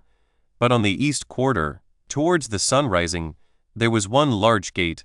through which such as were pure came in together with their wives. But the temple further inward in that gate was not allowed to the women, but still more inward was there a 3rd court of the temple, whereinto it was not lawful for any but the priests alone to enter. The temple itself was within this, and before that temple was the altar, upon which we offer our sacrifices and burnt offerings to God. Into none of these 3 did King Herod enter, 24, for he was forbidden, because he was not a priest. However, he took care of the cloisters and the outer enclosures, and these he built in 8 years. 6. But the temple itself was built by the priests in 1 year and 6 months, upon which all the people were full of joy, and presently they returned thanks, in the first place, to God, and in the next place, for the alacrity the king had showed. They feasted and celebrated this rebuilding of the temple, and for the king, he sacrificed 300 oxen to God, as did the rest every one, according to his ability, the number of which sacrifices is not possible to set down, for it cannot be that we should truly relate it. For at the same time with this celebration for the work about the temple fell also the day of the king's inauguration, which he kept of an old custom as a festival, and it now coincided with the other, which coincidence of them both made the festival most illustrious. 7. There was also an occult passage built for the king. It led from Antonia to the inner temple at its eastern gate, over which he also erected for himself a tower, that he might have the opportunity of a subterraneous ascent to the temple, in order to guard against any sedition which might be made by the people against their kings. It is also reported, 25, that during the time that the temple was building, it did not rain in the daytime, but that the showers fell in the night, so that the work was not hindered. And this our fathers have delivered to us. Nor is it incredible, if any one have regard to the manifestations of God, and thus was performed the work of the rebuilding of the temple. Antiquities of the Jews book, Romans 16, containing the interval of 12 years, from the finishing of the temple by Herod to the death of Alexander and Aristobulus. Chapter 1. A law of Herod's about thieves. Salome and Pharoahs calumniate Alexander and Aristobulus upon their return from Rome, for whom yet Herod provides wives. 1. As King Herod was very zealous in the administration of his entire government, and desirous to put a stop to particular acts of injustice which were done by criminals about the city and country, he made a law no way like our original laws, and which he enacted of himself, to expose housebreakers to be ejected out of his kingdom, which punishment was not only grievous to be borne by the offenders, but contained in it a dissolution of the customs of our forefathers, for this slavery to foreigners and such as did not live after the manner of Jews, and this necessity that they were under to do whatsoever such men should command, was an offense against our religious settlement, rather than a punishment to such as were found to have offended, such a punishment being avoided in our original laws, for those laws ordain that thief shall restore fourfold, and that if he have not so much, he shall be sold indeed, but not to foreigners, nor so that he be under perpetual slavery, for he must have been released after 6 years. But this law, thus enacted, in order to introduce a severe and illegal punishment, seemed to be a piece of insolence of Herod, when he did not act as a king, but as a tyrant, and thus, contemptuously, and without any regard to his subjects, did he venture to introduce such a punishment. Now this penalty, thus brought into practice, was like Herod's other actions and became a part of his accusation, and an occasion of the hatred he lay under. 2. Now at this time it was that he sailed to Italy, as very desirous to meet with Caesar, and to see his sons who lived at Rome, and Caesar was not only very obliging to him in other respects, but delivered him his sons again, that he might take them home with him, as having already completed themselves in the sciences. But as soon as the young men were come from Italy, that multitude were very desirous to see them, and they became conspicuous among them all, as adorned with great blessings of fortune, and having the countenances of persons of royal dignity. So they soon appeared to be the objects of envy to Salome, the king's sister, and to such as had raised calumnies against Mariamne, for they were suspicious that when these came to the government, they should be punished for the wickedness they had been guilty of against their mother. So they made this very fear of theirs a motive to raise calumnies against them also. They gave it out that they were not pleased with their father's company, because he had put their mother to death, as if it were not agreeable to piety to appear to converse with their mother's murderer. Now, by carrying these stories, that had indeed a true foundation in the fact, but were only built on probabilities as to the present accusation, they were able to do them mischief, and to make Herod take away that kindness from his sons which he had before borne to them. For they did not say these things to him openly, but scattered abroad such words among the rest of the multitude, from which words, when carried to Herod, he was induced at last to hate them, and which natural affection itself, even in length of time,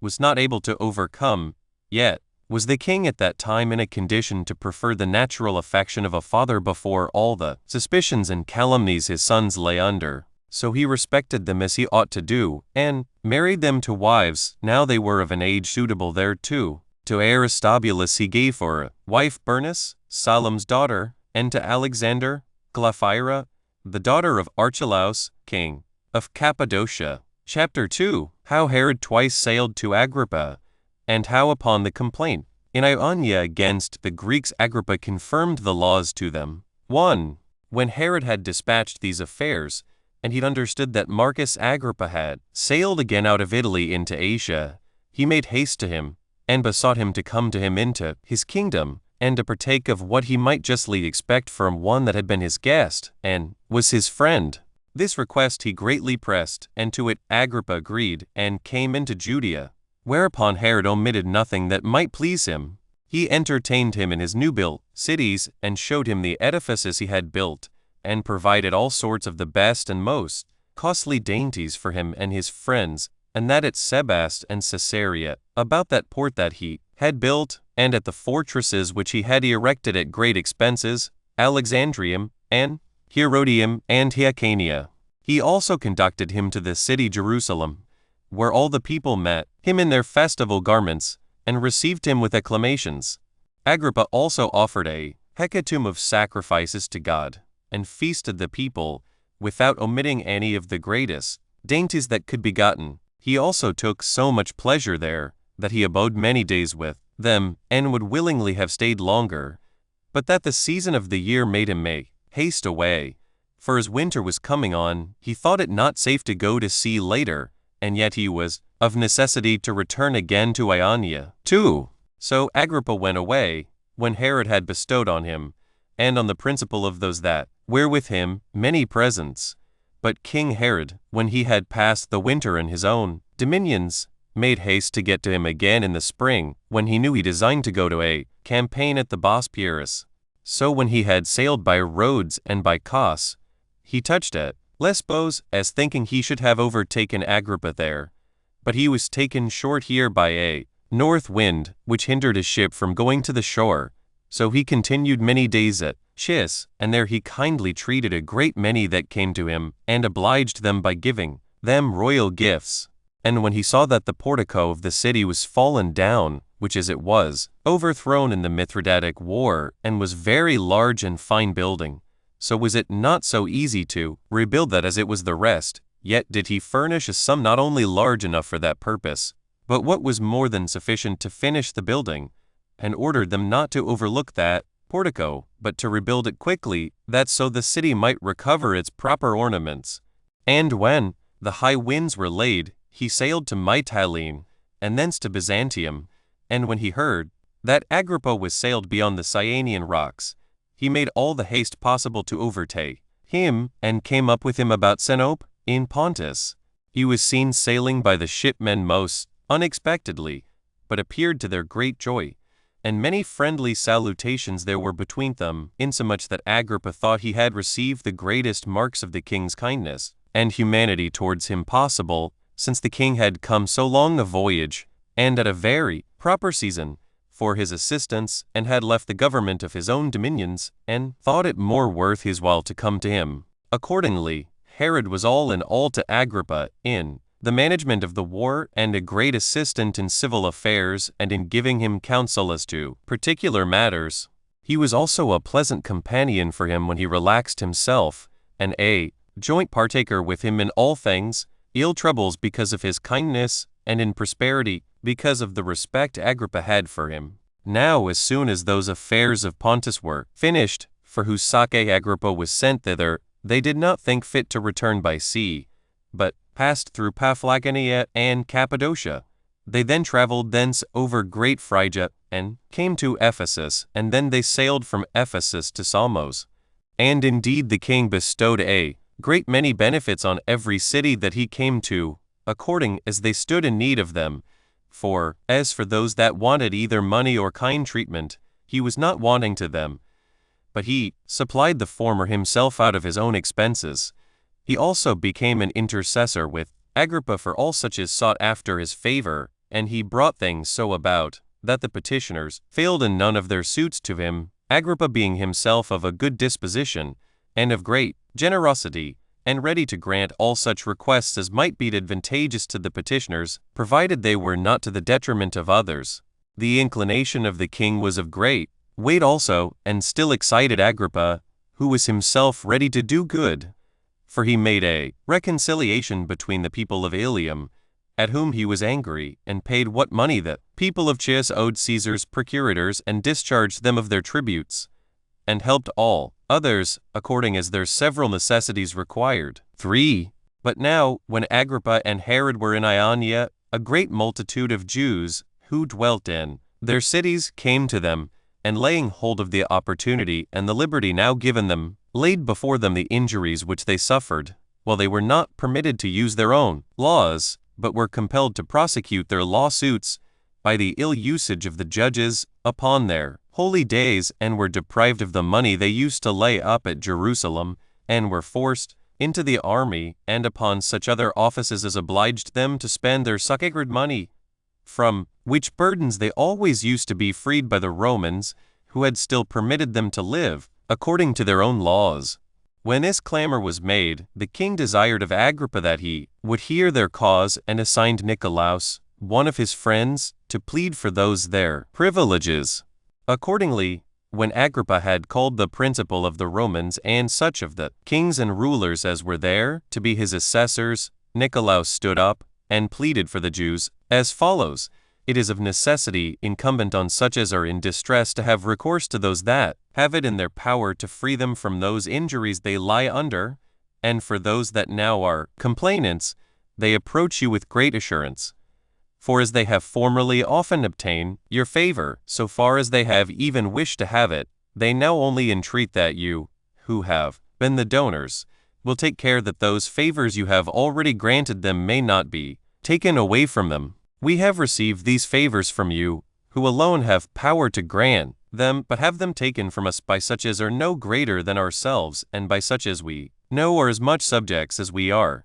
And certainly, if we have been vouchsafed great favors, it is to our commendation to have obtained them, as having been found deserving of such great favors. And if those favors be but small ones, it would be barbarous for the donors not to confirm them to us. And for those that are the hindrance of the Jews, and use them reproachfully, it is evident that they affront both the receivers, while they will not allow those to be worthy men to whom their excellent rulers themselves have borne their testimony, and the donors, while they desire those favors already granted may be abrogated. Now if any one should ask these Gentiles themselves which of the two things they would choose to part with, their lives or the customs of their forefathers, their solemnities, their sacrifices, their festivals, which they celebrated in honor of those they supposed to be gods, I know very well that they would choose to suffer any thing whatsoever rather than a dissolution of any of the customs of their forefathers. For a great many of them have rather chosen to go to war on that account, as very solicitous not to transgress in those matters. And indeed we take an estimate of the happiness which all mankind do now enjoy by your means from this very thing, that we are allowed every one to worship as our own institutions require, and yet to live in peace. And although they would not be thus treated themselves, yet do they endeavor to compel others to comply with them, as if it were not as great an instance of impiety profanely to dissolve the religious solemnities of any others, as to be negligent in the observation of their own towards their gods. And let us now consider the one of these practices. Is there any people, or city, or community of men, to whom your government and the Roman power does not appear to be the greatest blessing? Is there any one that can desire to make void the favors they have granted? No one is certainly so mad, for there are no men but such as have been partakers of their favors, both public and private, and indeed those that take away what you have granted can have no assurance, but every one of their own grants made them by you may be taken from them also, which grants of yours can yet never be sufficiently valued. For if they consider the old governments under kings, together with your present government, besides the great number of benefits which this government hath bestowed on them, in order to their happiness, this is instead of all the rest, that they appear to be no longer in a state of slavery, but of freedom.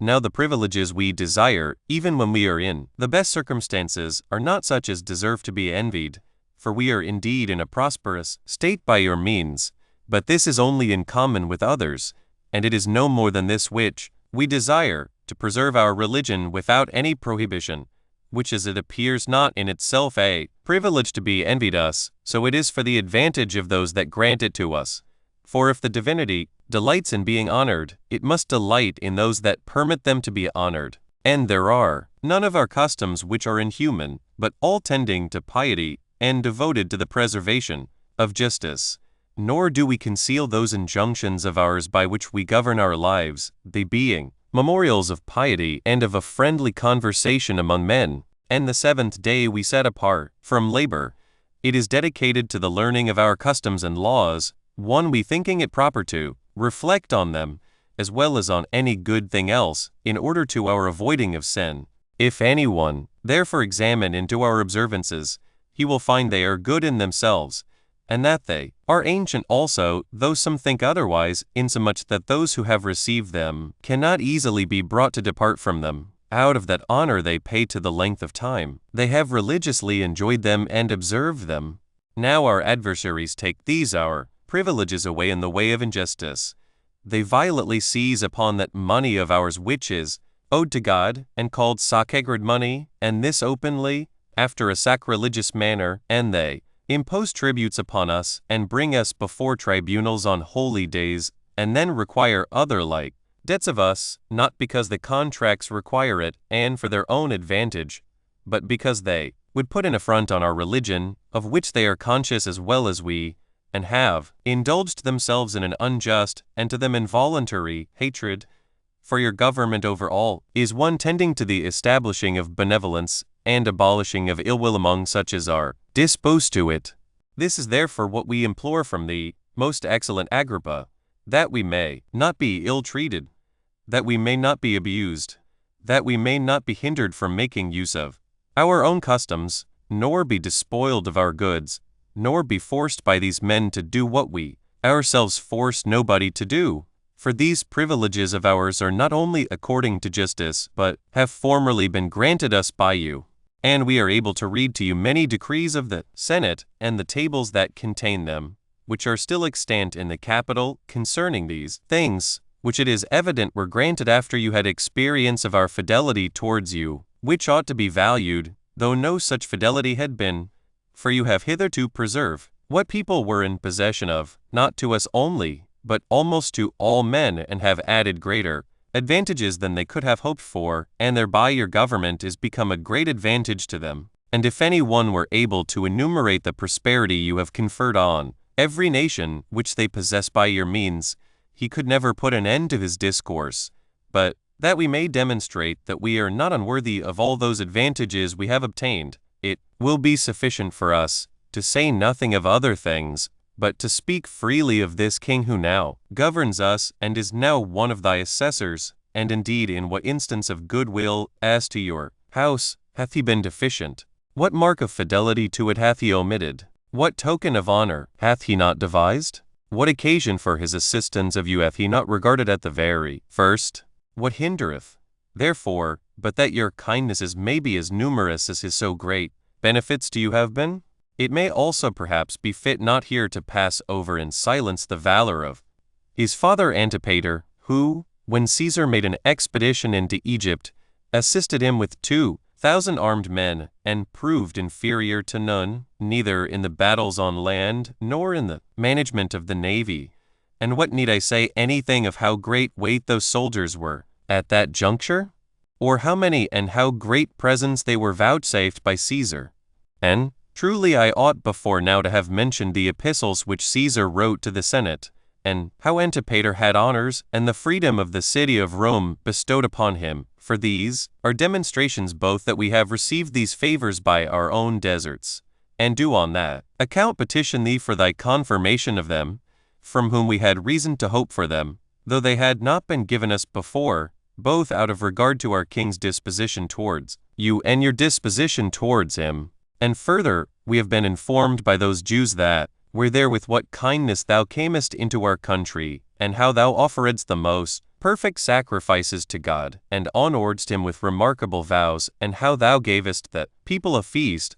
and acceptedst of their own hospitable presents to thee. We ought to esteem all these kind entertainments made both by our nation and to our city, to a man who is the ruler and manager of so much of the public affairs, as indications of that friendship which thou hast returned to the Jewish nation, and which hath been procured them by the family of Herod. So we put thee in mind of these things in the presence of the king, now sitting by thee, and make our request for no more, but this, that what you have given us yourselves you will not see taken away by others from us. For, when Nicolaus had made this speech,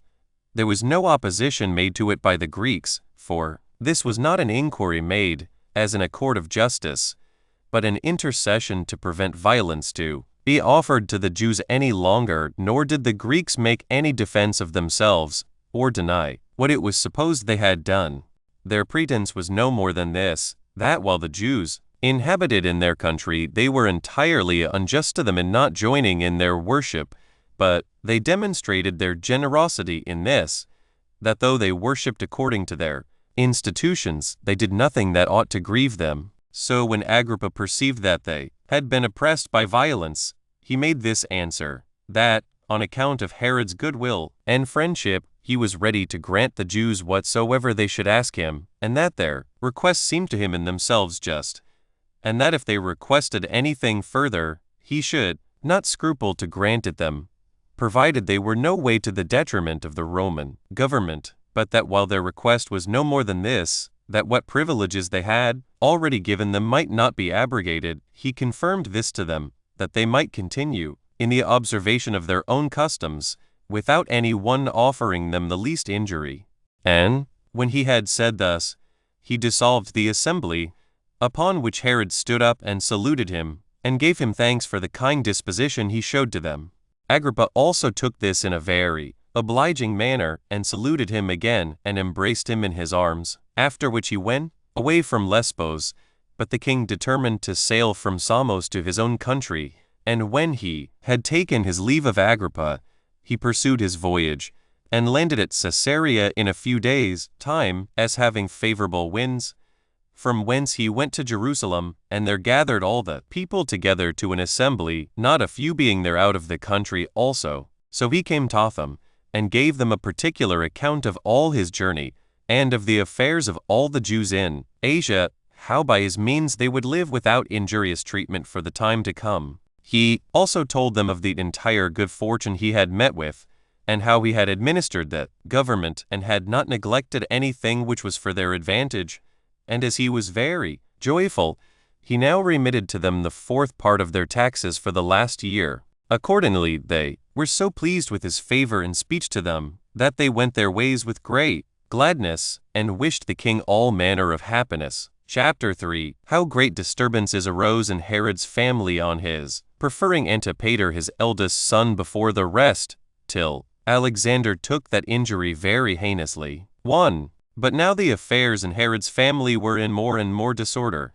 and became more severe upon him, by the hatred of Salome to the young men Alexander and Aristobulus, which descended as it were by inheritance from their mother Mariamne, and as she had fully succeeded against their mother, so she proceeded to that degree of madness and insolence as to endeavor that none of her posterity might be left alive, who might have it in their power to revenge her death. The young men had also somewhat of a bold and uneasy disposition towards their father, occasioned by the remembrance of what their mother had unjustly suffered, and by their own affectation of dominion. The old grudge was also renewed, and they east reproaches on Salome and Phares, who requited the young men with malicious designs, and actually laid treacherous snares for them. Now as for this hatred, it was equal on both sides, but the manner of exerting that hatred was different. For as for the young men, they were rash, reproaching and affronting the others openly, and were inexperienced enough to think it the most generous to declare their minds in that undaunted manner. But the others did not take that method, but made use of calumnies after a subtle and despiteful manner, still provoking the young men, and imagining that their boldness might in time turn to the offering violence to their father. For, inasmuch as they were not ashamed of the pretended crimes of their mother, nor thought she suffered justly, these supposed that might at length exceed all bounds, and induce them to think they ought to be avenged on their father, though it were by dispatching him with their own hands. At length it came to this, that the whole city was full of their discourses, and, as is usual, in such contests, the unskillfulness of the young men was pitied, but the contrivance of Salome was too hard for them, and what imputations she laid upon them came to be believed, by means of their own conduct. For they who were so deeply affected with the death of their mother, that, while they said both she and themselves were in a miserable case, they vehemently complained of her pitiable end, which indeed was truly such, and said that they were themselves in a pitiable case also, because they were forced to live with those that had been her murderers, and to be partakers with them. 2. These disorders increased greatly, and the king's absence abroad had afforded a fit opportunity for that increase. But as soon as Herod was returned and had made that forementioned speech to the multitude, Phares and Salome let fill words immediately, as if he were in great danger, and as if the young men openly threatened that they would not spare him any longer, but revenge their mother's death upon him. They also added another circumstance, that their hopes were fixed on Archelaus, the king of Cappadocia, that they should be able by his means to come to Caesar and accuse their father. Upon hearing such things, Herod was immediately disturbed, and indeed was the more astonished, because the same things were related to him by some others also. He then called to mind his former calamity, and considered that the disorders in his family had hindered him from enjoying any comfort from those that were dearest to him, or from his wife whom he loved so well, and suspecting that his future troubles would soon be heavier and greater than those that were past, he was in great confusion of mind, for divine providence had in reality conferred upon him a great many outward advantages for his happiness even beyond his hopes, but the troubles he had at home were such as he never expected to have met with, and rendered him unfortunate. Nay, both sorts came upon him to such a degree as no one could imagine, and made it a doubtful question whether, upon the comparison of both, he ought to have exchanged so great a success of outward good things for so great misfortunes at home, or whether he ought not to have chosen to avoid the calamities relating to his family, though he had, for a compensation, never been possessed of the admired grandeur of a kingdom. 3. As he was thus disturbed and afflicted, in order to depress these young men, he brought to court another of his sons, that was born to him when he was a private man. His name was Antipater. Yet did he not then indulge him as he did afterwards, when he was quite overcome by him, and let him do everything as he pleased, but rather with the design of depressing the insolence of the sons of Mariamne, and managing this elevation of his so, that it might be for a warning to them. For this bold behavior of theirs he thought would not be so great if they were once persuaded that the succession to the kingdom did not appertain to them alone, or must of necessity come to them. So we introduced Antipater as their antagonist, and imagined that he made a good provision for discouraging their pride, and that after this was done to the young men, there might be a proper season for expecting these to be of a better disposition. But that event proved otherwise than he'd intended, for the young men thought he did them a very great injury, and as Antipater was a shrewd man, when he had once obtained this degree of freedom, and began to expect greater things than he had before hoped for, he had but one single design in his head, and that was to distress his brethren, and not at all to yield to them the preeminence, but to keep close to his father, who was already alienated from them by the calumnies he had heard about them, and ready to be wrought upon in any way his zeal against them should advise him to pursue, that he might be continually more and more severe against them. Accordingly all the reports that were spread abroad came from him, while he avoided himself the suspicion as if those discoveries proceeded from him, but he rather chose to make use of those persons for his assistance that were unsuspected, and such as might be believed to speak truth by reason of the goodwill they bore to the king. And indeed there were already not a few who cultivated a friendship with Antipater, in hopes of gaining somewhat by him, and these were the men who most of all persuaded Herod, because they appeared to speak thus out of their goodwill to him. And with these joint accusations, which from various foundations supported one another's veracity, the young men themselves afforded further occasions to Antipater also, for they were observed to shed tears often on account of the injury that was offered them, and had their mother in their mouths, and among their friends they ventured to reproach their father as not acting justly by them.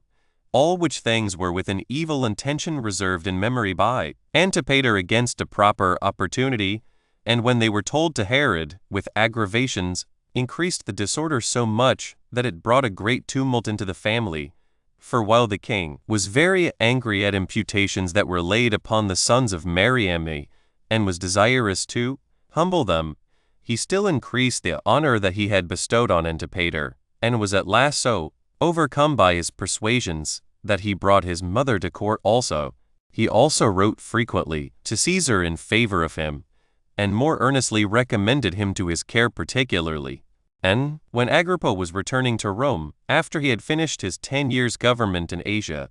Herod sailed from Judea, And when he met with him, he had none with him, but Antipater, whom he delivered to Agrippa,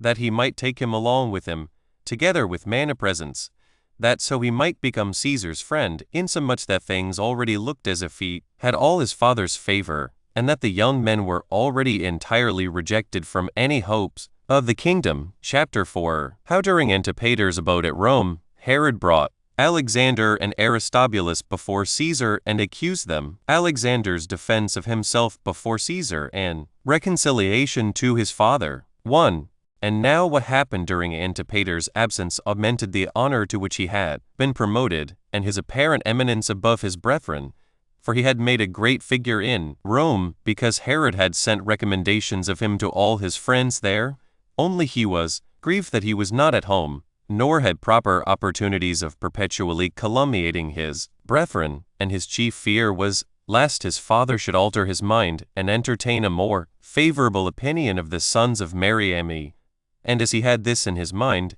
he did not desist from his purpose, but continually sent from Rome any such stories as he hoped might grieve and irritate his father against his brethren,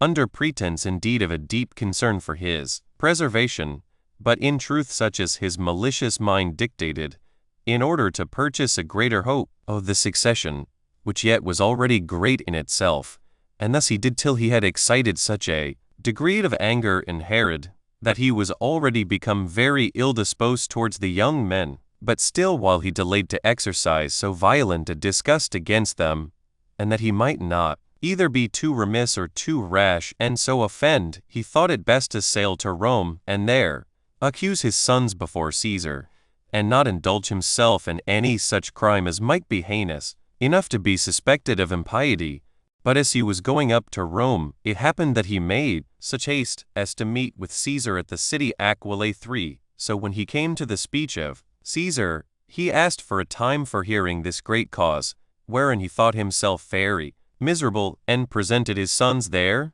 and accused them of their mad actions, and of their attempts against him, that they were enemies to him, and by all the means they were able, did their endeavors to show their hatred to their own father, and would take away his life, and so obtain his kingdom, after the most barbarous manner, that he had power from Caesar to dispose of it, not by necessity, but by choice, to him who shall exercise the greatest piety towards him, while these my sons are not so desirous of ruling, as they are, upon a disappointment thereof, to expose their own life, if so be they may but deprive their father of his life. So wild and polluted is their mind by time become, out of their hatred to him, that whereas he had a long time borne this his misfortune, he was now compelled to lay it before Caesar, and to pollute his ears with such language, while he himself wants to know what severity they have ever suffered from him, or what hardships he hath ever laid upon them to make them complain of him, and how they can think it just that he should not be lord of that kingdom which he in a long time, and with great danger, had gained, and not allow him to keep it and dispose of it to him who should deserve best. And this, with other advantages, he proposes as a reward for the piety of such a one as will hereafter imitate the care he hath taken of it, and that such a one may gain so great a requital as that is, and that it is an impious thing for them to pretend to meddle with it beforehand. For he, who hath ever the kingdom in his view, at the same time reckons upon procuring the death of his father, because otherwise he cannot come at the government. That is for himself, he had hitherto given them all that he was able, and what was agreeable to such as are subject to the royal authority, and the sons of a king, what ornaments they wanted, with servants and delicate fare, and had married them into the most illustrious families, the one Aristobulus to his sister's daughter, but Alexander to the daughter of King Archelaus. And, what was the greatest favor of all, when their crimes were so very bad, and he had authority to punish them, yet had he not made use of it against them, but had brought them before Caesar, their common benefactor, and had not used the severity which, either as a father who had been impiously abused, or as a king who had been assaulted treacherously, he might have done, but made them stand upon a level with him in judgment, that, however, it was necessary that all this should not be passed over without punishment, nor himself live in the greatest fears, nay, that it was not for their own advantage to see the light of the sun after what they have done, although they should escape it this time, since they had done the vilest things, and would certainly suffer the greatest punishments that ever were known among mankind. 2. These were the accusations which Herod laid with great vehemency against his sons before Caesar. Now the young men, both while he was speaking and chiefly at his concluding, wept, and were in confusion. Now as to themselves, they knew in their own conscience they were innocent, but because they were accused by their father, they were sensible, as the truth was, that it was hard for them to make their apology, since though they were at liberty to speak their minds freely as the occasion required, and might with force and earnestness refute that accusation, yet was it not now decent so to do. There was therefore a difficulty how they should be able to speak, and tears, and at length a deep groan, followed, while they were afraid that if they said nothing, they should seem to be in this difficulty from a consciousness of guilt, nor had they any defense ready, by reason of their youth, and the disorder they were under. Yet was not Caesar unapprised, when he looked upon them in the confusion they were in, that their delight to make their defense did not arise from any consciousness of great enormities, but from their unskillfulness and modesty. They were also commiserated by those that were there in particular, and they moved their father's affections in earnest till he had much ado to conceal them. 3. But when they saw there was a kind disposition arisen both in him and in Caesar, and that every one of the rest did either shed tears, or at least did all grieve with them, the one of them, whose name was Alexander, called to his father, and attempted to answer his accusation, and said, O father, the benevolence thou hast showed to us is evident, even in this very judicial procedure, for hadst thou had any pernicious intentions about us, thou hadst not produced us here before the common Savior of all, for it was in thy power, both as a king and as a father, to punish the guilty, but by thus bringing us to Rome, and making Caesar himself a witness to what is done, thou intimatest that thou intendest to save us. For no one that hath a design to slay a man will bring him to the temples and to the altars. Yet are our circumstances still worse, for we cannot endure to live ourselves any longer if it be believed that we have injured such a father. Nay, perhaps it would be worse for us to live with this suspicion upon us, that we have injured him, than to die without such guilt. And if our open defense may be taken to be true, we shall be happy, both in pacifying thee and in escaping the danger we are in. But if this calumny so prevails, it is more than enough for us that we have seen the sun this day, which why should we see, if this suspicion be fixed upon us? Now it is easy to say of young men, that they desire to reign, and to say further that this evil proceeds from the case of our unhappy mother. This is abundantly sufficient to produce our present misfortune out of the former. But consider well, whether such an accusation does not suit all such young men, and may not be said of them all promiscuously, for nothing can hinder him that reigns if he have children, and their mother be dead, but the father may have a suspicion upon all his sons as intending some treachery to him. But a suspicion is not sufficient to prove such an impious practice. Now let any man say, whether we have actually and insolently attempted any such thing, whereby actions otherwise incredible used to be made credible? Can anybody prove that poison hath been prepared? Or prove a conspiracy of our equals, or the corruption of servants, or letters written against thee, though indeed there are none of those things, but have sometimes been pretended by way of calumny, when they were never done? For a royal family that is at variance with itself is a terrible thing, and that which thou callest a reward of piety often becomes, among very wicked men, such a foundation of hope as makes them leave no sort of mischief untried. Nor does any one lay any wicked practices to our charge, but as to calumnies by hearsay, how can he put an end to them, who will not hear what we have to say? Have we talked with too great freedom? Yes, but not against thee, for that would be unjust, but against those that never conceal anything that is spoken to them. Hath either of us lamented our mother? Yes, but not because she is dead, but because she was evil spoken of by those that had no reason so to do.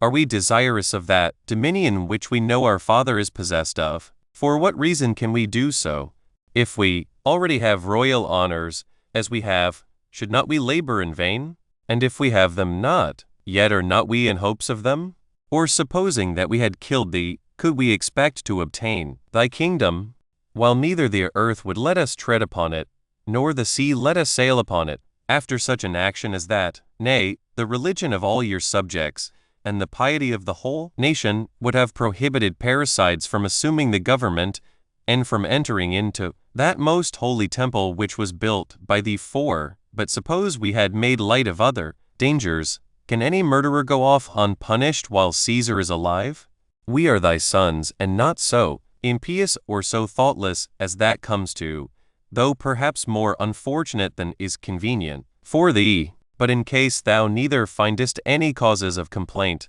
nor any treacherous designs, what sufficient evidence hast thou to make such a wickedness of ours credible? Our mother is dead indeed, but then what befell her might be an instruction to us to caution, and not an incitement to wickedness. We are willing to make a larger apology for ourselves, but actions, never done, do not admit of discourse. Nay, we will make this agreement with thee, and that, before Caesar, the Lord of all, who is now a mediator between us, if thou, O Father, canst bring thyself, by the evidence of truth, to have a mind free from suspicion concerning us, let us live, though even then we shall live in an unhappy way, for to be accused of great acts of wickedness, though falsely, is a terrible thing.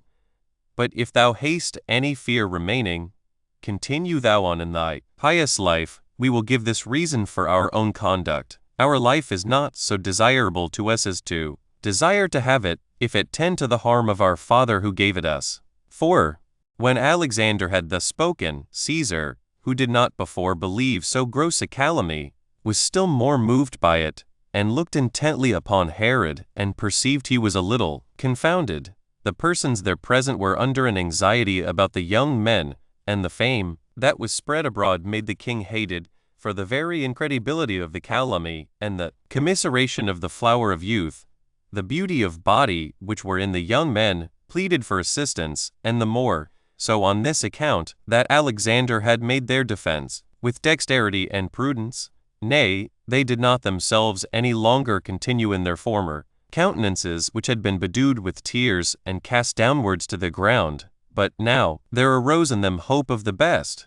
and the king himself appeared not to have had foundation enough to build such an accusation upon, he having no real evidence wherewith to correct them. Indeed, he wanted some apology for making the accusation, but Caesar, after some delay, said that although the young men were thoroughly innocent of that for which they were calumniated, yet had they been so far to blame that they had not demeaned themselves towards their fathers so as to prevent that suspicion which was spread abroad concerning them. He also exhorted Herod to lay all such suspicions aside, and to be reconciled to his sons, for that it was not just to give any credit to such reports concerning his own children, and that this repentance on both sides might still heal those breaches that had happened between them, and might improve that their goodwill to one another, whereby those on both sides, excusing the rashness of their suspicions, might resolve to bear a greater degree of affection towards each other than they had before. After Caesar had given them this admonition, he beckoned to the young men. When therefore they were disposed to fall down to make intercession to their father, he took them up, and embraced them, as they were in tears, and took each of them distinctly in his arms, till not one of those that were present, whether freeman or slave, but was deeply affected with what they saw. 5. Then did they return thanks to Caesar, and went away together, and with them went Antipater, with an hypocritical pretense that he rejoiced at this reconciliation. And in the last days they were with Caesar. Herod made him a present of 300 talents, as he was then exhibiting shows and largesses to the people of Rome, and Caesar made him a present of half the revenue of the copper mines in Cyprus, and committed the care of the other half to him, and honored him with other gifts and incomes. And as to his own kingdom, he left it in his own power to appoint which of his sons he pleased for his successor, or to distribute it in parts to every one, that the dignity might thereby come to them all. And when Herod was disposed to make such a settlement immediately, Caesar said he would not give him leave to deprive himself, while he was alive, of the power over his kingdom, or over his sons. 6. After this, Herod returned to Judea again. But during his absence no small part of his dominion about Trachon had revolted, whom yet the commanders he left there had vanquished, and compelled to a submission again. Now as Herod was sailing with his sons, and was come over against Cilicia to the island Alusa, which hath now changed its name for Sabast, he met with Archelaus, king of Cappadocia, who received him kindly, as rejoicing that he was reconciled to his sons, and that the accusation against Alexander, who had married his daughter, was at an end. They also made one another such presents as it became kings to make. Thence Herod came to Judea and to the temple, where he made a speech to the people concerning what had been done in this his journey. He also discoursed to them about Caesar's kindness to him, and about as many of the particulars he had done as he thought it for his advantage other people should be acquainted with. At last he turned his speech to the admonition of his sons, and exhorted those that lived at court and the multitude to concord, and informed them that his sons were to reign after him, Antipater first, and then Alexander and Aristobulus, the sons of Mariamne. But he desired that at present they should all have regard to himself, and esteem him king and lord of all, since he was not yet hindered by old age, but was in that period of life when he must be the most skillful in governing, and that he was not deficient in other arts of management that might enable him to govern the kingdom well, and to rule over his children also. He further told the rulers under him, and the soldiery, that in case they would look upon him alone, their life would be led in a peaceable manner, and they would make one another happy. And when he had said this, he dismissed the assembly, which speech was acceptable to the greatest part of the audience, but not so to them all, for the contention among his sons, and the hopes he had given them, occasioned thoughts and desires of innovations among them. Chapter 5. How Herod celebrated the games that were to return every 5th year upon the building of Caesarea, and how he built and adorned many other places after a magnificent manner, and did many other actions gloriously. 1. About this time it was that Caesarea Sebast, which he had built, was finished. The entire building being accomplished, in the 10th year, the solemnity of it fell into the 28th year of Herod's reign, and into the 192nd Olympiad. There was accordingly a great festival and most sumptuous preparations made presently in order to its dedication, for he had appointed a contention in music, and games to be performed naked. He had also gotten ready a great number of those that fight single combats, and of beasts for the like purpose, horse races also, and the most chargeable of such sports and shows as used to be exhibited at Rome, and in other places. He consecrated this combat to Caesar, and ordered it to be celebrated every 5th year. He also sent all sorts of ornaments for it out of his own furniture, that it might want nothing to make it decent. Nay, Julia, Caesar's wife, sent a great part of her most valuable furniture from Rome, insomuch that he had no want of anything. The sum of them all was estimated at 500 talents. Now when a great multitude was come to that city to see the shows, as well as the ambassadors whom other people sent, on account of the benefits they had received from Herod, he entertained them all in the public inns and at public tables and with perpetual feasts. This solemnity having in the daytime the diversions of the fights, and in the night time such merry meetings as cost vast sums of money, and publicly demonstrated the generosity of his soul, for in all his undertakings he was ambitious to exhibit what exceeded whatsoever had been done before of the same kind. And it is related that Caesar and Agrippa often said that the dominions of Herod were too little for the greatness of his soul, for that he deserved to have both all the kingdom of Syria and that of Egypt also. 2. After this solemnity and these festivals were over, Herod erected another city in the plain, called Capharsaba, where he chose out a fit place, both for plenty of water and goodness of soil, and proper for the production of what was there planted, where a river encompassed the city itself, and a grove of the best trees for magnitude was round about it. This he named Antipatris, from his father Antipater. He also built upon another spot of ground above Jericho, of the same name with his mother, a place of great security and very pleasant for habitation, and called it Cypros. He also dedicated the finest monuments to his brother Phasaelus, on account of the great natural affection there had been between them, by erecting a tower in the city itself, not less than the Tower of Pharaohs, which he named Phasaelus, which was at once a part of the strong defenses of the city and a memorial for him that was deceased, because it bare his name. He also built a city of the same name in the valley of Jericho, as you go from it northward, whereby he rendered the neighboring country more fruitful by the cultivation its inhabitants introduced, and this also he called Phasaelus. 3. But as for his other benefits, it is impossible to reckon them up, those which he bestowed on cities, both in Syria and in Greece, and in all the places he came to in his voyages, for he seems to have conferred, and that after a most plentiful manner, what would minister to many necessities and the building of public works, and gave them the money that was necessary to such works as wanted it, to support them upon the failure of their other revenues.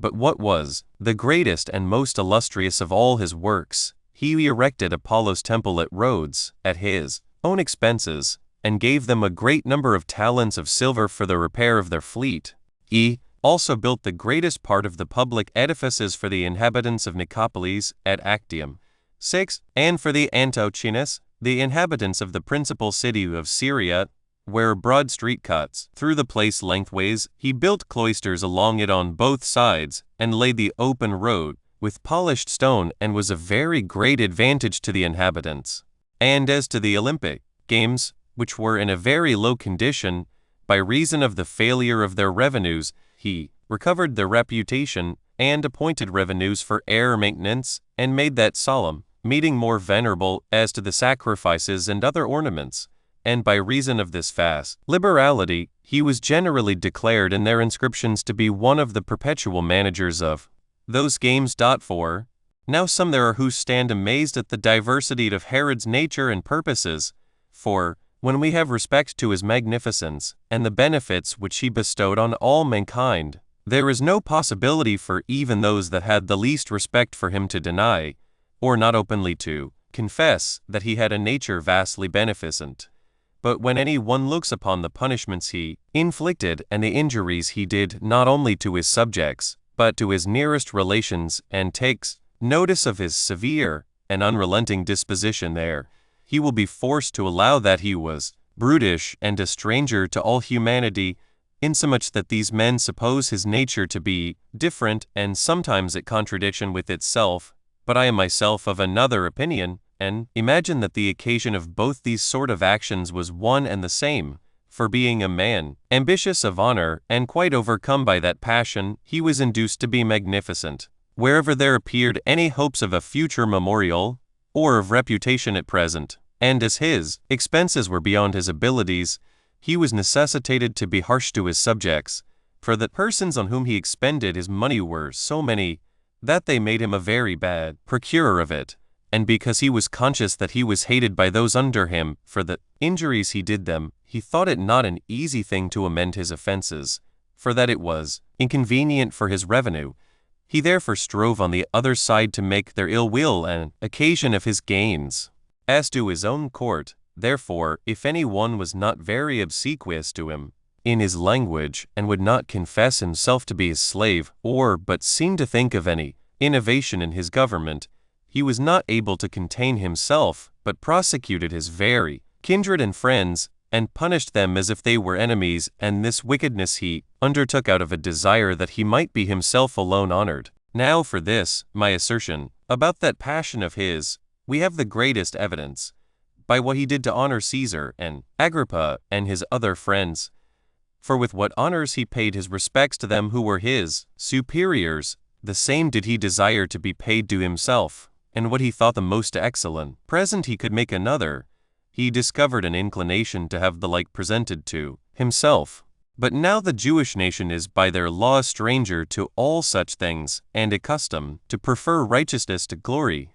for which reason that nation was not agreeable to him, because it was out of their power to flatter the king's ambition with statues or temples or any other such performances, and this seems to me to have been at once the occasion of Herod's crimes as to his own courtiers and counselors, and of his benefactions as to foreigners and those that had no relation to him. Chapter 6. An embassage in Cyrene and Asia to Caesar, concerning the complaints they had to make against the Greeks, with copies of the epistles which Caesar and Agrippa wrote to the cities for them. 1. Now the cities ill-treated the Jews in Asia, and all those also of the same nation which lived ill, Libya, which joins to Cyrene, while the former kings had given them equal privileges with the other citizens. But the Greeks affronted them at this time, and that so far as to take away their sacred money, and to do them mischief on other particular occasions. When therefore they were thus afflicted, and found no end of their barbarous treatment they met with among the Greeks,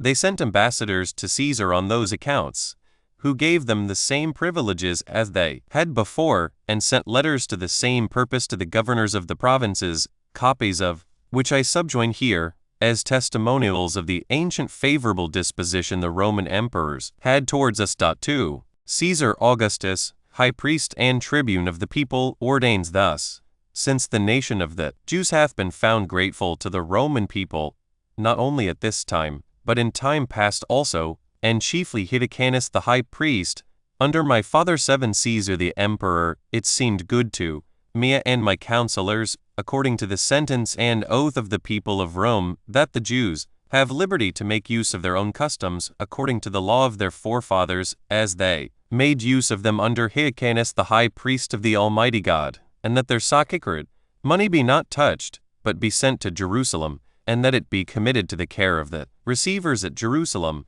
and that they be not obliged to go before any judge on the Sabbath day, nor on the day of the preparation to it, after the 9th hour. 8. But if any one be caught stealing their holy books or their sacred money, whether it be out of the synagogue or public school, he shall be deemed a sacrilegious person, and his goods shall be brought into the public treasury of the Romans. And I give order that the testimonial which they have given me, on account of my regard to that piety which I exercise toward all mankind, and out of regard to Caius Marcus, Censorinus, together with the present decree, be proposed in that most eminent place which hath been consecrated to me by the community of Asia at Ancyra. And if any one transgress any part of what is above decreed, he shall be severely punished. This was inscribed upon a pillar in the temple of Caesar. 3. Caesar to Norbanus Flaccus sendeth greeting. Let those Jews, how many soever they be, who have been used,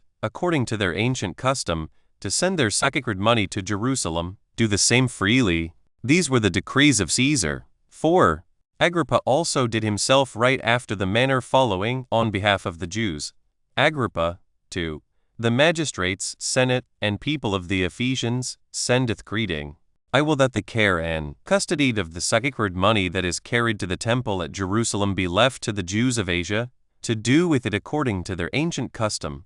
and that such as steal that sacred money of the Jews and fly to a sanctuary shall be taken thence and delivered to the Jews, by the same law, that sacrilegious persons are taken thence. I have also written to Silvanus the praetor, that no one compelled the Jews to come before a judge on the Sabbath day. 5. Marcus Agrippa to the magistrates, senate, and people of Cyrene, sendeth greeting. The Jews of Cyrene have interceded with me for the performance of what Augustus sent orders about to Flavius, the then praetor of Libya, and to the other procurators of that province, that the sacred money may be sent to Jerusalem freely, as hath been their custom from their forefathers, they, complaining that they are abused by certain informers, and under pretense of taxes which were not due, are hindered from sending them, which I command to be restored without any diminution or disturbance given to them. And if any of that sacred money in the cities be taken from their proper receivers, I further enjoin that the same be exactly returned to the Jews in that place. 6. Caius Norbanus Flaccus, proconsul, to the magistrates of the Sardians, sendeth greeting. Caesar hath written to me and commanded me not to forbid the Jews, how many soever they be, from assembling together according to the custom of their forefathers, nor from sending their money to Jerusalem. I have therefore written to you, that you may know that both Caesar and I would have you act accordingly. 7. Nor did Julius Antonius, the proconsul, write otherwise. to the magistrates, senate, and people of the Ephesians, sendeth greeting. As I was dispensing justice at Ephesus, on the Ides of February, the Jews that dwell in Asia demonstrated to me that Augustus and Agrippa had permitted them to use their own laws and customs, and to offer those their first fruits, which every one of them freely offers to the deity on account of piety, and to carry them in a company together to Jerusalem without disturbance. They also petitioned me that I also would confirm what had been granted by Augustus and Agrippa by my own sanction. I would therefore have you take notice that according to the will of Augustus and Agrippa, I permit them to use and do according to the customs of their forefathers without disturbance. 8. I have been obliged to set down these decree because the present history of our own acts will go generally among the Greeks, and I have hereby demonstrated to them that we have formerly been in great esteem, and have not been prohibited by those governors we were under from keeping any of the laws of our forefathers, nay, that we have been supported by them, while we followed our own religion and the worship we paid to God. And I frequently make mention of these decrees in order to reconcile other people to us, and to take away the causes of that hatred which unreasonable men bear to us. As for our customs, 9, there is no nation which always makes use of the same, and in every city almost we meet with them different from one another. But natural justice is most agreeable to the advantage of all men equally, both Greeks and barbarians, to which our laws have the greatest regard, and thereby render us, if we abide in them after a pure manner, benevolent and friendly to all men, on which account we have reason to expect the like return from others, and to inform them that they ought not to esteem difference of positive institutions a sufficient cause of alienation, but join with us in the pursuit of virtue and probity, for this belongs to all men in common, and of itself alone is sufficient for the preservation of human life. I now return to the thread of my history. Chapter 7. How, upon Herod's going down into David's sepulchre, that sedition in his family greatly increased. 1. As for Herod, he had spent vast sums about the cities, both without and within his own kingdom, and as he had before heard that Hyrcanus, who had been king before him, had opened David's sepulchre and taken out of it 3,000 talents of silver, and that there was a much greater number left behind, and indeed enough to suffice all his wants, he had a great while an intention to make the attempt, and at this time he opened that sepulchre by night, and went into it, and endeavored that it should not be at all known in the city, but took only his most faithful friends with him. As for any money, he found none, as Hyrcanus had done, but that furniture of gold, and those precious goods that were laid up there, all which he took away. However, he had a great desire to make a more diligent search, and to go farther in, even as far as the very bodies of David and Solomon,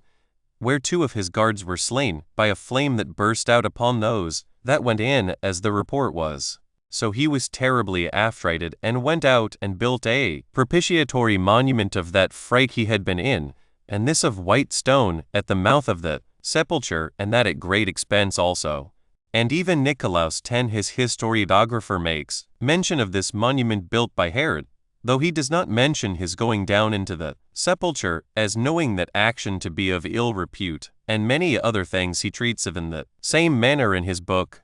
For he wrote in Herod's lifetime, and under his reign, and so as to please him, and as a servant to him, touching upon nothing but what tended to his glory, and openly excusing many of his notorious crimes, and very diligently concealing them. And as Hugh was desirous to put handsome colors on the death of Mariamne and her sons, which were barbarous actions in the king, he tells falsehoods about the incontinence of Mariamne, and the treacherous designs of his sons upon him, and thus he proceeded in his whole work, making a pompous encomium upon what just actions he had done, but earnestly apologizing for his unjust ones. Indeed, a man, as I said, may have a great deal to say by way of excuse for Nicolaus, for he did not so properly write this as a history for others, as somewhat that might be subservient to the king himself. As for ourselves, who come of a family nearly allied to the Asamonean kings, and on that account have an honorable place,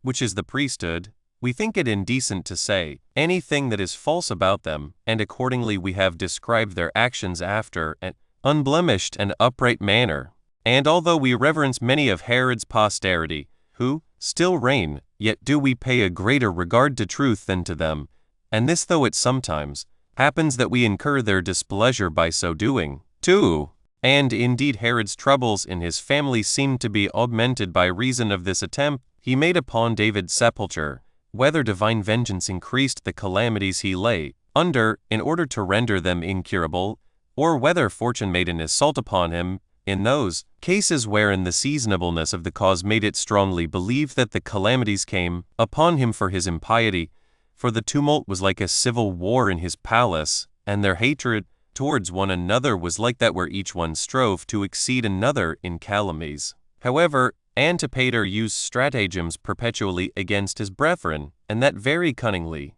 While abroad he loaded them with accusations, but still took upon him frequently to apologize for them, that this apparent benevolence to them might make him be believed, and forward his attempts against them, by which means he, after various manners, circumvented his father, who believed all that he did was for his preservation. Herod also recommended Ptolemy, who was a great director of the affairs of his kingdom, to Antipater, and consulted with his mother about the public affairs also. And indeed these were all in all, and did what they pleased, and made the king angry against any other persons, as they thought it might be to their own advantage. But still the sons of Mariamne were in a worse and worse condition perpetually, and while they were thrust out, and set in a more dishonorable rank, who yet by birth were the most noble, they could not bear the dishonor. And for the women, Glaphyra, Alexander's wife, the daughter of Archelaus,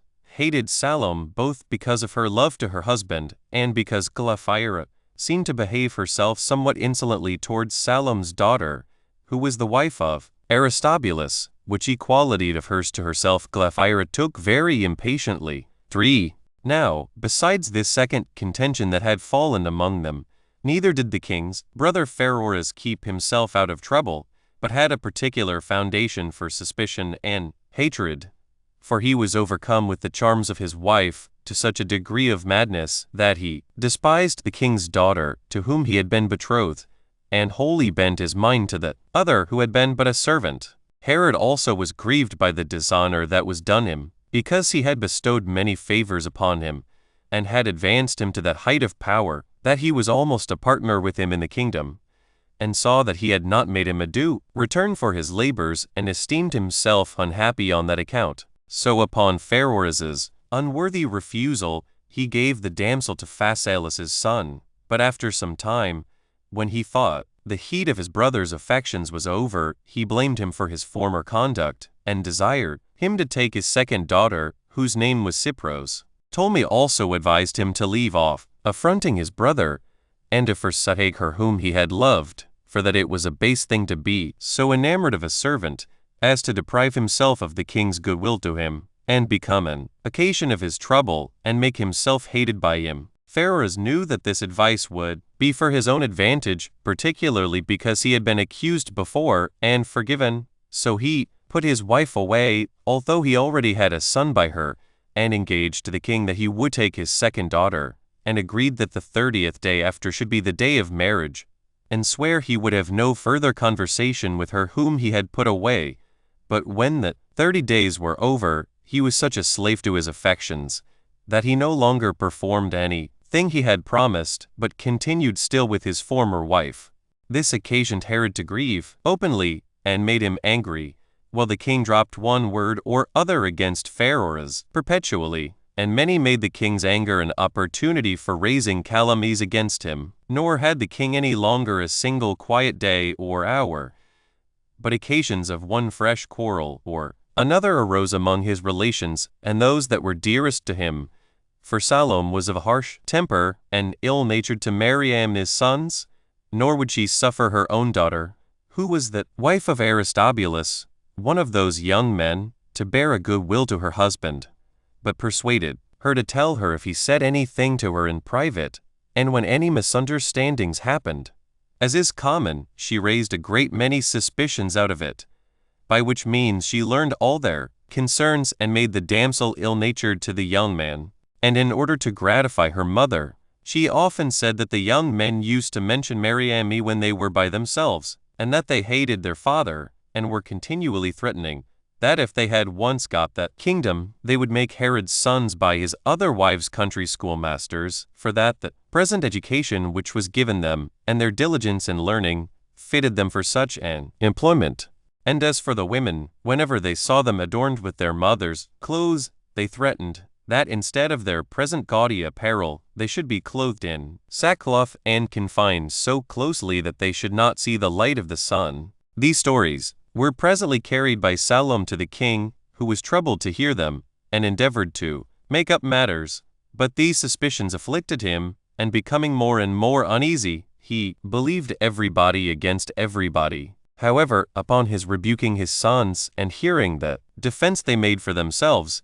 he was easier for a while, though a little afterwards much worse accidents came upon him. For Pheroras came to Alexander, the husband of Glaphyra, who was the daughter of Archelaus, as we have already told you, and said that he had heard from Salome that Herod has enamored on Glaphyra, and that his passion for her was incurable. When Alexander heard that, he was all on fire from his youth and jealousy, and he interpreted the instances of Herod's obliging behavior to her, which were very frequent, for the worse, which came from those suspicions he had on account of that word which fell from Pheroras, nor could he conceal his grief at the thing, but informed him what word Pheroras had said. Upon which Herod was in a greater disorder than ever, and not bearing such a false calumny, which was to his shame, was much disturbed at it. And often did he lament the wickedness of his domestics, and how good he had been to them, and how ill requitals they had made him. So he sent for Pheroras, and reproached him, and said, Thou vilest of all men, art thou come to that unmeasurable and extravagant degree of ingratitude, as not only to suppose such things of me, but to speak of them? I now indeed perceive what thy intentions are. It is not thy only aim to reproach me, when thou usest such words to my son, but thereby to persuade him to plot against me, and get me destroyed by poison. And who is there, if he had not a good genius at his elbow, as hath my son, but would not bear such a suspicion of his father, but would revenge himself upon him? Dost thou suppose that thou hast only dropped a word for him to think of, and not rather hast put a sword into his hand to slay his father? And what dost thou mean, when thou really hatest both him and his brother, to pretend kindness to them, only in order to raise a reproach against me, and talk of such things as no one but such an impious wretch as thou art could either devise in their mind, or declare in their words? Begone, thou art such a plague to thy benefactor and thy brother, and may the evil conscience of thine go along with thee, while I still overcome my relations by kindness, and am so far from avenging myself of them as they deserve, that I bestow greater benefits upon them than they are worthy of. 5. Thus did the king speak. Whereupon Pheroras, who was caught in the very act of his villainy, said that it was Salome who was the framer of this plot, and that the words came from her. But, as soon as she heard that, for she was at hand, she cried out, like one that would be believed, that no such thing ever came out of her mouth, that they all earnestly endeavored to make the king hate her, and to make her away, because of the goodwill she bore to Herod, and because she was always foreseeing the dangers that were coming upon him, and that at present there were more plots against him than usual. For while she was the only person who persuaded her brother to put away the wife he now had, and to take the king's daughter, it was no wonder if she were hated by him. As she said this, and often tore her hair, and often beat her breast, her countenance made her denial to be believed, but the perverseness of her manners declared at the same time her dissimulation in these proceedings. But Pheroras was caught between them, and had nothing plausible to offer in his own defense, while he confessed that he had said what was charged upon him, but was not believed when he said he had heard it from Salome. So the confusion among them was increased, and their quarrelsome words one to another. At last the king, out of his hatred to his brother and sister, sent them both away. And when he had commended the moderation of his son, and that he had himself told him of the report, he went in the evening to refresh himself. After such a contest as this had fallen out among them, Salom's reputation suffered greatly, since she was supposed to have first raised the calumny, and the king's wives were grieved at her, as knowing she was a very ill-natured woman, and would sometimes be a friend and sometimes an enemy at different seasons, so they perpetually said one thing or another against her, and somewhat that now fell out made them the bolder in speaking against her. 6. There was one Abodas, king of Arabia, an inactive and slothful man in his nature, but Silius managed most of his affairs for him. He was a shrewd man, although he was but young, and was handsome withal. This Silius, upon some occasion coining to Herod, and supping with him, saw Salome, and set his heart upon her, and understanding that she was a widow, he discoursed with her. Now because Salome was at this time less in favor with her brother, she looked upon Silius with some passion, and was very earnest to be married to him. And on the days following there appeared many, and those very great, indications of their agreement together. Now the women carried this news to the king, and laughed at the indecency of it. Whereupon Herod inquired about it further of Pharoah's, and desired him to observe them at supper, how their behavior was one toward another, who told him that by the signals which came from their heads and their eyes, they both were evidently in love. After this, Silius the Arabian being suspected, went away, but came again in 2 or 3 months afterwards, as it were on that very design, and spake to Herod about it, and desired that Salome might be given him to wife, for that his affinity might not be disadvantageous to his affairs, by a union with Arabia, the government of which country was already in effect under his power, and more evidently would be his hereafter. Accordingly, when Herod discoursed with his sister about it, and asked her whether she were disposed to this match, she immediately agreed to it. But when Silius was desired to come over to the Jewish religion, and then he should marry her, and that it was impossible to do it on any other terms, he could not bear that proposal, and went his way. For he said that if he should do so, he should be stoned by the Arabs. Then did Pharoah's reproach Salome for her incontinency, as did the women much more, and said that Silius had debauched her. As for that damsel which the king had betrothed to his brother Pharoah's, but he had not taken her, as I have before related, because he was enamored on his former wife, Salome desired of Herod she might be given to her son by Costobarus, which match he was very willing to, but was dissuaded from it by Pharoah's, who pleaded that this young man would not be kind to her, since his father had been slain by him, and that it was more just that his son, who was to be his successor in the tetrarchy, should have her. So he begged his pardon, and persuaded him to do so. Accordingly the damsel, upon this change of her espousals, was disposal of to this young man, the son of Pharoah's, the king giving for her portion 100 talents. Chapter 8. How Herod took up Alexander and bound him, whom yet Archelaus king of Cappadocia reconciled to his father Herod. Again, 1. But still the affairs of Herod's family were no better, but perpetually more troublesome. Now, this accident happened, which arose from no decent occasion, but proceeded so far as to bring great difficulties upon him. There were certain eunuchs which the king had, and on account of their beauty was very fond of them, and the care of bringing him drink was entrusted to one of them, of bringing him his supper to another, and of putting him to bed to the third, who also managed the principal affairs of the government. And there was one told the king that these eunuchs were corrupted by Alexander the king's son with great sums of money. And when they were asked whether Alexander had had criminal conversation with them, they confessed it, but said they knew of no further mischief of his against his father.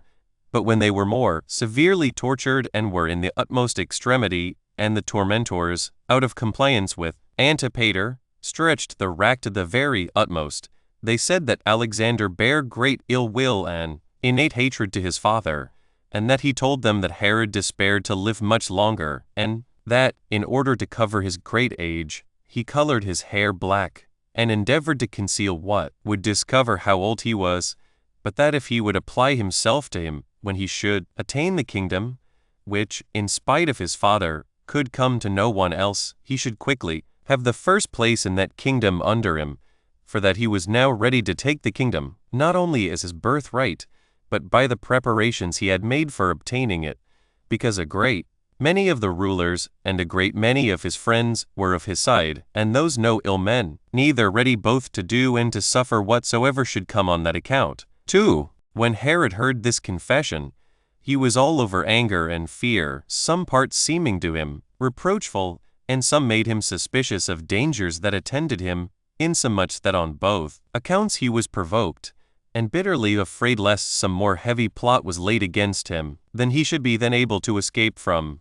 Whereupon he did not now make an open search, but sent about spies to watch such as he suspected, for he was now overrun with suspicion and hatred against all about him, and indulging abundance of those suspicions, in order to his preservation, he continued to suspect those that were guiltless,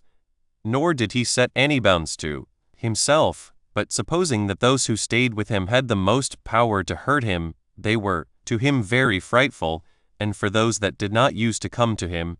it seemed enough to name them to make them suspected, and he thought himself safer when they were destroyed. And at last his domestics were come to that pass, that being no way secure of escaping themselves, they fell to accusing one another, and imagining that he who first accused another was most likely to save himself. Yet when any had overthrown others, they were hated, and they were thought to suffer justly who unjustly accused others, and they only thereby prevented their own accusation. Nay, they now executed their own private enmities by this means, and when they were caught, they were punished in the same way. Thus these men contrived to make use of this opportunity as an instrument and a snare against their enemies, yet when they tried it, were themselves caught also in the same snare which they laid for others, and the king soon repented of what he had done, because he had no clear evidence of the guilt of those whom he had slain, and yet what was still more severe in him, he did not make use of his repentance, in order to leave off doing the like again, but in order to inflict the same punishment upon their accusers. 3. And in this state of disorder were the affairs of the palace, and he had already told many of his friends directly that they ought not to appear before him, her come into the palace, and that reason of this injunction was, that when they were there, he had less freedom of acting, or a greater restraint on himself on their account.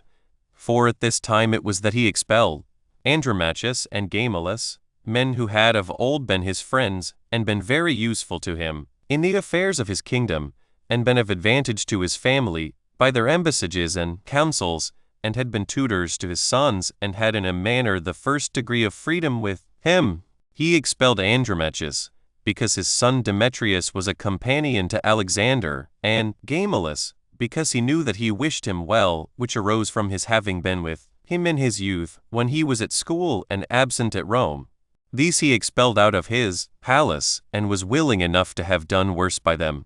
but that he might not seem to take such liberty against men of so great reputation, he contented himself with depriving them of their dignity and of their power to hinder his wicked proceedings. 4. Now it was Antipater who was the cause of all this,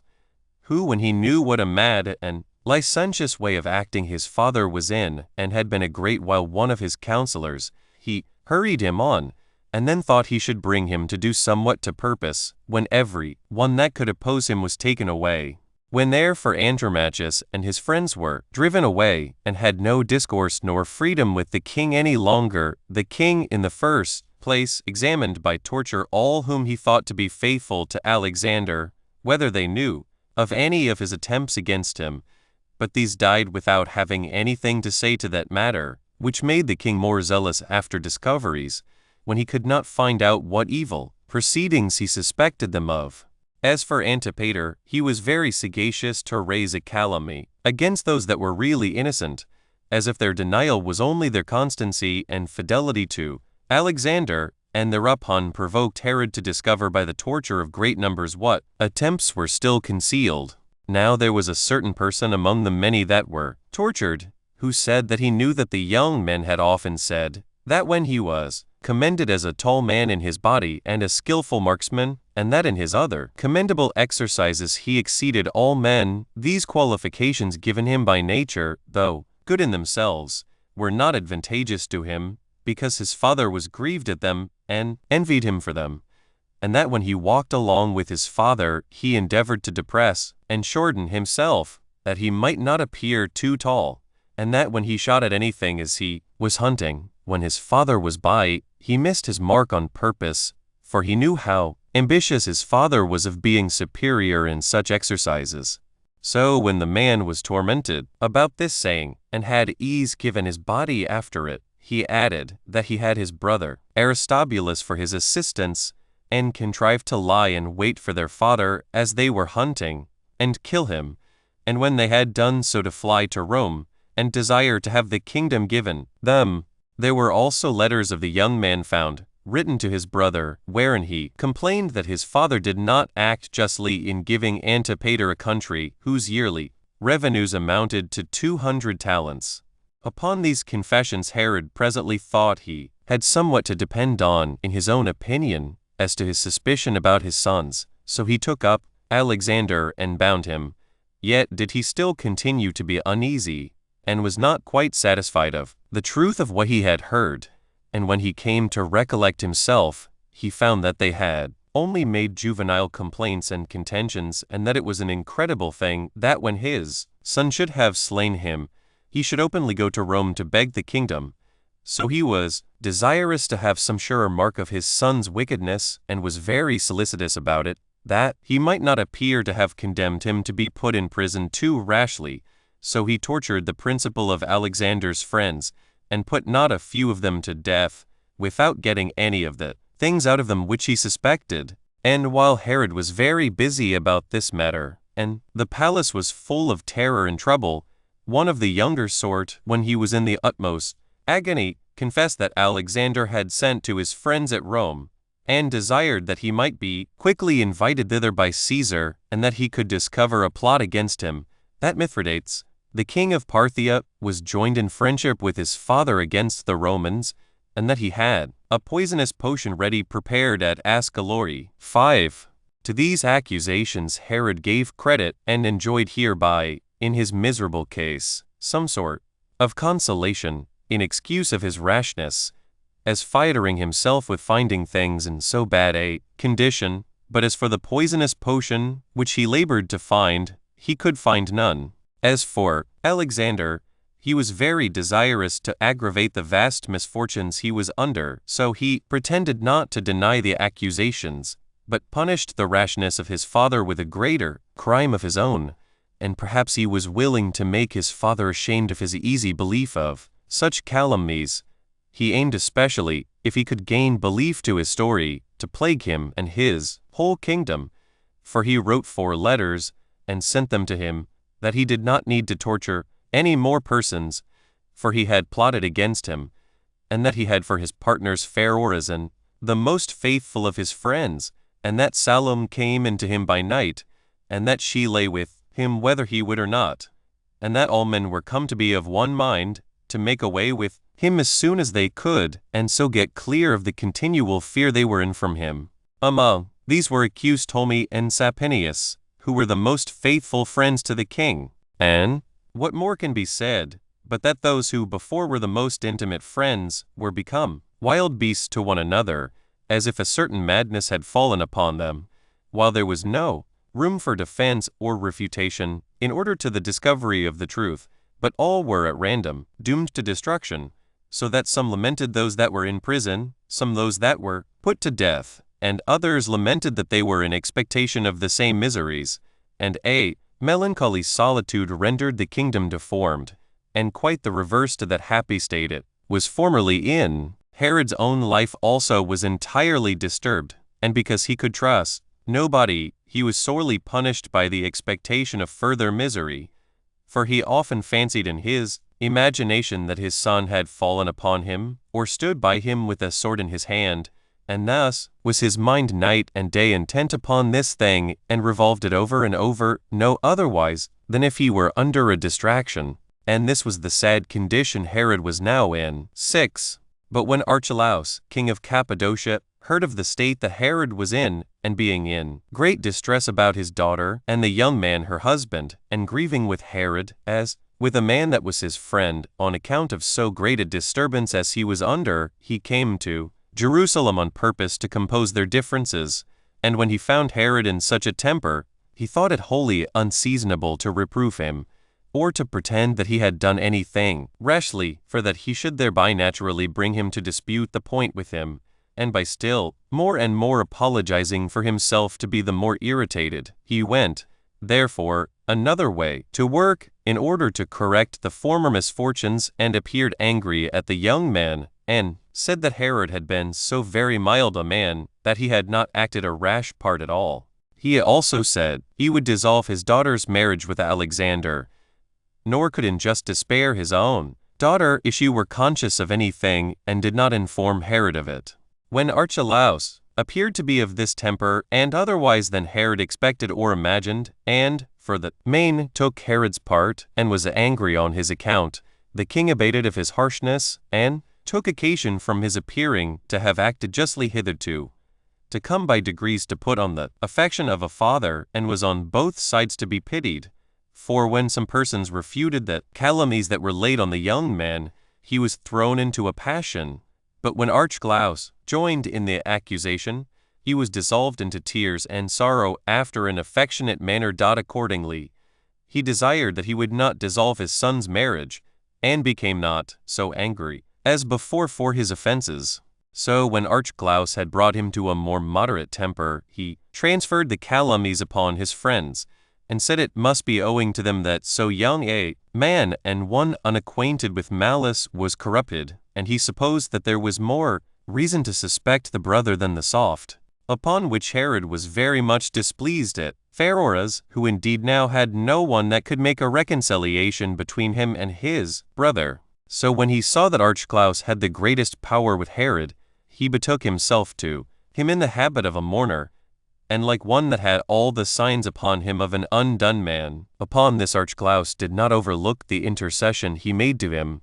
nor yet did he undertake to change the king's disposition towards him immediately, and he said that it was better for him to come himself to the king and confess himself the occasion of all, that this would make that king's anger not to be extravagant towards him, and that then he would be present to assist him. When he had persuaded him to this, he gained his point with both of them, and the calumnies raised against the young man were, beyond all expectation, wiped off. And Archelaus, as soon as he had made the reconciliation, went then away to Cappadocia, having proved at this juncture of time the most acceptable person to Herod in the world, on which account he gave him the richest presents, as tokens of his respects to him, and being on other occasions magnanimous, he esteemed him one of his dearest friends. He also made an agreement with him that he would go to Rome, because he had written to Caesar about these affairs. So they went together as far as Antioch, and there Herod made a reconciliation between Archelaus and Titus, the president of Syria, who had been greatly at variance, and so returned back to Judea. Chapter 9. Concerning the revolt of the Trachonites,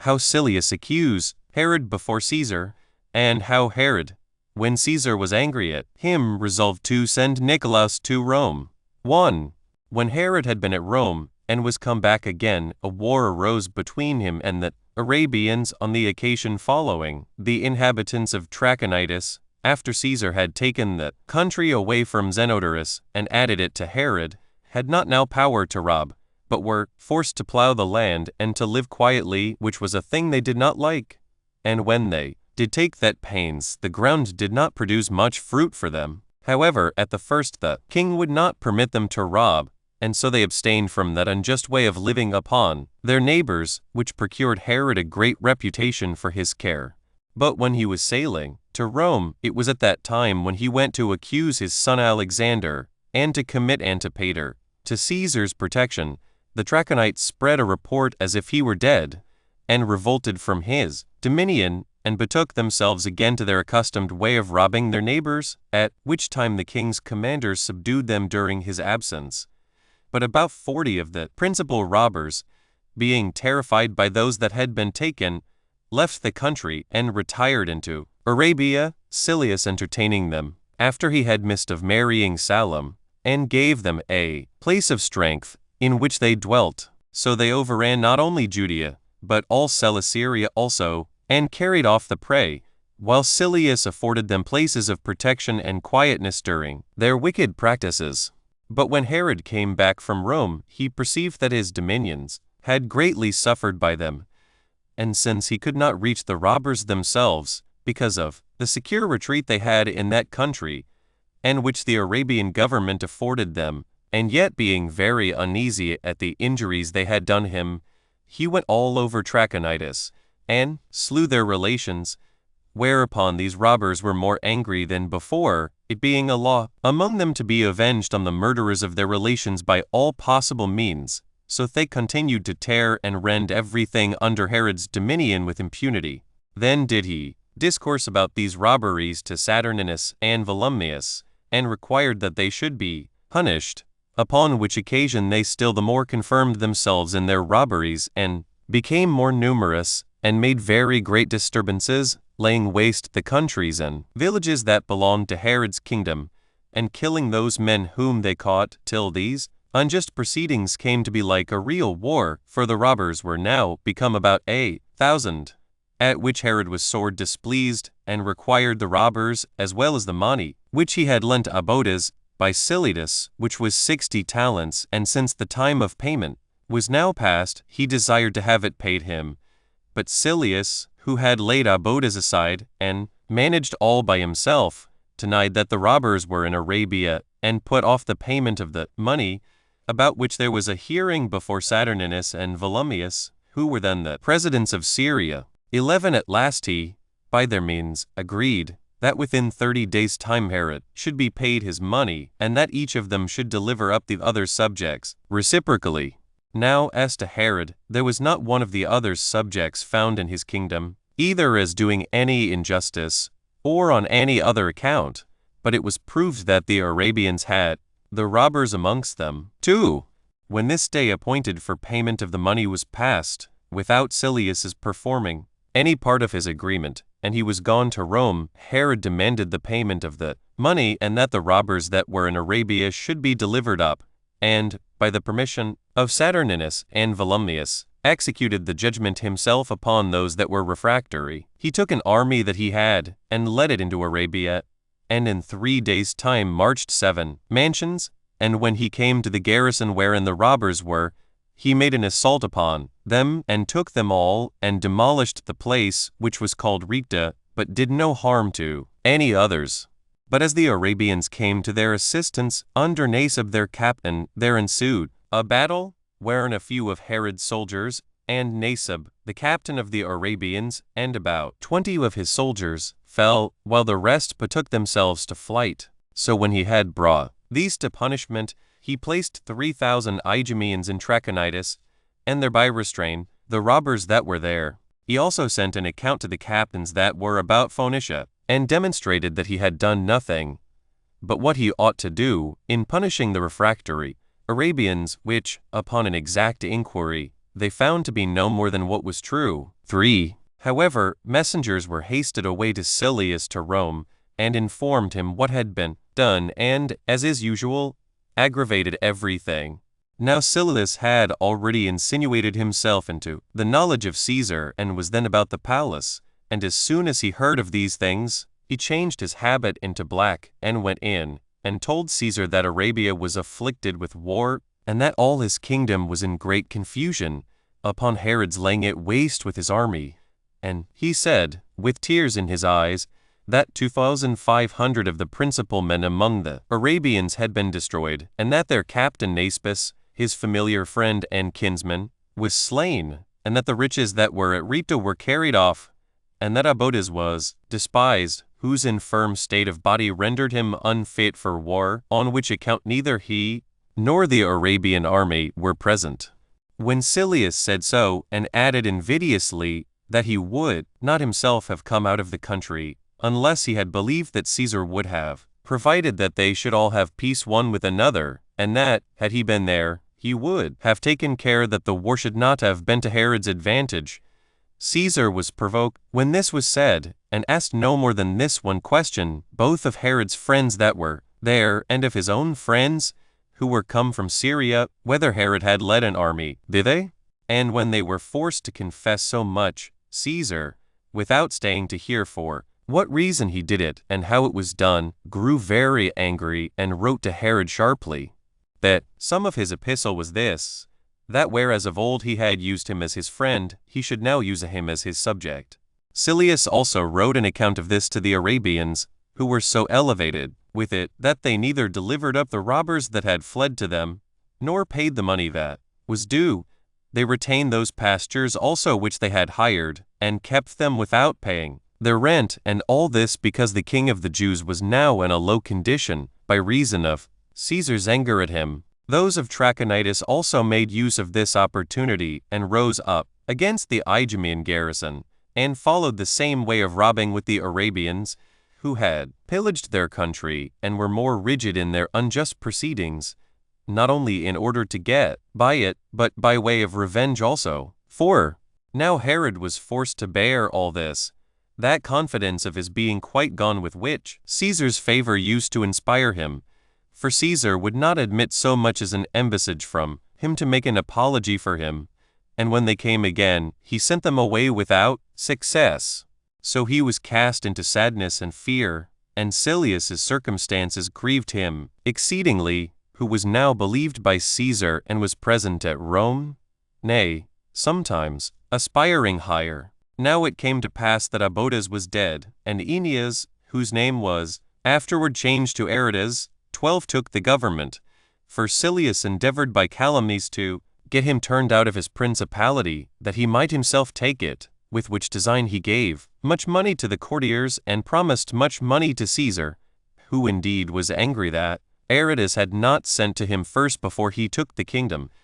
Yet did Aeneas send an epistle and presents to Caesar and a golden crown of the weight of many talents. Now that epistle accused Silius as having been a wicked servant, and having killed Abodas by poison, and that while he was alive he had governed him as he pleased, and had also debauched the wives of the Arabians, and had borrowed money in order to obtain the dominion for himself. Yet did not Caesar give heed to these accusations, but sent his ambassadors back without receiving any of his presents. But in the meantime the affairs of Judea and Arabia became worse and worse, partly because of the anarchy they were under, and partly because, as bad as they were, nobody had power to govern them. For of the two kings, the one was not yet confirmed in his kingdom, and so had not authority sufficient to restrain the evildoers. And as for Herod, Caesar was immediately angry at him for having avenged himself, and so he was compelled to bear all the injuries that were offered him. At length, when he saw no end of the mischief which surrounded him, he resolved to send ambassadors to Rome again, to see whether his friends had prevailed to mitigate Caesar, and to address themselves to Caesar himself. And the ambassador he sent thither was Nicolaus of Damascus. Chapter 10. How Eurycles falsely accused Herod's sons, and how their father bound them, and wrote to Caesar about them. Of Silius, and how he was accused by Nicolaus. 1. The disorders about Herod's family and children about this time grew much worse, for it now appeared certain,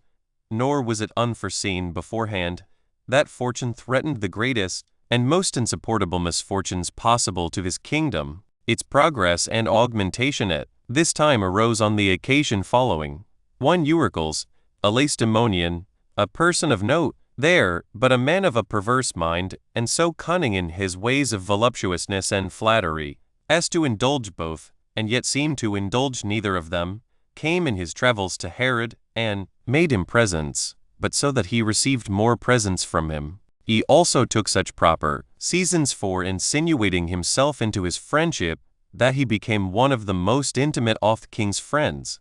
He had his lodging in Antipater's house, but he had not only access, but free conversation with Alexander, as pretending to him that he was in great favor with Archelaus, the king of Cappadocia, whence he pretended much respect to Glaphyra, and in an occult manner cultivated a friendship with them all, but always attending to what was said and done, that he might be furnished with calumnies to please them all. In short, he behaved himself so to everybody in his conversation, as to appear to be his particular friend, and he made others believe that his being anywhere was for that person's advantage. So he won upon Alexander, who was but young, and persuaded him that he might open his grievances to him with assurance, and with nobody else. So he declared his grief to him, how his father was alienated from him. He related to him also the affairs of his mother and of Antipater, that he had driven them from their proper dignity, and had the power over everything himself, that no part of this was tolerable, since his father was already come to hate them, and he added that he would neither admit them to his table nor to his conversation. Such were the complaints, as was but natural, of Alexander about the things that troubled him, and these discourses Eurycles carried to Antipater, and told him he did not inform him of this on his own account, but that being overcome by his kindness, the great importance of the thing obliged him to do it, and he warned him to have a care of Alexander, for that what he said was spoken with vehemency, and that, in consequence of what he said, he would certainly kill him with his own hand. Whereupon Antipater, thinking him to be his friend by this advice, gave him presents upon all occasions, and at length persuaded him to inform Herod of what he had heard. So when he related to the king Alexander's ill temper, as discovered by the words he had heard him speak,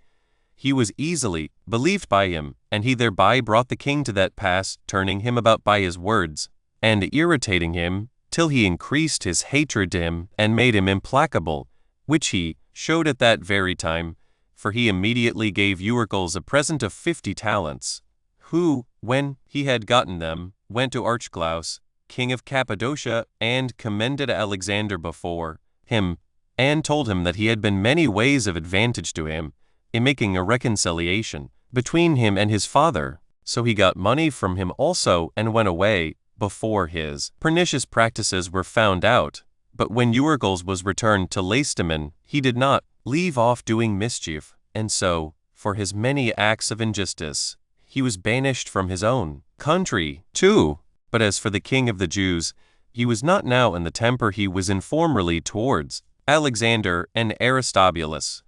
when he had been content with the hearing their calumnies when others told him of them. But he was now come to that pass as to hate them himself, and to urge men to speak against them, though they did not do it of themselves. He also observed all that was said, and put questions, and gave ear to every one that would but speak, if they could but say anything against them, till at length he heard that Euaretus of Cos was a conspirator with Alexander, which thing to Herod was the most agreeable and sweetest news imaginable. 3. But still a greater misfortune came upon the young men, while the calumnies against them were continually increased, and, as a man may say, one would think it was everyone's endeavor to lay some grievous thing to their charge, which might appear to be for the king's preservation. There were 2 guards of Herod's body, who were in great esteem for their strength and tallness, Jucundus and Tyrannus. These men had been cast off by Herod, who was displeased at them. These now used to ride along with Alexander, and for their skill in their exercises were in great esteem with him, and had some gold and other gifts bestowed on them. Now the king, having an immediate suspicion of those men, had them tortured, who endured the torture courageously for a long time, but at last confessed that Alexander would have persuaded them to kill Herod, when he was in pursuit of the wild beasts, that it might be said he fell from his horse, and was run through with his own spear, for that he had once such a misfortune formerly. They also showed where there was money hidden in the stable underground, and these convicted the king's chief hunter, that he had given the young men the royal hunting spears and weapons to Alexander's dependents, at Alexander's command. 4. After these, the commander of the garrison of Alexandrium was caught and tortured, for he was accused to have promised to receive the young men into his fortress, and to supply them with that money of the king's which was laid up in that fortress. Yet did not he acknowledge any thing of it himself, but his son came ill, and said it was so, and delivered up the writing, which, so far as could be guessed, was in Alexander's hand. Its contents were these: when we have finished, by God's help, all that we have proposed to do, we will come to you, but do your endeavors as you have promised to receive us into your fortress. After this writing was produced, Herod had no doubt about the treacherous designs of his sons against him. But Alexander said that Dauphentus the scribe had imitated his hand, and that the paper was maliciously drawn up by Antipater, for Dauphintus appeared to be very cunning in such practices, and as he was afterward convicted of forging other papers, he was put to death for it. 5. So the king produced those that had been tortured before the multitude at Jericho, in order to have them accuse the young men, which accusers many of the people stoned to death. And when they were going to kill Alexander and Aristobulus likewise, the king would not permit them to do so, but restrained the multitude by the means of Ptolemy and Pharoras. However, the young men were put under a guard and kept in custody, that nobody might come at them, and all that they did or said was watched, and the reproach and fear they were in was little or nothing different from those of condemned criminals. And one of them, who was Aristobulus, was so deeply affected that he brought Salome, who was his aunt and his mother-in-law, to lament with him for his calamities, and to hate him who had suffered things to come to that pass. When he said to her, "Art thou not in danger of destruction also, while the report goes that thou hadst disclosed beforehand all our affairs to Silchas, when thou wast in hopes of being married to him?" But she immediately carried these words to her brother. Upon this he was out of patience, and gave command to bind him, and enjoined them both, now they were kept separate one from the other, to write down the ill things they had done against their father, and bring the writings to him. So when this was enjoined them, they wrote this, that they had laid no treacherous designs, nor made any preparations against their father, but that they had intended to fly away, and that by the distress they were in, their lives being now uncertain and tedious to them. 6. About this time there came an ambassador out of Cappadocia from Archelaus, whose name was Melas. He was one of the principal rulers under him. So Herod, being desirous to show Archelaus's ill will to him, called for Alexander, as he was in his bonds, and asked him again concerning his fight, whether and how they had resolved to retire. Alexander replied to Archelaus, who had promised to send them away to Rome, but that they had no wicked nor mischievous designs against their father, and that nothing of that nature which their adversaries had charged upon them was true, and that their desire was that he might have examined Tyrannus and Jucundus more strictly, but that they had been suddenly slain by the means of Antipater, who put his own friends among the multitude for that purpose. 7. When this was said, Herod commanded that both Alexander and Melas should be carried to Glaphyra, Archelaus's daughter, and that she should be asked whether she did not know somewhat of Alexander's treacherous designs against Herod. Now as soon as they were come to her, and she saw Alexander in bonds, she beat her head, and in a great consternation gave a deep and moving groan. The young men also fell into tears. This was so miserable a spectacle to those present, that, for a great while, they were not able to say or to do anything. But at length Ptolemy, who was ordered to bring Alexander, bid him say whether his wife was conscious of his actions. He replied, "How is it possible that she, whom I love better than my own soul, and by whom I have had children, should not know what I do?" Upon which she cried out that she knew of no wicked designs of his, but that yet, if her accusing herself falsely would tend to his preservation, she would confess it all. Alexander replied, "There is no such wickedness as those, who ought the least of all so to do suspect, which either I have imagined, or thou knowest of, but this only, that we had resolved to retire to Archelaus, and from thence to Rome," which she also confessed. Upon which Herod, supposing that Archelaus's ill will to him was fully proved, sent a letter by Olympus and Volumius,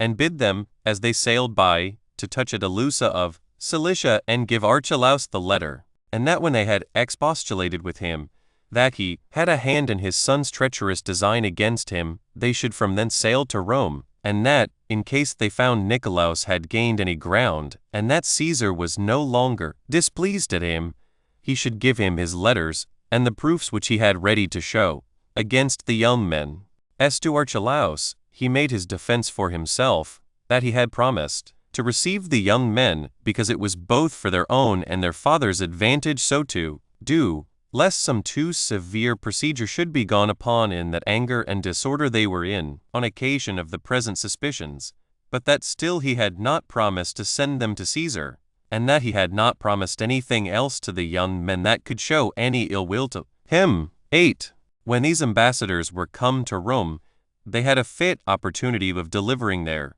letters to Caesar,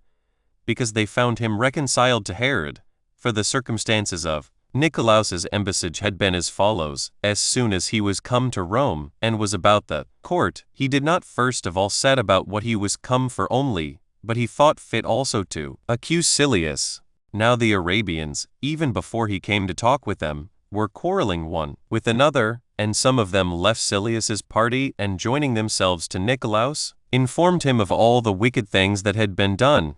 and produced to him evident demonstrations of the slaughter of a great number of Obodas' friends by Silius.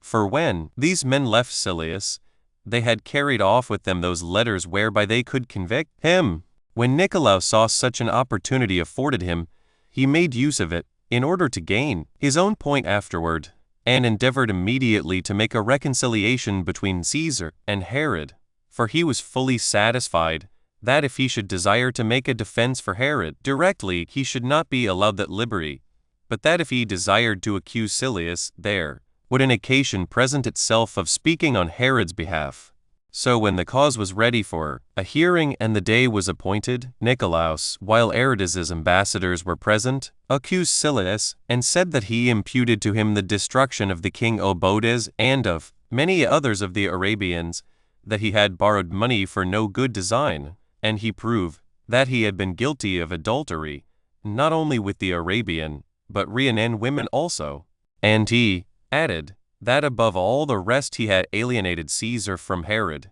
and that all that he had said about the actions of Herod were falsities. When Nicolaus was come to this topic, Caesar stopped him from going on, and desired him only to speak to this affair of Herod, and to show that he had not led an army into Arabia, nor slain 500 men there, nor taken prisoners, nor pillaged the country. To which Nicolaus made this answer: I shall principally demonstrate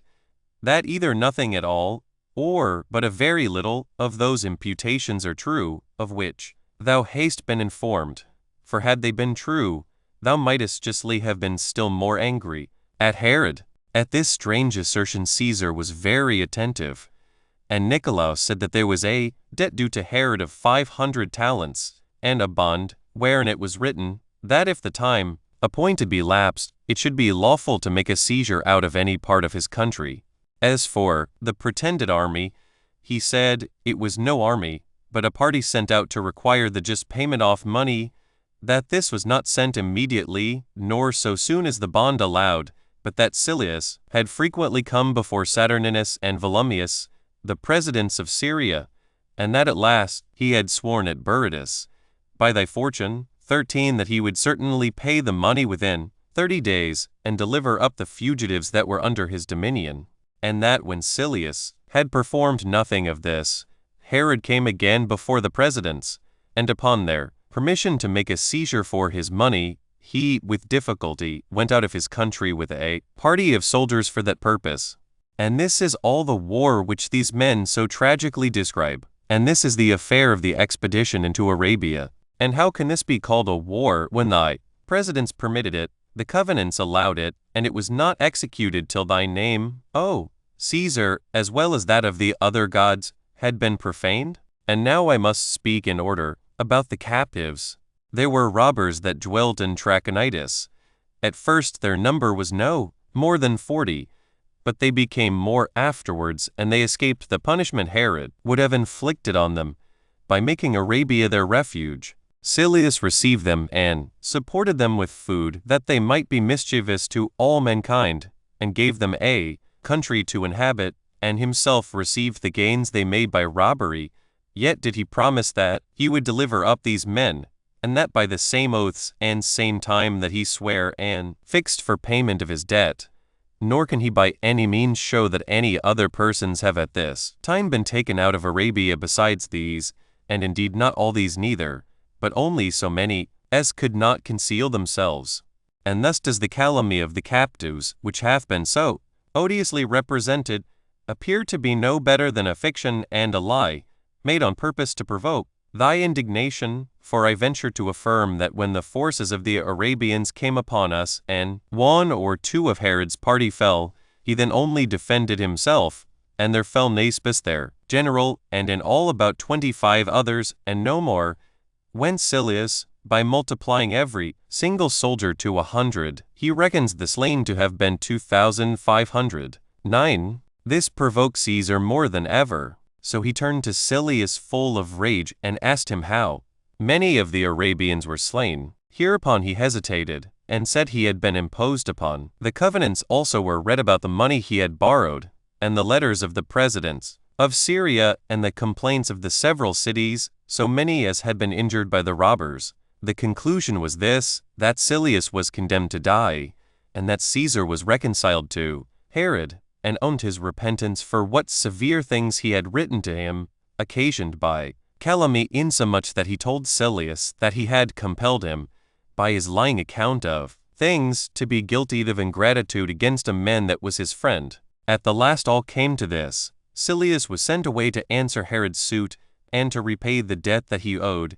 and after that, to be punished with death. But still Caesar was offended with Aretas, that he had taken upon himself the government, without his consent first obtained, for he had determined to bestow Arabia upon Herod, but that the letters he had sent hindered him from so doing. For Olympus and Volumnius, perceiving that Caesar was now become favorable to Herod, thought fit immediately to deliver him the letters they were commanded by Herod to give him concerning his sons. When Caesar had read them, he thought it would not be proper to add another government to him. Now he was old, and in an ill state with relation to his sons, so he admitted Aretas as ambassadors, and after he had just reproved him for his rashness, in not tarrying till he received the kingdom from him, he accepted of his presence, and confirmed him in his government. Chapter 11. How Herod, by permission from Caesar, accused his sons before an assembly of judges at Buridas, and what Tiro suffered, forcing a boundless and military liberty of speech. Concerning also the death of the young men and their burial at Alexandrium. 1. So Caesar was now reconciled to Herod, and wrote thus to him, that he was grieved for him, on account of his sons, and that in case they had been guilty of any profane and insolent crimes against him, it would behoove him to punish them as parricides, for which he gave him power accordingly. But if they had only contrived to fly away, he would have him give them an admonition, and not proceed to extremity with them. He also advised him to get an assembly together, and to appoint some place near Buridas, 14, which is a city belonging to the Romans, and to take the presidents of Syria, and Archelaus king of Cappadocia, and as many more as he thought to be illustrious for their friendship to him, and the dignities they were in, and determine what should be done by their approbation. These were the directions that Caesar gave him. Accordingly Herod, when the letter was brought to him, was immediately very glad of Caesar's reconciliation to him, and very glad also that he had a complete authority given him over his sons. And it strangely came about, that whereas before, in his adversity, though he had indeed showed himself severe, yet had he not been very rash nor hasty in procuring the destruction of his sons, he now, in his prosperity, took advantage of this change for the better, and the freedom he now had to exercise his hatred against them after an unheard of manner. He therefore sent, and called as many as he thought fit to this assembly, excepting Archelaus, for as for him, he either hated him, so that he would not invite him, or he thought he would be an obstacle to his designs. 2. When the presidents, and the rest that belonged to the cities, were come to Buridas, he kept his sons in a certain village belonging to Sidon, called Platana, but near to this city, that if they were called, he might produce them, for he did not think fit to bring them before the assembly. And when there were 150 assessors present, Herod came by himself alone, and accused his sons, and that in such a way as if it were not a melancholy accusation, and not made but out of necessity, and upon the misfortunes he was under, indeed, in such a way as was very indecent for a father to accuse his sons, for he was very vehement and disordered when he came to the demonstration of the crime they were accused of, and gave the greatest signs of passion and barbarity, nor would he suffer the assessors to consider of the weight of the evidence, but asserted them to be true by his own authority, after a manner most indecent in a father against his sons, and read himself what they themselves had written, wherein there was no confession of any plots or contrivances against him, but only how they had contrived to fly away, and containing withal certain reproaches against him, on account of the ill will he bare them. And when he came to those reproaches, he cried out most of all, and exaggerated what they said, as if they had confessed the design against him, and took his oath that he had rather lose his life than hear such reproachful words. At last he said that he had sufficient authority, both by nature and by Caesar's grant to him, to do what he thought fit. He also added an allegation of a law of their country, which enjoined this, that if parents laid their hands on the head of him that was accused, the standers by were obliged to cast stones at him, and thereby to slay him, which, though he were ready to do in his own country and kingdom, yet did he wait for their determination, and yet they came thither not so much as judges, to condemn them for such manifest designs against him, whereby he had almost perished by his son's means, but as persons that had an opportunity of showing their detestation of such practices, and declaring how unworthy a thing it must be in any, even the most remote, to pass over such treacherous designs without punishment. 3. When the king had said this, and the young men had not been produced to make any defense for themselves, the assessors perceived there was no room for equity and reconciliation, so they confirmed his authority. And in the first place, Saturninus, a person that had been consul and one of great dignity, pronounced his sentence, but with great moderation and trouble, and said that he condemned Herod's sons, but did not think they should be put to death. He had sons of his own, and to put one's son to death is a greater misfortune than any other that could befall him by their means. After him Saturninus's sons, for he had 3 sons that followed him, and were his legates, pronounced the same sentence with their father. On the contrary, Volumnius's sentence was to inflict death on such as had been so impiously undutiful to their father, and that greatest part of the rest said the same, insomuch that the conclusion seemed to be that the young men were condemned to die. Immediately after this Herod came away from thence, and took his sons to Tyre, where Nicolaus met him in his voyage from Rome, of whom he inquired, after he had related to him what had passed at Berytus, what his sentiments were about his sons, and what his friends at Rome thought of that matter. His answer was, that what they had determined to do to thee was impious, and that thou oughtest to keep them in prison, and if thou thinkest anything further necessary, thou mayst indeed so punish them, that thou mayst not appear to indulge thy anger more than to govern thyself by judgment. But if thou inclinest to the milder side, thou mayst absolve them, lest perhaps thy misfortunes be rendered incurable, and this is the opinion of the greatest part of thy friends at Rome also. Whereupon Herod was silent and in great thoughtfulness, and bid Nicolaus sail along with him. 4. Now as they came to Caesarea, everybody was there talking of Herod's sons, and the kingdom was in suspense, and the people in great expectation of what would become of them. For a terrible fear seized upon all men, lest the ancient disorders of the family should come to a sad conclusion, and they were in great trouble about their sufferings, nor was it without danger to say any rash thing about this matter, nor even to hear another saying it, but men's pity was forced to be shut up in themselves, which rendered the excess of their sorrow very irksome. But very silent yet was there an old soldier of Herod's, whose name was Tiro, who had a son of the same age with Alexander, and his friend, who was so very free as openly to speak out what others silently thought about that matter, and was forced to cry out often among the multitude, and said, in the most unguarded manner, that truth was perished, and justice taken away from men, while lies and ill will prevailed, and brought such a mist before public affairs that the offenders were not able to see the greatest mischiefs that can befall men. And as he was so bold, he seemed not to have kept himself out of danger by speaking so freely, but the reasonableness of what he said moved men to regard him as having behaved himself with great manhood, and this at a proper time also, for which reason every one heard what he said with pleasure, and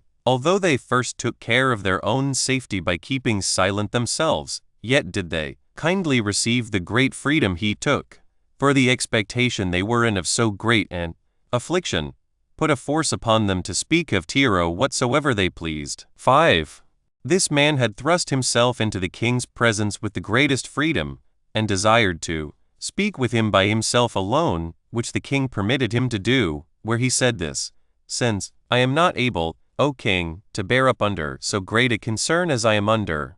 I have preferred the use of this bold liberty that I now take, which may be for thy advantage, if thou mind to get any profit by it before my own safety. Whither is thy understanding gone, and left thy soul empty? Whither is that extraordinary sagacity of thine gone, whereby thou hast performed so many and such glorious actions? Whence comes this solitude and desertion of thy friends and relations? Of which I cannot but determine that they are neither thy friends nor relations, while they overlook such horrid wickedness in thy once happy kingdom. Dost not thou perceive what is doing? Wilt thou slay these 2 young men,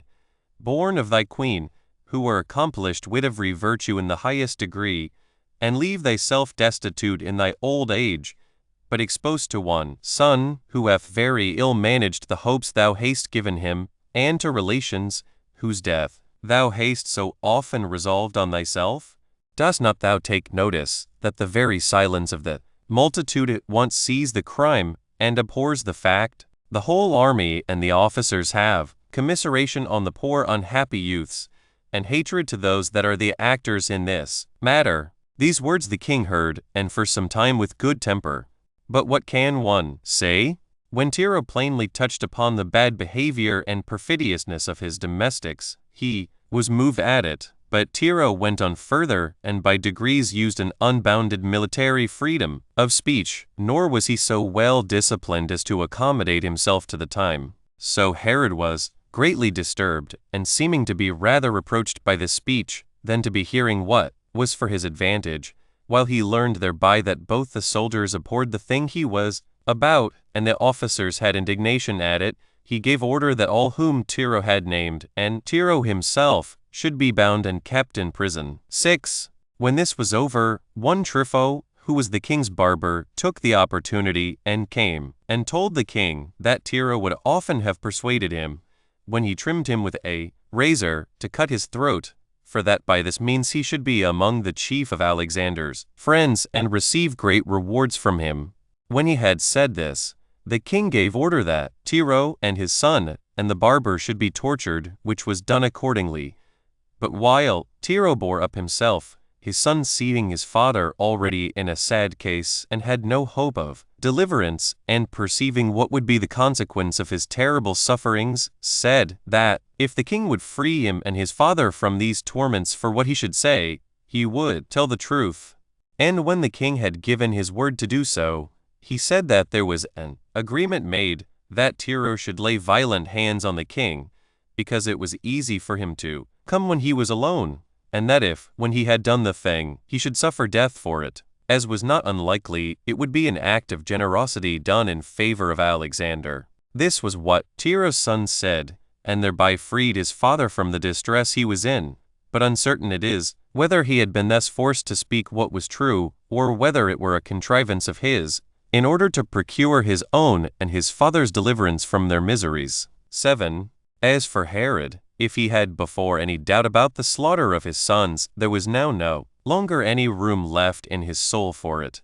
but he had banished away whatsoever might afford him the least suggestion of reasoning better about this matter, so he already made haste to bring his purpose to a conclusion. He also brought out 300 of the officers that were under an accusation, as also Tiro and his son and the barber that accused them before an assembly, and brought an accusation against them all, whom the multitude stoned with whatsoever came to hand, and thereby slew them. Alexander also and Aristobulus were brought to Sebaste by their father's command, and there strangled, but their dead bodies were in the night time carried to Alexandrium, where their uncle by the mother's side, and the greatest part of their ancestors, had been deposited. 8. 15. And now perhaps it may not seem unreasonable to some that such an inveterate hatred might increase so much on both sides as to proceed further and overcome nature, but it may justly deserve consideration whether it be to be laid to the charge of the young men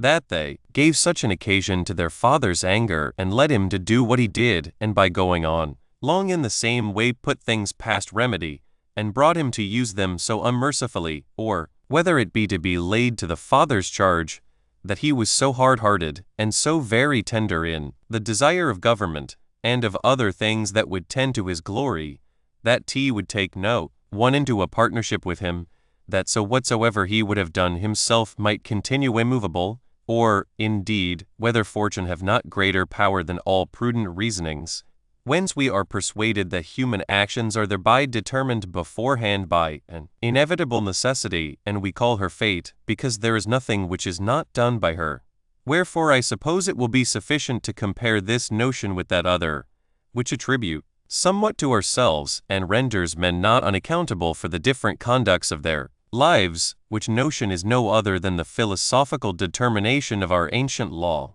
Accordingly, of the two other causes of this sad event, any body may lay the blame on the young men, who acted by youthful vanity and pride of their royal birth, that they should bear to hear the calumnies that were raised against their father, while certainly they were not equitable judges of the actions of his life, but ill-natured in suspecting, and intemperate in speaking of it, and on both accounts easily caught by those that observed them, and revealed them to gain favor. Yet cannot their father be thought worthy excuse as to that horrid impiety which he was guilty of about them, while he ventured, without any certain evidence of their treacherous designs against him, and without any proofs that they had made preparations for such attempt, to kill his own sons, who were of very comely bodies and the great darlings of other men, and no way deficient in their conduct, whether it were in hunting, or in warlike exercises, or in speaking upon occasional topics of discourse.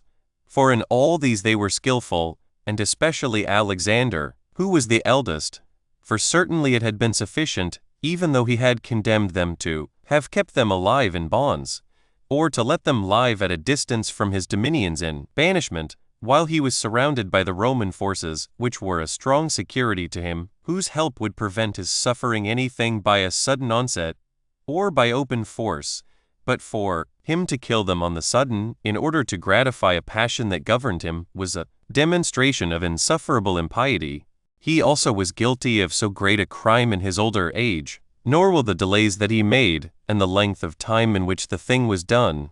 plead at all for his excuse. For when a man is on a sudden amazed and in commotion of mind, and then commits a wicked action, although this be a heavy crime, yet is it a thing that frequently happens, but to do it upon deliberation, and after frequent attempts, and as frequent puttings off, to undertake it at last, and accomplish it, was the action of a murderous mind, and such as was not easily moved from that which is evil. And this temper he showed in what he did afterward, when he did not spare those that seemed to be the best beloved of his friends that were left, wherein, though the justice of the punishment caused those that perished to be the less pitied, yet was the barbarity of the man here equal, in that he did not abstain from their slaughter also. But of those persons we shall have occasion to discourse more hereafter.